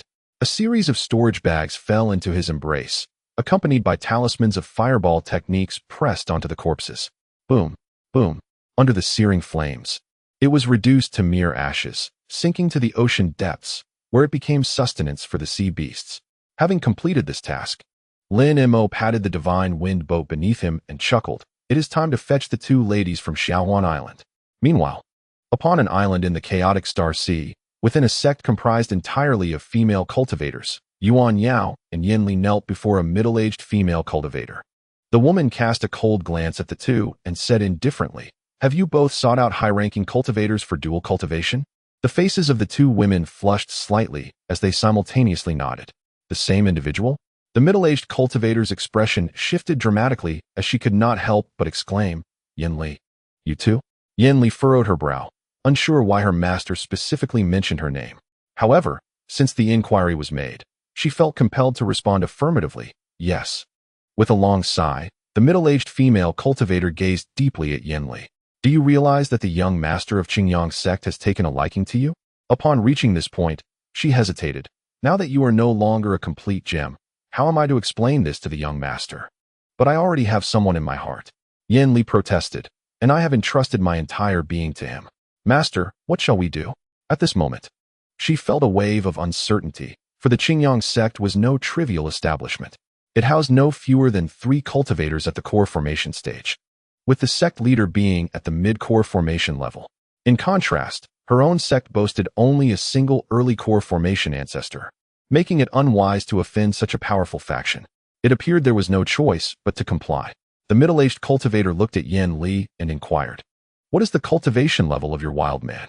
Upon hearing the term wild man, both Yuan Yao and Yin Li fell silent. Yuan Yao could not hold back, saying, his name is Lin Mo. The middle-aged cultivator snorted, just tell me his cultivation level. As her master spoke, Yin Li and Yuan Yao exchanged glances, each perceiving a hint of panic in the other's eyes. He is, at the false core stage, about to break through to core formation. Yin Li stammered, her heart racing. Upon hearing this, the middle-aged cultivator maintained an impassive demeanor. Although he is at the false core stage, Qingyang sect possesses 3 ancestors at the core formation stage. They have stated that they require Yin Li to serve as a concubine for the young master of Qingyang sect. Ever since his last encounter with you, he has been infatuated with you. At this juncture, the middle-aged woman scrutinized Yin Li closely, stating, this is also your best option. You must not disclose the fact that he is at the false core stage. Otherwise, it may bring him grave danger. A lengthy silence ensued. You must take care. As the middle-aged cultivator turned to leave, only Yuan Yao and Yin Li remained in the grand hall. Sister, what shall we do next? Yin Li gazed at Yuan Yao, clearly at a loss. Yuan Yao lowered her head, remaining silent for a moment before looking up at Yin Li. We must sneak away from here. Upon hearing this, Yin Li's eyes widened in disbelief. We are merely at the Qi refinement stage. The mountain protection array is already activated. How can we possibly escape? Yin Li pursed her lips and suggested, why don't we seek his assistance? This is far too perilous. A flicker of hesitation crossed Yuan Yao's eyes. If he comes, it will surely be a one-way journey for him. In contrast to Yin Li, Yuan Yao harbored deeper feelings for Lin Mo. Unable to bear the thought of him facing death, Yin Li sighed, but must I become a vessel for the young master of Qingyang sect? Upon hearing Yin Li's words, Yuan Yao shook her head. Yin Li was her senior sister, and their bond was akin to that of siblings. How could she bear to see her sister suffer? Above the sea, Lin Mo sat cross-legged on the divine wind boat, savoring the translucent ice heart fruit, replenishing his internal spiritual energy. It must be said, the ice heart fruit was truly remarkable. After consuming a dozen, the spiritual energy within the Yin-Yang 2 instruments bottle surged. The third infernal sword flame flickered. Perhaps by the time he reached Kuaishing City, it could coalesce into form. A faint smile graced Lin Mo's lips. At that moment, he felt a subtle warmth at his waist. A communication jade? Lin Mo raised an eyebrow and grasped the jade in his hand. With a decisive squeeze, the jade shattered into fine powder, and soon a clear voice emerged from within. Frowning slightly at the voice, Lin Mo murmured, I had acted preemptively. Yet Yin Li is still targeted by the Qingyang sect? His brows knitted in anger, a glint of rage flashing in his eyes. Qingyang sect? Seeking death. Taking a deep breath, several lustrous mid-tier spirit stones fell continuously onto the divine wind boat. A small gathering array materialized beneath him, and as the formation coalesced, torrents of spiritual energy surged into Lin Mo's body like a fountain. Deep blue light enveloped the divine wind boat, appearing from a distance as a sphere of ethereal blue light. The speed of the divine wind boat was astonishing, freezing the sea into frost in its wake. The sect that Yuan Yao joined was a modest one, located merely 100 miles from Kuaishing Island. Founded by the sect's ancestor after breaking through to the core formation stage and becoming the island's lord, it was said that the ancestor had experienced heartache. Thus only female disciples were accepted after establishing the sect. The current core formation elder was merely at the initial stage of core formation and was nearing the end of her lifespan. Choosing to remain secluded, serving as a deterrent. After all, without a core formation cultivator within the sect, the consequences could be devastating. Days later, the elder appeared before a dark stone cave, exuding a foul stench. "What is the matter?" After a moment's hesitation, a muffled grunt was heard from within. "Did I not instruct you that under no circumstances should I be disturbed during my cultivation? The young master of Qingyang Sect is already outside the sect." The middle-aged female cultivator's complexion turned pale, evidently overwhelmed by the troubles caused by Yan Li and Yuan Yao. "Li Qin, what are you waiting for? Hurry and hand over that troublemaking wretch." Hearing the elder's command, Li Qin nodded. "I will immediately send Yan Li out." "Very well. This matter must be satisfactorily addressed to the Qingyang Sect." Outside the sect, a slender youth clad in azure garments reclined upon a bed, surrounded by several extravagantly adorned concubines. The young master of the Qingyang Sect wore a smile as he drew one of the maidens close. His gaze drifted towards the distant sect, and he remarked, "This Yanli is indeed stunning, with considerable talent. If I could utilize her as a furnace, perhaps I might break through to the core formation stage." The maiden in his embrace gently nudged him and shyly inquired, "Master, am I not as beautiful as Yanli?" At her words, his expression darkened, and he pushed her aside, muttering, "What a dampener." Realizing her faux pas, the concubine quickly knelt beside him, pleading, "Please do not take offense. I spoke thoughtlessly." With a cold snort, the young master turned his attention to a gaunt man before him and commanded, "Elder Zhang, hurry and urge them. I can hardly contain myself."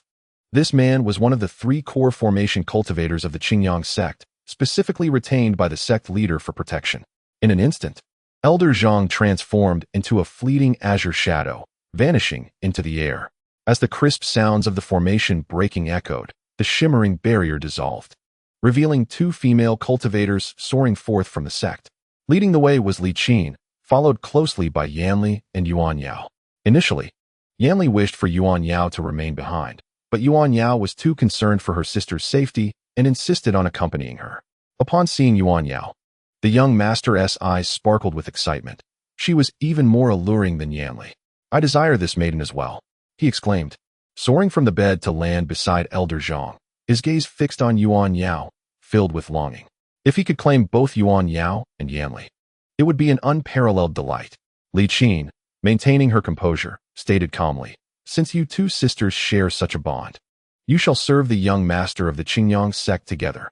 The 2 maidens exchanged resolute glances, aware that should they fall into the young master's grasp, their fates would be sealed. "Why do you linger here?" Li Qin chided, observing the 2 women frozen in place.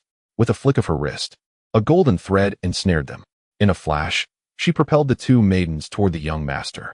"Humph," Li Qin scoffed, casting a glance at the girls. "This is the consequence of your refusal to accept what is offered.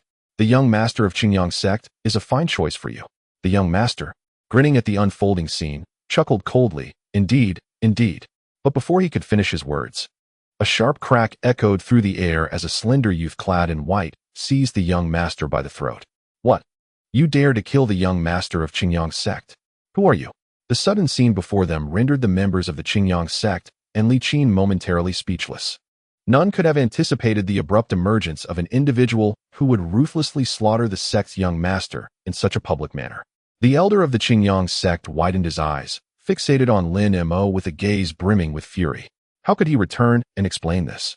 In a flash, a pale yellow flying dagger shot forth from his storage pouch at an astonishing speed, piercing through the air and appearing beside Lin Mo in an instant. Lin Mo maintained a calm demeanor, casually waving his right hand. Torrents of ghostly sword flames surged forth from the Yinyang vessel, enveloping his hand in a thick layer of cold ice, transforming it into an armored gauntlet. He did not evade. Observing Lin Mo's intent to confront the attack head-on, the elder's face broke into a grin. Despite being a low-tier magical artifact, it contained a sliver of refined essence, rendering it exceptionally hard and powerful enough to rival mid-tier artifacts. Crack, crack. As the dark yellow dagger approached, the ice on his hand emitted a series of sharp cracking sounds. The ice dissipated, revealing the smooth skin beneath, now adorned with layers of shimmering brilliance. Buzz. With a firm grip, his hand seized the dark yellow dagger, exuding an overwhelming force. Feeling the immense power radiating from the dagger, Lin Mo raised an eyebrow and softly commanded, "Concentrate." Instantly, Torrents of ghostly sword flames surged from his hand, wrapping around the dagger. Under the icy embrace, the pale yellow dagger was swiftly encased in frost, transforming into a thick block of ice from a distance. What? The elder of the Qingyang sect's eyes widened in shock. What have you done to my prized artifact? Hearing the elder's distressed exclamation, Lin Mo nonchalantly stored it in his pouch. Whoosh! In a blur, he became a mere shadow, vanishing from sight and hurtling towards the elder. Damn it! The elder's face flushed crimson as he glared at Lin Mo, shouting, "Return my artifact to me at once." As he spoke, he waved his right hand, and dozens of fiery red talismans erupted forth. Whoosh! Whoosh! With a series of piercing sounds, the talismans ignited instantaneously, conjuring colossal fire dragons that surged towards Lin Mo. Mid-tier talismans, quite extravagant indeed. Lin Mo's mouth slightly parted as a ghostly sword flame erupted from his lips. The surging cold flames appeared before the fiery dragon-infused inferno. Upon collision with the flaming dragons, they were instantly crystallized into blocks of ice. How can such formidable icy energy exist? The elder of the Qingyang sect gaped in astonishment. Before he could recover from his shock, the piercing ghostly sword flames surged forth, appearing before the elder in a heartbeat. Slap! Slap! The elder frantically patted his storage pouch, unleashing a flurry of golden, yellow, and blue defensive talismans, constantly casting spells before him to fend off the spectral sword flames. The elder of the Qingyang sect was met with an unexpected outcome. The numerous defensive talismans crumbled as easily as paper, instantly torn apart. With a piercing sound, the ghostly sword flames swiftly breached the protective talismans and pierced through the elder's chest. A rush of icy cold surged through his body, spreading rapidly and encasing him in ice. The flames erupted, and the elder was consumed, reduced to droplets of blood that fell to the ground. In the aftermath of the elder's tragic demise, the surrounding disciples of the Qingyang sect were stricken with terror, fleeing in all directions. With the strongest elder Zhang dead, the remaining disciples scattered like leaves in a tempest. Die! A glint of cold light flashed in Lin Mo's eyes as he waved his right hand. The Xuan puppet, a ghostly figure, appeared at his side, transforming into a myriad of green phantoms that pursued the fleeing disciples. Lin Mo's form flickered, becoming a mere shadow as he instantaneously appeared before Yuan Yao and Yin Li. Observing the golden threads binding the two women, a cold light flashed in Lin Mo's eyes. With a swift motion, he severed the threads. He then cast a cold gaze towards Li Qin, who felt the murderous intent emanating from Lin Mo and recoiled in alarm. What do you want? In response to Li Qin's query, Lin Mo raised his right hand and murmured, "Those who bind my women deserve to die." What? You are that wild. Before Li Qin could finish her sentence, a chilling frost coalesced into a blade of ice that sliced through the air, penetrating her chest. Her eyes widened in disbelief, filled with incredulity. Li Qin had never anticipated that the man who had been cultivating with the two women was, in fact, a powerful golden core cultivator. Had she known he was at the golden core stage, she would never have dared to force the two women yet. There are no regrets to be had in this world. Stiffening in place, she collapsed heavily to the ground, meeting a tragic end. Lin Mo, Yuan Yao, and Yin Li were truly experiencing a tumultuous emotional journey. "Aren't you just a false golden core cultivator?" Yuan Yao exclaimed, astonished as she gazed at Lin Mo. "I never claimed to be merely a false golden core cultivator." Lin Mo replied with a slight smile, looking at the two women with concern. "Are you both unharmed?" Yin Li shook her head and then threw herself against Lin Mo, grasping his arm and whispering, "Thank goodness you came. Otherwise, my apprentice sister and I would have resorted to self-destruction." Hearing Yin Li's words, Lin Mo gently patted the heads of the two women. "It's all right now." With Lin Mo's comforting presence, the two women finally felt a genuine sense of relief. With a sharp sound slicing through the air, the blood-soaked ghostly figure had landed beside Lin Mo, adorned with storage bags belonging to the Foundation establishment and Qi refinement cultivators. "Who dares to cause trouble before my sect?" Suddenly, a resounding roar echoed from within the sect, followed by a faint pink apparition wielding a pink fan, appearing at the sect's entrance. As soon as it touched down, an elderly woman, clad in a pink dress reminiscent of youthful attire, appeared rather out of place. As she cast her gaze downward, she was met with a gruesome sight of blood splattered across the ground, causing her to momentarily freeze in shock. Little did she expect that just moments ago, The young master of the Qingyang sect had come to propose a marriage, only for the day to devolve into a funeral, with his entire faction annihilated. Fellow Taoist. Suddenly, the woman in pink noticed Lin Mo standing beside Yuan Yaoyan. Her previously indifferent expression softened into a slight smile as she inquired, "What wisdom do you impart?" There was no other recourse for her. Although Lin Mo was youthful, his cultivation was at the mid-stage of the core formation realm, significantly surpassing her own prowess. Whether the deceased was the young master of Qingyang sect, or even her own, she felt utterly speechless. Lin Mo glanced at the elderly woman and asked, "Was it you who intended to offer my woman to the Qingyang sect?" Upon hearing this, the old woman was momentarily dumbfounded, unsure of how to respond. At that instant, her peripheral vision caught sight of the corpse of a Qingyang sect elder, now reduced to a pool of blood. Startled, she quickly forced a smile and said, "It is my fault for failing to recognize your might, esteemed Taoist." Listening to her words, Lin Mo raised an eyebrow. The adage suggests one should not strike a smiling face, and with the old woman so obsequiously apologetic, he found himself pondering how to deal with her. As the elderly lady noticed Lin Mo's unwavering gaze upon her, she smiled and instinctively brushed a strand of hair behind her ear, blissfully unaware that Lin Mo was contemplating how to execute her. "Is this sufficient?" Lin Mo's eyes turned cold as he surveyed the old woman, stating with an icy demeanor, "Provide me a reason not to kill you." The old woman fell silent, taken aback by Lin Mo's merciless nature. It was unexpected that he would be so quick to resort to violence. However, the image of the elder who had turned to blood sent a shiver down her spine. "I am willing to offer spirit stones as compensation." Upon hearing her words, Lin Mo replied with a faint smile, "Do you truly believe I am in need of money? What then must I do for you to spare my life?" The old woman implored, bowing slightly, her eyes flashing with indignation. Despite her predicament, she felt wronged that he still refused to let her go. Lin Mo's heart stirred, and he quietly stated, "I require some spiritual wood. If you can provide me with several types, I shall consider this matter settled." The old woman's face brightened at this suggestion, and she eagerly responded, "That is splendid. Our sect's treasure vault indeed has some spiritual wood." As she spoke, she bowed once more to Lin Mo and added, "Please hold on for a moment." Then, she transformed into a red shadow, darting deeper into the sect. Watching her retreating figure, Lin Mo raised his eyebrows slightly, a glimmer of amusement dancing in his eyes. From his waist pouch, a green shadow shot forth, revealing a spectral figure wielding the verdant glimmer sword, ascending into the air in an instant. With a whoosh, Lin Mo's divine wind vessel surged beneath him, morphing into a streak of blue light that followed closely behind. This young man possesses mid-stage core formation strength.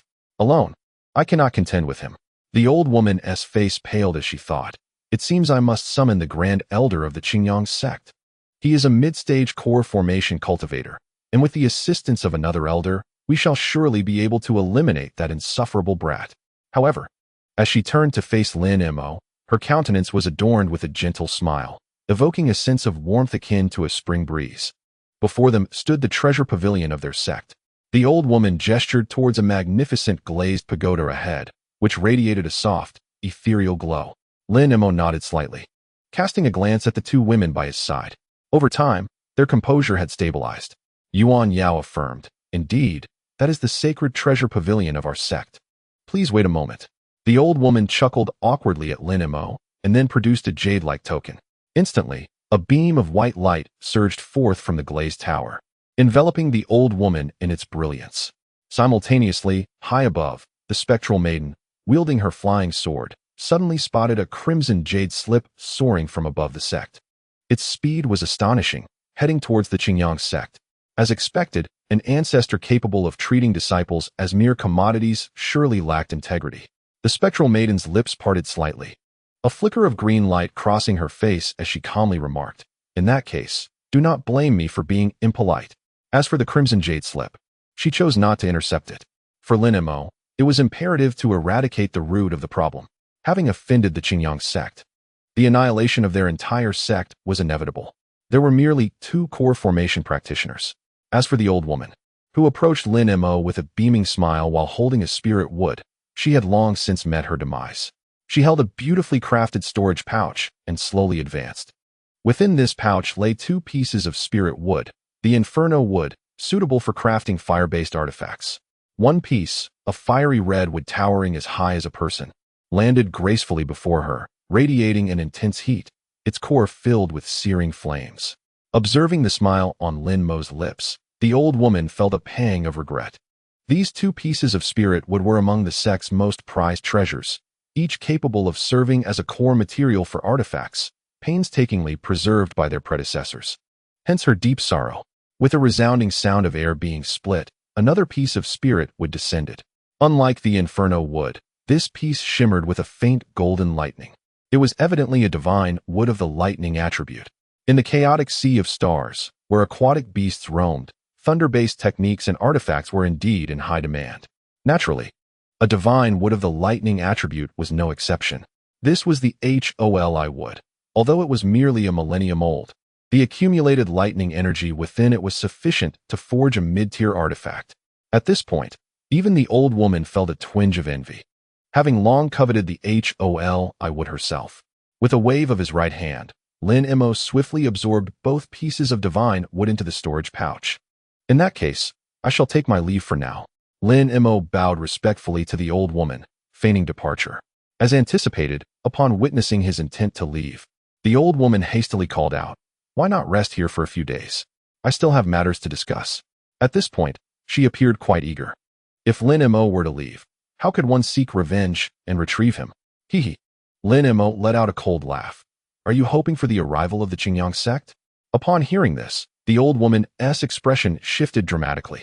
Her mouth slightly agape. A hairpin-like artifact suddenly shot forth from her lips. Sizzle. The nether flame sword had, unbeknownst to anyone, manifested at the old woman's chest. Chapter 109. Pressing forward. The crying soul beast. You.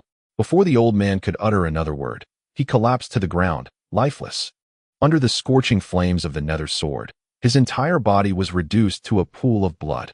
The two women behind him gasped in shock. How did you discover that the ancestral master was relaying messages to the Qingyang sect?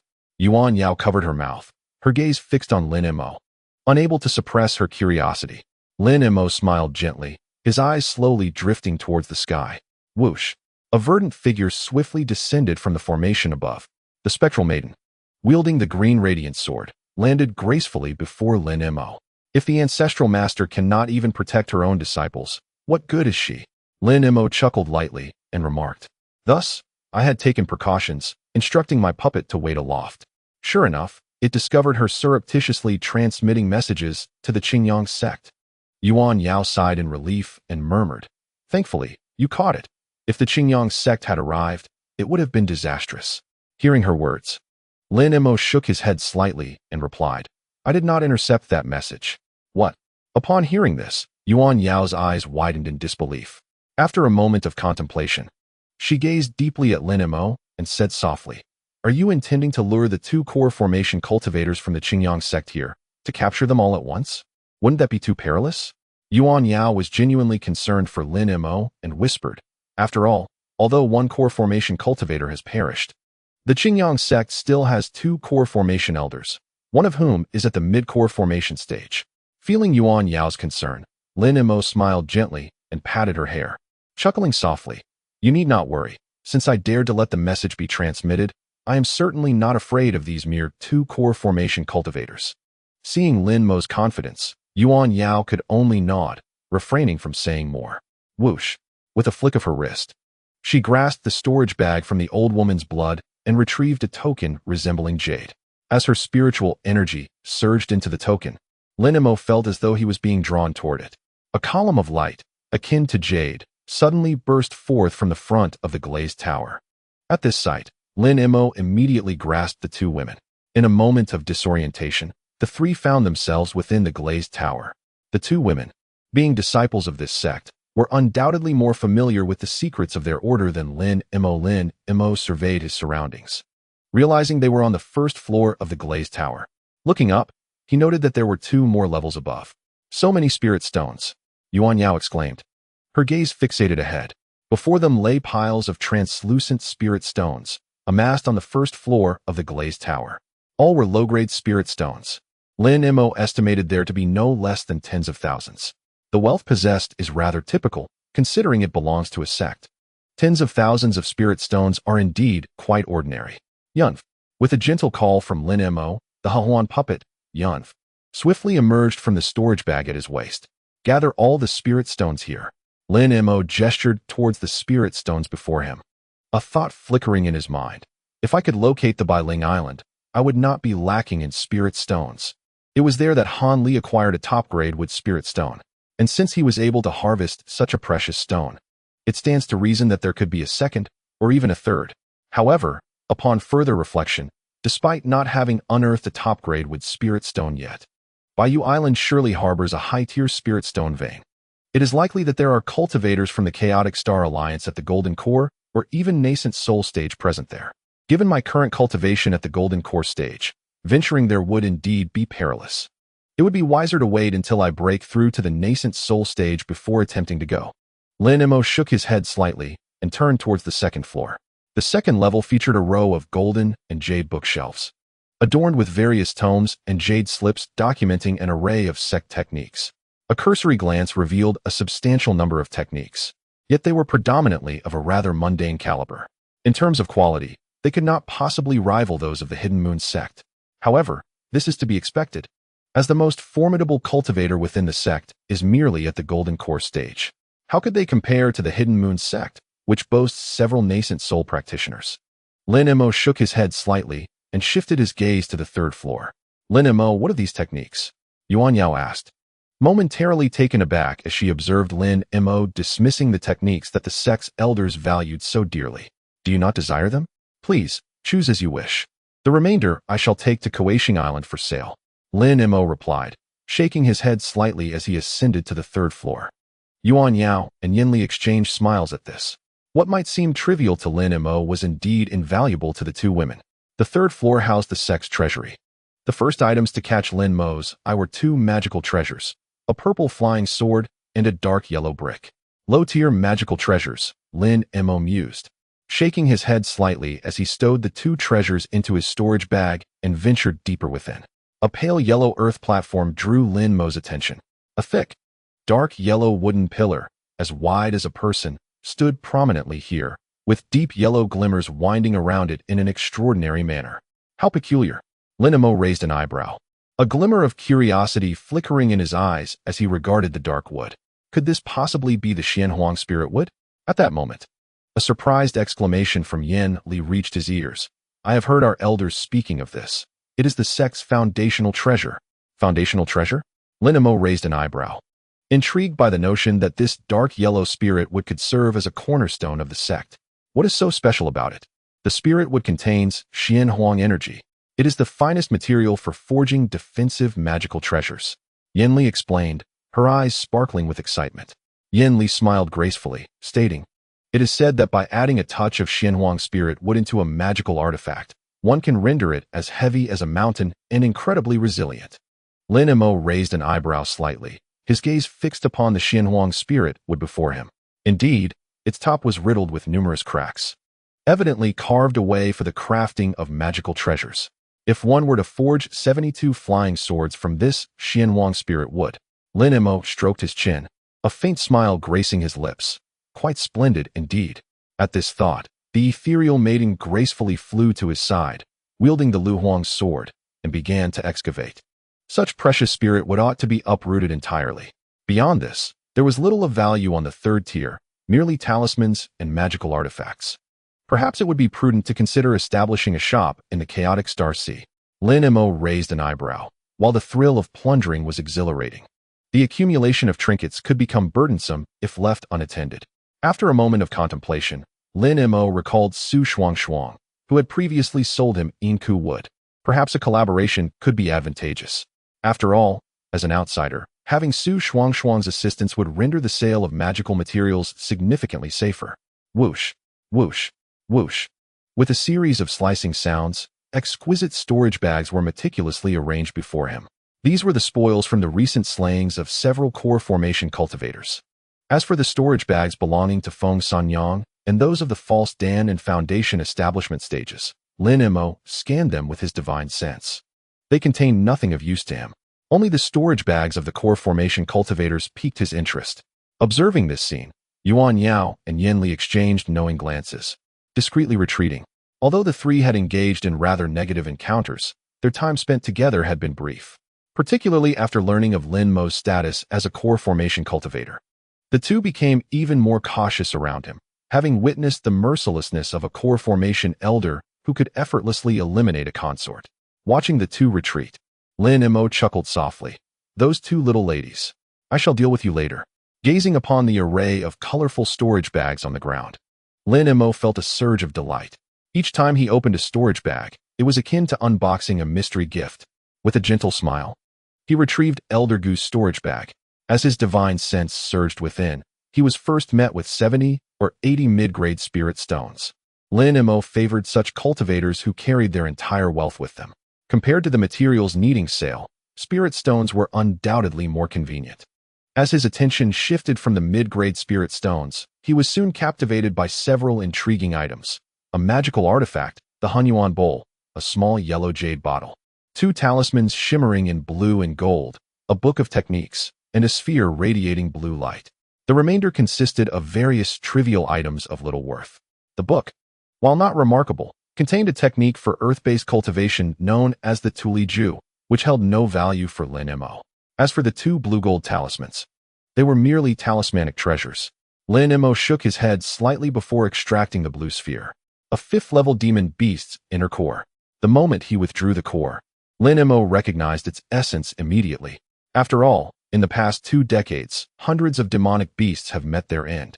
Naturally, I possess a deeper understanding of the inner alchemical cores of these creatures than most.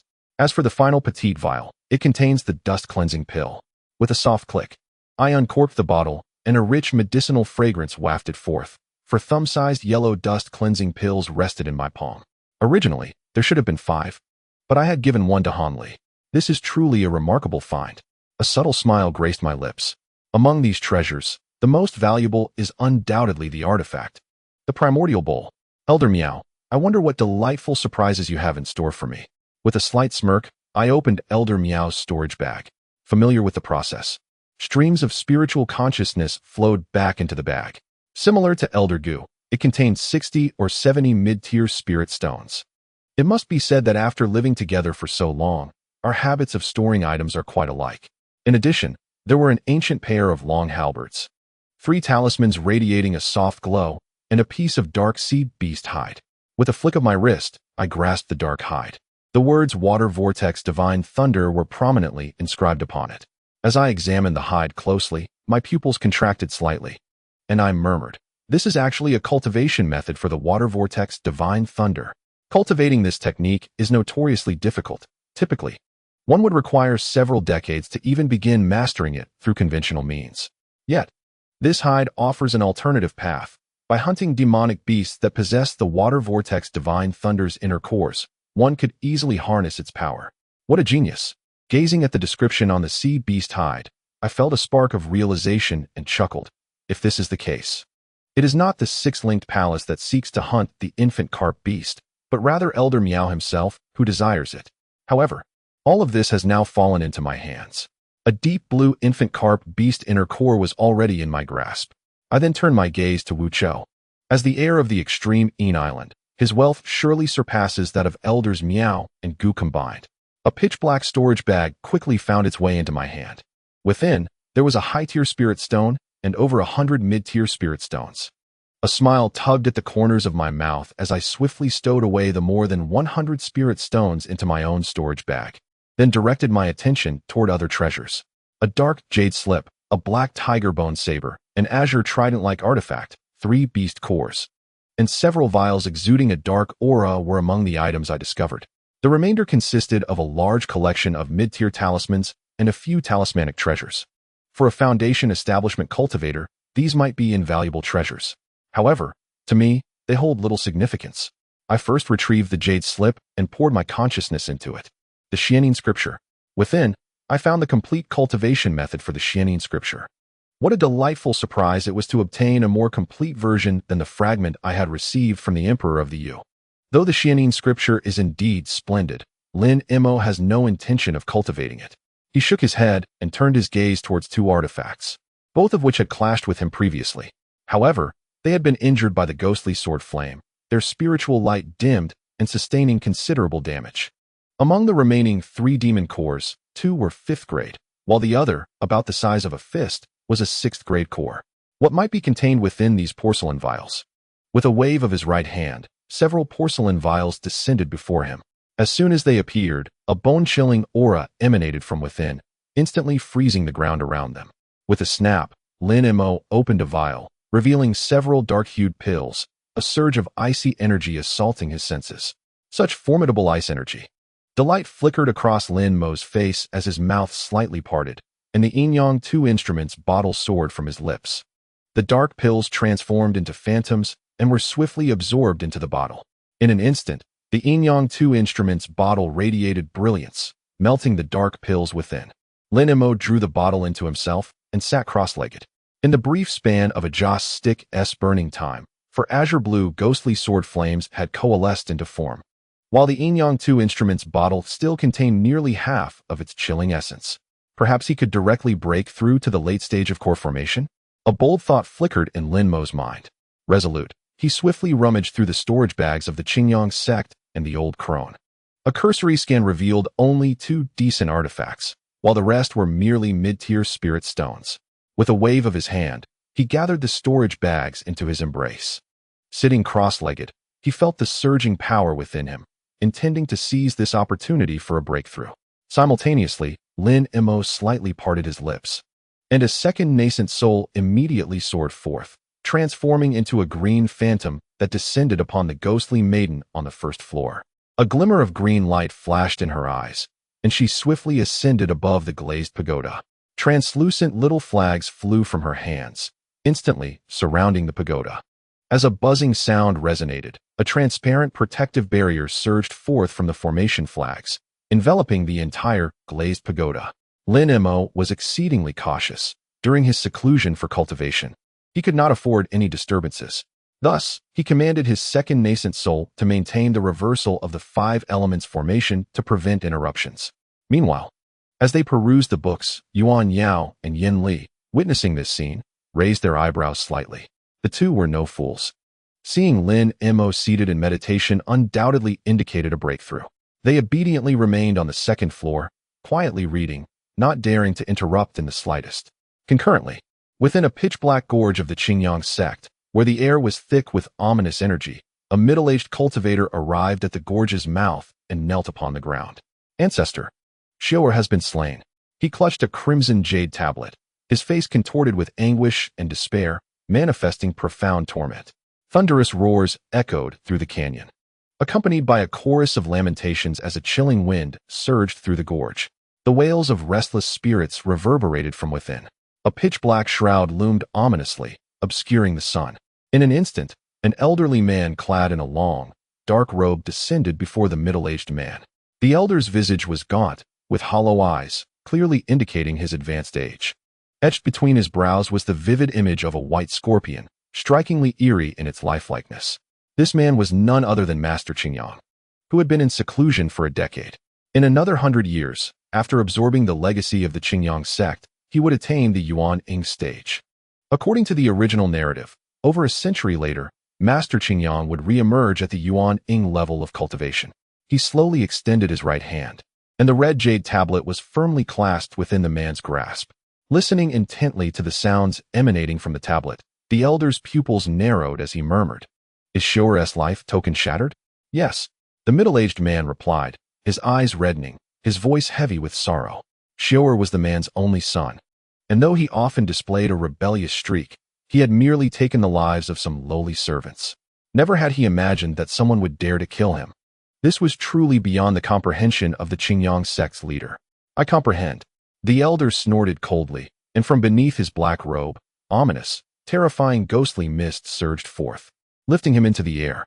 "Who dares to slay the young master of the Qingyang sect? I will ensure that blood pays for blood."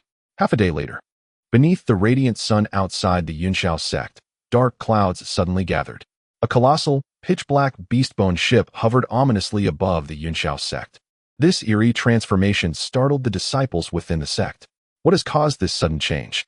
Why is the sky transformed? The disciples gazed at the shifting heavens, their eyes wide with disbelief. They had not anticipated such a drastic alteration occurring in the blink of an eye. The atmosphere had become thick with malevolence. How can such a significant shift occur without the mountain guards? Observing the Yunxiao sect ahead, the leader of the Qingyang sect furrowed his brow momentarily. But soon his expression relaxed into a cold smile. Even if there are mountain defenses, what of it? Can they possibly withstand the ancestor? The enmity for the slayer of his son was insurmountable. This time, the Qingyang sect had dispatched 2 core formation cultivators, including 1 mid-core formation elder, along with 18 late foundation establishment elders capable of employing the 18 soul-snatching formation, ensuring that even core formation cultivators ensnared within would have no hope of survival. How dare a mere early core formation cultivator take the life of my Xiaoer? The leader of the Qingyang sect's eyes burned with murderous intent, fixating intently on the Yunxiao sect. Boom! The enormous beast-bone ship surged directly into the sect. Without the barrier of formations to impede it, the ship effortlessly penetrated the sect's defenses. Stepping onto the beast-bone vessel, the leader of the Qingyang sect scanned the area below, his consciousness swirling as he sought to locate the perpetrator who had slain his son. Suddenly, a piercing cold ice enveloped the glazed pagoda above. From a distance, the entire pagoda appeared to be enveloped in a thick layer of frost, resembling a tower of ice.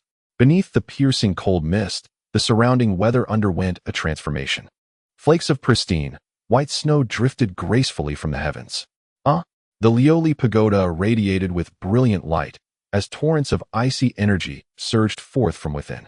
Witnessing this scene, the leader of the Qingyang sect narrowed his eyes, a glint of murderous intent flickering within.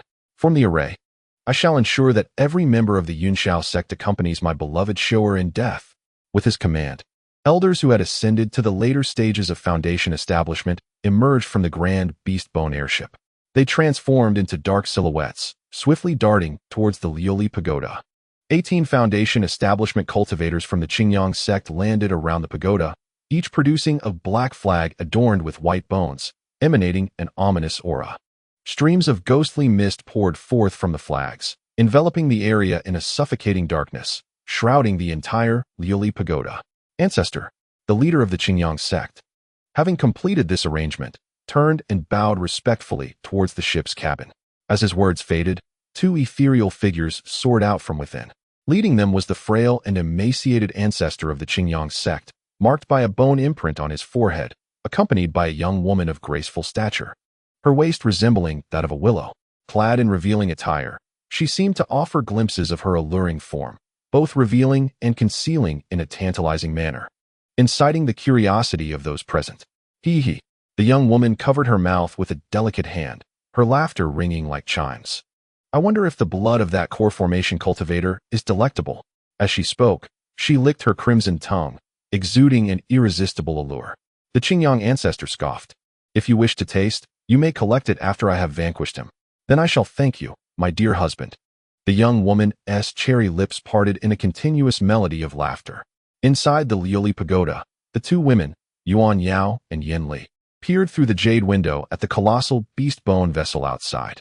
They turned to look at Lin Mo, who was seated cross-legged on the 3rd floor. It seemed he sensed their anxiousness. The Huan puppet hovering in the air smiled faintly. He has broken through. As the words left its mouth, the biting frost dissipated instantaneously. The ice that had formed on the ground vanished as if it had never existed. Lin Mo exhaled deeply, drawing in a breath of stale air, and remarked, after such a long wait, it has finally arrived. Having long been at the mid-core formation stage, this breakthrough was remarkably smooth, presenting no obstacles as he effortlessly ascended to the later stage of core formation. Feeling the abundant spiritual energy within his dantian, Lin Mo smirked, saying, "It seems I can finally test my strength." Host, Lin Mo, strength, late stage golden core, physique, dragon's roar body, spiritual root, ice spiritual root, cultivation method, 10,000 swords spirit communication technique. 4th layer of the Ming Wang technique. Spells, ice spike technique, object manipulation technique, ice shield technique, ice control technique. 3rd layer of the great evolution technique, intermediate puppet technique, intermediate talismans technique, sword control technique, breath concealment technique, secret techniques, yin-yang attraction technique, body refinement technique in the room, yin-yang complementation technique, spirit taming seal. Mysterious Moon In Absorption Technique. Second Nascent Soul. Divine Powers. 9 Revolutions Reincarnation Technique. Nether Sword Flame. Observing the scene before him, Lin Mo's lips curled into a slight smile as his form shimmered, transforming into an ephemeral shadow. He materialized above the glazed tower. What a remarkable treasure! Upon emerging from the tower's summit, Lin Mo's gaze was immediately drawn to the skeletal flying vessel of the Qingyang Sect. This grand ship was indeed a valuable magical artifact, radiant with flowing light and evidently protected by intricate formations. Though it lacked the otherworldly qualities of the Tianyue divine ship, it would serve splendidly as a means of travel. Since his cultivation had ascended to the late Golden Core stage, the efficacy of the top-tier flying artifact, the Divine Wind Boat, had diminished considerably. After all, the flight speed of a Golden Core cultivator now surpassed that of the Divine Wind Boat. Thus, acquiring a superior flying artifact had become exceedingly vital. However, what Lin Mo did not anticipate was that this magical flying vessel would come to him so readily. Quite fortuitous indeed. Lin Mo's gaze towards the elder of the Qingyang Sect in midair was imbued with even greater goodwill. Late-stage Golden Core. The moment the elder of the Qingyang Sect beheld Lin Mo's appearance, his complexion turned ashen. His eyes, fixated on Lin Mo, were filled with trepidation. That impudent brat actually dared to offend a late-stage Golden Core cultivator. On the ship, the headmaster of the Qingyang Sect observed the elder's sudden silence and furrowed his brow in confusion. Whoosh! With a sharp sound of breaking air, a pitch-black flying sword shot forth from a storage bag, landing firmly at the feet of the Qingyang Sect's headmaster. It transformed into a shadow, swiftly flying before the elder as it clasped its hands together. Elder, swiftly eliminate this person to avenge my son. Slap. The elder of the Qingyang Sect delivered a resounding slap to the headmaster's face, the force of which sent him hurtling several meters away. He then turned to Lin Mo with a forced smile, saying, "It is merely our disciple's lack of discernment that has offended you, my friend. What cultivator can ascend to the Golden Core stage without being formidable? Although we have 2 Golden Core cultivators and formidable formations that rival them, I dare not take any risks. After all, if a conflict were to ensue, I am certain that I would not be able to subdue Lin Mo. Should he escape from here, I would never know peace again, and the Qingyang Sect would cease to exist. Though I hold affection for that child Xior, she cannot compare to the entirety of the Qingyang Sect. Yet, regrettably, while the elder of the Qingyang Sect wished to retreat, how could Lin Mo allow such a sumptuous morsel to slip away? What is this? Now you wish to depart? Is it not a tad too late? Lin Mo's lips curled slightly, and a spectral blue sword flame suddenly erupted from his mouth. The chilling sword flame was so frigid that, upon its emergence, it condensed the surrounding air into crystalline ice. Not only did it fall from midair, but the 18 disciples of the Qingyang Sect outside the Lili Pagoda also gazed upwards at their ancestor in alarm. The ancestor's face was grim as he murmured, "Friend, do you truly wish to embroil yourself in a situation of mutual destruction over 2 insignificant concubines?" Upon hearing the term concubines, Lin Mo felt a surge of displeasure. "They are my women, and I do not appreciate your choice of words." As soon as the words left his lips, the spectral sword flame shot forth. Whoosh! Its speed was astonishing, instantly coating the ground in a layer of frost. "Attack!" The ancestor's expression shifted dramatically as he shouted. 18 curves to seize the soul formation. With his command, a suffocating aura enveloped the entire formation. Grotesque specters suddenly erupted from the ghostly flags held by the 18 Foundation Establishment cultivators. Each specter was at the Foundation Establishment level. In an instant, the entire formation was thick with malevolent energy. Whoosh! Behind him, a ghostly woman transformed into a green ethereal figure, appearing before Lin Mo. Her mouth slightly agape. A banner of 100 ghosts hovered in front of her. Wails echoed through the air as the Ghost King, Li Hao, materialized before them. His blood-red eyes surveying the specters without a hint of fear. He lunged forward with remarkable speed. Is he a ghost cultivator? Watching this scene unfold, the ancestor of the Qingyang Sect chuckled heartily.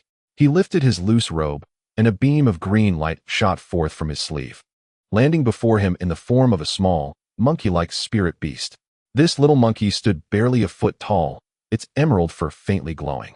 Strangely, its nose was notably large, taking up more than half of its face, rendering it rather peculiar. A weeping soul beast? Upon seeing the creature, Lin Mo felt a surge of joy instead of surprise. I wondered where this little fellow had gone. And it turns out it was with the ancestor of the Qingyang sect. Lin Mo raised an eyebrow, a glimmer of realization flashing in his eyes. The weeping soul beast was not a naturally occurring spirit beast, but rather a peculiar being refined by the Qingyang sect, existing somewhere between a spirit beast and a demon soul. It was born to absorb souls and devour ghosts, no matter how powerful the demon or ghost.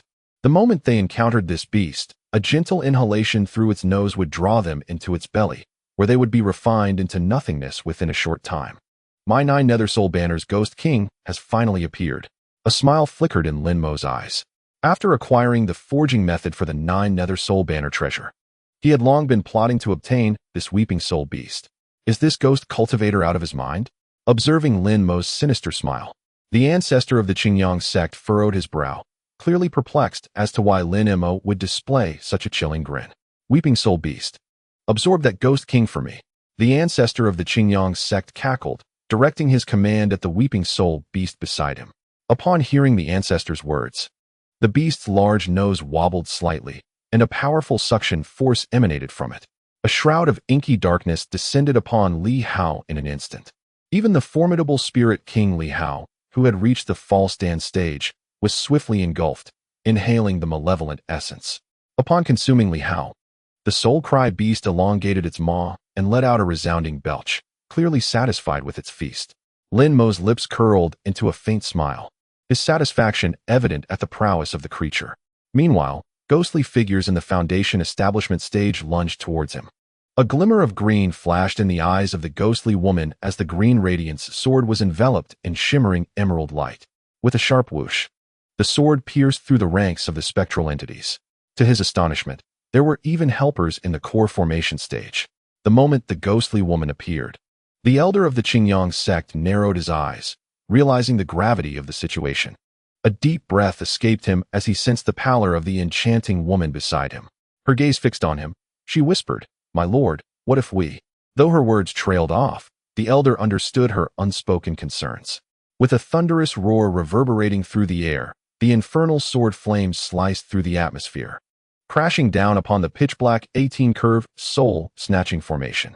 A chilling wave of frost erupted, enveloping the formation in a blanket of icy white. From a distance, the once ominous formation was now shrouded in a pristine layer of frost, transformed into a glistening ice array. With a crack, the 18-curve soul-snatching formation shattered, and a blue figure soared forth from its remnants. Clad in white robes, Lin Mo emanated an aura of ghostly blue light. His gaze cold as he regarded the elder of the Qingyang sect. The elder's heart sank at this sight. Retreat. Without a moment's hesitation, he turned to flee into the distance, displaying remarkable decisiveness.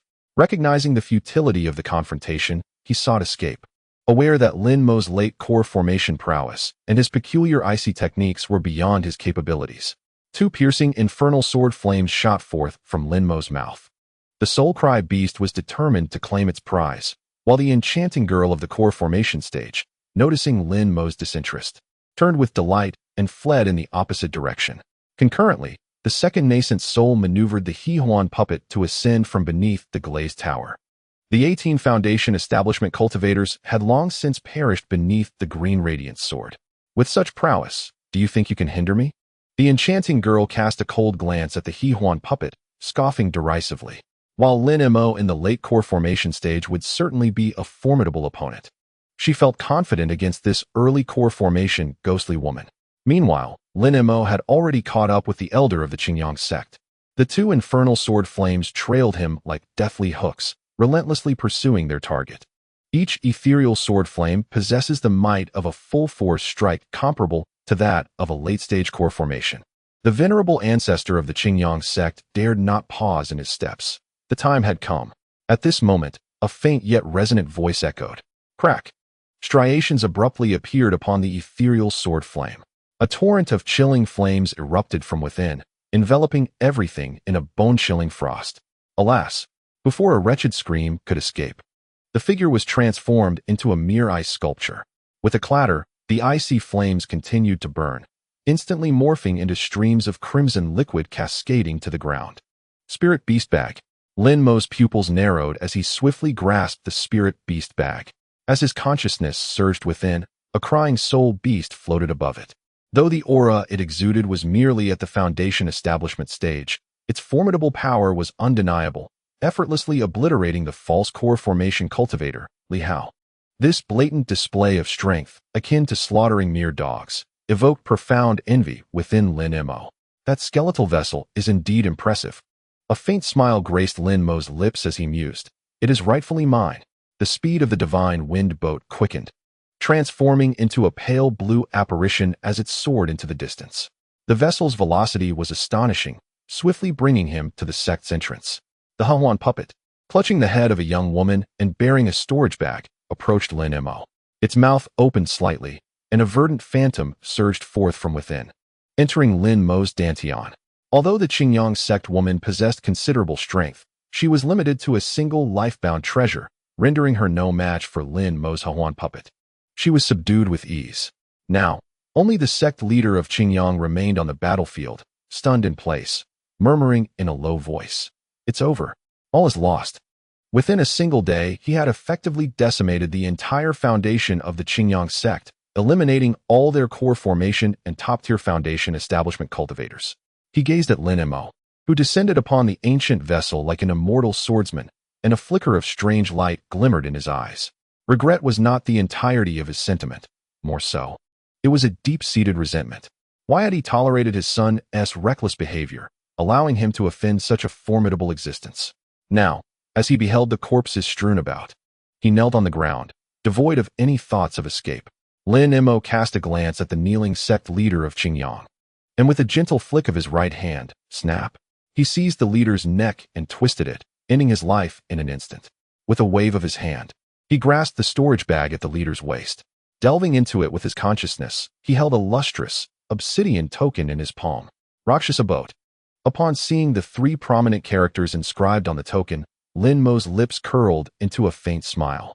As his consciousness surged into the token, the words Rakshasa boat radiated a dazzling brilliance. In the span of a tea's brew, Lin Mo inhaled a deep breath of turbid air and remarked with tranquility, "At last. It has been refined." The Rakshasa boat is an ancient treasure ship passed down through the generations of the Qingyang sect, with each successive leader contributing to its legacy. For instance, the current sect leader has adorned the chamber with exquisite cloud gauze. Draped upon the body, it feels akin to caressing the skin of a beauty, possessing the added benefit of purifying the skin, a testament to opulence that resonates with Lin Mo's sensibilities. Of course, not all leaders of the Qingyang sect are mere gluttons. The previous leaders have poured their heart and soul into intricately inscribing 81 concealment formations upon the Rakshasa boat. Even cultivators at the core formation stage might fail to discern the presence of the Rakshasa boat unless they scrutinize it closely. As Lin Mo gazed at the Rakshasa boat, he waved his right hand, and a beam of azure light instantly struck the token. Before his eyes, the Rakshasa boat began to shrink at a visible pace, dwindling to the size of a palm in the blink of an eye, reminiscent of a child's toy. What a bountiful harvest! Lin Mo felt a surge of joy and promptly tucked it into his storage pouch as he soared downward. Chapter 110. All is concluded. Lin Mo gently descended from the sky, his gaze landing upon the two women, Yuan Yao and Yin Li. Both were momentarily stunned, their expressions reflecting sheer astonishment. Although they were aware of Lin Mo's formidable prowess, each display of his strength perpetually redefined their perception of him. Lin Mo turned to the two, offering a calm smile. "The hour grows late. We ought to head to the Qingyang sect." Upon hearing this, the women exchanged bewildered glances, unable to suppress their exclamations. "You don't intend to raid the Qingyang sect, do you? Killing without looting is no different than not killing at all." Lin Mo waved his hand dismissively, asserting with righteous conviction. The two exchanged another glance, momentarily at a loss for words in light of the unfolding scene. Lin Mo scanned his surroundings, ensuring nothing was amiss before summoning the Rakshasa boat. Could this be too ostentatious? Yuan Yao swallowed nervously, whispering, "After all, the Rakshasa boat is simply too grand." "Huh." Lin Mo chuckled softly. Utilizing this Rakshasa boat to return to the Qingyang sect is indeed the most secure approach. Hearing his words, the two women exchanged glances, sensing a flicker of astonishment in one another's eyes. With a resonating hum, as spiritual energy surged within him, the Rakshasa boat emitted a series of piercing vibrations. Dark, Swirling mist enveloped it, casting a shadow that obscured the sky as it surged towards the Qingyang sect. It must be said that the speed of the Rakshasa boat far surpassed that of the divine wind boat, transforming into a fleeting shadow that vanished into the horizon. Compared to the Yunxiao sect, the Qingyang sect can be considered a mid-sized faction near Kuaishing Island. However, ever since the demise of its Yuanying elder centuries ago, the sect has languished in decline. According to the narrative, a century hence, the elder of the Qingyang sect will attain Yuanying cultivation. Yet now, they are only at the mid-stage of core formation. Lin Mo raised an eyebrow, a glimmer of insight flashing in his eyes as he mused. It appears there are certainly some hidden secrets at play. With this thought, Lin Mo deftly flipped his wrist, revealing the storage pouch of the Qingyang sect's elder in his hand. As his consciousness surged into it, soon, a dark object, the size of an infant, captured Lin Mo's attention. Whoosh! With a sound that pierced the air, what appeared before him was unexpectedly a pitch-black primordial infant. A primordial infant? Gazing at the primordial infant resting in his palm, Lin Mo's pupils constricted, his heart filled with profound astonishment. He could hardly believe he would encounter such a being here. The primordial infant's eyes were tightly shut, devoid of any semblance of life. How peculiar! Lin Mo felt a stirring in his heart and directed his consciousness into his storage bag. Shortly, a black jade slip materialized before him. The art of soul seizing for infant acquisition. As Lin Mo delved into its contents, he discovered that this jade slip contained a secret technique, a legacy for inheriting the primordial infant's power. If this were the case, it could genuinely ensure the longevity of a sect. After all, a primordial infant is a formidable being, regarded as a top-tier powerhouse in both the southern heavens and the chaotic star sea. Yet, despite the technique's might, it bore significant limitations.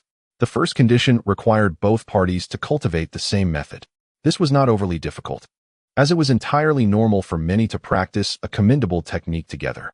The second requirement mandated that their bloodlines be of the same origin. Only then could the success rate of inheriting the primordial infant be guaranteed. The third requirement was the most challenging. The inheritor's cultivation must reach the late stage of golden core. A weaker individual might find themselves rebuffed by the primordial infant's power. Every ancestor of the Qingyang sect who successfully ascended to the primordial infant stage was known to the world as the Qingyang Old Demon. Thus, it became clear to Lin Mo. No wonder the Qingyang Old Ancestor's strength would be at the primordial infant stage a century later. Regrettably, it seemed to benefit Lin Mo today. He smoothly stored the primordial infant into his storage bag and waved his right hand.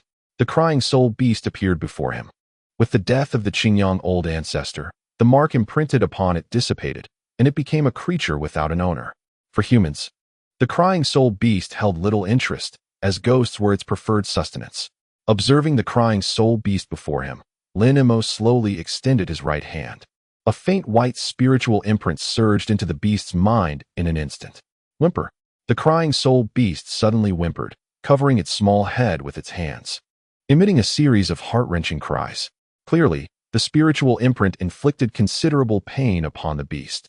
After enduring the torment for the duration of an incense stick, the crying soul beast gradually rose to its feet. It lifted its head, staring intently at Lin Mo, a glimmer of confusion flickering in its eyes. It could not comprehend why it felt an inexplicable urge to draw near to this man before it. Tentatively, it opened its mouth and cautiously approached Lin Mo. Watching the beast's hesitant demeanor, Lin Mo's lips curled into a subtle smile as he gently patted the crying soul beast's head, reassuringly saying, "Do not be afraid." As he spoke, he flicked his wrist. 18 pitch-black flags descended before him, exuding an aura of chilling energy, each harboring malevolent spirits of the Foundation establishment stage. Whimper! Whimper! As the ethereal energy surged within, a swarm of pitch-black malevolent spirits suddenly burst forth from the obsidian flagpole. Upon sighting the vengeful apparitions, the soul howler beast's countenance brightened with delight. With a slight inhalation through its diminutive nostrils, an overwhelming force of suction emanated, drawing the malevolent spirits into the depths of its belly. After devouring such a multitude of wicked entities, the soul howler beast still bore an expression of insatiable hunger. The Qingyang sect is indeed remarkable, Lin Mo mused, stroking his chin, contemplating. Such an extraordinary creature has been conjured. This soul howler beast had accompanied Han Li to the immortal realm. Now that it was in his possession, he must nurture it diligently. ensuring it retained its formidable prowess. "How impressive!" exclaimed Yuan Yao, her eyes wide with astonishment. "This creature is truly the nemesis of malevolent beings." Yanli nodded in agreement, stating, "Those foundation stage specters stand no chance against this little beast." Hearing the women's remarks, Lin Mo smiled gently, pondering the surprises the Qingyang sect might hold for him. At that moment, his gaze shifted, and he beheld the imposing gates of the Qingyang sect ahead. A dark array enveloped the entrance, signaling the return of the Rakshasa vessel. The sect master has returned. Several foundation stage disciples of the Qingyang sect displayed expressions of sheer joy upon witnessing the vessel's arrival, for it heralded the return of their leader. Without any obstruction, the Rakshasa vessel smoothly descended into the sect. However, as it landed, the disciples were left dumbfounded. The sect master and the ancestor were nowhere to be found. Instead, a young man clad in white emerged, flanked by two enchanting maidens. "Who are you? Where's the sect master?" the disciples of the Qingyang sect demanded, swiftly producing dark-hued magical artifacts that emitted mournful wails. Hideous apparitions sliced through the air, charging toward Lin Mo. With a mere sweep of his consciousness, Lin Mo discerned that these spirits possessed only the frail strength of the qi refinement and foundation stages. "Little one, your feast has arrived." Lin Mo's lips curled into a smirk as a faint azure glow emanated from his spirit beast pouch. The soul howler beast, resembling a small monkey, materialized before him, shaking its nose as an immense force of attraction surged forth. Winds of darkness traversed the sky as the multitude of spirits transformed into ephemeral shadows, directly entering the belly of the soul howler beast. After consuming the spirits, the creature's abdomen swelled, but soon enough, it was digested. Subsequently, a subtle black aura began to envelop the soul howler beast. In a flash, the nether sword flames sliced through the air, instantly piercing the chests of the Qingyang sect disciples. Where the flame passed, the disciples were reduced to pools of blood. Lin Mo effortlessly collected their storage pouches, for even the smallest morsel is still sustenance, and such resources must not be squandered. The colossal Rakshasa vessel soared deeper into the sect. As the formidable adversary approached, the disciples of the Qingyang sect displayed no inclination for self-sacrifice. They scattered in panic. After all, the Rakshasa vessel was a creation of the demonic path, and the disciples within were inherently selfish, unyielding to notions of noble sacrifice.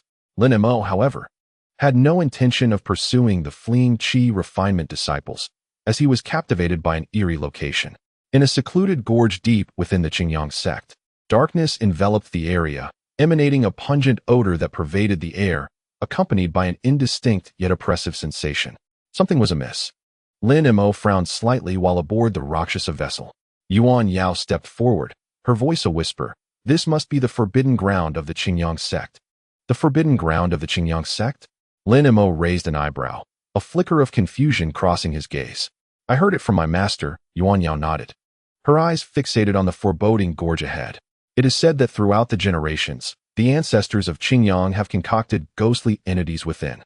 After millennia, no one could fathom the horrific specters that might lurk within." Upon hearing Yuan Yao's words, Lin Mo stroked the furry head of the crying soul beast, a chill radiating from its soft fur.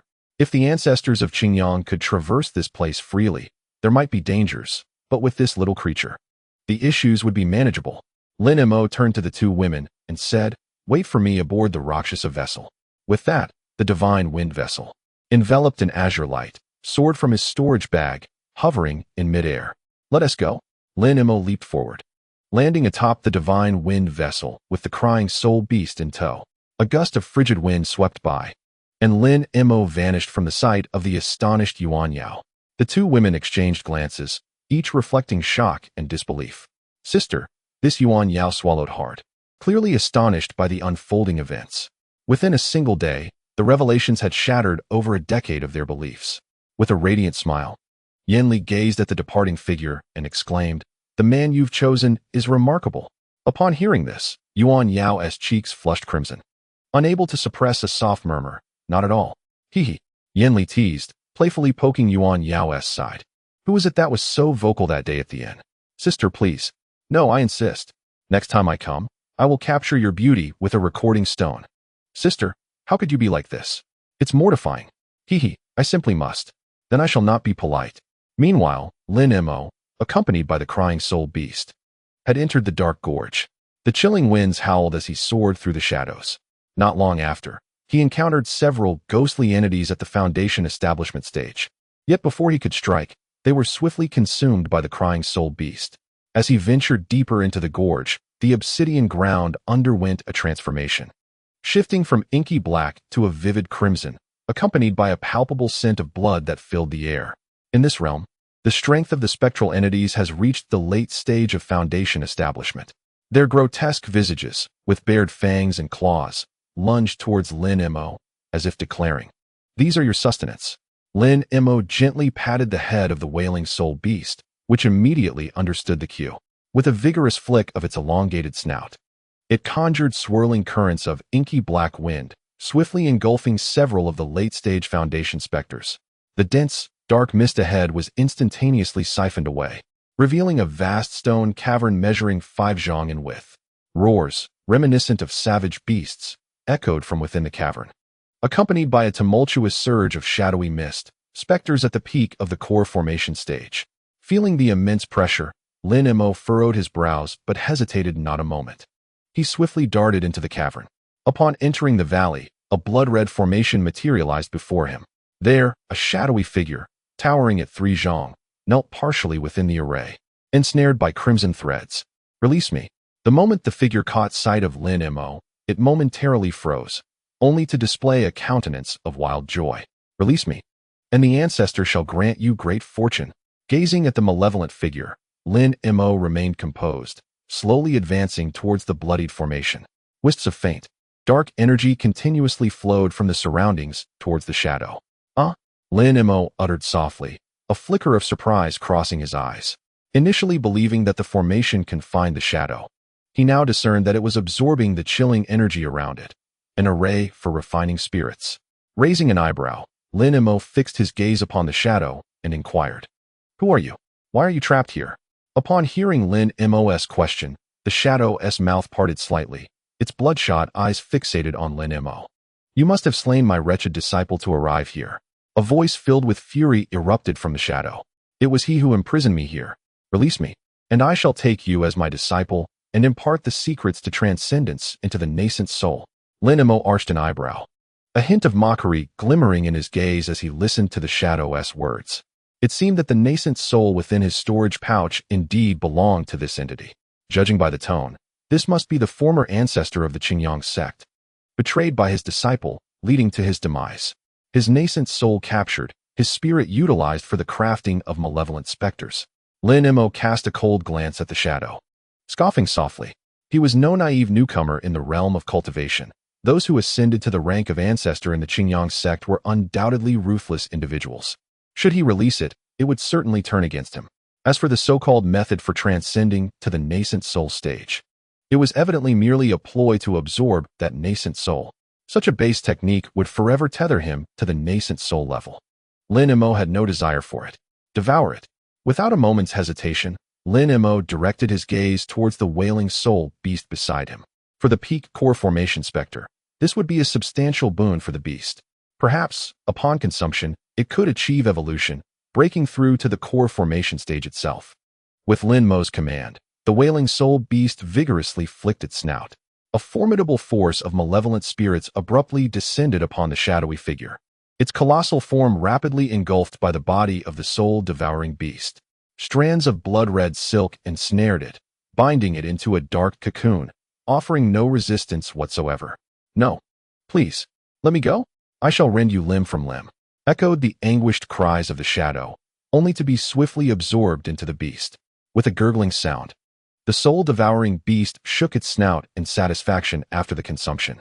Suddenly, tendrils of pitch-black silk enveloped the beast entirely, forming a dense lattice of gray threads that cocooned it in a black shroud. It was on the verge of evolution. Lin Mo's face lit up with joy at the sight of the soul-devouring beast, which had reached the Foundation establishment stage. If it were to evolve, it would surely break through to the core formation stage, becoming an invaluable ally. With this thought, Lin Mo waved his hand, drawing the beast into his spirit beast pouch. As the shadowy figure of the peak core formation Ghost King was devoured, the pervasive chill of dark energy within the stone cavern dissipated. Lin Mo's divine sense swept across the cave, revealing it to be utterly devoid of any lingering specters or malevolent spirits. It was over. With a subtle gesture of his right hand, he murmured softly. The divine wind boat soared from his sleeve, emanating wisps of ethereal azure energy. He leapt gracefully, landing securely upon the vessel. With a piercing sound that sliced through the air, Lin Mo transformed into a fleeting shadow, disappearing into the night. In the span of half a tea's brew, he arrived at the entrance of the Black Gorge. Beyond this ominous forbidden ground, the most valuable asset within the Qingyang sect lay at the mountain's peak, the treasure pavilion. However, unlike the resplendent treasure halls of the Yunxiao sect, the Qingyang sect's pavilion appeared rather dim, bearing the marks of neglect over the years. As the Luosha boat drew near, Lin Mo observed several disciples clad in Qingyang sect attire hastily emerging from the pavilion, clearly aware of their sect's dire straits and harboring thoughts of escape. With a sharp whoosh, a vibrant green sword, the Luhuang sword, sliced through the air, eliminating fleeing disciples with brutal efficiency. "Leave one alive," Lin Mo commanded, his gaze falling upon a trembling youth cowering at the base of a tower. With a flick of his wrist, a gentle breeze enveloped the boy, lifting him effortlessly into the air. "Please, don't kill me. I beg you." The youth, possessing merely the cultivation of a novice in Foundation establishment, was evidently just a common disciple tasked with guarding the treasure tower. Lin Mo inquired calmly, "Is this the pavilion of the Qingyang sect?" The gaunt disciple, momentarily taken aback, nodded vigorously. Yes, it is." Lin Mo furrowed his brow, feeling an unsettling normalcy about the pavilion before him, reminiscent of an ancient, rustic tower from the mortal realm. Upon a brief search, he found only a meager collection of books, talismans, and magical artifacts. Why is there so little here? Lin Mo could never have believed that within the treasure pavilion of the Qingyang sect, there was less to be found than in the Yunxiao sect. The ancestral master, in his fervent pursuit of a breakthrough, had long since sold off the spiritual stones and magical artifacts contained within. Now, only a few legacy techniques remained. The disciple trembled, fearing that a single misstep in his words might provoke Lin Mo into executing him on the spot. After a moment of contemplation, Lin Mo shook his head. The ancestral master of Qingyang, in his desperate quest to transcend to the later stages of the Foundation establishment, had sacrificed so much, only to have it fortuitously benefit Lin Mo in the end. Crack! Coldly, he snapped the neck of the youth before him and turned to leave. The Qingyang sect was notorious for its dark practices. Entering its domain without having taken the lives of at least a dozen was simply inconceivable. Lin Mo naturally did not believe that the young man was untainted. Upon Lin Mo's arrival, the two women, Yuan Yao and Yin Li, displayed expressions of delight and hurriedly approached him. As he glanced at them, a faint smile graced Lin Mo's lips. He tossed a flying ship token to the Hahuan puppet beside him, instructing, "Return to Xiaohuan Island."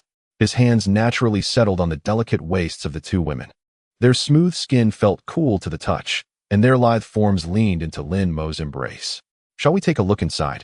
As soon as Lin Mo's words left his lips, the cheeks of the two women flushed crimson. How could they not perceive the chill embedded in his words? Once inside, it was certain that they would engage in earnest cultivation. On Xiaohuan Island, Chun Xiaoqian, at the Foundation establishment stage, alighted upon a cerulean flying sword, landing before the cave dwelling. Boom! A flash of red light emanated from her storage pouch at her waist, revealing the carcass of a 5-zhonglong 4th-tier sea beast that tumbled onto the rocky ground.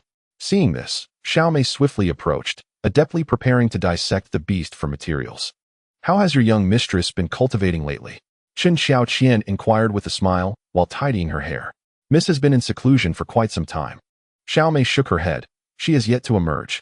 Sighing, she continued, "I wonder when Senior Lin will return.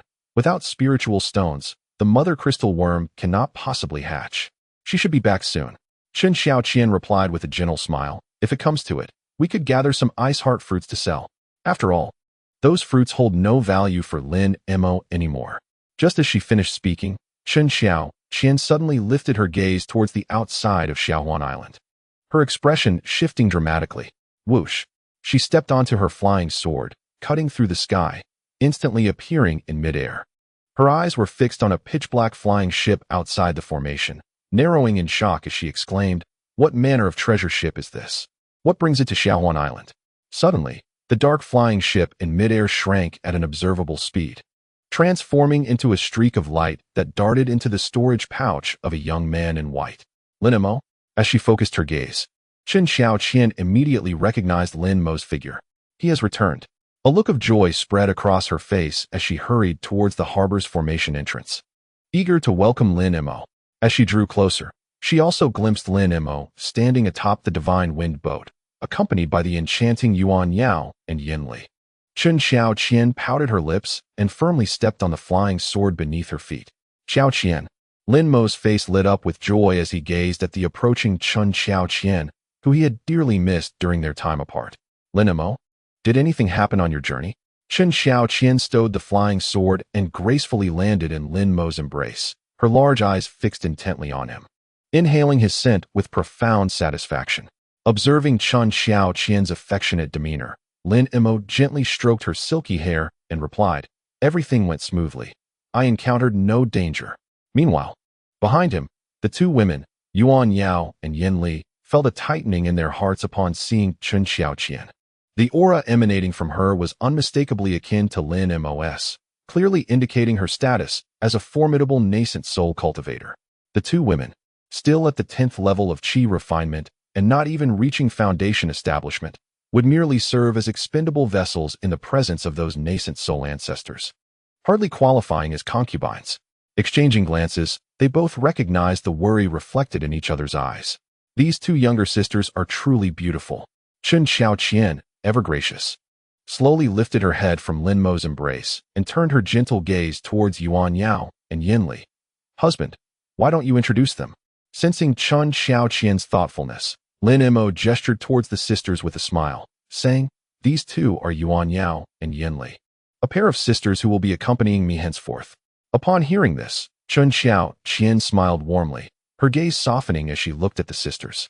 From her waist pouch, two exquisite jade hairpins, resembling ornaments, flew forth. "This is but a humble gift for our first meeting. I hope you won't dislike it." Seeing Chen Xiaoqian's kindness, the hearts of Yuan Yao and Yin Li finally eased.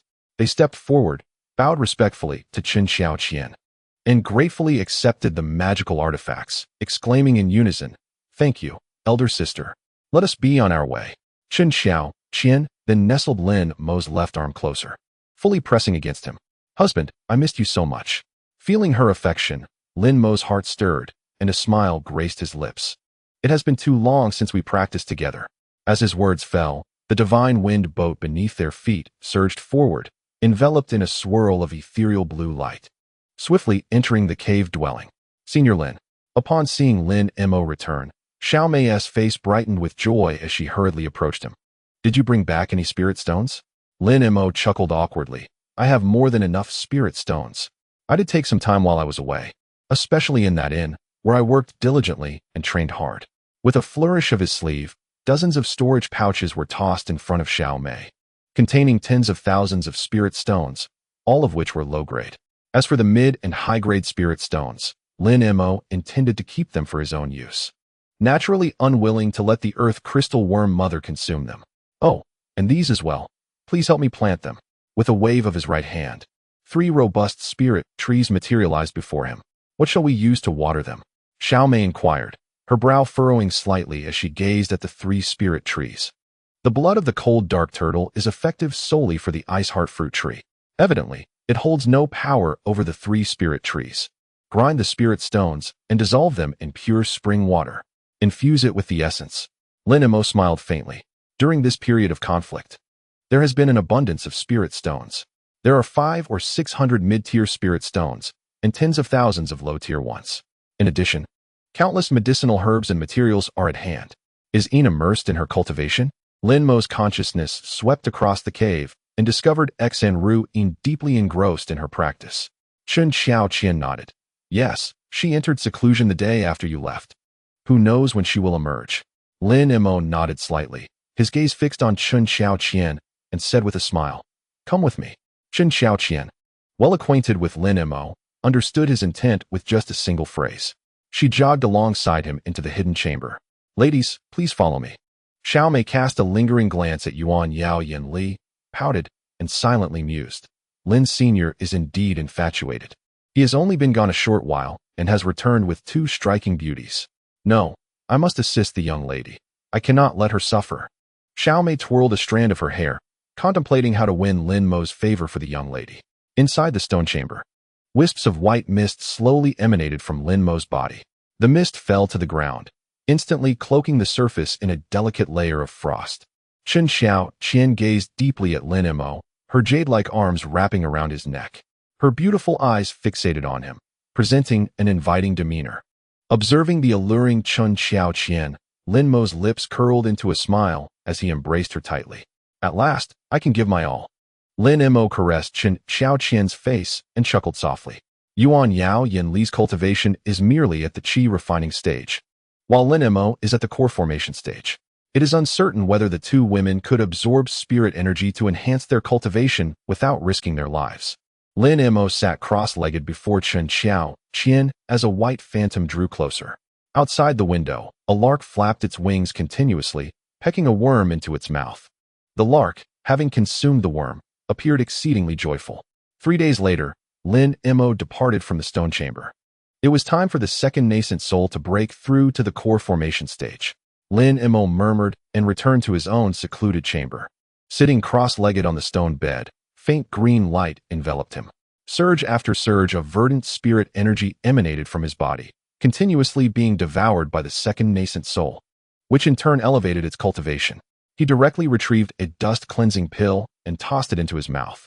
As soon as the pill entered, the second nascent soul opened its mouth wide, instantly absorbing the pill into its being. The second nascent soul faced no bottleneck at the core formation stage, but consuming the dust-cleansing pill could shorten the time required for a breakthrough. As time passed, a decade slipped away in the blink of an eye.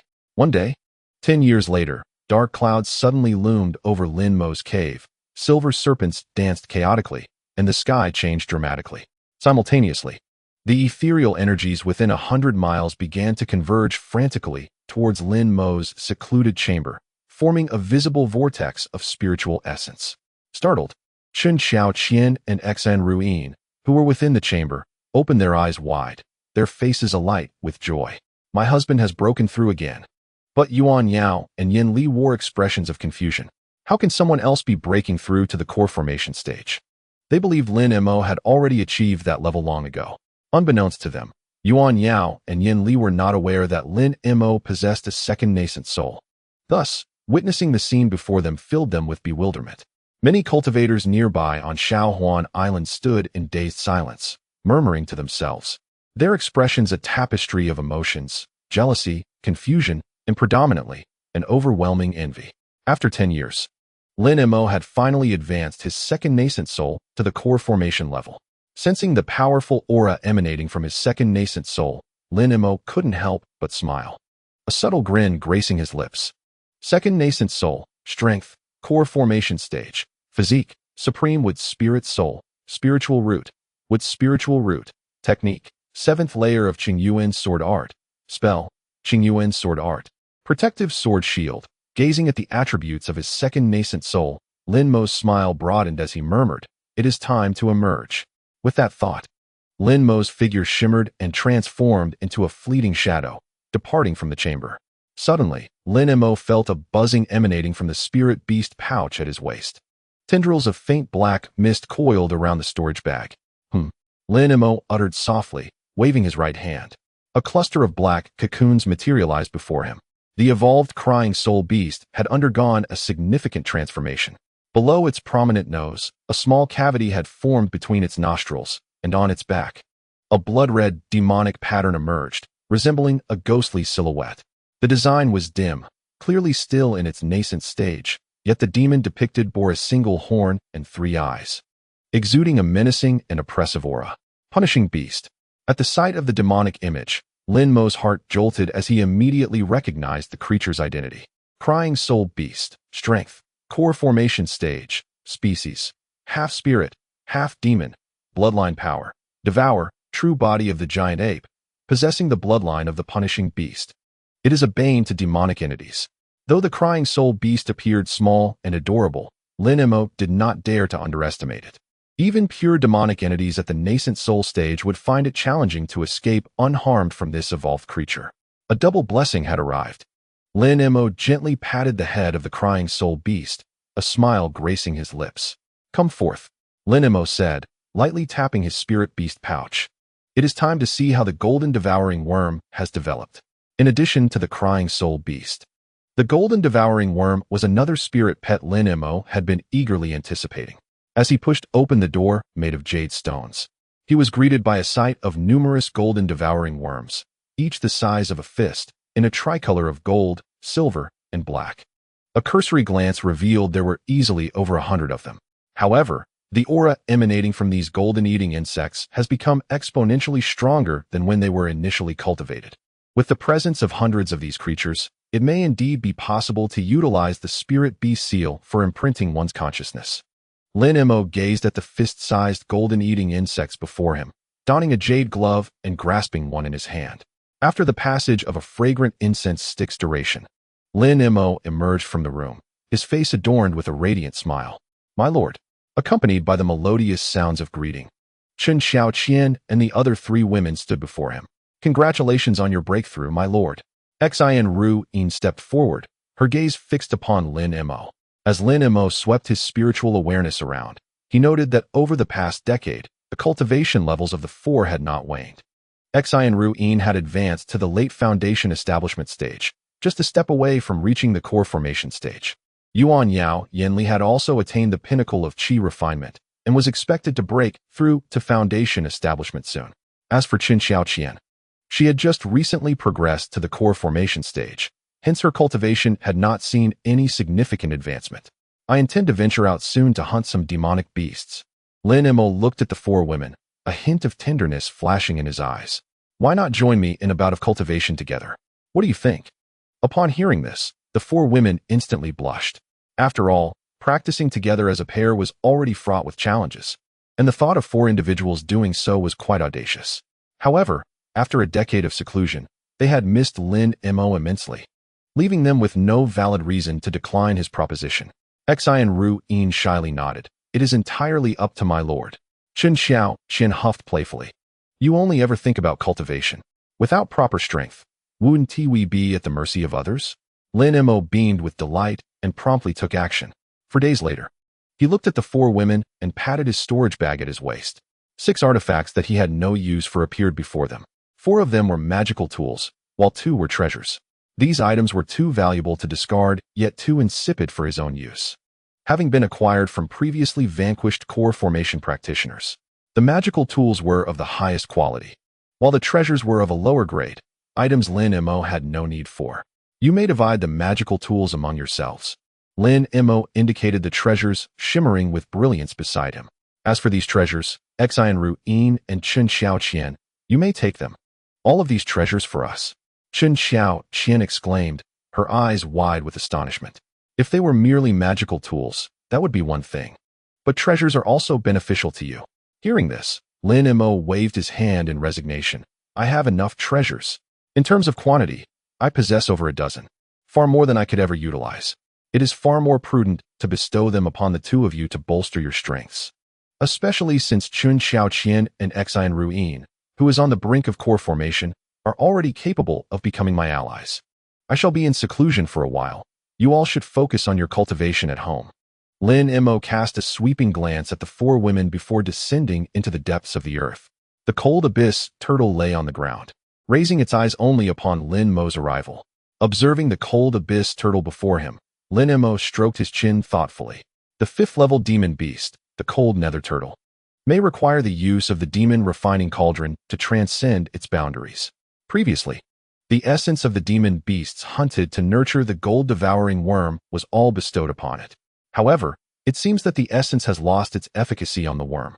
Thus, Lin Mo now has the opportunity to reserve the essence for the 3-legged crow and the cold nether turtle. After all, in Lin Mo's perspective, nurturing the gold-devouring worm holds a far greater priority than the 3-legged crow and the cold nether turtle. In Chapter 111, the hunt for demon beasts continues at the usual location. A slight smile graced Lin Mo's lips. Perhaps he could hunt some aquatic beasts wielding the water element Divine Thunder. During this period, Lin Mo took out the inner core of the infant carp beast. The deep blue inner core occasionally flickered with faint lightning. The crackling sound sent tingles through Lin Mo's right hand. holding his breath and focusing. He recalled the cultivation method of the water element divine thunder recorded in the beast's skin book. He opened his mouth and swallowed the inner core whole. As the inner core entered, a powerful surge of water element divine thunder energy erupted. Suddenly, the yin-yang duality vessel within his dantian flew out, instantly absorbing the inner core into it. The unusual behavior of the yin-yang duality vessel caused a flicker of surprise in Lin Mo's eyes. Once the inner core entered the vessel, it immediately unleashed strands of water element divine thunder.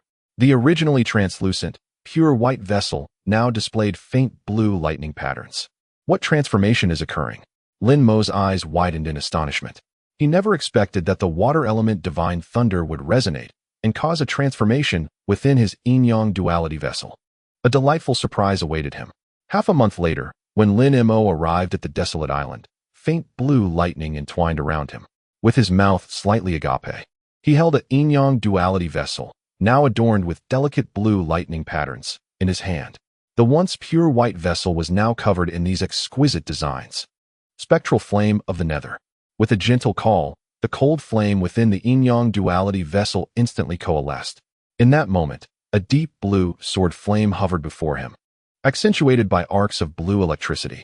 Host: Lin Mo. Strength: late stage of foundation establishment. Physique: dragon's roar body. Spiritual root: ice spiritual root. Cultivation method: 10,000 swords spirit connection technique. Fourth layer of the King of Light technique. Divine abilities: 9 transformations reincarnation technique. Spectral thunder sword flame. The spectral thunder sword flame had undergone a transformation. This was largely thanks to his simplification system. Otherwise, merging these two forms of energy would not have been so effortless. After all, the spectral thunder sword flame embodies ice energy, while the water element divine thunder represents lightning energy. For an ordinary person, achieving such a fusion would require at least a decade or more. Yet, Lin Mo effortlessly accomplished it with the aid of his system. As the thunderous roars echoed, a palm-sized blade of flame manifested before him. Unlike the previous ethereal sword flame, this one was entwined with strands of azure lightning, albeit dim in hue. It seemed that a greater number of sea demons possessing the water-based divine thunder affinity needed to be vanquished. A flicker of thought crossed Lin Mo's mind. Though he was well aware that the water-based divine thunder was exceedingly rare, even after hunting down hundreds of sea creatures, he had yet to encounter a single one. His gaze shifted, and a phantom brushed past his waist, revealing the 3-legged black chicken and the cold mist turtle that had now appeared before him. The moment the dark 3-legged chicken emerged, its sharp eyes fixated on Lin Mo. Without hesitation, he tossed out several flesh spirit pills. With a swift motion, the 3-legged chicken, displaying delight, flapped its ebony wings and leapt to devour the pills. As the pills were consumed, the chicken's excitement was palpable, shaking its head and emitting a series of joyful calls. Observing its antics, Lin Mo shook his head slightly as the divine wind boat beneath him began to ascend, allowing him to gaze down upon the entire isle. A gentle green light emanated from his storage pouch, and soon after, the Xuan puppet descended before him. A formidable aura of a core formation cultivator surged forth from the puppet. Go forth, Lin Mo instructed with ease, a smile gracing his lips.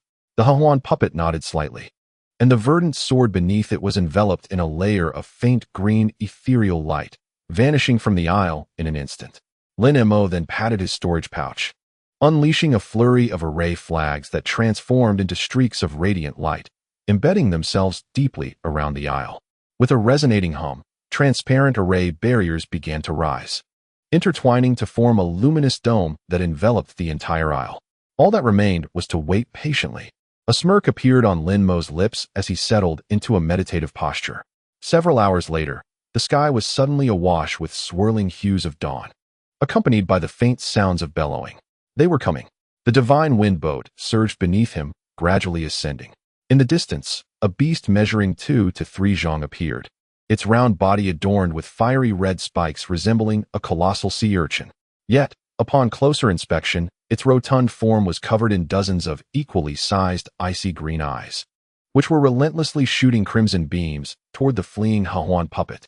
The bellowing roars emanated from the beast's belly, and a flash of blood red flickered within its emerald eyes, indicating its volatile state. A 5th-tier demon beast, the thousand-eyed demon. Lin Mo raised an eyebrow, a glimmer of delight shining in his eyes. The eyes of this thousand-eyed demon could be fashioned into ocular artifacts, which were undoubtedly valuable. It was time to test the might of the spectral thunder sword flame. Lin Mo's eyes sparkled with eagerness, his mouth slightly agape. A spectral azure sword of thunder erupted from his mouth in an instant, enveloped in layers of blue lightning energy. With a piercing sound that sliced through the air, the spectral sword appeared before the thousand-eyed demon. Although the distance was considerable, the demon seemed acutely aware of the sword's formidable power, as all its myriad eyes simultaneously fixated on the approaching threat. In a swift motion, dozens of crimson beams converged, coalescing into a thick red pillar that struck the spectral sword with unyielding force. The thunderous roar echoed, reverberating through the air. The scarlet beams, akin to cotton, were effortlessly shattered by the spectral sword. Undeterred, the sword surged forward, piercing the demon's body in an instant. A chilling frost enveloped its form entirely, rendering it akin to a block of ice. Yet, this was soon followed by a cacophony of crackling sounds as blue divine lightning relentlessly struck the demon, reducing it to fragments, as the cold flames threatened to incinerate its very essence. Lin Mo promptly retracted the piercing spectral sword, having already gauged its power. Deeming it unnecessary to obliterate the creature's remains, he retrieved a jade vial, drawing in the lifeless body of the thousand-eyed demon with a powerful suction.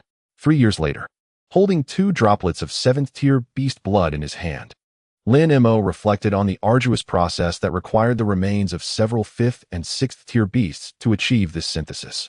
He glanced at the 3-legged crow and the frost flame turtle before him.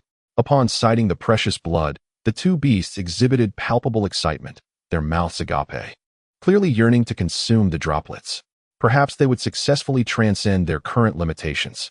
With this thought in mind, Lin Mo divided the 2 droplets between the 2 beasts. After swallowing, they quickly succumbed to slumber, enveloped in tendrils of rich crimson energy. Half a year later, a swirling mass of dark clouds materialized above the deserted island. Torrents of spiritual energy cascaded like a spring, flooding into the bodies of the 2 beasts. Observing the spectacle, Lin Mo's lips curled into a smile. It is time to proceed to the next phase. With this resolve, he turned his gaze to the Xuan puppet before him. The second nascent soul transformed into a wraith-like figure and seamlessly merged into the body of the ghostly maiden. With a flurry of swift movements, exquisite storage bags launched from Lin Mo's hands, landing before the ghostly maiden. These bags contained materials from spirit beasts and inner cores. Given the vast distance from Cultivation Island, the most prudent course of action was to have the ghostly maiden transport these goods for sale there. If all went well, he might even manage to acquire Xuan's shop. Thus, he could openly sell materials through Xuan, ensuring that even in the face of danger, his second nascent soul could make a timely escape. As Lin Mo contemplated, he gently caressed the graceful curves of the Xuan puppet, murmuring softly, "What a pity that this exterior is somewhat lacking. If only there were a chance in the future to craft its skin from soft jade." Each time he touched the skin made from spirit pig meat, an involuntary shiver coursed through him. With this thought, Lin Mo hastily retrieved a pair of white jade corals from his storage pouch. "Let us commence the refining process," he exclaimed, his lips parting slightly as the alchemical flames surged forth from his mouth. As the scorching flames danced, the white jade corals gradually melted, transforming into droplets of a translucent, jade-like liquid. With a gentle sway, the Xuan puppet's body quivered, and its white skin swiftly shed. It then lifted the controlling white jade, which instantly wrapped around its form. In the span of just half a tea's brewing time, the Xuan puppet had successfully changed its skin. After completing this task, the specter waved her right hand, and a vibrant green light flashed. The green radiance sword had firmly settled before her. With a sharp whoosh, accompanied by a piercing sound of slicing through the air, it transformed into a fleeting shadow, vanishing into the night. On Cultivation Island, Xuan rested her chin in her hands, observing the ebb and flow of cultivators, yet none ventured into her abode. "Oh dear, what shall I do if this continues?" she lamented. Although a white-clad cultivator had purchased the withered wood over a decade ago, the precious resource, valued at thousands of spirit stones, had gradually been depleted over the years, leaving Xuan in a state of great anxiety. If she could not earn more money, her 100 insects pavilion would cease to operate. At that moment, a slender green-clad maiden entered the room. A guest, Upon seeing the girl, Xuan's heart leapt with joy, and she hastened forward, smiling warmly. "Dear guest, how may I assist you?" As she approached, Xuan realized that the girl possessed delicate features, with lustrous black hair and skin as smooth as jade, causing her heart to flutter. How could such a fair beauty exist? Despite being a woman herself, Xuan felt the universal admiration for beauty. The specter observed Xuan, who had matured from the charming and playful girl she once knew. Particularly captivating was her peach-like figure, which undeniably caught Lin Mo's attention. "I am called the Spectre," she announced, clearing her throat softly as her gaze fell upon Xuan. "I see that your 100 Insects pavilion is struggling, thus I propose to acquire your establishment." Upon hearing this, Xuan's eyes widened in surprise, only to promptly shake her head without a moment's hesitation. "This 100 Insects pavilion was bequeathed to me by my father. I would never consider selling it." Without a hint of doubt, Xuan firmly declined. Observing her resolute refusal, the specter was unfazed and remarked, "We could collaborate for mutual benefit." After a fragrant incense stick's duration, Xuan beamed at the specter, saying, "Sister Spectre, I look forward to your guidance in the future." As she spoke, she eagerly took the specter's delicate hand and led her towards the back room, saying, "This place is quite spacious. I often feel lonely living here alone.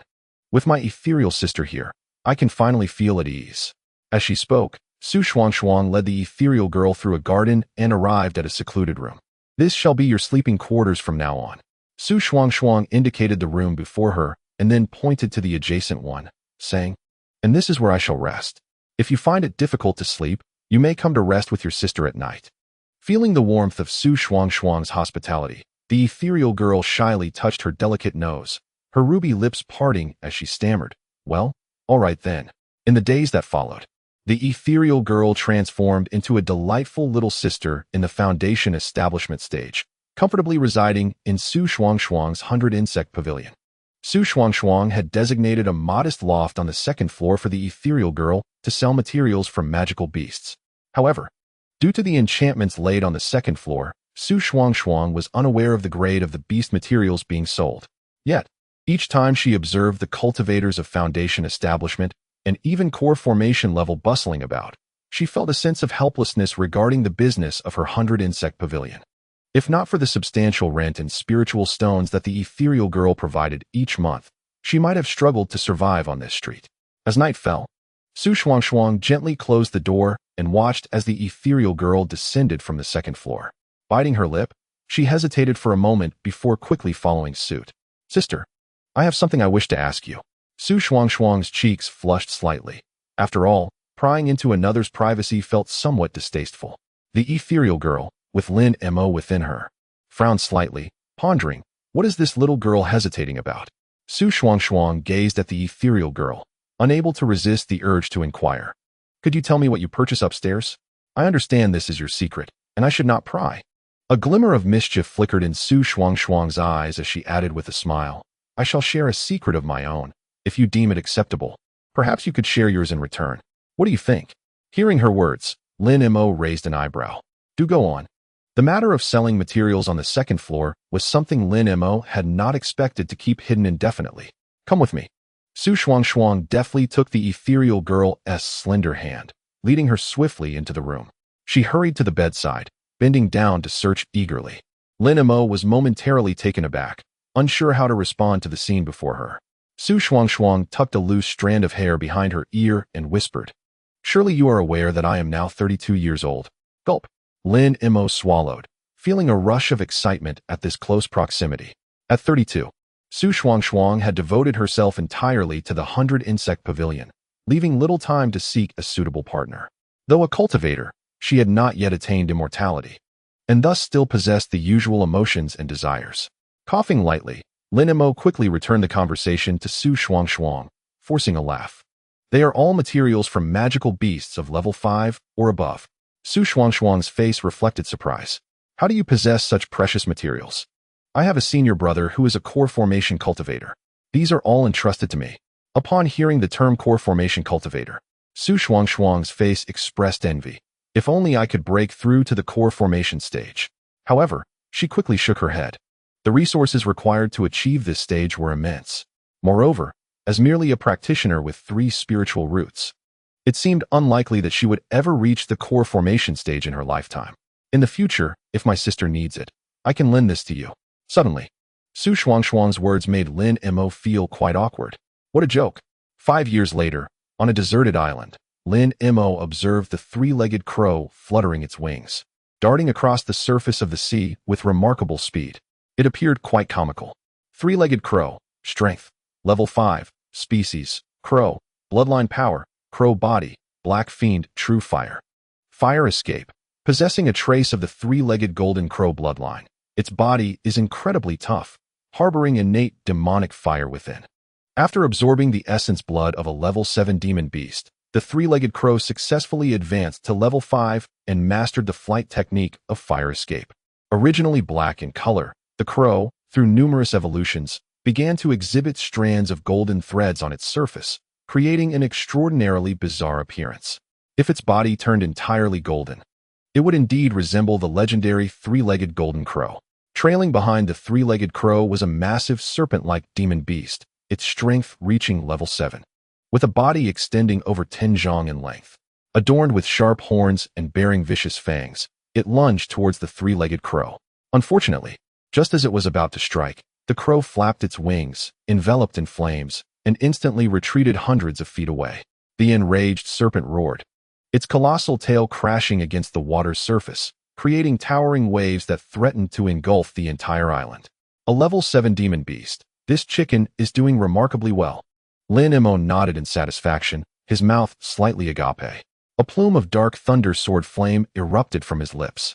The speed of the dark thunder sword flame was astonishing, slicing through the air before reappearing directly in front of the immense blue serpent. With a series of crisp crackling sounds, numerous azure water thunders coalesced before him. Water thunder of the divine force. Upon seeing the water thunder manifest, Lin Mo's face lit up with joy. Wasn't this the very demon beast he had longed for? Moreover, considering it was a level 7 beast, the energy contained within its water thunder would undoubtedly surpass that of the infant carp beast. Whoosh, whoosh. Fist-sized water thunders hurled themselves violently towards the dark thunder sword flame. Boom. The two forces collided instantaneously. A bone-chilling frost erupted from the dark thunder sword flame, instantly freezing the surrounding waters. The palm-sized water thunders, lacking the time to explode, remained suspended in midair. Unyielding, the dark thunder sword flames surged through the water thunder of the divine force, striking ferociously against the serpent's body. With a sharp crack, the razor-sharp dark thunder sword flame effortlessly tore through the serpent's skin. As the vivid crimson blood gushed forth, it was swiftly crystallized into icy fragments by the biting cold mist. Boom.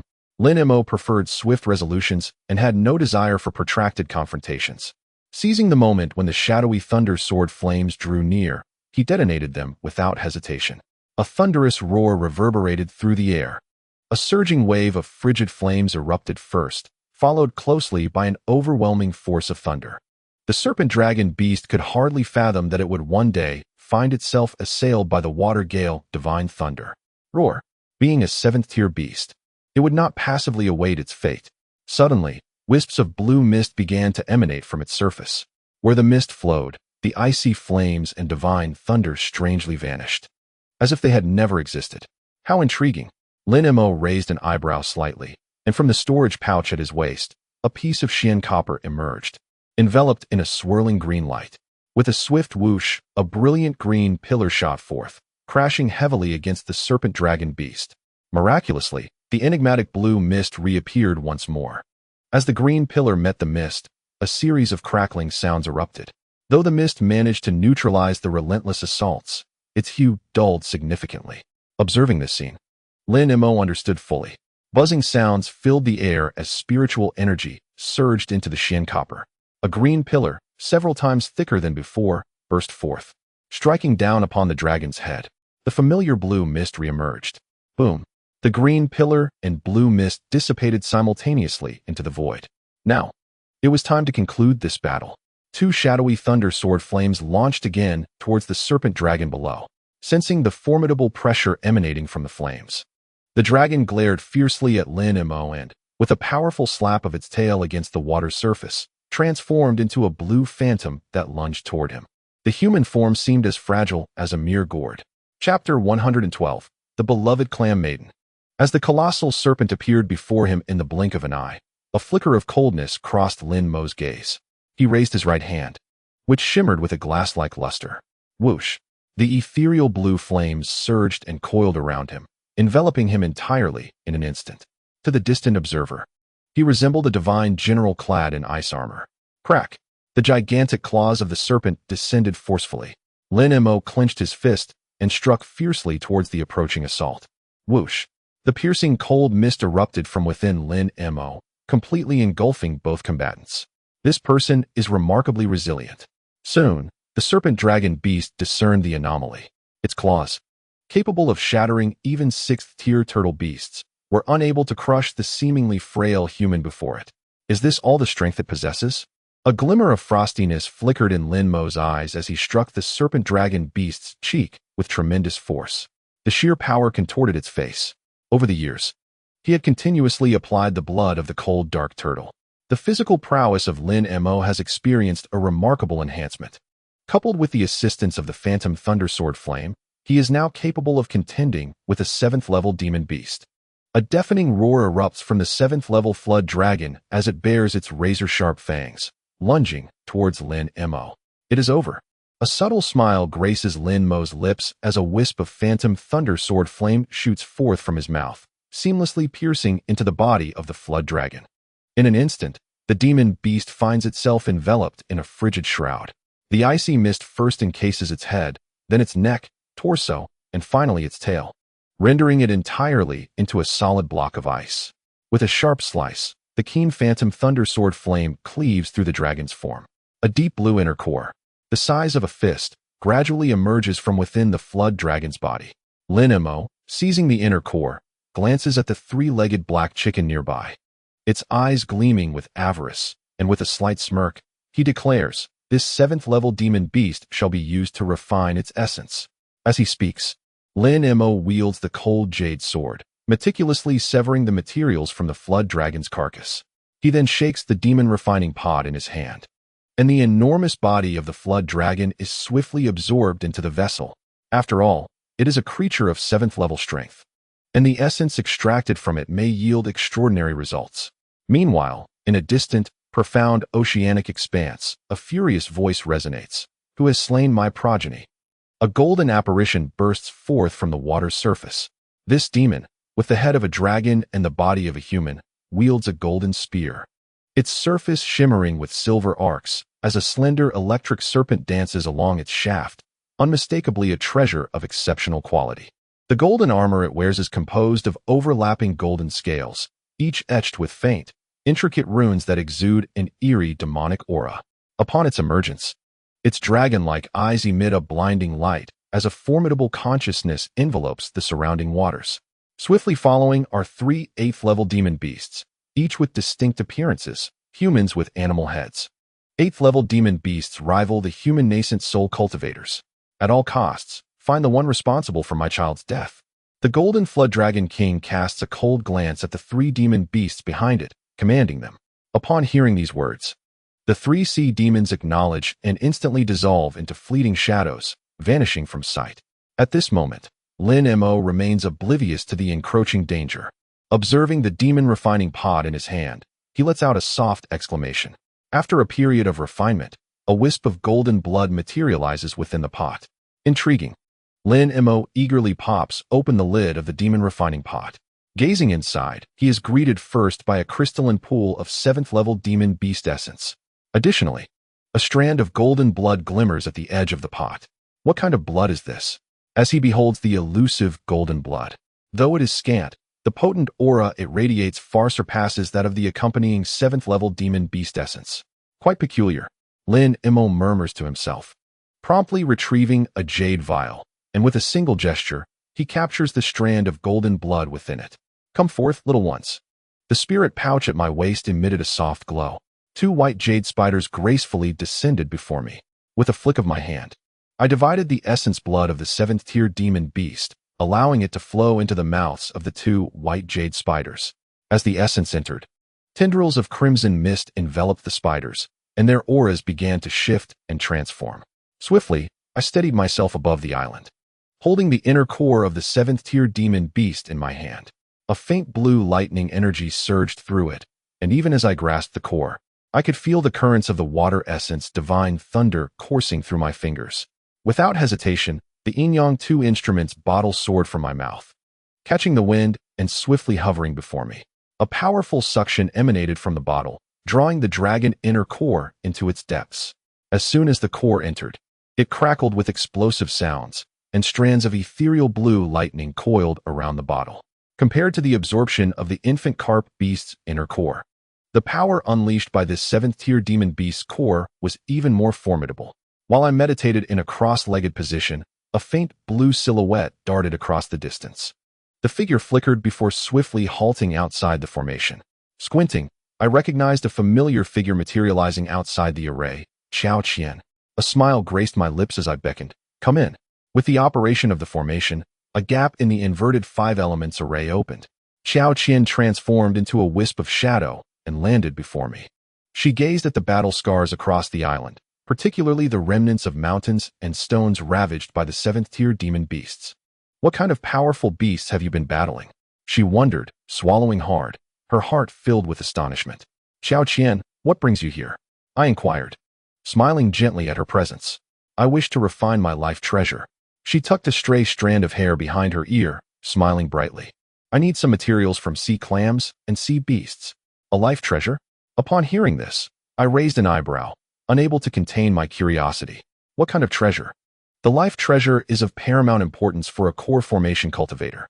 Thus, crafting a powerful life treasure is crucial for a cultivator's future endeavors. Nodding at my words, Xiao Qian retrieved a piece of pale blue sea beast skin from her waist pouch. I focused on it, astonished to find it contained a secret technique for waterlight escape. Additionally, it provided the method for crafting a life treasure. Since Xiao Qian specializes in water-based techniques, it is most fitting for her life treasure to be a water-type artifact. The sea beast skin detailed the creation of a treasure known as the Azure Wave Pearl, which requires a substantial quantity of aged spirit pearls as the key material. Naturally, hunting sea clams is the quickest way to obtain these pearls. I'll attract the sea clams here. Xiao Qian chimed, her eyes sparkling. So, I'll rely on you to help me hunt them. It is indeed a trivial task, requiring only the blood and flesh of the demonic beasts. As for the materials, they are merely for sale. By the way, from where did you acquire this secret technique? As Lin Mo meticulously perused the text, he discerned that the waterlight escape is an exceptionally profound evasion technique, particularly effective upon the water surface. With his cultivation at the late stage of the core formation, even those at the nascent soul stage might struggle to keep pace with him. A few hundred miles away on our island, at a hidden reef, Xiao Qian smiled slightly. I initially intended to hunt some demonic beasts, but unexpectedly stumbled upon a skeleton at that reef. Beneath that skeleton, I discovered this. As she spoke, Xiao Qian seemed to recall something and promptly retrieved a weathered blue storage bag from her waist, which she mentioned was found alongside the skeletal remains. After smoothing a strand of hair behind her ear, she remarked with a smile, I have examined it and found nothing particularly noteworthy inside. As Lin Mo accepted the storage bag, he directed his consciousness into it. Aside from a few water-type spirit stones, there were merely some spiritual artifacts and herbs of little value. At that moment, golden rays of light began to emanate continuously from a ceramic vial. Upon witnessing this spectacle, Lin Mo's eyes brightened, and he swiftly extracted the vial. With a soft pop, the vial opened to reveal several strands of golden blood. These strands bore a striking resemblance to the golden blood he had refined from the dragon's bloodline. Could there be a connection between the two? With this thought, Lin Mo promptly produced his own vial and poured the golden blood strands into it. The strands intertwined, coalescing into droplets of golden blood the size of rice grains. An incomprehensible aura emanated from the golden liquid. As the blood released its energy, a three-legged crow swiftly flapped its wings, soaring toward Lin Mo with its large, eager eyes fixated on the vial, clearly captivated by the precious liquid within. This cannot be shared with you. Lin Mo chided lightly, shaking the jade vial in his hand before turning to Xiao Qian with a smile. This is of great use to me. Might I have it? Upon hearing this, Xiao Qian's cheeks flushed slightly as she quickly replied, My very being belongs to you. What more can these items signify? Hearing her words, Lin Mo felt a surge of joy within and nodded. You should settle here and cultivate the waterlight escape. Once we gather sufficient spirit pearls, we shall return. Chun Xiaoqian nodded vigorously, clearly delighted at the prospect of training alongside Lin Mo once more. Time flew, and in the blink of an eye, several decades had passed. A blue phantasm flickered across the surface of the sea, freezing the waters into a bone-chilling ice as it passed. Before the blue light, a sea clam demonic beast, skillfully navigating the currents in its escape, bore a woman whose twisted form sat within its vast shell. She was a 7th-level clam demon, yet to fully transform her body into human form, presenting a rather grotesque appearance. In her hand, she cradled a pearl resembling jade, emitting a series of piercing cries towards Lin Mo behind her. Encountering this clam demon was both an unexpected delight and a fortuitous event. It had encountered Lin Mo while pursuing a massive ship that had set sail, fortuitously arriving at the solitary island. Just as it intended to indulge in a feast, it inadvertently caught Lin Mo's eye. The clam demon, the spirit pearl, gazing at the clam demon darting ahead, Lin Mo sneered coldly. With this clam demon in tow, Chun Xiaoqian's materials for her magical treasure would indeed be complete. Lord Ice Fong, save me. The clam demon's expression changed dramatically as it sensed the piercing chill emanating from behind. Hastily, it channeled its demonic energy into the pearl nestled at its chest. Soon, the pearl began to emit a faint glow, and a stream of light surged forth in an instant. Hundreds of miles away, atop a snow-capped mountain, a man with hair as white as snow sat upon a chair. Below him were several snow-white demonic beasts resembling lions, all displaying expressions of fear. They were 5th and 6th level demonic beasts. If we cannot locate the human responsible for the death of the young master, I shall interrogate you. The white-haired man's expression turned icy as he surveyed the demonic horde, momentarily taken aback before coldly inquiring, "Why has the clam maiden not arrived today?" The gathered beasts shook their heads in unison. Suddenly, a white streak of light raced in from the distance, halting abruptly within the cave. Following closely was the clam maiden's desperate cry for help. Hearing the panic in her voice, the white-haired man's face lit up with delight. The clam maiden is a 7th-level demonic beast. Whoever is pursuing her must be formidable. The young master's demise cannot be unrelated. The young master, a descendant of the Golden Dragon King, would never have faced danger from any beast within the sea. The only plausible explanation for his tragic end lies at the hands of a human. Over the past several decades, the 8th-level demon Ice Fong has been relentlessly searching for this human figure. It must be this individual. It must be him. As the white-haired man's cold snorts echoed, his form was enveloped in a chilling mist. In a flash of brilliance, he transformed into his true self, a creature resembling a white lion, its skin smooth and glistening with silver. Towering several yards in size, it emanated a bone-chilling wind as it entrusted itself to Ice Fong, swiftly retreating into the distance. Where it passed, countless ice crystals formed, heading toward the clam maiden. Simultaneously, Lin Mo noticed the stream of light escaping from the clam maiden's chest. Was she transmitting a message? Lin Mo furrowed his brow, a flicker of unease crossing his mind. After all, in the chaotic sea of stars, without a human capable of divine transformation, the aquatic beings held the preeminent power. A swift resolution was imperative. Lin Mo silently resolved, parting his lips slightly as a shadowy thunderous flame pierced through the air. The might of this shadowy thunder flame rivaled the full force of a peak-stage core formation cultivator. Over the decades, Lin Mo had successfully cultivated the water light escape and absorbed numerous inner elixirs from demonic beasts that wielded the heavenly thunder. This had significantly amplified the power of the shadowy thunder flame. Moreover, Lin Mo's cultivation had also broken through to the peak of core formation, standing just a step away from the yuaning stage.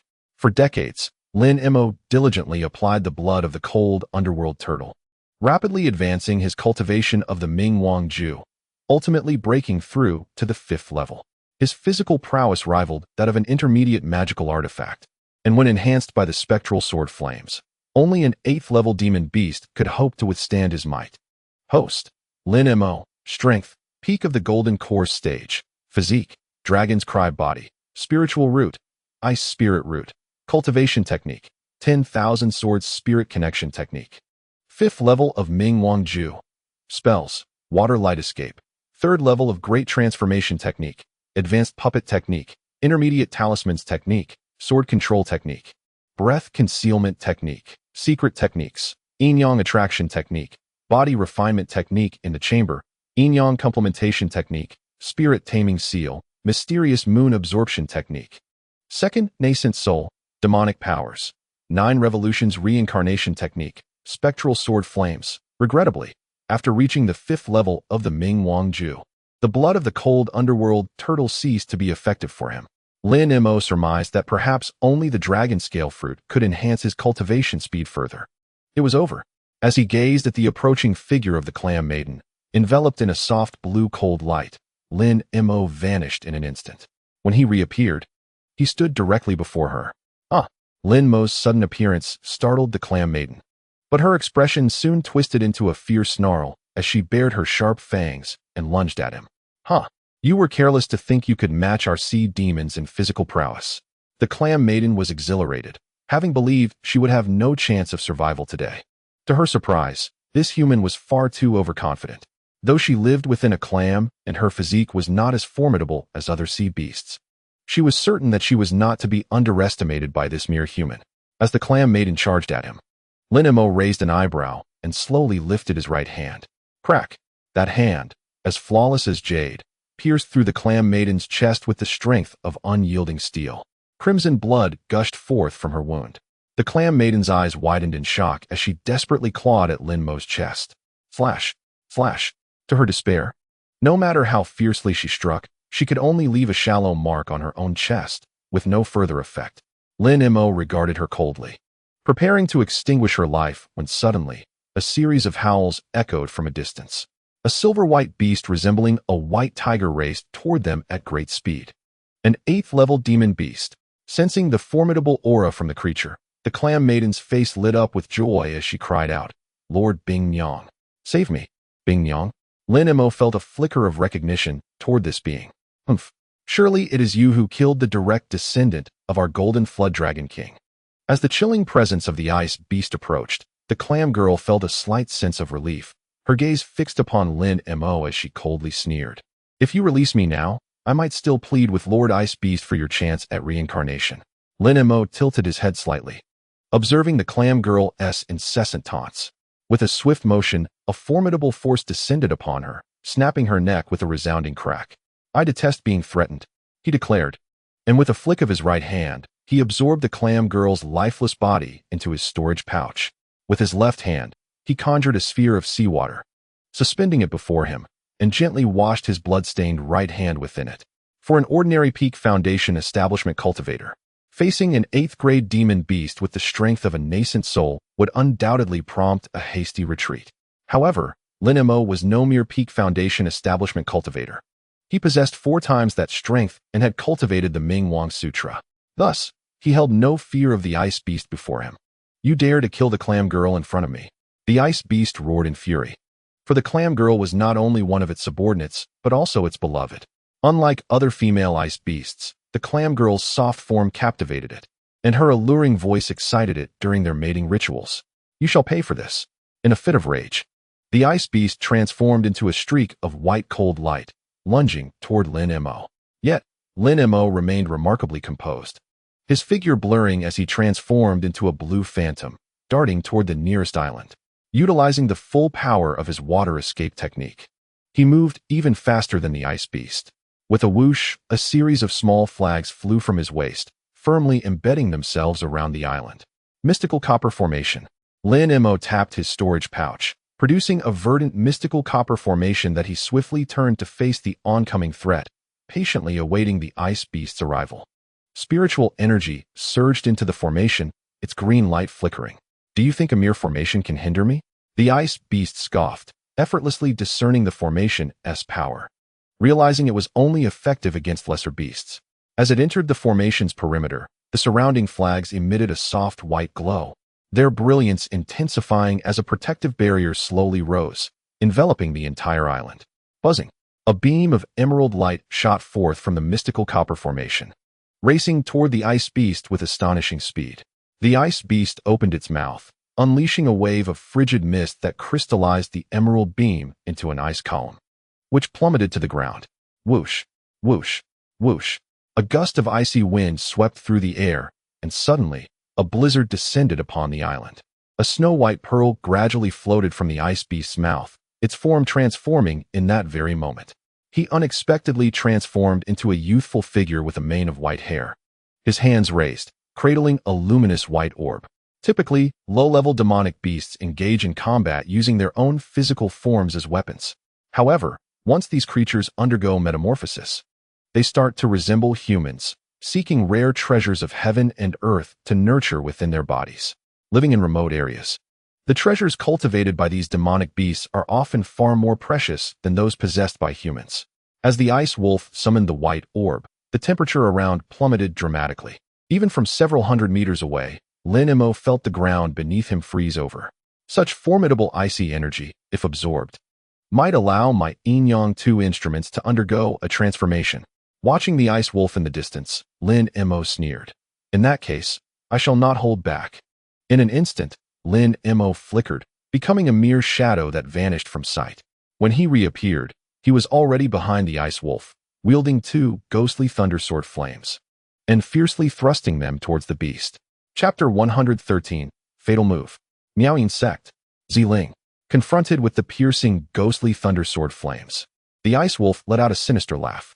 Instantly, the white orb before him surged with dense white mist, which rapidly condensed into a formidable ice wall, blocking the path of the ghostly thundersword flames. Boom! The ghostly thundersword flames crashed heavily against the ice wall. The ice wolf, adept in ice manipulation, posed a significant challenge for Lin Mo. Yet within that icy inferno, strands of ethereal blue water lightning suddenly erupted. The power of the water thunder surged forth from the cold flames. Crack! Crack! Deep blue bolts of thunder erupted from the ghostly thundersword flames, slicing through the air.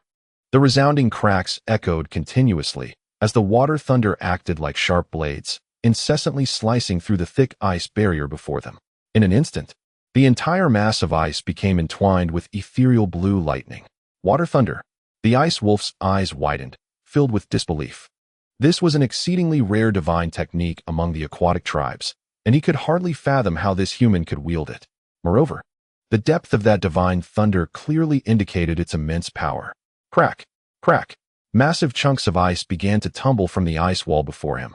Realizing his carefully constructed ice barrier was on the brink of destruction, the ice wolf sneered. The white orb before him suddenly unleashed an overwhelming aura of frost, enveloping the entire island in chilling mist. In an instant, the ground transformed from a light brown to a glistening white expanse of ice. With a series of piercing sounds echoing through the air, sharp ice spikes erupted from beneath his feet. Lin Mo flickered, retreating gracefully into the air, suspended mid-flight. The reversed 5 elements compass materialized in his grasp, as spiritual energy surged within it. The colors of the entire island shifted dramatically, as scorching flames erupted from beneath the ground, relentlessly scorching the thick, icy surface above. A mere formation seeks to thaw my millennium of frozen ice? The ice fiend let out a chilling laugh, casting the white jade orb into the air. Boom! A torrent of frigid energy surged forth from the orb, transforming the very fabric of the heavens and earth. The overwhelming chill threatened to encase the island before it in a realm of ice. With a low growl, the ice fiend enveloped itself in a delicate veil of white light, instantly morphing into its true form. A magnificent silver-white lion-like beast appeared upon the island. It let out a resounding roar, immediately shrouded in a frosty radiance. With a powerful leap, it unleashed a piercing sound as it charged towards Lin Mo.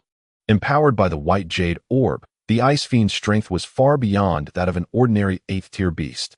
This was the prowess of a Yuan-Ing-level beast.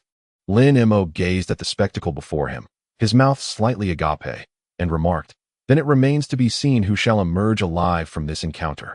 As he spoke, Lin Mo waved his right hand, causing a stream of blue light to burst forth from the spirit beast pouch at his waist.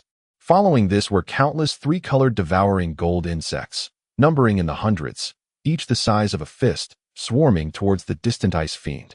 Lin Mo then unveiled his garment, revealing his smooth skin.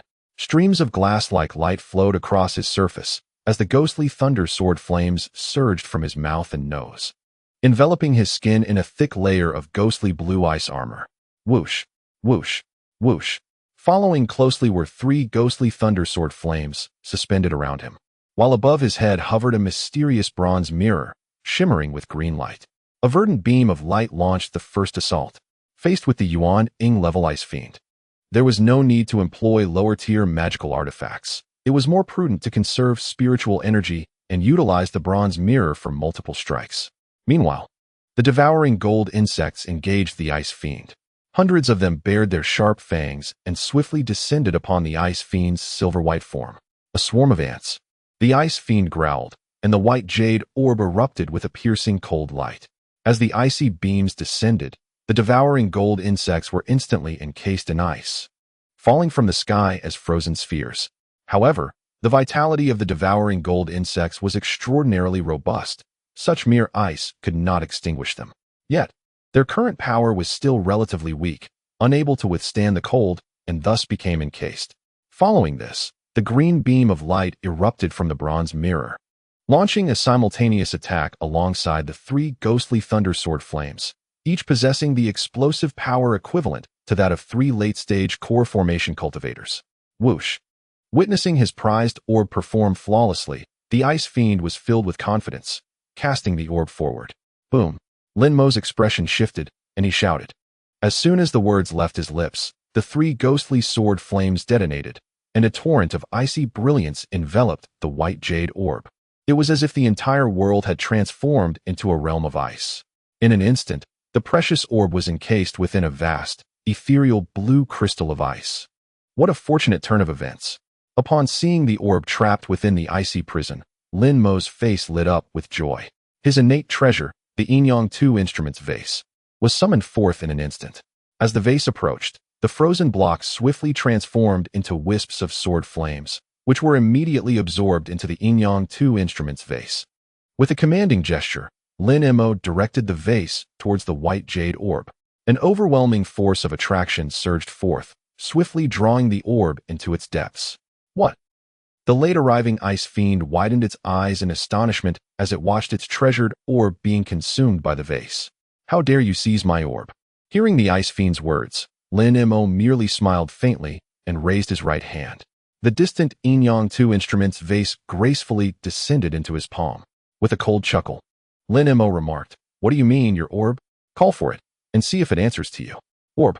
The Ice Fiend, undeterred by disbelief, summoned its demonic power, attempting to reclaim the orb from within the vase. However, to its astonishment, the connection it shared with the orb grew increasingly tenuous. As chilling winds swirled around the Enyang 2 instrument's vase, intricate snowflake patterns suddenly manifested upon its surface. Such formidable cold energy. As Lin Mo felt the incessant surge of icy energy emanating from the vase, a look of delight spread across his face. "I shall devour you whole." As the Ice Fiend spoke, its visage darkened, radiating an aura of bone-chilling cold. Unfazed by the imposing figure charging toward him, Lin Mo remained resolute. Possessing an icy armor, his physical strength was not inferior to that of the Ice Fiend. With a swift motion, Lin Mo raised his right hand, unleashing a torrent of cold energy. A wisp of ghostly thunder sword flame materialized in his grasp. The second, Lin Mo murmured softly. Another wisp of ghostly thunder sword flame surged forth from his palm. When compared to a single wisp, the two combined to form a hue even more profound. The third, the fourth. Once all the ghostly thunder sword flames within him fused together, a blade measuring approximately 5 feet took shape in his hand. At that moment, the ghostly thunder sword flame featured a blade of icy blue, with threads of pure white flame swirling within its core. The tip of the blade glimmered with a hint of gold. This technique was a culmination of his battles against demonic beasts over the past several decades. By merging all of his ghostly thunder sword flames into a singular entity, he created this exceptionally unique sword flame. Its explosive power far surpassed that of igniting 4 individual ghostly thunder sword flames. However, the drawback was that once his spiritual energy was fully condensed, Lin Mo could no longer direct it to strike at his adversary. He could only rely on the formidable physical power granted by the Ming Wang technique to confront his foe. Lin Mo cast a cold gaze toward the approaching Ice Fiend. With a swift motion, the long sword came crashing down. "Did you truly believe this could harm me?" The Ice Fiend scoffed. Although it had rarely resorted to physical combat since acquiring the orb, it did not mean it was unskilled in the art of physical confrontation. The Ice Lynx clan is renowned for its ferocity in battle. Regrettably, today's Ice Lynx has made a grave miscalculation. With a swift slash, the spectral thunder sword's flame effortlessly pierced the Ice Lynx's brow. Its velocity undiminished, the blade plunged deep into the creature's body through the wound. As the spectral thunder sword's flame entered, the Ice Lynx was instantly consumed by madness, the excruciating pain robbing it of all reason. Despite its head being struck, it still clung to life. Observing the Ice Lynx's unexpected resistance, Lin Mo couldn't help but feel a flicker of astonishment. Crack! Crack! A series of fissures gradually appeared on the spectral thunder sword's flame, resembling a delicate and exquisite crystal that had shattered under tremendous force. Undeterred by the Ice Lynx's formidable claws, Lin Mo did not retreat. Instead, he raised his fist and delivered a powerful blow to the creature's face. With a resounding thud, the immense impact caused the Ice Lynx's head to throb. Viscous crimson mixed with specks of white fluid continuously dripped from the wound on its head. The Ice Lynx swayed, its originally striking black and white eyes now devoid of vitality. The brutal exchange of blows soon rendered its visage a gruesome sight. With a heavy thud, the Ice Lynx collapsed to the ground, unable to mount any further assault against Lin Mo. Upon witnessing the Ice Lynx's demise, Lin Mo took a deep breath and glanced down. He observed a myriad of shallow wounds adorning his chest. The fifth tier of the Mingwang Sutra proved arduous against the Ice Lynx. Had it not been for the absence of protective ice armor, he might have sustained considerable injuries himself. First, to replenish his spiritual energy, Lin Mo promptly settled into a meditative position, as the recent battle had depleted his internal energy. As he calmed his mind, torrents of spiritual energy surged forth from the yin-yang duality vessel, relentlessly invigorating Lin Mo's parched dantian. Undeniably, the Ice Lynx's jade-like treasure was immensely powerful, its icy energy seemingly inexhaustible. As four more spectral thundersword flames continued to coalesce, their frigid aura suddenly enveloped the yin-yang duality vessel, altering its appearance. Half a month later, Lin Mo hovered in midair, gazing at the snow-covered isle below. It must be destroyed. He retrieved the inverted 5 elements array and channeled his spiritual energy into the array like a tide. Waves of searing flames subsequently engulfed the entire isle. Under the intense heat, what was once a snow-capped mountain had transformed into a mountain of fire. The flames, while incinerating the snow and ice, obliterated all traces of the previous battle. Savoring the scene before him, Lin Mo nodded in satisfaction, then waved his right hand. Array flags continuously soared from the island's periphery. Crack! Crack! As the flags landed in his grasp, the crisp sounds echoed. Destroyed? Lin Mo furrowed his brow slightly, then relaxed into a smile. This was only to be expected. Such a high-intensity battle had indeed overwhelmed the inverted 5 elements array. After all, this array had accompanied him for so long, and one could say he held a certain fondness for it. I shall take it back and see if Exine Ruyan can mend it. Lin Mo gently shook his head as the verdant divine wind boat swiftly approached. With a surge of spiritual energy flowing within, a soft blue light enveloped him. In an instant, Lin Mo transformed into a fleeting shadow, vanishing from the island. My lord, Bing Ning has perished. A graceful woman knelt before the Golden Flood Dragon King, her head bowed, hardly daring to breathe. Bing Ning has been slain?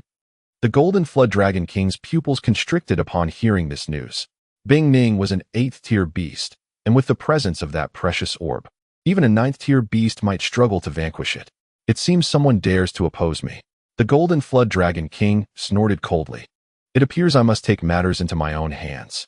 The divine wind boat moved with remarkable speed, quickly returning to the desolate island. As it neared, a familiar blue silhouette gracefully approached. The visitor was none other than the one Lin Mo had been yearning for, Chen Xiaoqian. After all, Lin Mo's expedition was to hunt a 7th-tier clam woman. Chen Xiaoqian believed he should not have taken so long to return, worrying that something had befallen him. She had searched outside numerous times, only to return empty-handed. Thus, upon seeing Lin Mo's return, her joy was boundless. Lin Mo gazed at Chen Xiaoqian and extended his right hand. The clam woman's spiritual pearl was promptly offered to her. This 7th-tier clam woman's pearl is sufficient for you to refine a magical artifact. Upon hearing Lin Mo's words, Chen Xiaoqian was deeply moved, nodding vigorously. Thank you, my husband. Lin Mo looked down at the desolate island and declared, "Let us return." "What?" Chen Xiaoqian's face expressed surprise as she could not help but exclaim. "Are we not continuing the hunt for sea beasts? We have already slain several formidable beings." Lin Mo smiled awkwardly.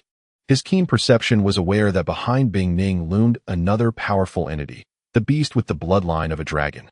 Likely the 10th-tier Golden Flood Dragon King from the original tale. This being was ruthless, without the strength of the nascent soul stage.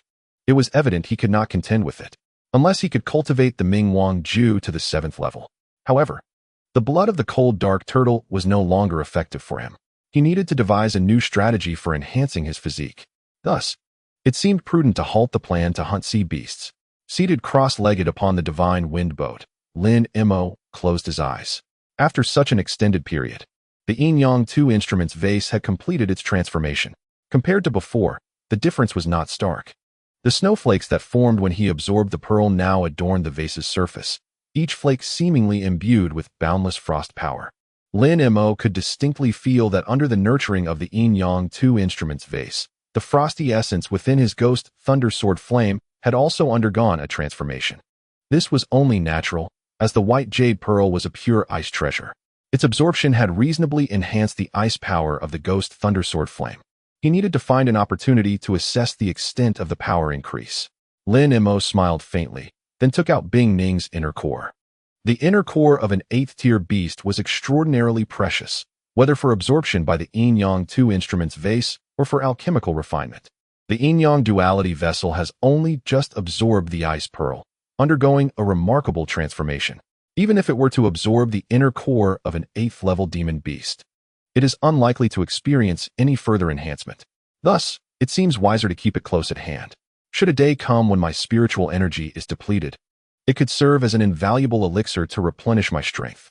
As for the remains of the ice beast and the shell maiden, Lin Mo thoughtfully placed them together. The demon-slaying pot absorbed the essence of the ice beast along with the corpses of several dozen demon beasts, astonishingly condensing a drop of 9th-level demon blood. A thought crossed Lin Mo's mind. Could this demon blood enhance my physical strength? Gazing at the precious blood within the pot, he pondered that if the timing were right, it would be worth a try. Contemplating this, Lin Mo opted not to use it immediately, instead storing it in his spatial bag. His gaze drifted to the small Huan island below, and a smile graced his lips, a wave of nostalgia washing over him. The arrival of the divine wind boat instantly roused Xuan Ruyan from her meditation. After decades of diligent cultivation, she had successfully reached the core formation stage and immediately sensed Lin Mo's presence. Observing the formation flags on the table, she gently waved her sleeve, collecting a set of formations into her spatial bag before transforming into a faint green apparition and vanishing from the spot. Xuan Ruyan has broken through to the core formation stage. Sensing her cultivation level, Lin Mo's face lit up with joy. He felt immense satisfaction regarding the advancement of his beloved's cultivation. After all, marrying a wise and capable wife was paramount. A wife who could assist him in his cultivation journey was truly invaluable. If she required his assistance in all aspects, what difference would there be from keeping a canary? "My dear, you have returned." Xuan Ruyan floated before Lin Mo on her flying sword, bowing respectfully, her eyes filled with longing. "It has been so long since you last came back. Have you encountered any troubles?" Lin Mo gently embraced her, landing on the divine wind boat, and inquired with concern. "Everything has gone smoothly," Xuan Ruyan replied with a radiant smile. After taking the foundation establishment pill, Yuan Yao and Yin Li have both successfully established their foundations. Although Xiao Mei's talent is somewhat lacking, after consuming 4 foundation establishment pills, she too has achieved a breakthrough. Xuan Ruyan recounted the experiences of the 3 women during Lin Mo's absence. Yuan Yao, Yin Li, and Xiao Mei were now in their 40s or 50s. If they did not break through to the foundation establishment stage, their lifespan would be limited to a mere 100 years. Lin Mo might have to consider preserving their souls within the 100 Ghosts banner. However, upon breaking through to the foundation establishment stage, the trio's lifespans would extend to 200 years. Yuan Yao and Yin Li exhibited exceptional talent. In the original narrative, Yuan Yao had ascended to the core formation stage within a century. Thus, there was no need for Lin Mo to worry about her. The only source of hesitation for Lin Mo remained Xiao Mei. Her talent was severely lacking, having only achieved the foundation establishment stage after consuming 4 foundation establishment pills. It seemed improbable that she would ever break through to the core formation stage. Consequently, Lin Mo contemplated preserving her soul within the 100 Ghosts banner after her passing, allowing her to specialize in ghostly cultivation. This way, he would have a reliable ghost king in the future, which would be quite advantageous. At this moment, Xiaomei remained unaware of her aspiration to become a core formation cultivator in the future, while her senior, Lin, had already begun to contemplate reserving a place for himself on the 100 Ghosts banner. If Xiaomei were to discover this, it might bring her immense joy. Lin Mo nodded slightly, transforming into a fleeting shadow as he gracefully descended into the cave dwelling. My lord. The 4 maidens turned their gazes towards Lin Mo in unison. Observing the 4 before him, Lin Mo offered a subtle nod. Qin Xiaoqian was at the mid-core formation stage, while Xian Ruyan had just entered the initial stage. Yuan Yao was at the late foundation establishment stage, and Yin Li was in the mid-foundation establishment stage. As for Xiaomei, naturally, she was at the initial foundation establishment level. My lord, do you plan to venture out to hunt demonic beasts again? Xian Ruyan, though appearing quite resilient, had developed increasingly fervent feelings for Lin Mo after affirming her attachment to him. Naturally, she wished to avoid prolonged separations. No, I do not. Lin Mo shook his head gently, smiling as he responded. I intend to sell materials on Kuaishing Island in the near future.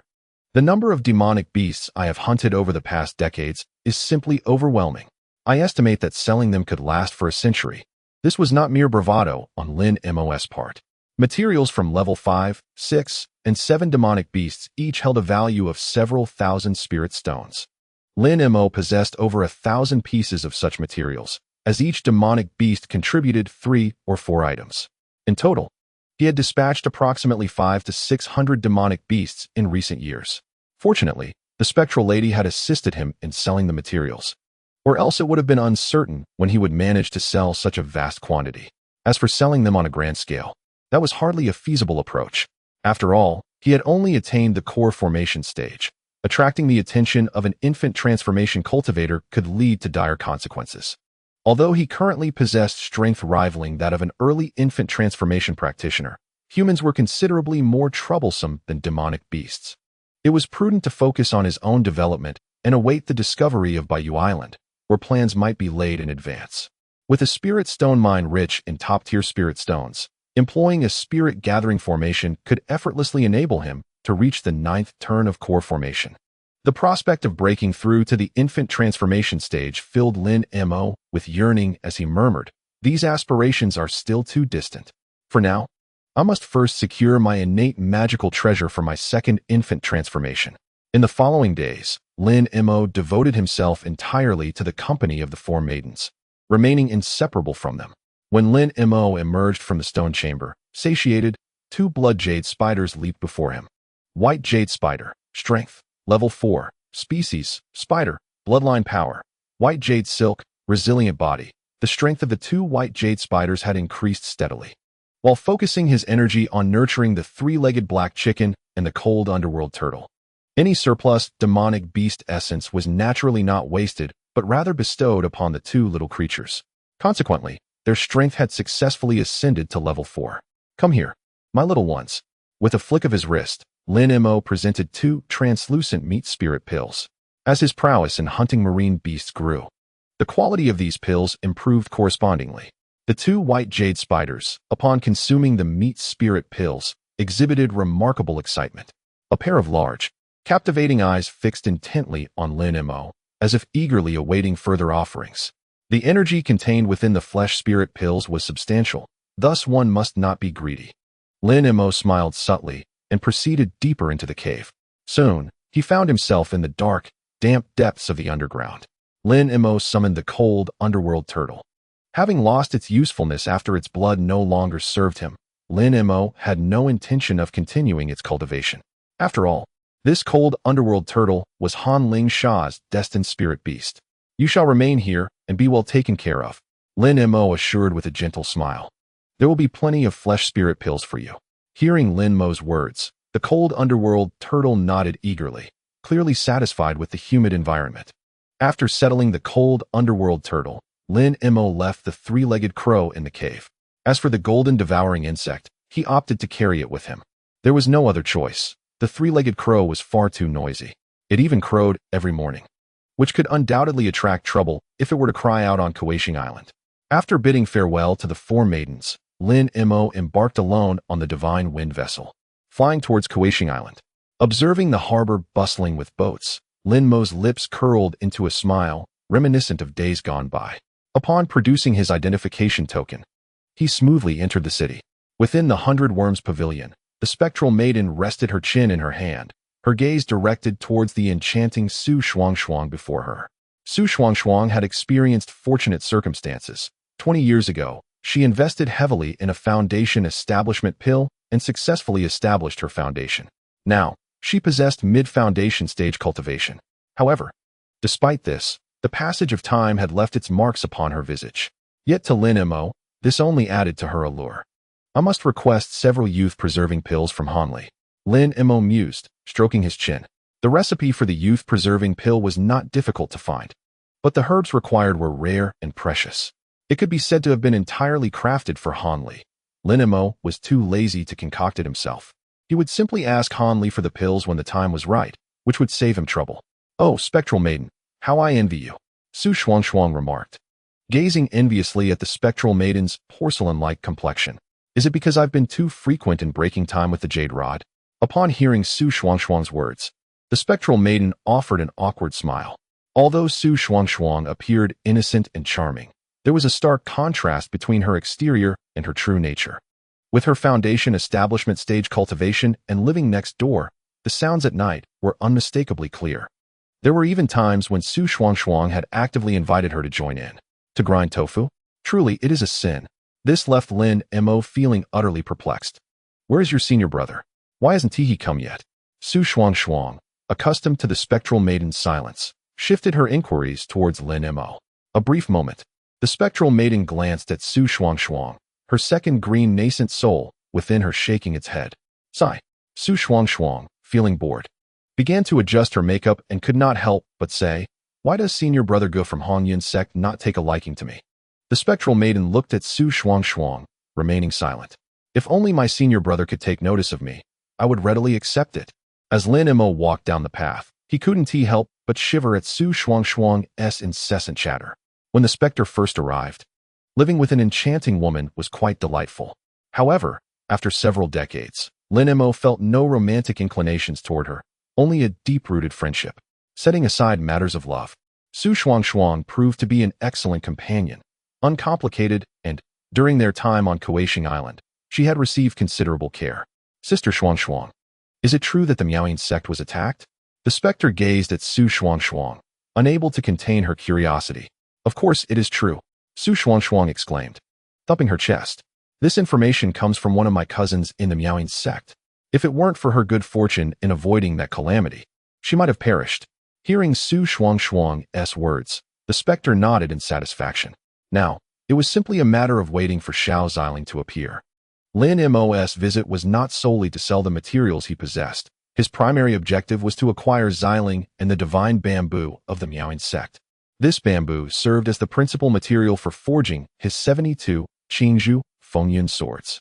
However, it was likely that the goods had just been seized, and the Miaoying sect had yet to seek assistance from their golden core cultivators. Presently, the Miaoying sect remained relatively weak, with very few golden core cultivators within the sect. And now they had suffered such a disaster. Step, step. As a series of footsteps echoed, Lin Mo slowly entered the 100 Insects Pavilion. "It's you." Upon seeing Lin Mo clad in white, Su Xuan's eyes widened in disbelief. She never imagined that the specter's senior brother would be a distinguished guest purchasing Inku wood from her establishment. Lin Mo's acquisition of Inku wood was akin to rescuing the 100 Insects Pavilion, thus leaving a profound impression on her. Lin Mo cast a glance at Su Xuan and nodded slightly. The specter gradually approached Lin Mo, guiding him to the back room, leaving Su Xuan standing there, momentarily stunned. Upon entering the room, Lin Mo sat cross-legged on the bed. A glimmer of green light flashed in the specter's eyes as her second nascent soul instantly emerged from her mouth and swiftly entered Lin Mo's body. With an abundance of resources, the second nascent soul successfully ascended to the pinnacle of the golden core stage, equivalent to the false nascent stage. Its power mirrored that of the formidable Qiong elder from the Inwes sect. It was conceivable that the second nascent soul might even advance to the nascent soul stage before him. Feeling the formidable aura emanating from the second nascent soul within him, Lin Mo smiled faintly. However, he soon shook his head in contemplation. The transition from golden core to nascent soul came with immense restrictions. Even cultivators with exceptional innate talents could not easily breach the nascent soul stage. For the second nascent soul to ascend to the nascent soul stage, careful planning was essential. Nevertheless, possessing a nascent soul avatar could yield significant advantages in the unfolding narrative. In the ensuing hours, the Spectre continued to sell beast materials within the shop, while Lin Mo intermittently sold materials of 5th-tier strength in the marketplace, capturing the attention of the Meowing sect. Half a month later, the fish finally took the bait. Upon returning to the 100 Insects Pavilion, Lin Mo was intercepted by a maiden, radiant as a flower. "Might you be Lin, esteemed senior? My lady has requested your presence at the nearby Qinghe Tea House for a discussion. Would you be so gracious as to accompany me? If you decline, I fear my lady will impose severe consequences upon me," the young woman implored, her voice tinged with a hint of vulnerability. Lin Mo cast a discerning glance at the girl. Though her cultivation was merely at the qi refinement stage, she had mastered the art of allure, captivating with every smile and frown. Her eyes, shimmering with youthful exuberance, held a promise of intimacy. Had Lin Mo been inclined, she might have willingly surrendered herself for a playful dalliance. However, she did not pique his interest, and he harbored no ulterior motives. Noticing Lin Mo's prolonged silence, the girl grew anxious and fervently beseeched, "Esteemed senior, if you choose not to go, I will truly find it difficult to report back. I implore you." Lin Mo regarded her for a moment, then slightly nodded and replied, "Lead the way." Upon hearing this, the girl's countenance brightened with joy, and she quickly bowed in gratitude, saying, "Thank you, esteemed Senior Lin." As footsteps echoed in the air, a figure clad in white appeared before them. A woman, her head adorned with a delicate veil, entered the room. Although her features remained obscured, her skin was as fair as snow, her hair dark and lustrous, elegantly arranged atop her head. Her eyes, clear and bright as water, remained fixed upon Lin Mo without a blink. "Junior Fan Jingmei of the Meowing Sect greets esteemed Senior Lin," she announced. "A person of your stature should not be troubled to travel. It is my honor to visit you personally." Hearing Fan Jingmei's words, Lin Mo nodded slightly and countered, "I am not acquainted with your lady. If you have matters to discuss, please be brief." Taken aback by Lin Mo's directness, Fan Jingmei quickly composed herself and smiled. "Since you are so forthright, I shall speak plainly. Have you recently sold a substantial quantity of rare materials from magical beasts? My sect is exceedingly interested in these materials and wishes to negotiate with you."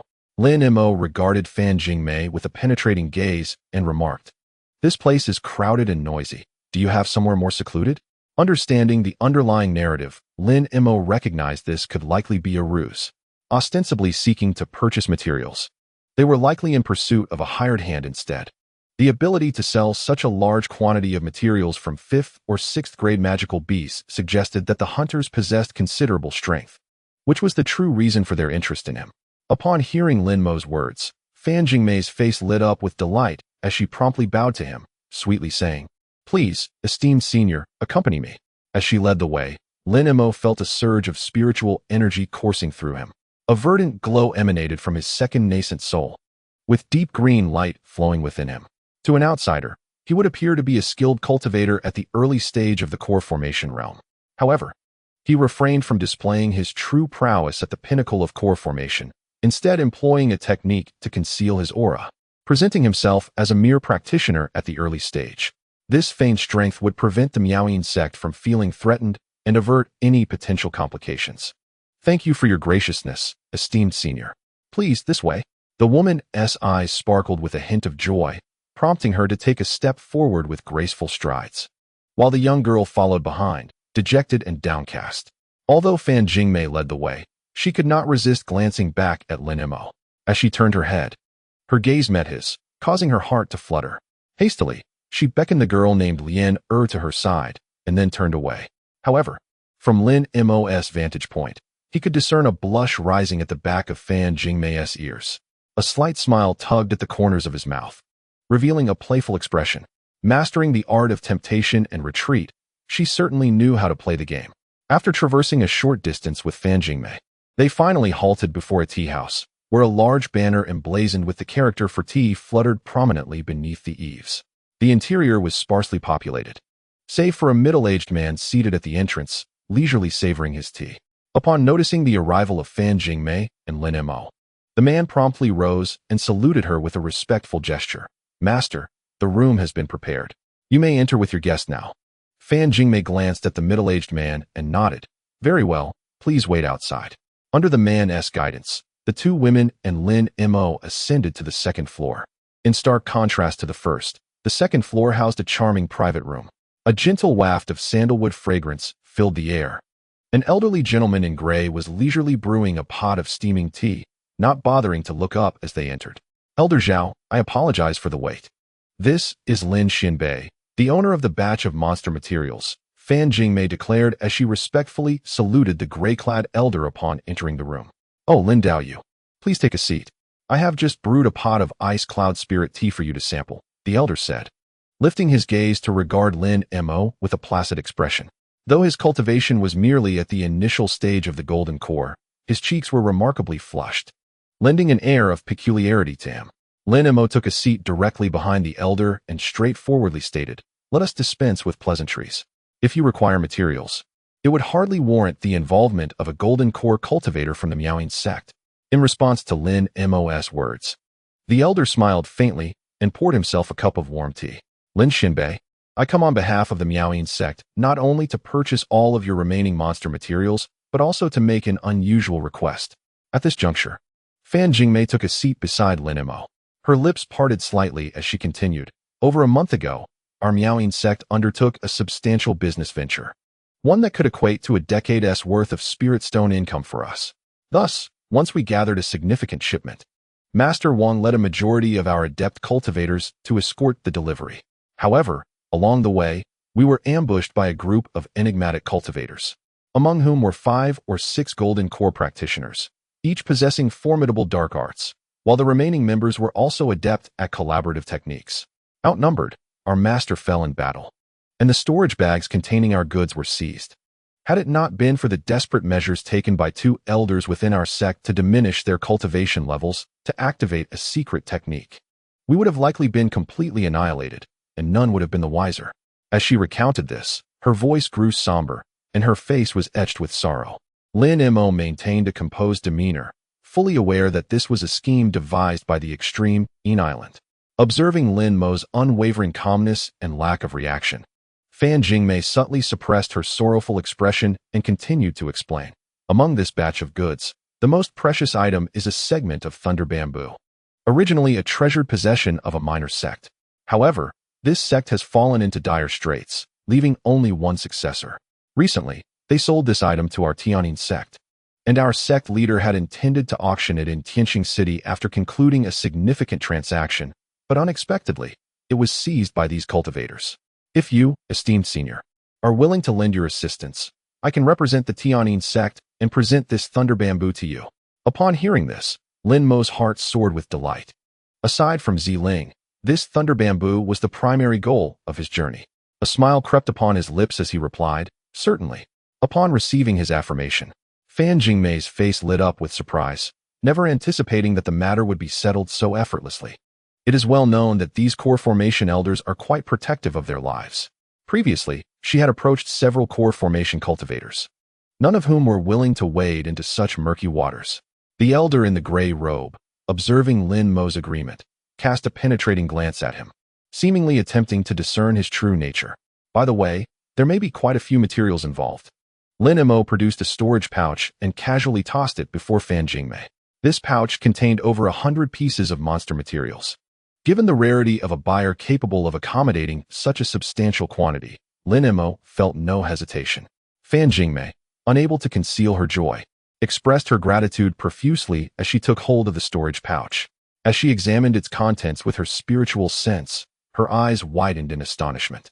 She had initially assumed that Lin Mo's claim of a few referred to several dozen items, yet she was taken aback to discover it contained no less than 100. This presented a significant expenditure even for the sect. I need to conduct a meticulous inventory. After all, this was not a trivial sum, and it was imperative to verify the authenticity of the items. Turning her alluring gaze towards the elder in gray, she called out, "Elder Zhao." Upon her utterance, the elder, maintaining his composure, accepted the storage pouch and began to scrutinize its contents with his spiritual sense, meticulously assessing their authenticity. Given the abundance of materials, the process was quite lengthy. During this period, Fan Jingmei from the Miaoyin sect engaged Lin Mo in light conversation, subtly attempting to glean information about the origins of these materials. However, Lin Mo, being astute and perceptive, ensured that she gleaned nothing of substance. After the passage of a fragrant moment, Elder Zhao returned the storage pouch to Fan Jingmei, having estimated its value and conveyed the information to her through a sound transmission. After careful consideration, she presented a price to Lin Mo naturally. This price was somewhat lower than what one would expect for individual purchases. However, this was to be expected, as the pricing for individual sales and bulk sales varies. Lin Mo recognized that the price offered was slightly lower than ideal. Yet he was still quite satisfied with the prospect of selling over 100 pieces of monster materials in one transaction. Seeing Lin Mo's agreement, Fan Jingmei could not help but display her delight. Suddenly, a dazzling light emanated from the storage pouch at his waist. A substantial number of mid-tier spirit stones had spilled forth before him. Upon a cursory glance, it was evident that there were already over 1,000. Lin Mo's face lit up with joy as he promptly collected all the spirit stones into his storage pouch. With this transaction, the affair concluded satisfactorily for both parties. Whenever you wish to act, simply inform me in advance at the 100 Insect Pavilion. Lin Mo offered a respectful gesture towards Fan Jingmei before turning to leave. Watching Lin Mo depart, Fan Jingmei smiled and nodded approvingly. Once Lin Mo was out of sight, she turned to the elder in gray robes beside her. Smiling as she inquired, "Elder Zhao, what do you think of this individual's cultivation? I have heard that he has only recently formed his core and likely has not yet had the opportunity to refine any magical artifacts. If his cultivation proves insufficient, could you subdue him in an instant? If you are confident, we could save a considerable sum of spirit stones. For even such a large quantity is a significant expense for the Tianyin sect." At this point, a subtle chill crept into her voice, and her previously elegant demeanor dissipated, replaced by an unsettling aura that sent shivers down one's spine. The implication of her words was clear. If he was strong enough, they would keep him to confront the demonic cultivators. If not, they would resort to treachery and eliminate Lin Mo. Elder Zhao chuckled lightly, waving his hand dismissively. "This individual eludes my understanding. It is better not to stir up trouble." Upon hearing his refusal, Fan Jingmei's expression brightened, and she regarded Elder Zhao with a cheerful demeanor, saying, "This man possesses a vigorous spirit. With my unique charm technique, he may very well bow to me." At this, Elder Zhao displayed a look of discontent, stating, "He is merely a nascent core cultivator. Why waste such efforts?" Fan Jingmei cast a sidelong glance at him, then burst into a melodic laugh, exuding irresistible allure. "Oh dear elder, are you feeling jealous? Fear not. Aside from you, no other man in the Miaoyin sect shall ever touch me." As she spoke, Fan Jingmei swayed her body closer, allowing a delicate veil to fall, revealing her enchanting visage. The elder, whose countenance had previously appeared frail, became entranced at the sight of her true beauty, his eyes glazing over and his cheeks flushing a deeper hue. Witnessing this, Fan Jingmei felt a surge of satisfaction within. "Dear elder, I have always remembered the grave injury you sustained to protect me last time." The Miaoyin sect, while not a formidable power within the chaotic Star Sea, consisted solely of a sect leader and 2 deputy masters, all of whom were nascent core cultivators. In addition, they employed a couple of other nascent core cultivators as guest elders. However, despite their modest strength, the sect was predominantly composed of female cultivators, each more beautiful than the last and gifted in various arts. The female disciples were sought after as dual cultivation partners by numerous major powers, thereby securing substantial support from them. Half a month after returning to the 100 Insect Pavilion, a jade-like sound transmission talisman appeared before Lin Mo. Gazing at the talisman, a smile crept onto his lips as he grasped it in his hand. At the entrance of Tianqing City, a young girl clad in a white garment stood at the entrance, anxiously glancing around. Clearly, she was awaiting Lin Mo's arrival. Upon spotting his figure, her face lit up with joy, and she hurriedly exclaimed, "The lady has summoned me to guide you." Hearing the words of the maid, Lin Mo nodded slightly. A stream of verdant light surged forth from the storage pouch at his waist, revealing a divine wind boat that hovered steadily before him. "Please, step aboard." Lin, merely at the chi refining stage, would undoubtedly waste considerable time if they were to fly separately. As she beheld the divine wind boat enveloped in a rich aura of wood spirit power, Lin gazed upon it with envy. Her eyes, filled with admiration for Lin Mo, sparkled with excitement, as if she were experiencing flight for the first time. She stood atop the boat, eagerly looking around, seemingly ready to guide Lin Mo along the route, her vivacious spirit evident. Yet, feeling the intense aura radiating from Lin Mo, her cheeks flushed crimson, and she shyly lowered her gaze. Lin Mo glanced at Lin, clearly seeing her delicate, alabaster neck, and inhaling the sweet fragrance of femininity that surrounded her. He found himself indulging in a rather delightful moment. It appeared that she had noticed his gaze as well, for the blush on her cheeks deepened, which amused Lin Mo greatly, causing a faint smile to play upon his lips. This was evidently the beauty trap that Fan Jingmei had devised for him. With a subtle smile, Lin Mo unabashedly inhaled the scent of the young girl. Lin, feeling his attention, felt her earlobes heat up, betraying her shyness. As they were about to meet Xiling, Lin Mo refrained from making any untoward advances towards Lin. After a brief tea time, the divine wind boat had smoothly descended upon a desolate isle. Upon surveying the rocky terrain, Lin Mo soon spotted Fan Jingmei and Elder Zhao, along with a dozen other cultivators seated in meditation. Among these individuals, 5 were at the core formation stage, while the rest were at the late foundation establishment stage. Seeing Lin Mo's arrival, Fan Jingmei promptly approached him, her face adorned with a radiant smile. "Senior Lin, I have awaited your arrival for quite some time."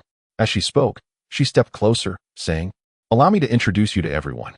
However, curiously, after introducing the group, she did not present a young girl clad in a lotus green dress to Lin Mo. Yet, well-versed in the unfolding events, Lin Mo instantly recognized her identity. Ruyan, the right envoy of the Miaoying sect. Ruyan possessed elegant brows, phoenix-like eyes, and a refined nose, her gaze hinting at a fierce spirit, indicative of a woman accustomed to holding power. Such a woman often ignited a man's desire for conquest. The group did not embark immediately. Fan Jingmei and Ruyan occasionally glanced toward the sky, clearly awaiting Xiling's arrival. Time swiftly passed, and suddenly, a thunderous roar echoed from afar, accompanied by streaks of pitch-black light appearing on the horizon. The dark radiance approached rapidly, soon arriving before the gathered assembly. Lin Mo fixed his gaze upon it, witnessing a massive storm cloud, towering over 50 or 60 feet, its expanse sufficient to completely shroud the mountaintop. As the thunderous roar erupted, streaks of lightning continuously surged through the clouds, creating an eerie spectacle. "Senior Chi, you may leave us now. My 2 senior sisters and I have a few words to exchange." With the resounding chime echoing, a figure emerged from the darkened clouds, a girl's silhouette becoming visible. "Hee, of course, no problem," came a reply, a sound utterly grating to the ears. Upon hearing that unpleasant voice, Madame Fan and Ruyan exchanged glances, their expressions shifting slightly. Among the other cultivators, some recognized the origins of the ominous clouds, their faces turning pale. The mystical sound sect indeed possessed formidable capabilities. How could the notorious red old monster from Xuan Turtle Island be summoned here? Lin Mo let out a cold laugh, his consciousness sweeping through his mind, swiftly landing upon the dark clouds. Having attained the pinnacle of the core formation stage, Lin Mo effortlessly discerned the figure cloaked within the clouds. An odious old man stood atop the clouds, his gaze fixed greedily upon Xiling. The red fire old monster from Xuan Turtle Island had gained fame early on and had reached the later stages of core formation. Renowned for his unpredictable earthly water demon arts, he was equally infamous for his ruthlessness and mercilessness throughout the Starry Sea. Many asserted that this red old monster was one of the likely candidates to ascend to the nascent soul stage, destined to become a formidable tyrant akin to the extreme Yin ancestor. Thus, he reigned supreme over Xuan Turtle Island, and few dared to provoke him lightly, making him a notorious figure indeed. Lin Mo scoffed. After all, the red fire old monster had come to covet Xiling otherwise. Why would he wade into such murky waters? Meanwhile, the clouds began to churn, and a woman clad in purple palace attire emerged gracefully. Ziling possessed a statuesque figure.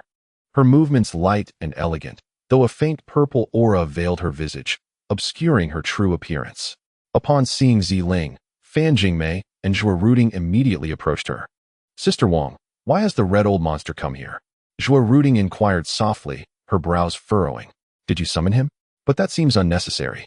"Indeed, this old monster is not one to be trifled with. It may be easy to invite a deity, but difficult to send them away, and with our current manpower."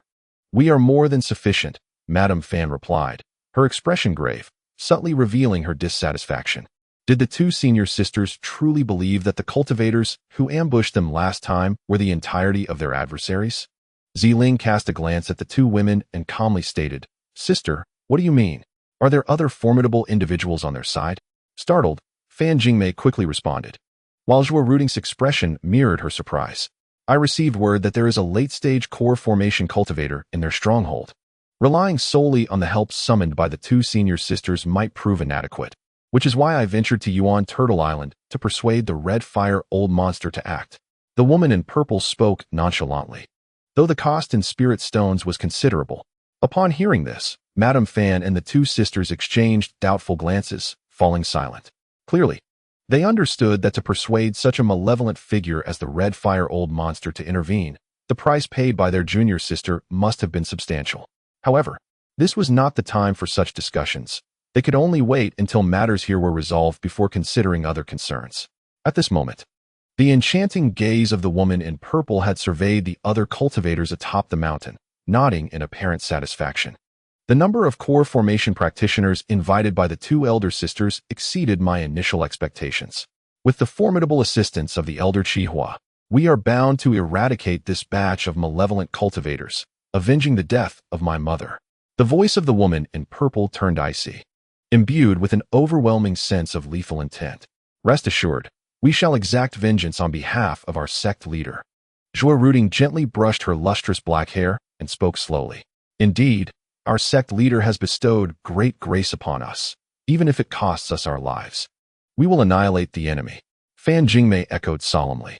Moved by their words, the woman in purple bowed deeply to the two ladies. "This time, I sincerely appreciate the efforts of both elder sisters. As previously agreed, if we can avenge my mother, the position of the leader of the Miaoyin sect shall be bestowed upon one of you. Wang Ning will never covet this role," the woman in purple declared with resolute determination. Upon hearing this, a complex expression crossed Zhuo Ruding's delicate face. Her lips parted as if to speak, yet no words emerged. Fan Jingmei maintained her composure, though her eyes betrayed a flicker of uncontainable excitement. "TSK, this must be the renowned Ziling fairy of the Miaoyin sect. What a pity that her beauty is marred by the effects of a spell. Such a shame. Rumor has it that the Ziling fairy possesses unparalleled talent. How fortunate it would be to become her dual cultivation partner. I would die without regret." A few core formation practitioners standing not far from Lin Mo shook their heads, clicking their tongues. The Ziling fairy, with a visage as radiant as a celestial being, is undoubtedly one of the most beautiful women in the chaotic star sea. Meanwhile, adorned in her flowing purple robes, Ziling gracefully ascended above the dark clouds. "Let us depart." With the words of the elder Qihua, dozens of radiant lights surged forth, racing into the distance. Lin Mo, standing atop the divine wind vessel, remained remarkably composed. After the demise of Wu Chou, one could only wonder if the extreme elder would possess another disciple. Lin Mo raised an eyebrow, silently pondering. However, having reached the pinnacle of core formation and possessing the strength of a second nascent soul, he felt a measure of confidence. Although he might not be able to vanquish the extreme elder, he certainly possessed the strength to contend with him. Were it not for his presence here, he would have no cause for concern. Unbeknownst to them, the entire team, under the guidance of the Miaoyin sect's cultivators, arrived at a desolate island. On the island, several Foundation establishment disciples had been waiting for quite some time. As for the bandits' lair, it lay several dozen miles away on another island. Ziling's figure flickered, transforming into a fleeting shadow as she appeared before the group. "Everyone, take a moment to rest. Tomorrow at dawn, I hope each of you will give your utmost effort." It must be said that Ziling's voice was remarkably clear, akin to a pristine stream, cleansing the ears of all who heard it. The night passed uneventfully. The following day, as dawn broke, The cultivators silently materialized in the skies above the lair of the malevolent cultivators. Upon arriving on the island, astonishment washed over their faces. Xiling turned her gaze towards Fan Jingmei and inquired, "Sister, is this the place?" The island was undeniably diminutive, spanning merely a few miles, more aptly described as a colossal reef. Fan Jingmei's expression grew solemn as she nodded, affirming, "Indeed, not only has the Jinshang tracked them here, but both elders have also confirmed that the individuals entering and exiting are indeed those malevolent practitioners." Madame Fan nodded, her demeanor serious. Listening to her sister's response, Xiling felt assured. Both sisters were well acquainted with her and would not deceive her. Thus, it seemed this location was indeed a temporary refuge for those bandit cultivators. A rather simplistic, illusionary formation manifested outside the island, capable of bewildering ordinary mortals and Qi refinement stage cultivators, yet utterly ineffective against the Foundation establishment and even core formation practitioners. Kill without mercy. Xiling's eyes glinted with a trace of coldness as she gazed at the dark island ahead. The vengeance for her mother was an eternal enmity. As Xiling's words faded, a sinister chuckle emanated from the dark clouds, where the crimson fire old monster resided. Several bolts of flame, intermingled with thunder, erupted from the clouds. The might of the thunder fire was formidable, effortlessly obliterating the illusionary formations. The commotion from shattering the formations undoubtedly alerted those on the island. With a piercing sound slicing through the air, various beams of light ascended from the island. Leading them were 3 core formation cultivators, the Miaoing Sect. Upon seeing the group of female cultivators before them, the malevolent practitioners momentarily froze, clearly taken aback by their unexpected encounter with the Miaoing Sect. Before the nefarious cultivators could react, numerous magical artifacts descended from above. Meanwhile, Lin Mo wielded the green radiant sword, gracefully maneuvering it through the air, prepared to eliminate several early Foundation establishment bandits. Although these individuals were wrongfully accused, they were still rogue cultivators who plundered others. Lin Mo found satisfaction in dispatching them. Realizing their predicament, a crimson aura enveloped the group of practitioners. With a series of piercing, furious roars, the malevolent cultivators suddenly tore through their garments, revealing their monstrous forms. In contrast to the Black Sha Sect's transformation techniques, these practitioners underwent their metamorphosis with relative ease, requiring no incantations or cocooning, and without the need for the condensed blood elemental pill. The Foundation establishment-level malevolent cultivators unleashed their transformation techniques, significantly amplifying their power. Moreover, as several banded together, they posed a considerable challenge for the Miaoing Sect members. The 3 core formation cultivators at the forefront were ensnared by a wave of dark, sinister wind conjured by the crimson fire old monster, drawing them into the clouds where escape was impossible. The continuous thunderous roars and cries of anguish from within the clouds indicated that they were at a disadvantage. Consequently, the remaining Foundation establishment practitioners were no match for the few core formation cultivators on their side. In the blink of an eye, the casualties mounted, leaving only a handful who clung to their defensive artifacts in a desperate struggle. "They are coming," Lin Mo proclaimed, as from the direction of the Dark Island. Several gray rainbows soared into the air. In the blink of an eye, they found themselves suspended in midair. 5 cultivators at the core formation stage, 4 at the initial stage, and 1 at the advanced stage.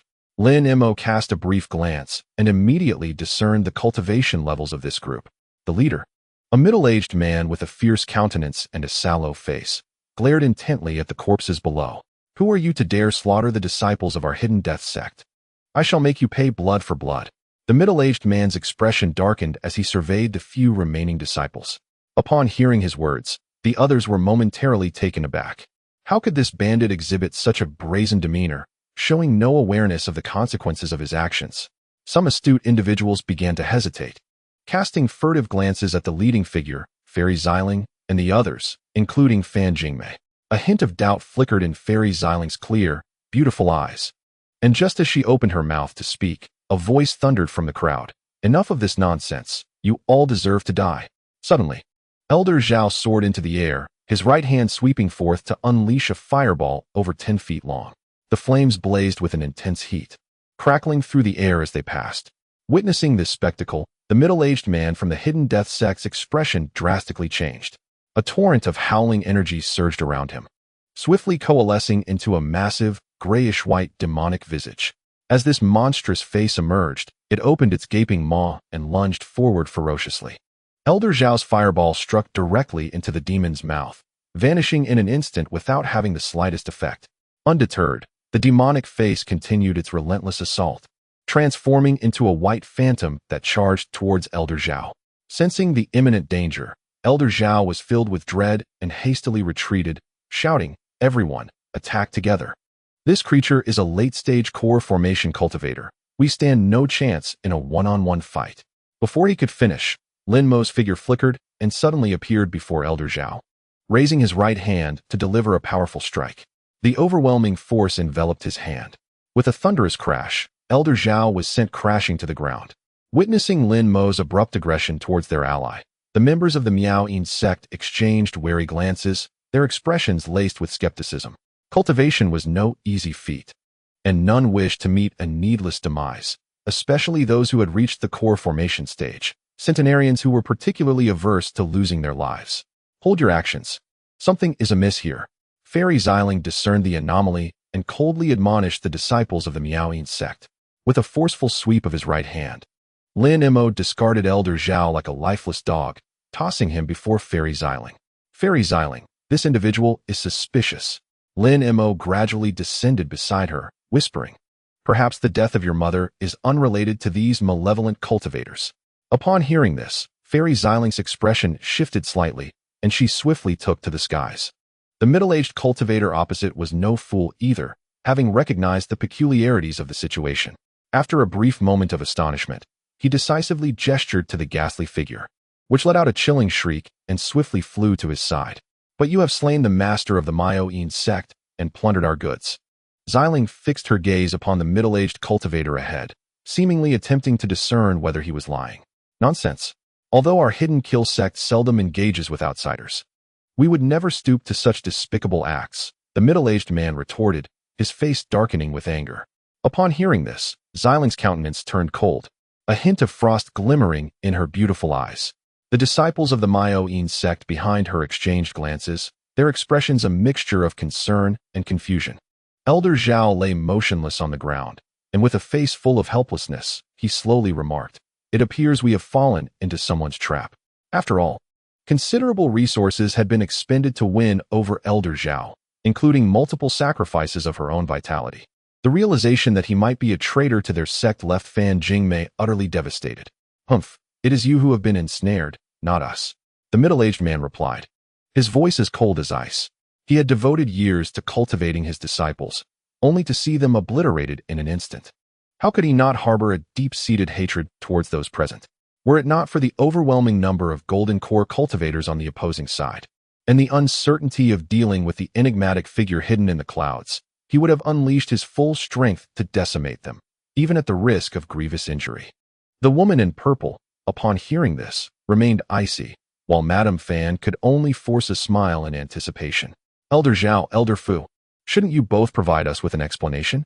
Xiling gradually turned her head, her gaze locking onto a scholarly cultivator among the crowd, speaking with a calm demeanor. As her frigid voice echoed, the eyes of the other cultivators darted towards a specific spot in the crowd. The middle-aged scholar stood there, his expression devoid of emotion. He was another elder of the Miao-yin sect, often seen alongside Zhuo Ruding. Upon witnessing this scene, Madame Fan and Zhuo Ruding exchanged knowing looks, their faces paling in distress. "Extreme in ancestor?" Lin Mo raised an eyebrow, then shifted his gaze to the sky, murmuring to himself. Moments later, a furious shout erupted from within the dark clouds, followed by a barrage of thunder and fire that surged forth like serpents towards a nearby location. Suddenly, an area that had been vacant darkened, and a vast expanse of black mist erupted, engulfing the thunderous flames entirely. In its wake, a burly man with a shaven head materialized. It was the external incarnation of the extreme in ancestor. As the muscular figure appeared, Lin Mo felt a stirring in his heart. Only the external incarnation of the extreme in ancestor could exude such an eerie aura. Originally, the extreme in ancestor would have utilized his possession technique to send Wuzhou here. Regrettably, Wuzhou had met a tragic end decades prior. Consequently, he had painstakingly crafted a mid-stage golden core cultivator into his external incarnation. Although the bald man's cultivation was merely at the mid-stage golden core, the aura he radiated was unmatched, even by those at the late-stage golden core. Gazing at the bald figure suspended in midair, the middle-aged man displayed an expression of peculiarity, with a flicker of trepidation in his eyes. Truly, the infamous red fire old monster lives up to its reputation, capable of penetrating the concealed techniques of the ancestor. The burly man pounded his chest and grumbled, "It is indeed unfortunate that this body was hastily forged. Is this matter the work of your extreme island?" After remaining silent since the onset of this unsettling situation, Ruyan finally spoke up. Indeed, the extreme ancestor laughed heartily, exhibiting a brazen demeanor.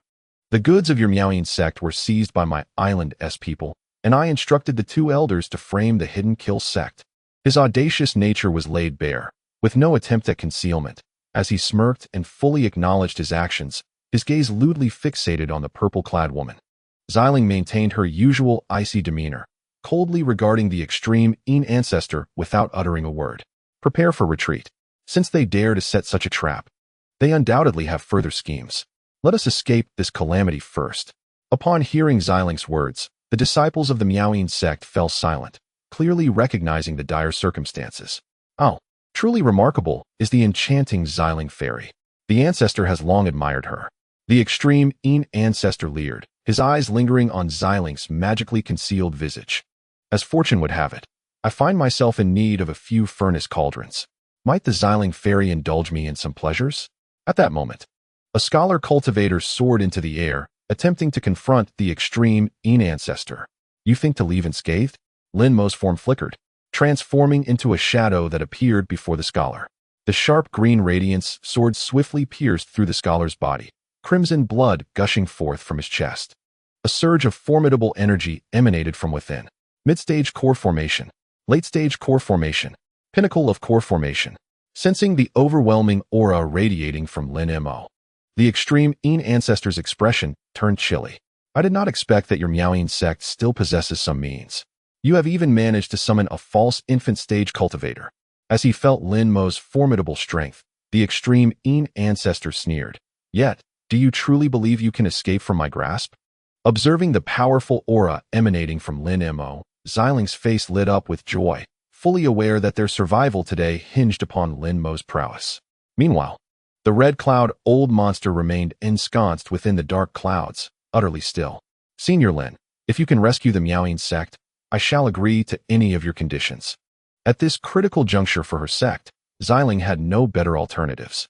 She moved beside Lin Mo, her gaze earnest as she looked upon him. Lin Mo regarded Xiling intently, then suddenly broke into a gentle smile. "Fear not, for I am here." With a series of eerily sinister chuckles, the bald man's visage began to morph, becoming blurred and distorted. Before long, amidst the astonished gazes of the onlookers, he transformed into a similarly small, yet squinty-eyed and grotesque old man. Chapter 115. I said, "You must die. Young one, you appear somewhat unfamiliar. Allow me to demonstrate the formidable prowess of the extreme ancestor." Without moving his lips, the extreme ancestor emitted an excruciatingly sharp sound from his abdomen, piercing the eardrums of those present and causing them to instinctively retreat several steps. Simultaneously, a series of inky black flames suddenly erupted from his body, surging forth with an intensity as fierce as a tempest. "Could it be that you have successfully cultivated that demonic technique?" The middle-aged cultivator, observing the faintly glowing black aura surrounding the extreme ancestor, was taken aback, his expression shifting dramatically as he exclaimed in shock. "Haha." The extreme ancestor laughed heartily, his gaze drifting toward Lin Mo and the distant middle-aged cultivator. "Were it a century ago, perhaps dealing with the two of you would have posed a challenge. But as for now..." At this point, he let out a cold scoff, his words laced with a hint of derision. "If you two would simply submit, I might allow you a chance at survival. Otherwise, the consequences are all too clear." As he spoke, the extreme ancestor raised his bony right hand. With a sharp crackle, a sphere of pitch-black flames instantly hovered above his palm. "You have finally mastered the celestial corpse fire." The middle-aged man's complexion turned ashen, his voice dry and almost hoarse with disbelief. The celestial corpse fire, a secret technique of immense power, not only possesses formidable might, but also gives rise to a creation known as the celestial demon corpse upon its mastery. Astonishingly, the extreme Yin ancestor had managed to produce 18 celestial corpses, each possessing the strength of a mid-stage core formation cultivator and impervious to ordinary magical artifacts. Even more alarming was the self-healing ability of these corpses, allowing them to repair themselves unless inflicted with a fatal wound. This was the source of the extreme Yin ancestor's pride. Witnessing this, the extreme Yin ancestor let out a chilling laugh and suddenly turned to Lin Mo, speaking with haughty disdain. "Today, I am in a generous mood. I may grant you a path to survival, provided you are willing to submit to extreme Yin Island and continue to live in comfort. However, my commands must be obeyed without question, or you shall meet a fate worse than death." He gestured toward the group, his cold gaze fixated on them as several black wooden tokens ominously hovered nearby. The extreme Yin ancestor held a particular admiration for Lin Mo, who had reached the false infant stage. In his eyes, this was a promising prospect. If nothing else, he could be utilized for corpse refinement.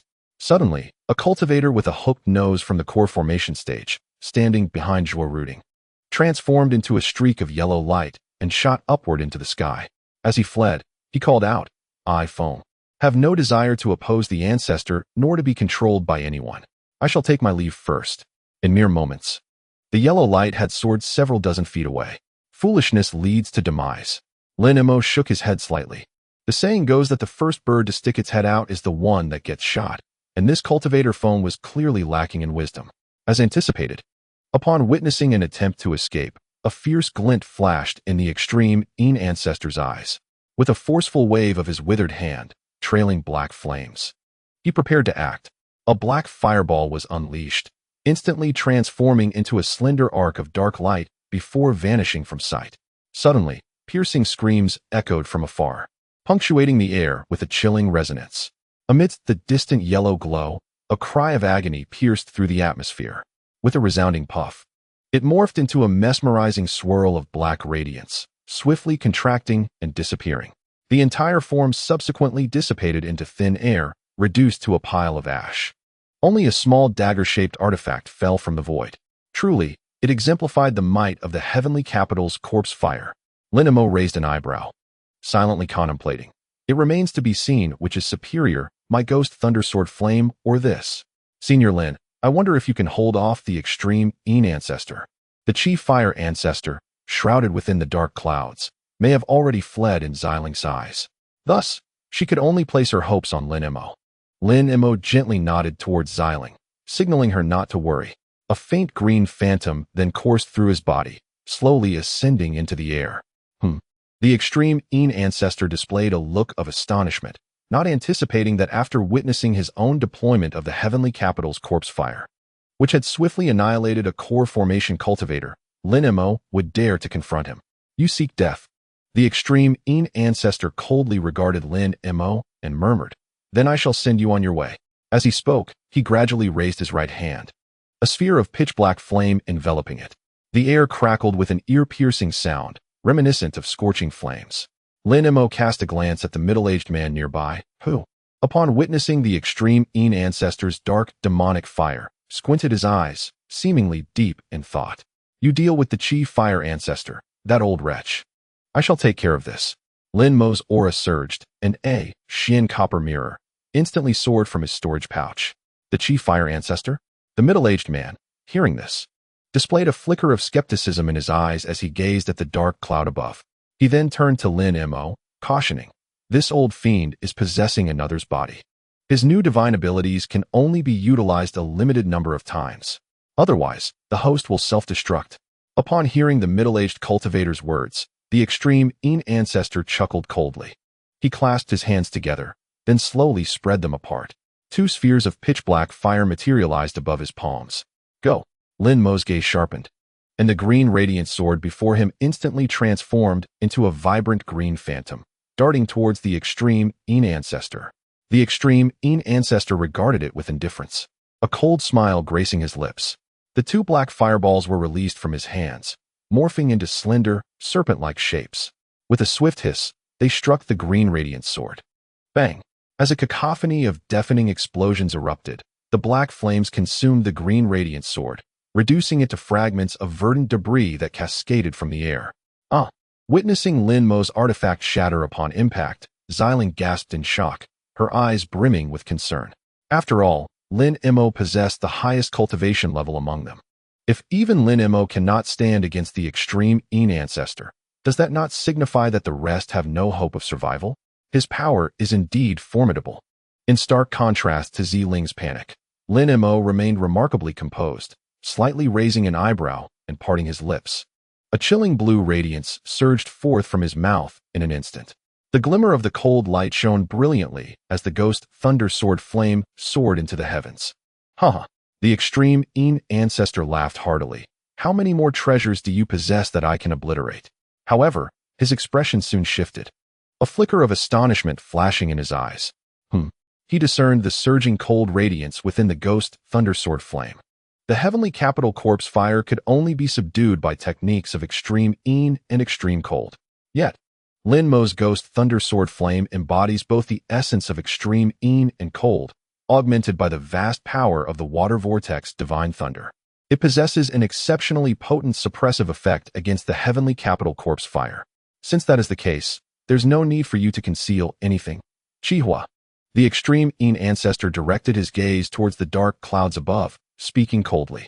Upon hearing this, Xiling's face contorted with anger as she rebuked, "You treacherous old fiend." Chihua.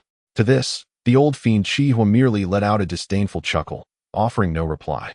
The mass of dark clouds swelled rapidly, beginning to twist and dance wildly, before plummeting downwards with a speed that was almost imperceptible. Observing Chihua's movements, the middle-aged man transformed into a fleeting shadow. Ascending into the air, he then forcefully struck the back of his head with his hand, causing a thumb-sized orb to gradually emerge from his brow, delicate and glistening white, emanating a chilly aura. With a slight parting of his lips, the middle-aged man expelled a plume of blood mist that cascaded onto the cold orb before him. Buzzing. As soon as the cold orb made contact with the blood mist, it emitted a series of resonant vibrations, instantly absorbing all of the blood mist entirely. Soon after, a white mist surged forth, transforming into a radiant silver orb of considerable size, dazzling to behold, and charging towards the old fiend Chihua in the sky. Chihua, allow me to demonstrate the might of my cold dawn pearl. He then pointed at the cold dawn pearl with a single hand. Swiftly, the silver orb began to shimmer, morphing into a silver serpent that lunged towards Chihua. Now it is your turn. The extreme Yin ancestor cast a cold glance at Lin Mo. Witnessing him clap his hands, which swiftly conjured two spheres of pitch-black flames. With a whoosh, they transformed into arcs of darkness. Go. Lin Mo cast a glance at the ghost thunder sword flame before him. Boom. The ghost thunder sword flame instantly coalesced into an excruciatingly frosty mist, freezing the air into crystalline ice. From a distance, it resembled a dragon of ice. With a crackle, the clash of ice and fire revealed the superiority of the ghost thunder sword flame, which promptly encased the two spheres of black flames in ice. They fell from the sky, transformed into two strands of black, icy fire. Yet the ghost thunder sword flame maintained its velocity, seemingly unaffected. Gazing at the might of the ghost thunder sword flame, the extreme Yin ancestor could not help but utter a soft exclamation, astonished by its power. It effortlessly sealed his heavenly capital corpse fire in ice, thanks to the absorption of the icy energy from the mysterious bead of the ice serpent. The frost energy within the ghost thunder sword flame has grown increasingly formidable, enabling it to encase the corpse fire of the heavenly capital in ice. However, the expression of the extreme Yin ancestor soon returned to indifference, accompanied by a dismissive smile. With a slight tremor of his shoulder, several strands of pitch-black aura surged forth from his body, fluid and agile, undulating in the air like a pack of wolves, each with distinct forms, lunging menacingly towards the ghost thundersword flame. Observing this scene, Lin Mo let out a cold laugh, his lips slightly parted. Suddenly, the ghost thunder sword flame in midair erupted with radiant brilliance, and the icy sword light shot forth several yards. With a swift motion of his right hand, Lin Mo directed the ghost thunder sword flame to cleave down relentlessly upon the shadowy serpents. Each strike transformed a serpent into a block of ice, causing it to plummet from the sky. Witnessing this, the extreme Yin ancestor revealed a hint of surprise. What an extraordinary technique of frost! His expression shifted as he waved his sleeve, causing a distortion to materialize before him. With a whoosh, a humanoid figure enveloped in darkness appeared abruptly. These corpse puppets, adorned in gleaming black armor and with razor-sharp claws, grinned menacingly at Lin Mo, their yellowed fangs bared. A cursory glance revealed 18 of these puppets hovering in the air, each possessing the strength of the mid-stage core formation. Buzzing. From the storage pouch at his waist, a verdant bronze artifact shot forth. As Lin Mo infused it with his spiritual energy, the artifact emitted a dazzling green light. In an instant, a green energy beam surged from it, racing toward one of the corpse puppets. With a thud, the beam struck the chest of a puppet, creating a gaping hole and forcing it to stagger back. However, it quickly let out a low growl, a faint red glow emanating from its body as the wound healed at an astonishing rate. Truly, the corpses of the heavenly capital are formidable. Lin Mo marveled at the sight, astonished that even a high-tier artifact like the verdant bronze could not obliterate it. This was indeed intriguing. Good treasure. Tear this man apart. The extreme ancestor suddenly chuckled coldly from a distance. As his words fell, the 18 demon corpses of the heavenly capital glimmered with a hint of green light and charged towards Lin Mo. Was he truly at a loss? Lin Mo scoffed, vigorously waving his right hand to conjure a chilling mist. Another ghost thunder sword flame erupted from his mouth. With a crackle, the piercing cold power unleashed from the ghost thunder sword flame surged forth. The sword shadows flickered, swiftly appearing before the demon corpses of the heavenly capital. With a rush of icy energy, the frost erupted from the ghost thunder sword flame, enveloping the demon corpses in an instant. In the blink of an eye, the once threatening figures were rendered motionless. At this moment, it had transformed into a colossal ice block, helplessly plummeting from midair. A sense of dread washed over the distant extreme ancestor as he witnessed this scene, his expression shifting dramatically. He hastily summoned a surging torrent of pitch-black, demonic flames, casting them towards the encased celestial capital corpse, clearly intent on melting it. The celestial capital corpse, with its adamantine bones, would rapidly regenerate even when injured. Yet, it was utterly vulnerable to the piercing chill of the spectral thunder sword flames, which had sealed it in ice. Are you still concerned about your celestial capital corpse? Lin Mo sneered. I have taken a liking to these 18 celestial capital corpses. They are now mine. As he spoke, 2 spectral thunder sword flames hovered in the air, one aimed at the extreme ancestor, while the other continually sealed the celestial capital corpses in ice. The corpses fell from the sky like dumplings, one after another. With a wave of Lin Mo's hand, these frozen celestial capital corpses transformed into ethereal green shadows. Swiftly drawn into his storage bag. Curse it! I will tear you to shreds. The extreme ancestor could hardly bear to witness the effortless theft of the celestial capital corpses he had cultivated for decades, his eyes widening in fury, wishing he could flay Lin Mo alive. First, assess your own situation. Lin Mo chuckled coldly, employing the water light escape technique to soar into the air. The third spectral thunder sword flame appeared in his hand. Congeal. As Lin Mo uttered these words, the 2 spectral thunder sword flames in the distance instantly surged towards his right hand, coalescing into 3. The piercing icy power enveloped the entire desolate island in frost. With snowflakes cascading from the sky, the clouds manipulated by the red fire old monster also began to shimmer with a chill. How is this possible? The red fire old monster's eyes widened in disbelief, never having anticipated Lin Mo's prowess to be so formidable. It seemed the situation was dire. Casting a glance at the middle-aged cultivator, the red fire old monster's gaze flickered, igniting a desire to retreat. Youngster, the extreme ancestor, sensing the formidable aura emanating from Lin Mo, realized that even if he had come in his true form today, he would have no assurance of capturing Lin Mo. State your name. The extreme ancestor fixed his gaze on Lin Mo, his body thrumming with pulsating black flames. His skin gradually disintegrating as he repeatedly fueled the celestial capital corpse fire, inflicting significant damage upon his own body. Now he had only one strike left. The black flames surged forth, crackling ominously. My name? Lin Mo raised an eyebrow, glancing at the extreme ancestor, and jested. I shall inform you when I come to claim your life in the future. As he spoke, he forcefully waved his right hand, and the spectral thunder sword flame shot forth, striking down towards the extreme ancestor. The extreme ancestor's countenance darkened, his voice cold as he declared, Boy, I will remember you. As he spoke, his body began to blaze, leaving behind only a mass of black flames. This aura was already comparable to a full-force strike from a nascent soul cultivator. The speed of the celestial capital corpse fire surged towards Lin Mo. It must be said that the extreme Yin ancestor is indeed a formidable figure. He even disregards his own body, determined to unleash a final, potent strike. Boom. Lin Mo naturally accorded him the respect he deserved and decisively detonated 3 ghost thundersword flames. Crackle. The first to erupt from the ghost thundersword flames was a flicker of golden lightning power, swiftly followed by a surge of piercing, chilling brilliance. Thunderous roars resounded, causing the distant Feng Jingmei and her companions to stagger and fall to the ground, their faces ashen. Meanwhile, the mid-air battle between the middle-aged cultivator and the scarlet fire old monster was violently disrupted, sending them hurtling back hundreds of feet. The winds howled fiercely. The scarlet fire old monster, remarkably astute, wasted no time in steering the dark clouds to flee into the distance. Whoosh! Suddenly, a sharp sound of air being sliced apart pierced the atmosphere. Turning in confusion, he beheld a ghost thunder sword flame that had appeared before him without warning. Impossible!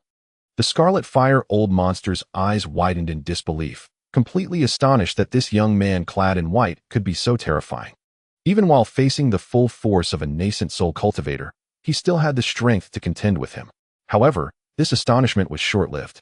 The razor-sharp ghost thunder sword flame swiftly pierced through the scarlet fire old monster's chest. His eyes widened as he distinctly felt a bone-chilling cold enveloping his body. Soon after, a layer of pure white ice encased him. Crash!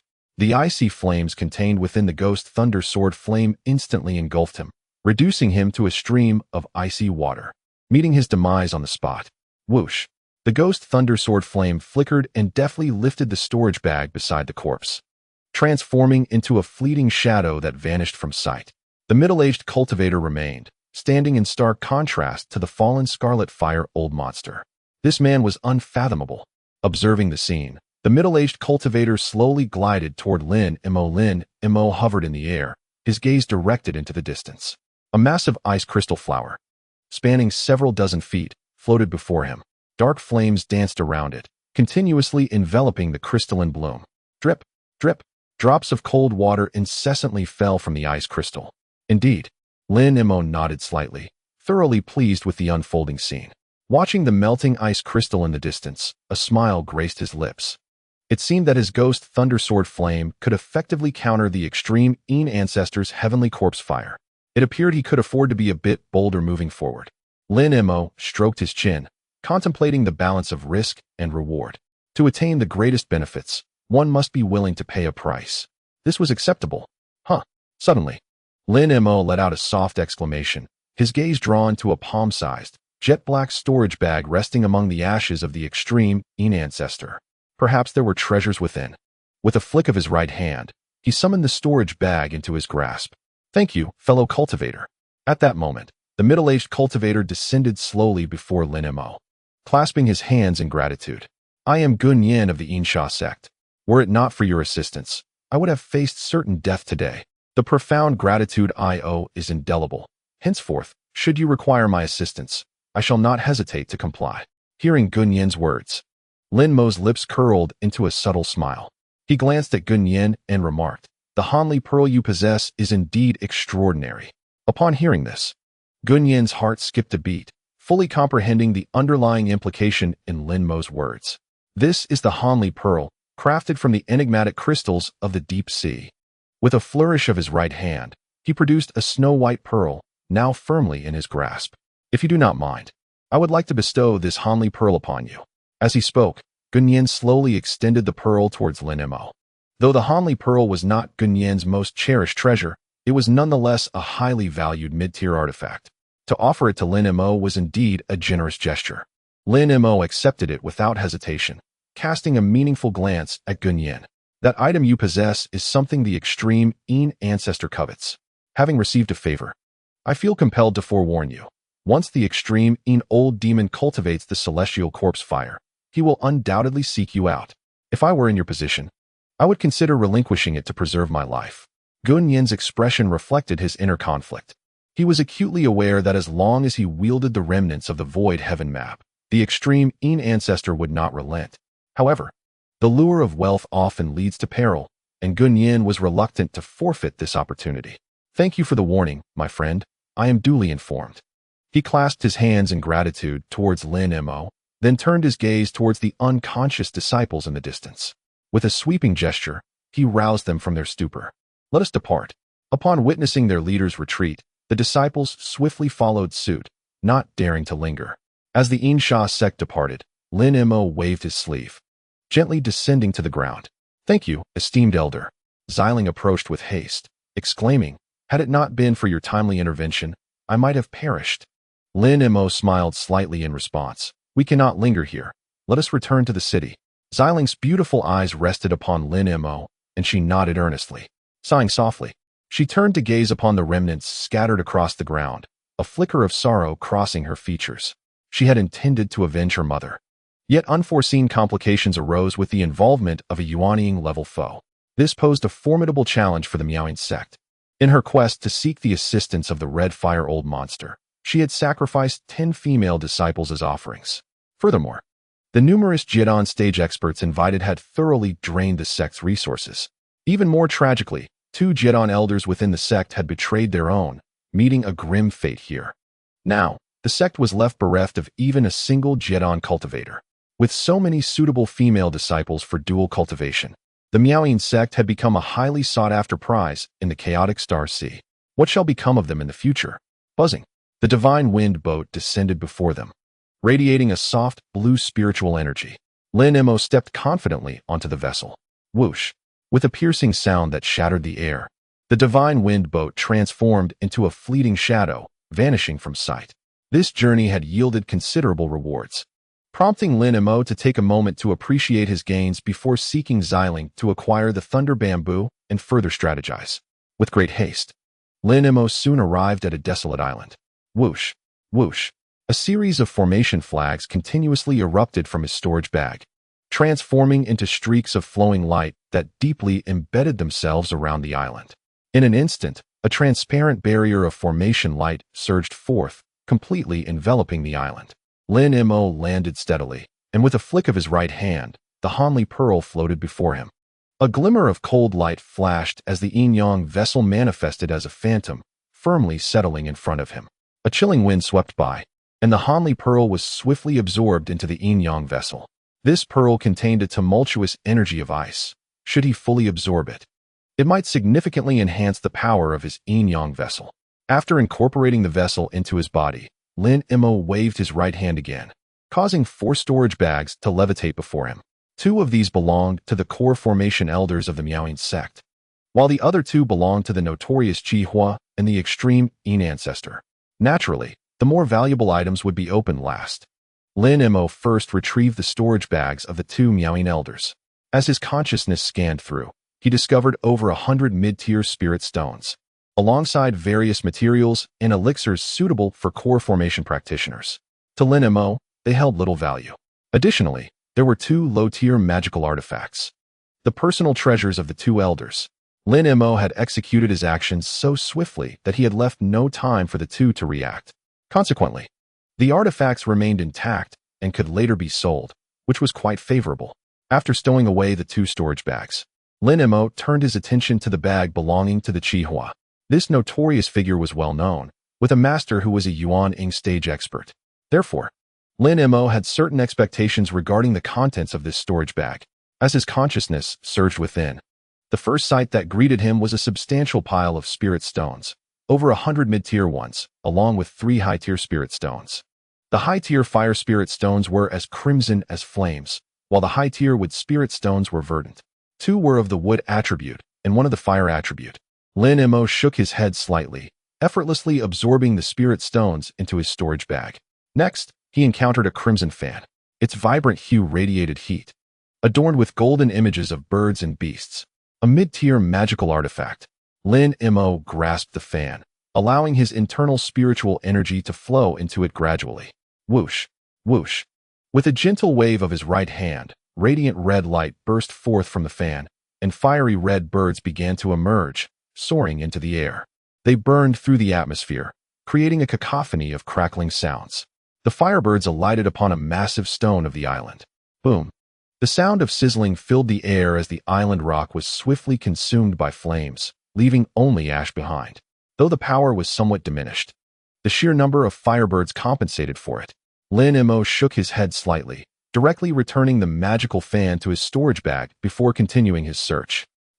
A pale blue jade slip appeared in his hand. Lin Mo grasped the slip, his consciousness pouring into it continuously. The information contained within the jade slip gradually emerged in Lin Mo's mind. The Kuei Shui divine art. As he absorbed the knowledge of this cultivation technique, he realized it was the very method practiced by the infamous red fire old monster. The Kuei Shui demon art, renowned throughout the chaotic Star Sea, boasted considerable power. If only it were a fire-based technique. Lin Mo mused quietly, holding the jade slip in his hand. He contemplated finding a fire cultivation method for exine Ruyan as well. After her breakthrough to the core formation stage, the techniques she had been practicing seemed insufficient. Thus, acquiring a fire-based method became imperative. After placing the jade slip into his storage pouch, Lin Mo's gaze shifted to the storage bag of the extreme ancestor. He hoped it would yield some delightful surprises. A smirk danced on his lips as he probed inside with his consciousness, and to his elation, a piece of heavenly thunder bamboo, several inches in length, appeared before him. On that day, to secure a better price for the heavenly thunder bamboo, the head of the Wang family had split it in two. The root-bearing segment remained with the Miaoying Sect, while this piece was intended for sale. Additionally, he discovered a few items belonging to the Miaoying Sect. Though their quantity was limited, only 2 or 3 dozen items. The remaining goods had evidently been taken back by the extreme ancestor. After all, the capacity of a storage bag is finite. Despite the limited quantity, the items were predominantly of remarkable value. Suddenly, an artifact resembling a white bone orb caught Lin Mo's attention. Why does it exude an aura akin to that of the purple spirit? Lin Mo's pupils narrowed as he retrieved the white bone orb. A haunting wail echoed, and a beautiful female specter materialized above the orb. The mother of the purple spirit? Observing the spectral figure's resemblance to the purple spirit, Lin Mo's heart stirred. It appeared the extreme ancestor had imprisoned the soul of the Wang family head here after slaying him. Supporting the white bone orb with his hand, Lin Mo silently acknowledged. This could indeed be a significant boon. A smile graced his lips. Though only a remnant of the soul remained, with proper nurturing, there might still be a chance to cultivate a ghostly practitioner. After stowing away the white bone orb, Lin Mo gently patted the storage pouch at his waist. A series of piercing sounds resonated as 18 celestial demon corpses materialized before him. Each corpse was encased in ice, rendered immobile. The spirit feeding seal, would it be capable of refining these 18 demon corpses? After all, they were formidable entities at the core formation midstage, and each possessed remarkable resilience and self-healing abilities. Even an average mid-stage core formation practitioner might not stand a chance against them. Without hesitation, Lin Mo approached one of the corpses, slowly raising his right hand. A stream of white light surged into the celestial demon's body. As the spirit-feeding seal penetrated the demon corpse, deep within a pitch-black underwater cavern, the extreme ancestor suddenly opened his eyes, roaring in fury. "How dare you seize my celestial demon corpse? Cursed be this insolence!" Outside the cave, several cultivators from the extreme island exchanged glances, sensing a palpable unease among themselves. The mood of the extreme ancestor was volatile, and it was unwise to provoke him in such a state, prompting them to quickly lower their heads. Days later, when Lin Mo inhaled a deep breath of stale air, he found himself standing before 18 emerald green celestial corpses. The more he observed these corpses, the more satisfaction they inspired within him. It must be said that things acquired without effort are indeed delightful and beautiful. He pondered which was superior, these celestial corpses or his own with spirit guards. Lin Mo stroked his chin, recalling the method inscribed on the golden pages for crafting puppets from spiritual wood. Perhaps a fusion of the two could be possible? Gazing at the sturdy, iron-like bodies of the celestial corpses before him, a peculiar thought stirred within Lin Mo's mind. They possessed the solidity of the celestial corpses while also embodying the potential for growth found in the wood spirit guards. The strength of the celestial corpses was linked to the mastery of the celestial corpse fire and the power of the corpses themselves, while the prowess of the wood spirit guards depended on the quality of the spiritual wood. In the future, Acquiring some wood-based spiritual materials could seamlessly enhance their strength. In contrast, once the celestial corpses were crafted, their power was fixed and exceedingly difficult to augment. The wood spirit guards, however, had a higher ceiling, capable of being strengthened through wood-based spiritual forces. What if the two were to be combined? A spark of inspiration ignited in Lin Mo's eyes as he smiled at the 18 celestial corpses before him. Once the affairs of the Miaoyan sect were resolved, he could certainly experiment. After all, these celestial corpses were not the fruits of his own arduous labor. Even if they were to be destroyed, he would not feel the sting of loss. Stowing away the array flag, Lin Mo leapt gracefully onto the divine wind boat. With a swift, piercing sound that sliced through the air, he vanished from sight. Upon arriving at the 100 Insect Pavilion, a familiar figure soon appeared before him, little maid Lian. Upon seeing Lin Mo, Lian's face lit up with joy, and she hurried toward him, her gaze fixed eagerly on him. "Senior Lin, you've finally returned." Lin Mo glanced at Lian and replied with a smile. "Has the fairy Xiling summoned me?" Yes. Lian nodded vigorously, her large eyes fixed intently on Lin Mo. "Senior Lin, can you come with me this time? Lead the way." Behind them, Su Shuangshuang propped her chin in her hand, murmuring, "What a busy person. He hasn't even entered the house, and he is off again." Following Lian, they soon arrived at the entrance of an inn, the Longxing Inn. It must be noted that the establishment was quite refined. The first and second floors catered to mortals, while the third floor was exclusively reserved for temporarily residing cultivators. "Senior, please, go on up." Lian indicated the door, speaking softly, "I cannot enter here."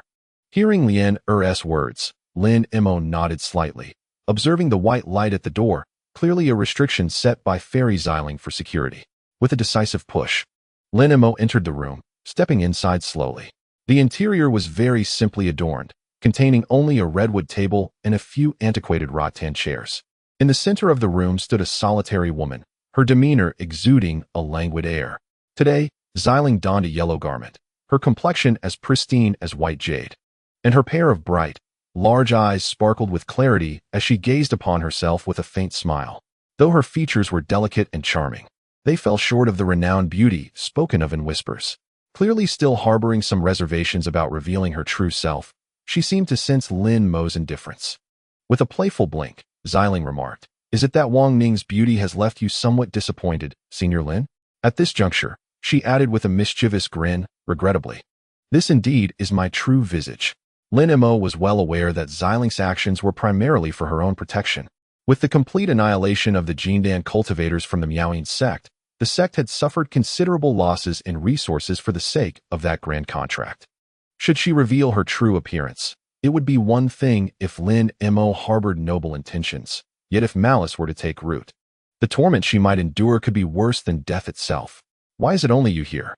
Lin Mo inquired, taking a seat directly across from Xiling and delicately sipping from his teacup.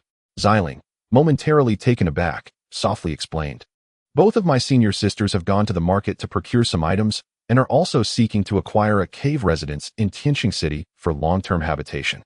Lin Mo scrutinized her closely and asked quietly, "What? Do you not intend to return to the Miaoyan sect?" "How could we dare to return to the Miaoyan sect?" Xiling replied, "Given the enmity established with the people of Jin Island, and with no Jindan cultivators left within the sect, returning would only place us in the clutches of those fiends, or allow other smaller factions to seize the opportunity to consume us. We have resolved to temporarily relocate the Miaoyan sect to Tianqing City. After all, our sect has retained some savings over the years." With a sigh, Xiling lamented her plight. Hearing her words, Lin Mo gently tapped the table and replied nonchalantly, "What if I could ensure the safety of the Miaoyan sect?" "Senior." Upon hearing this, Xiling gasped in surprise, rising swiftly to her feet, her eyes wide with astonishment. Though she had secretly entertained the notion of having Lin Mo assume the role of an elder in her sect, given the strength he had exhibited, she was taken aback by his offer. With Lin Mo's presence, the ancestor of Jin would be unable to threaten the Miaoyan sect. "Your kindness is beyond measure, Senior. I am at a loss to repay you," Xiling exclaimed, her eyes suddenly glistening with unshed tears as she knelt before Lin Mo. Still young, she had endured immense hardship within just a few months, facing the brutal death of her mother, betrayal from the sect's elders, and the decline of her sect, all heavy blows. Now, with the emergence of a figure who could serve as her support, She felt a warmth enveloping her heart. With tears welling in her eyes, Xiling whispered softly. And seeing her vulnerability before this stranger, Lin Mo scratched his head, reflecting inwardly. Is it somewhat ungracious to make demands now? Oh, but I discovered this within the storage bag of the old monster from Jean, Lin Mo proclaimed, pushing his right hand forward to reveal a white bone orb resting upon the table. Chapter 116, Mother and Daughter United in Heart. Suddenly, familiar sounds of weeping filled the air, prompting Xiling to lift her head in alarm. Within the white bone orb, the visage of her mother began to manifest. Perhaps due to the damage to her spirit, the leader of the Wang clan appeared dazed, failing to recognize even her own daughter standing before her. What has happened to my mother? Xiling exclaimed, her eyes widening in shock as she gazed at the scene before her. It must be a damage to her soul. Lin Mo cast a glance at Xiling and replied nonchalantly, she likely cannot recognize you now. Upon hearing this, Xiling's expression shifted, and she urgently grasped Lin Mo's sleeve, pleading, Senior Lin, you must have a way to save my mother. The damage to her soul was beyond Xiling's current capabilities to remedy.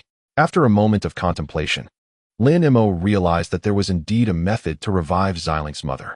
In the original tale, Yuan Yao utilized soul-nourishing wood to enable senior sister Yinli to specialize in ghostly arts. To restore her mother, soul-nourishing wood might be required. Soul-nourishing wood is one of the 3 divine trees of the human realm.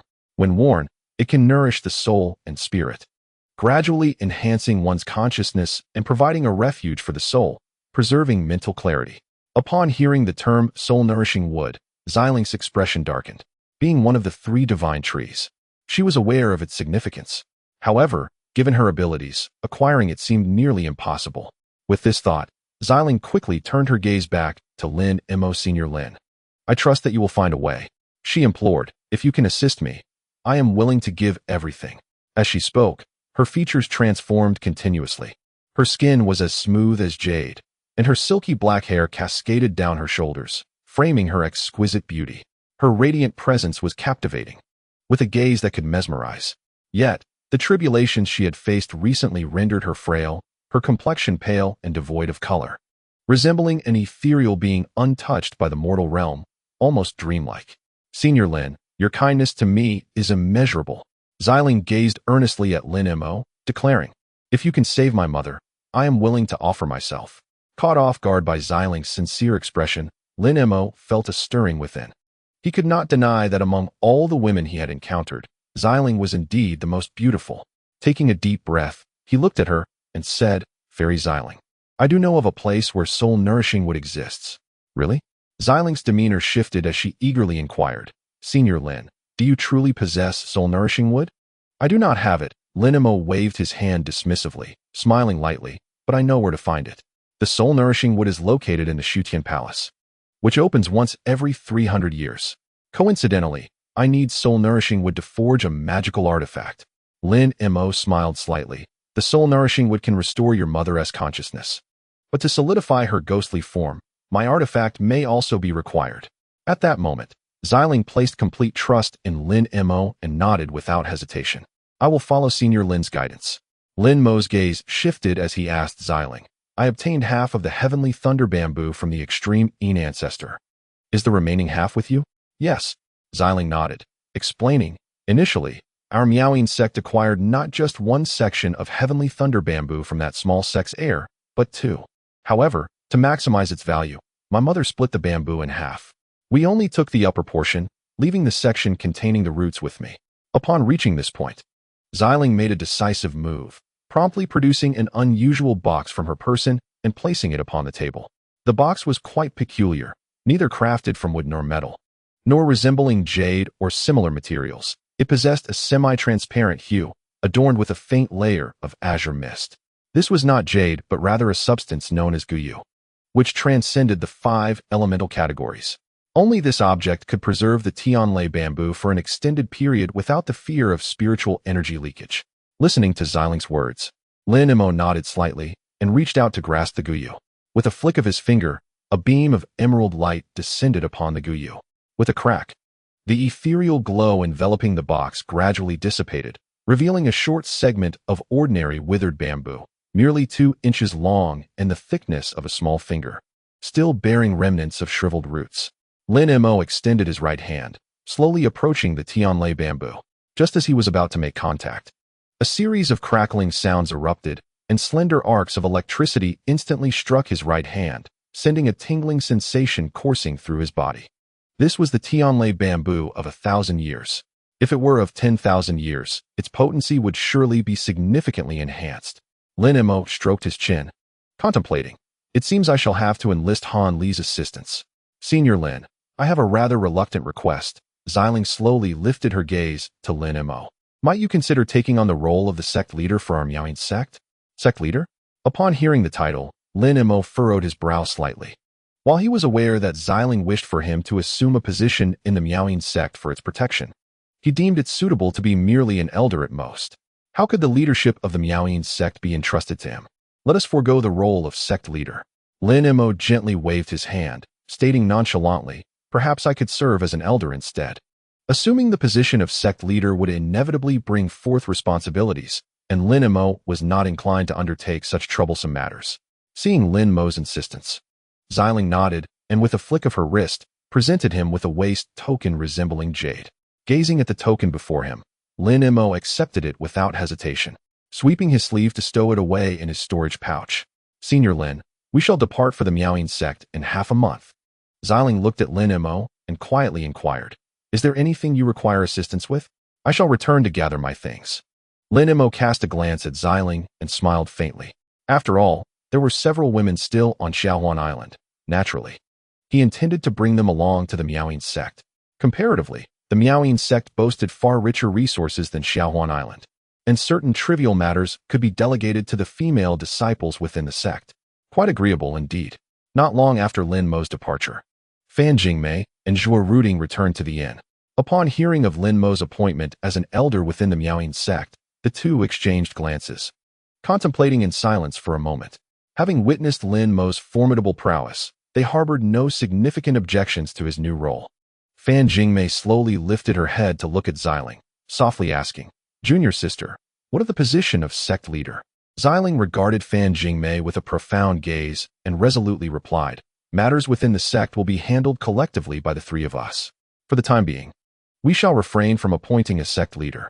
Once one of us, or one of the female disciples under our tutelage, achieves the golden core stage, it will not be too late to appoint a sect leader. Alas, I wonder if my sisters still hold any hope of reaching the golden core stage. Madame Fan sighed softly, seemingly losing hope in this pursuit. Upon hearing this, Zhuo Ruding's face reflected a hint of desolation. Achieving the golden core is not a simple feat to overcome.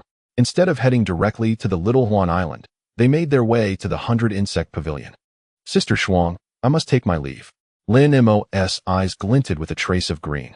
The ghostly maiden, having gathered the materials for beast taming from the second floor, approached Su Shuang and spoke. Su Shuang's heart stirred at the prospect of the ghostly maiden departing, and she couldn't help but exclaim, why must you leave so suddenly when everything is well here? The ghostly maiden smiled gently. I have joined the Miaoying sect, and I may soon reside there. Hearing her words, Su Shuang's eyes widened in surprise. But the leader of the Miaoying sect has just met with an untimely demise. Why would you wade into such murky waters? The ghostly maiden shook her head slightly.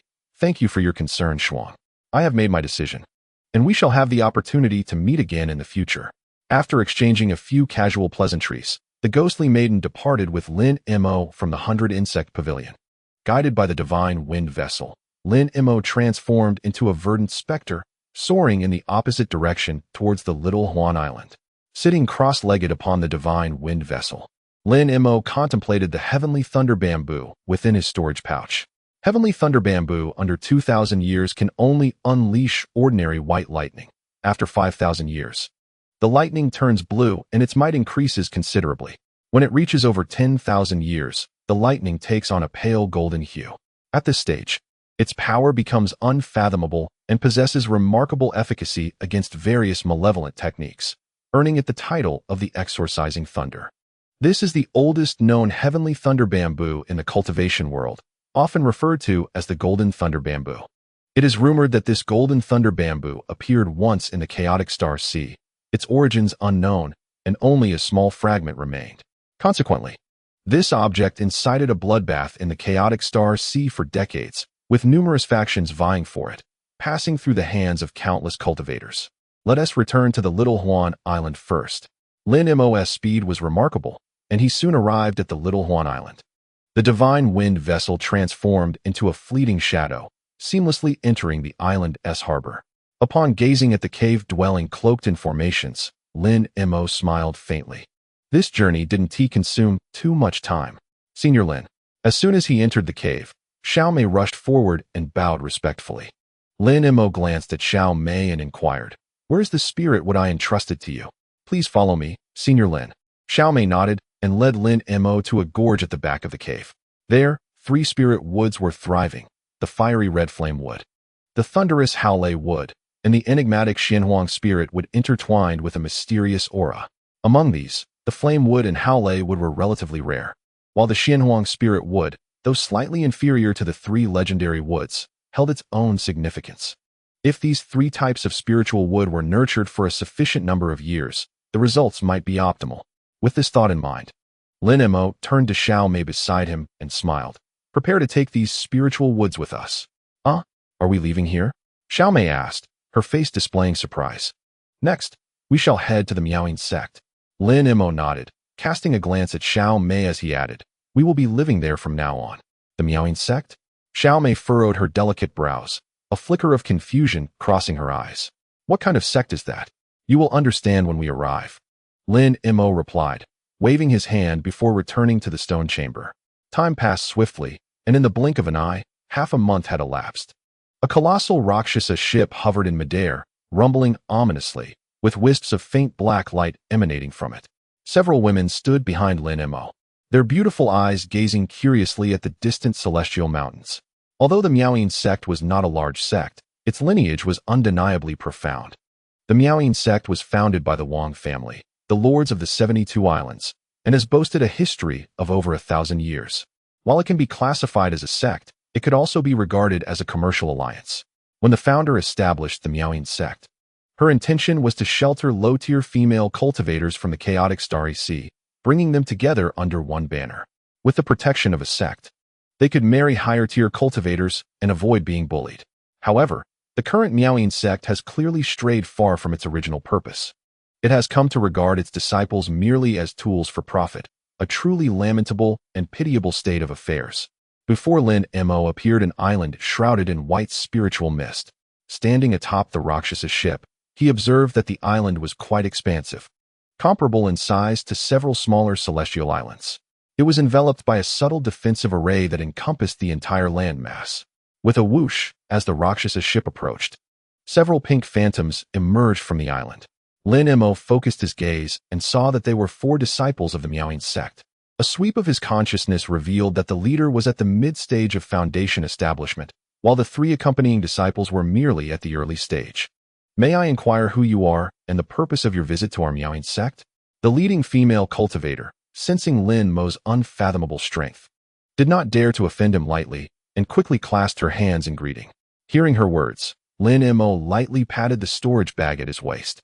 With a flash of blue light, a jade token soared into the air.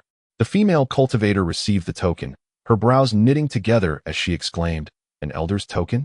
After inspecting the token, the female cultivator quickly bowed respectfully and said, "Disciple greets the elder. May I ask how you wish to be addressed?" As she spoke, the female cultivator formed a single-handed seal, directing a stream of light towards the array's barrier. With a series of bubbling sounds akin to boiling water, the array shimmered and trembled, revealing a substantial opening before them. Observing this scene, Lin Mo nodded slightly as the Rakshasa ship continued its thunderous advance toward the array. As the Rakshasa vessel departed, the voice of Lin Mo gradually emerged. "I am Lin Mo," perhaps due to someone having reported upon entering the Miaoying Sect. A figure clad in purple, Ling, was already approaching with her flight technique. This was the Rakshasa vessel. The moment she beheld the sleek, obsidian craft, Ling's pupils constricted, her heart filled with astonishment.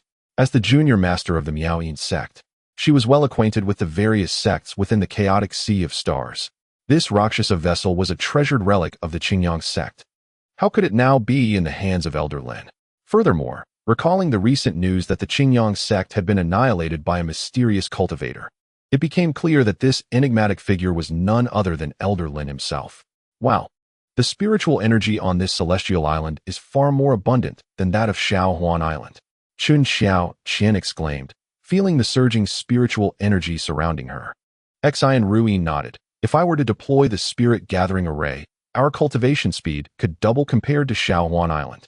My dear, how did you become an elder of the Miaoyin sect? Yuan Yao inquired, her gaze shifting to Lin Mo, unable to suppress her curiosity.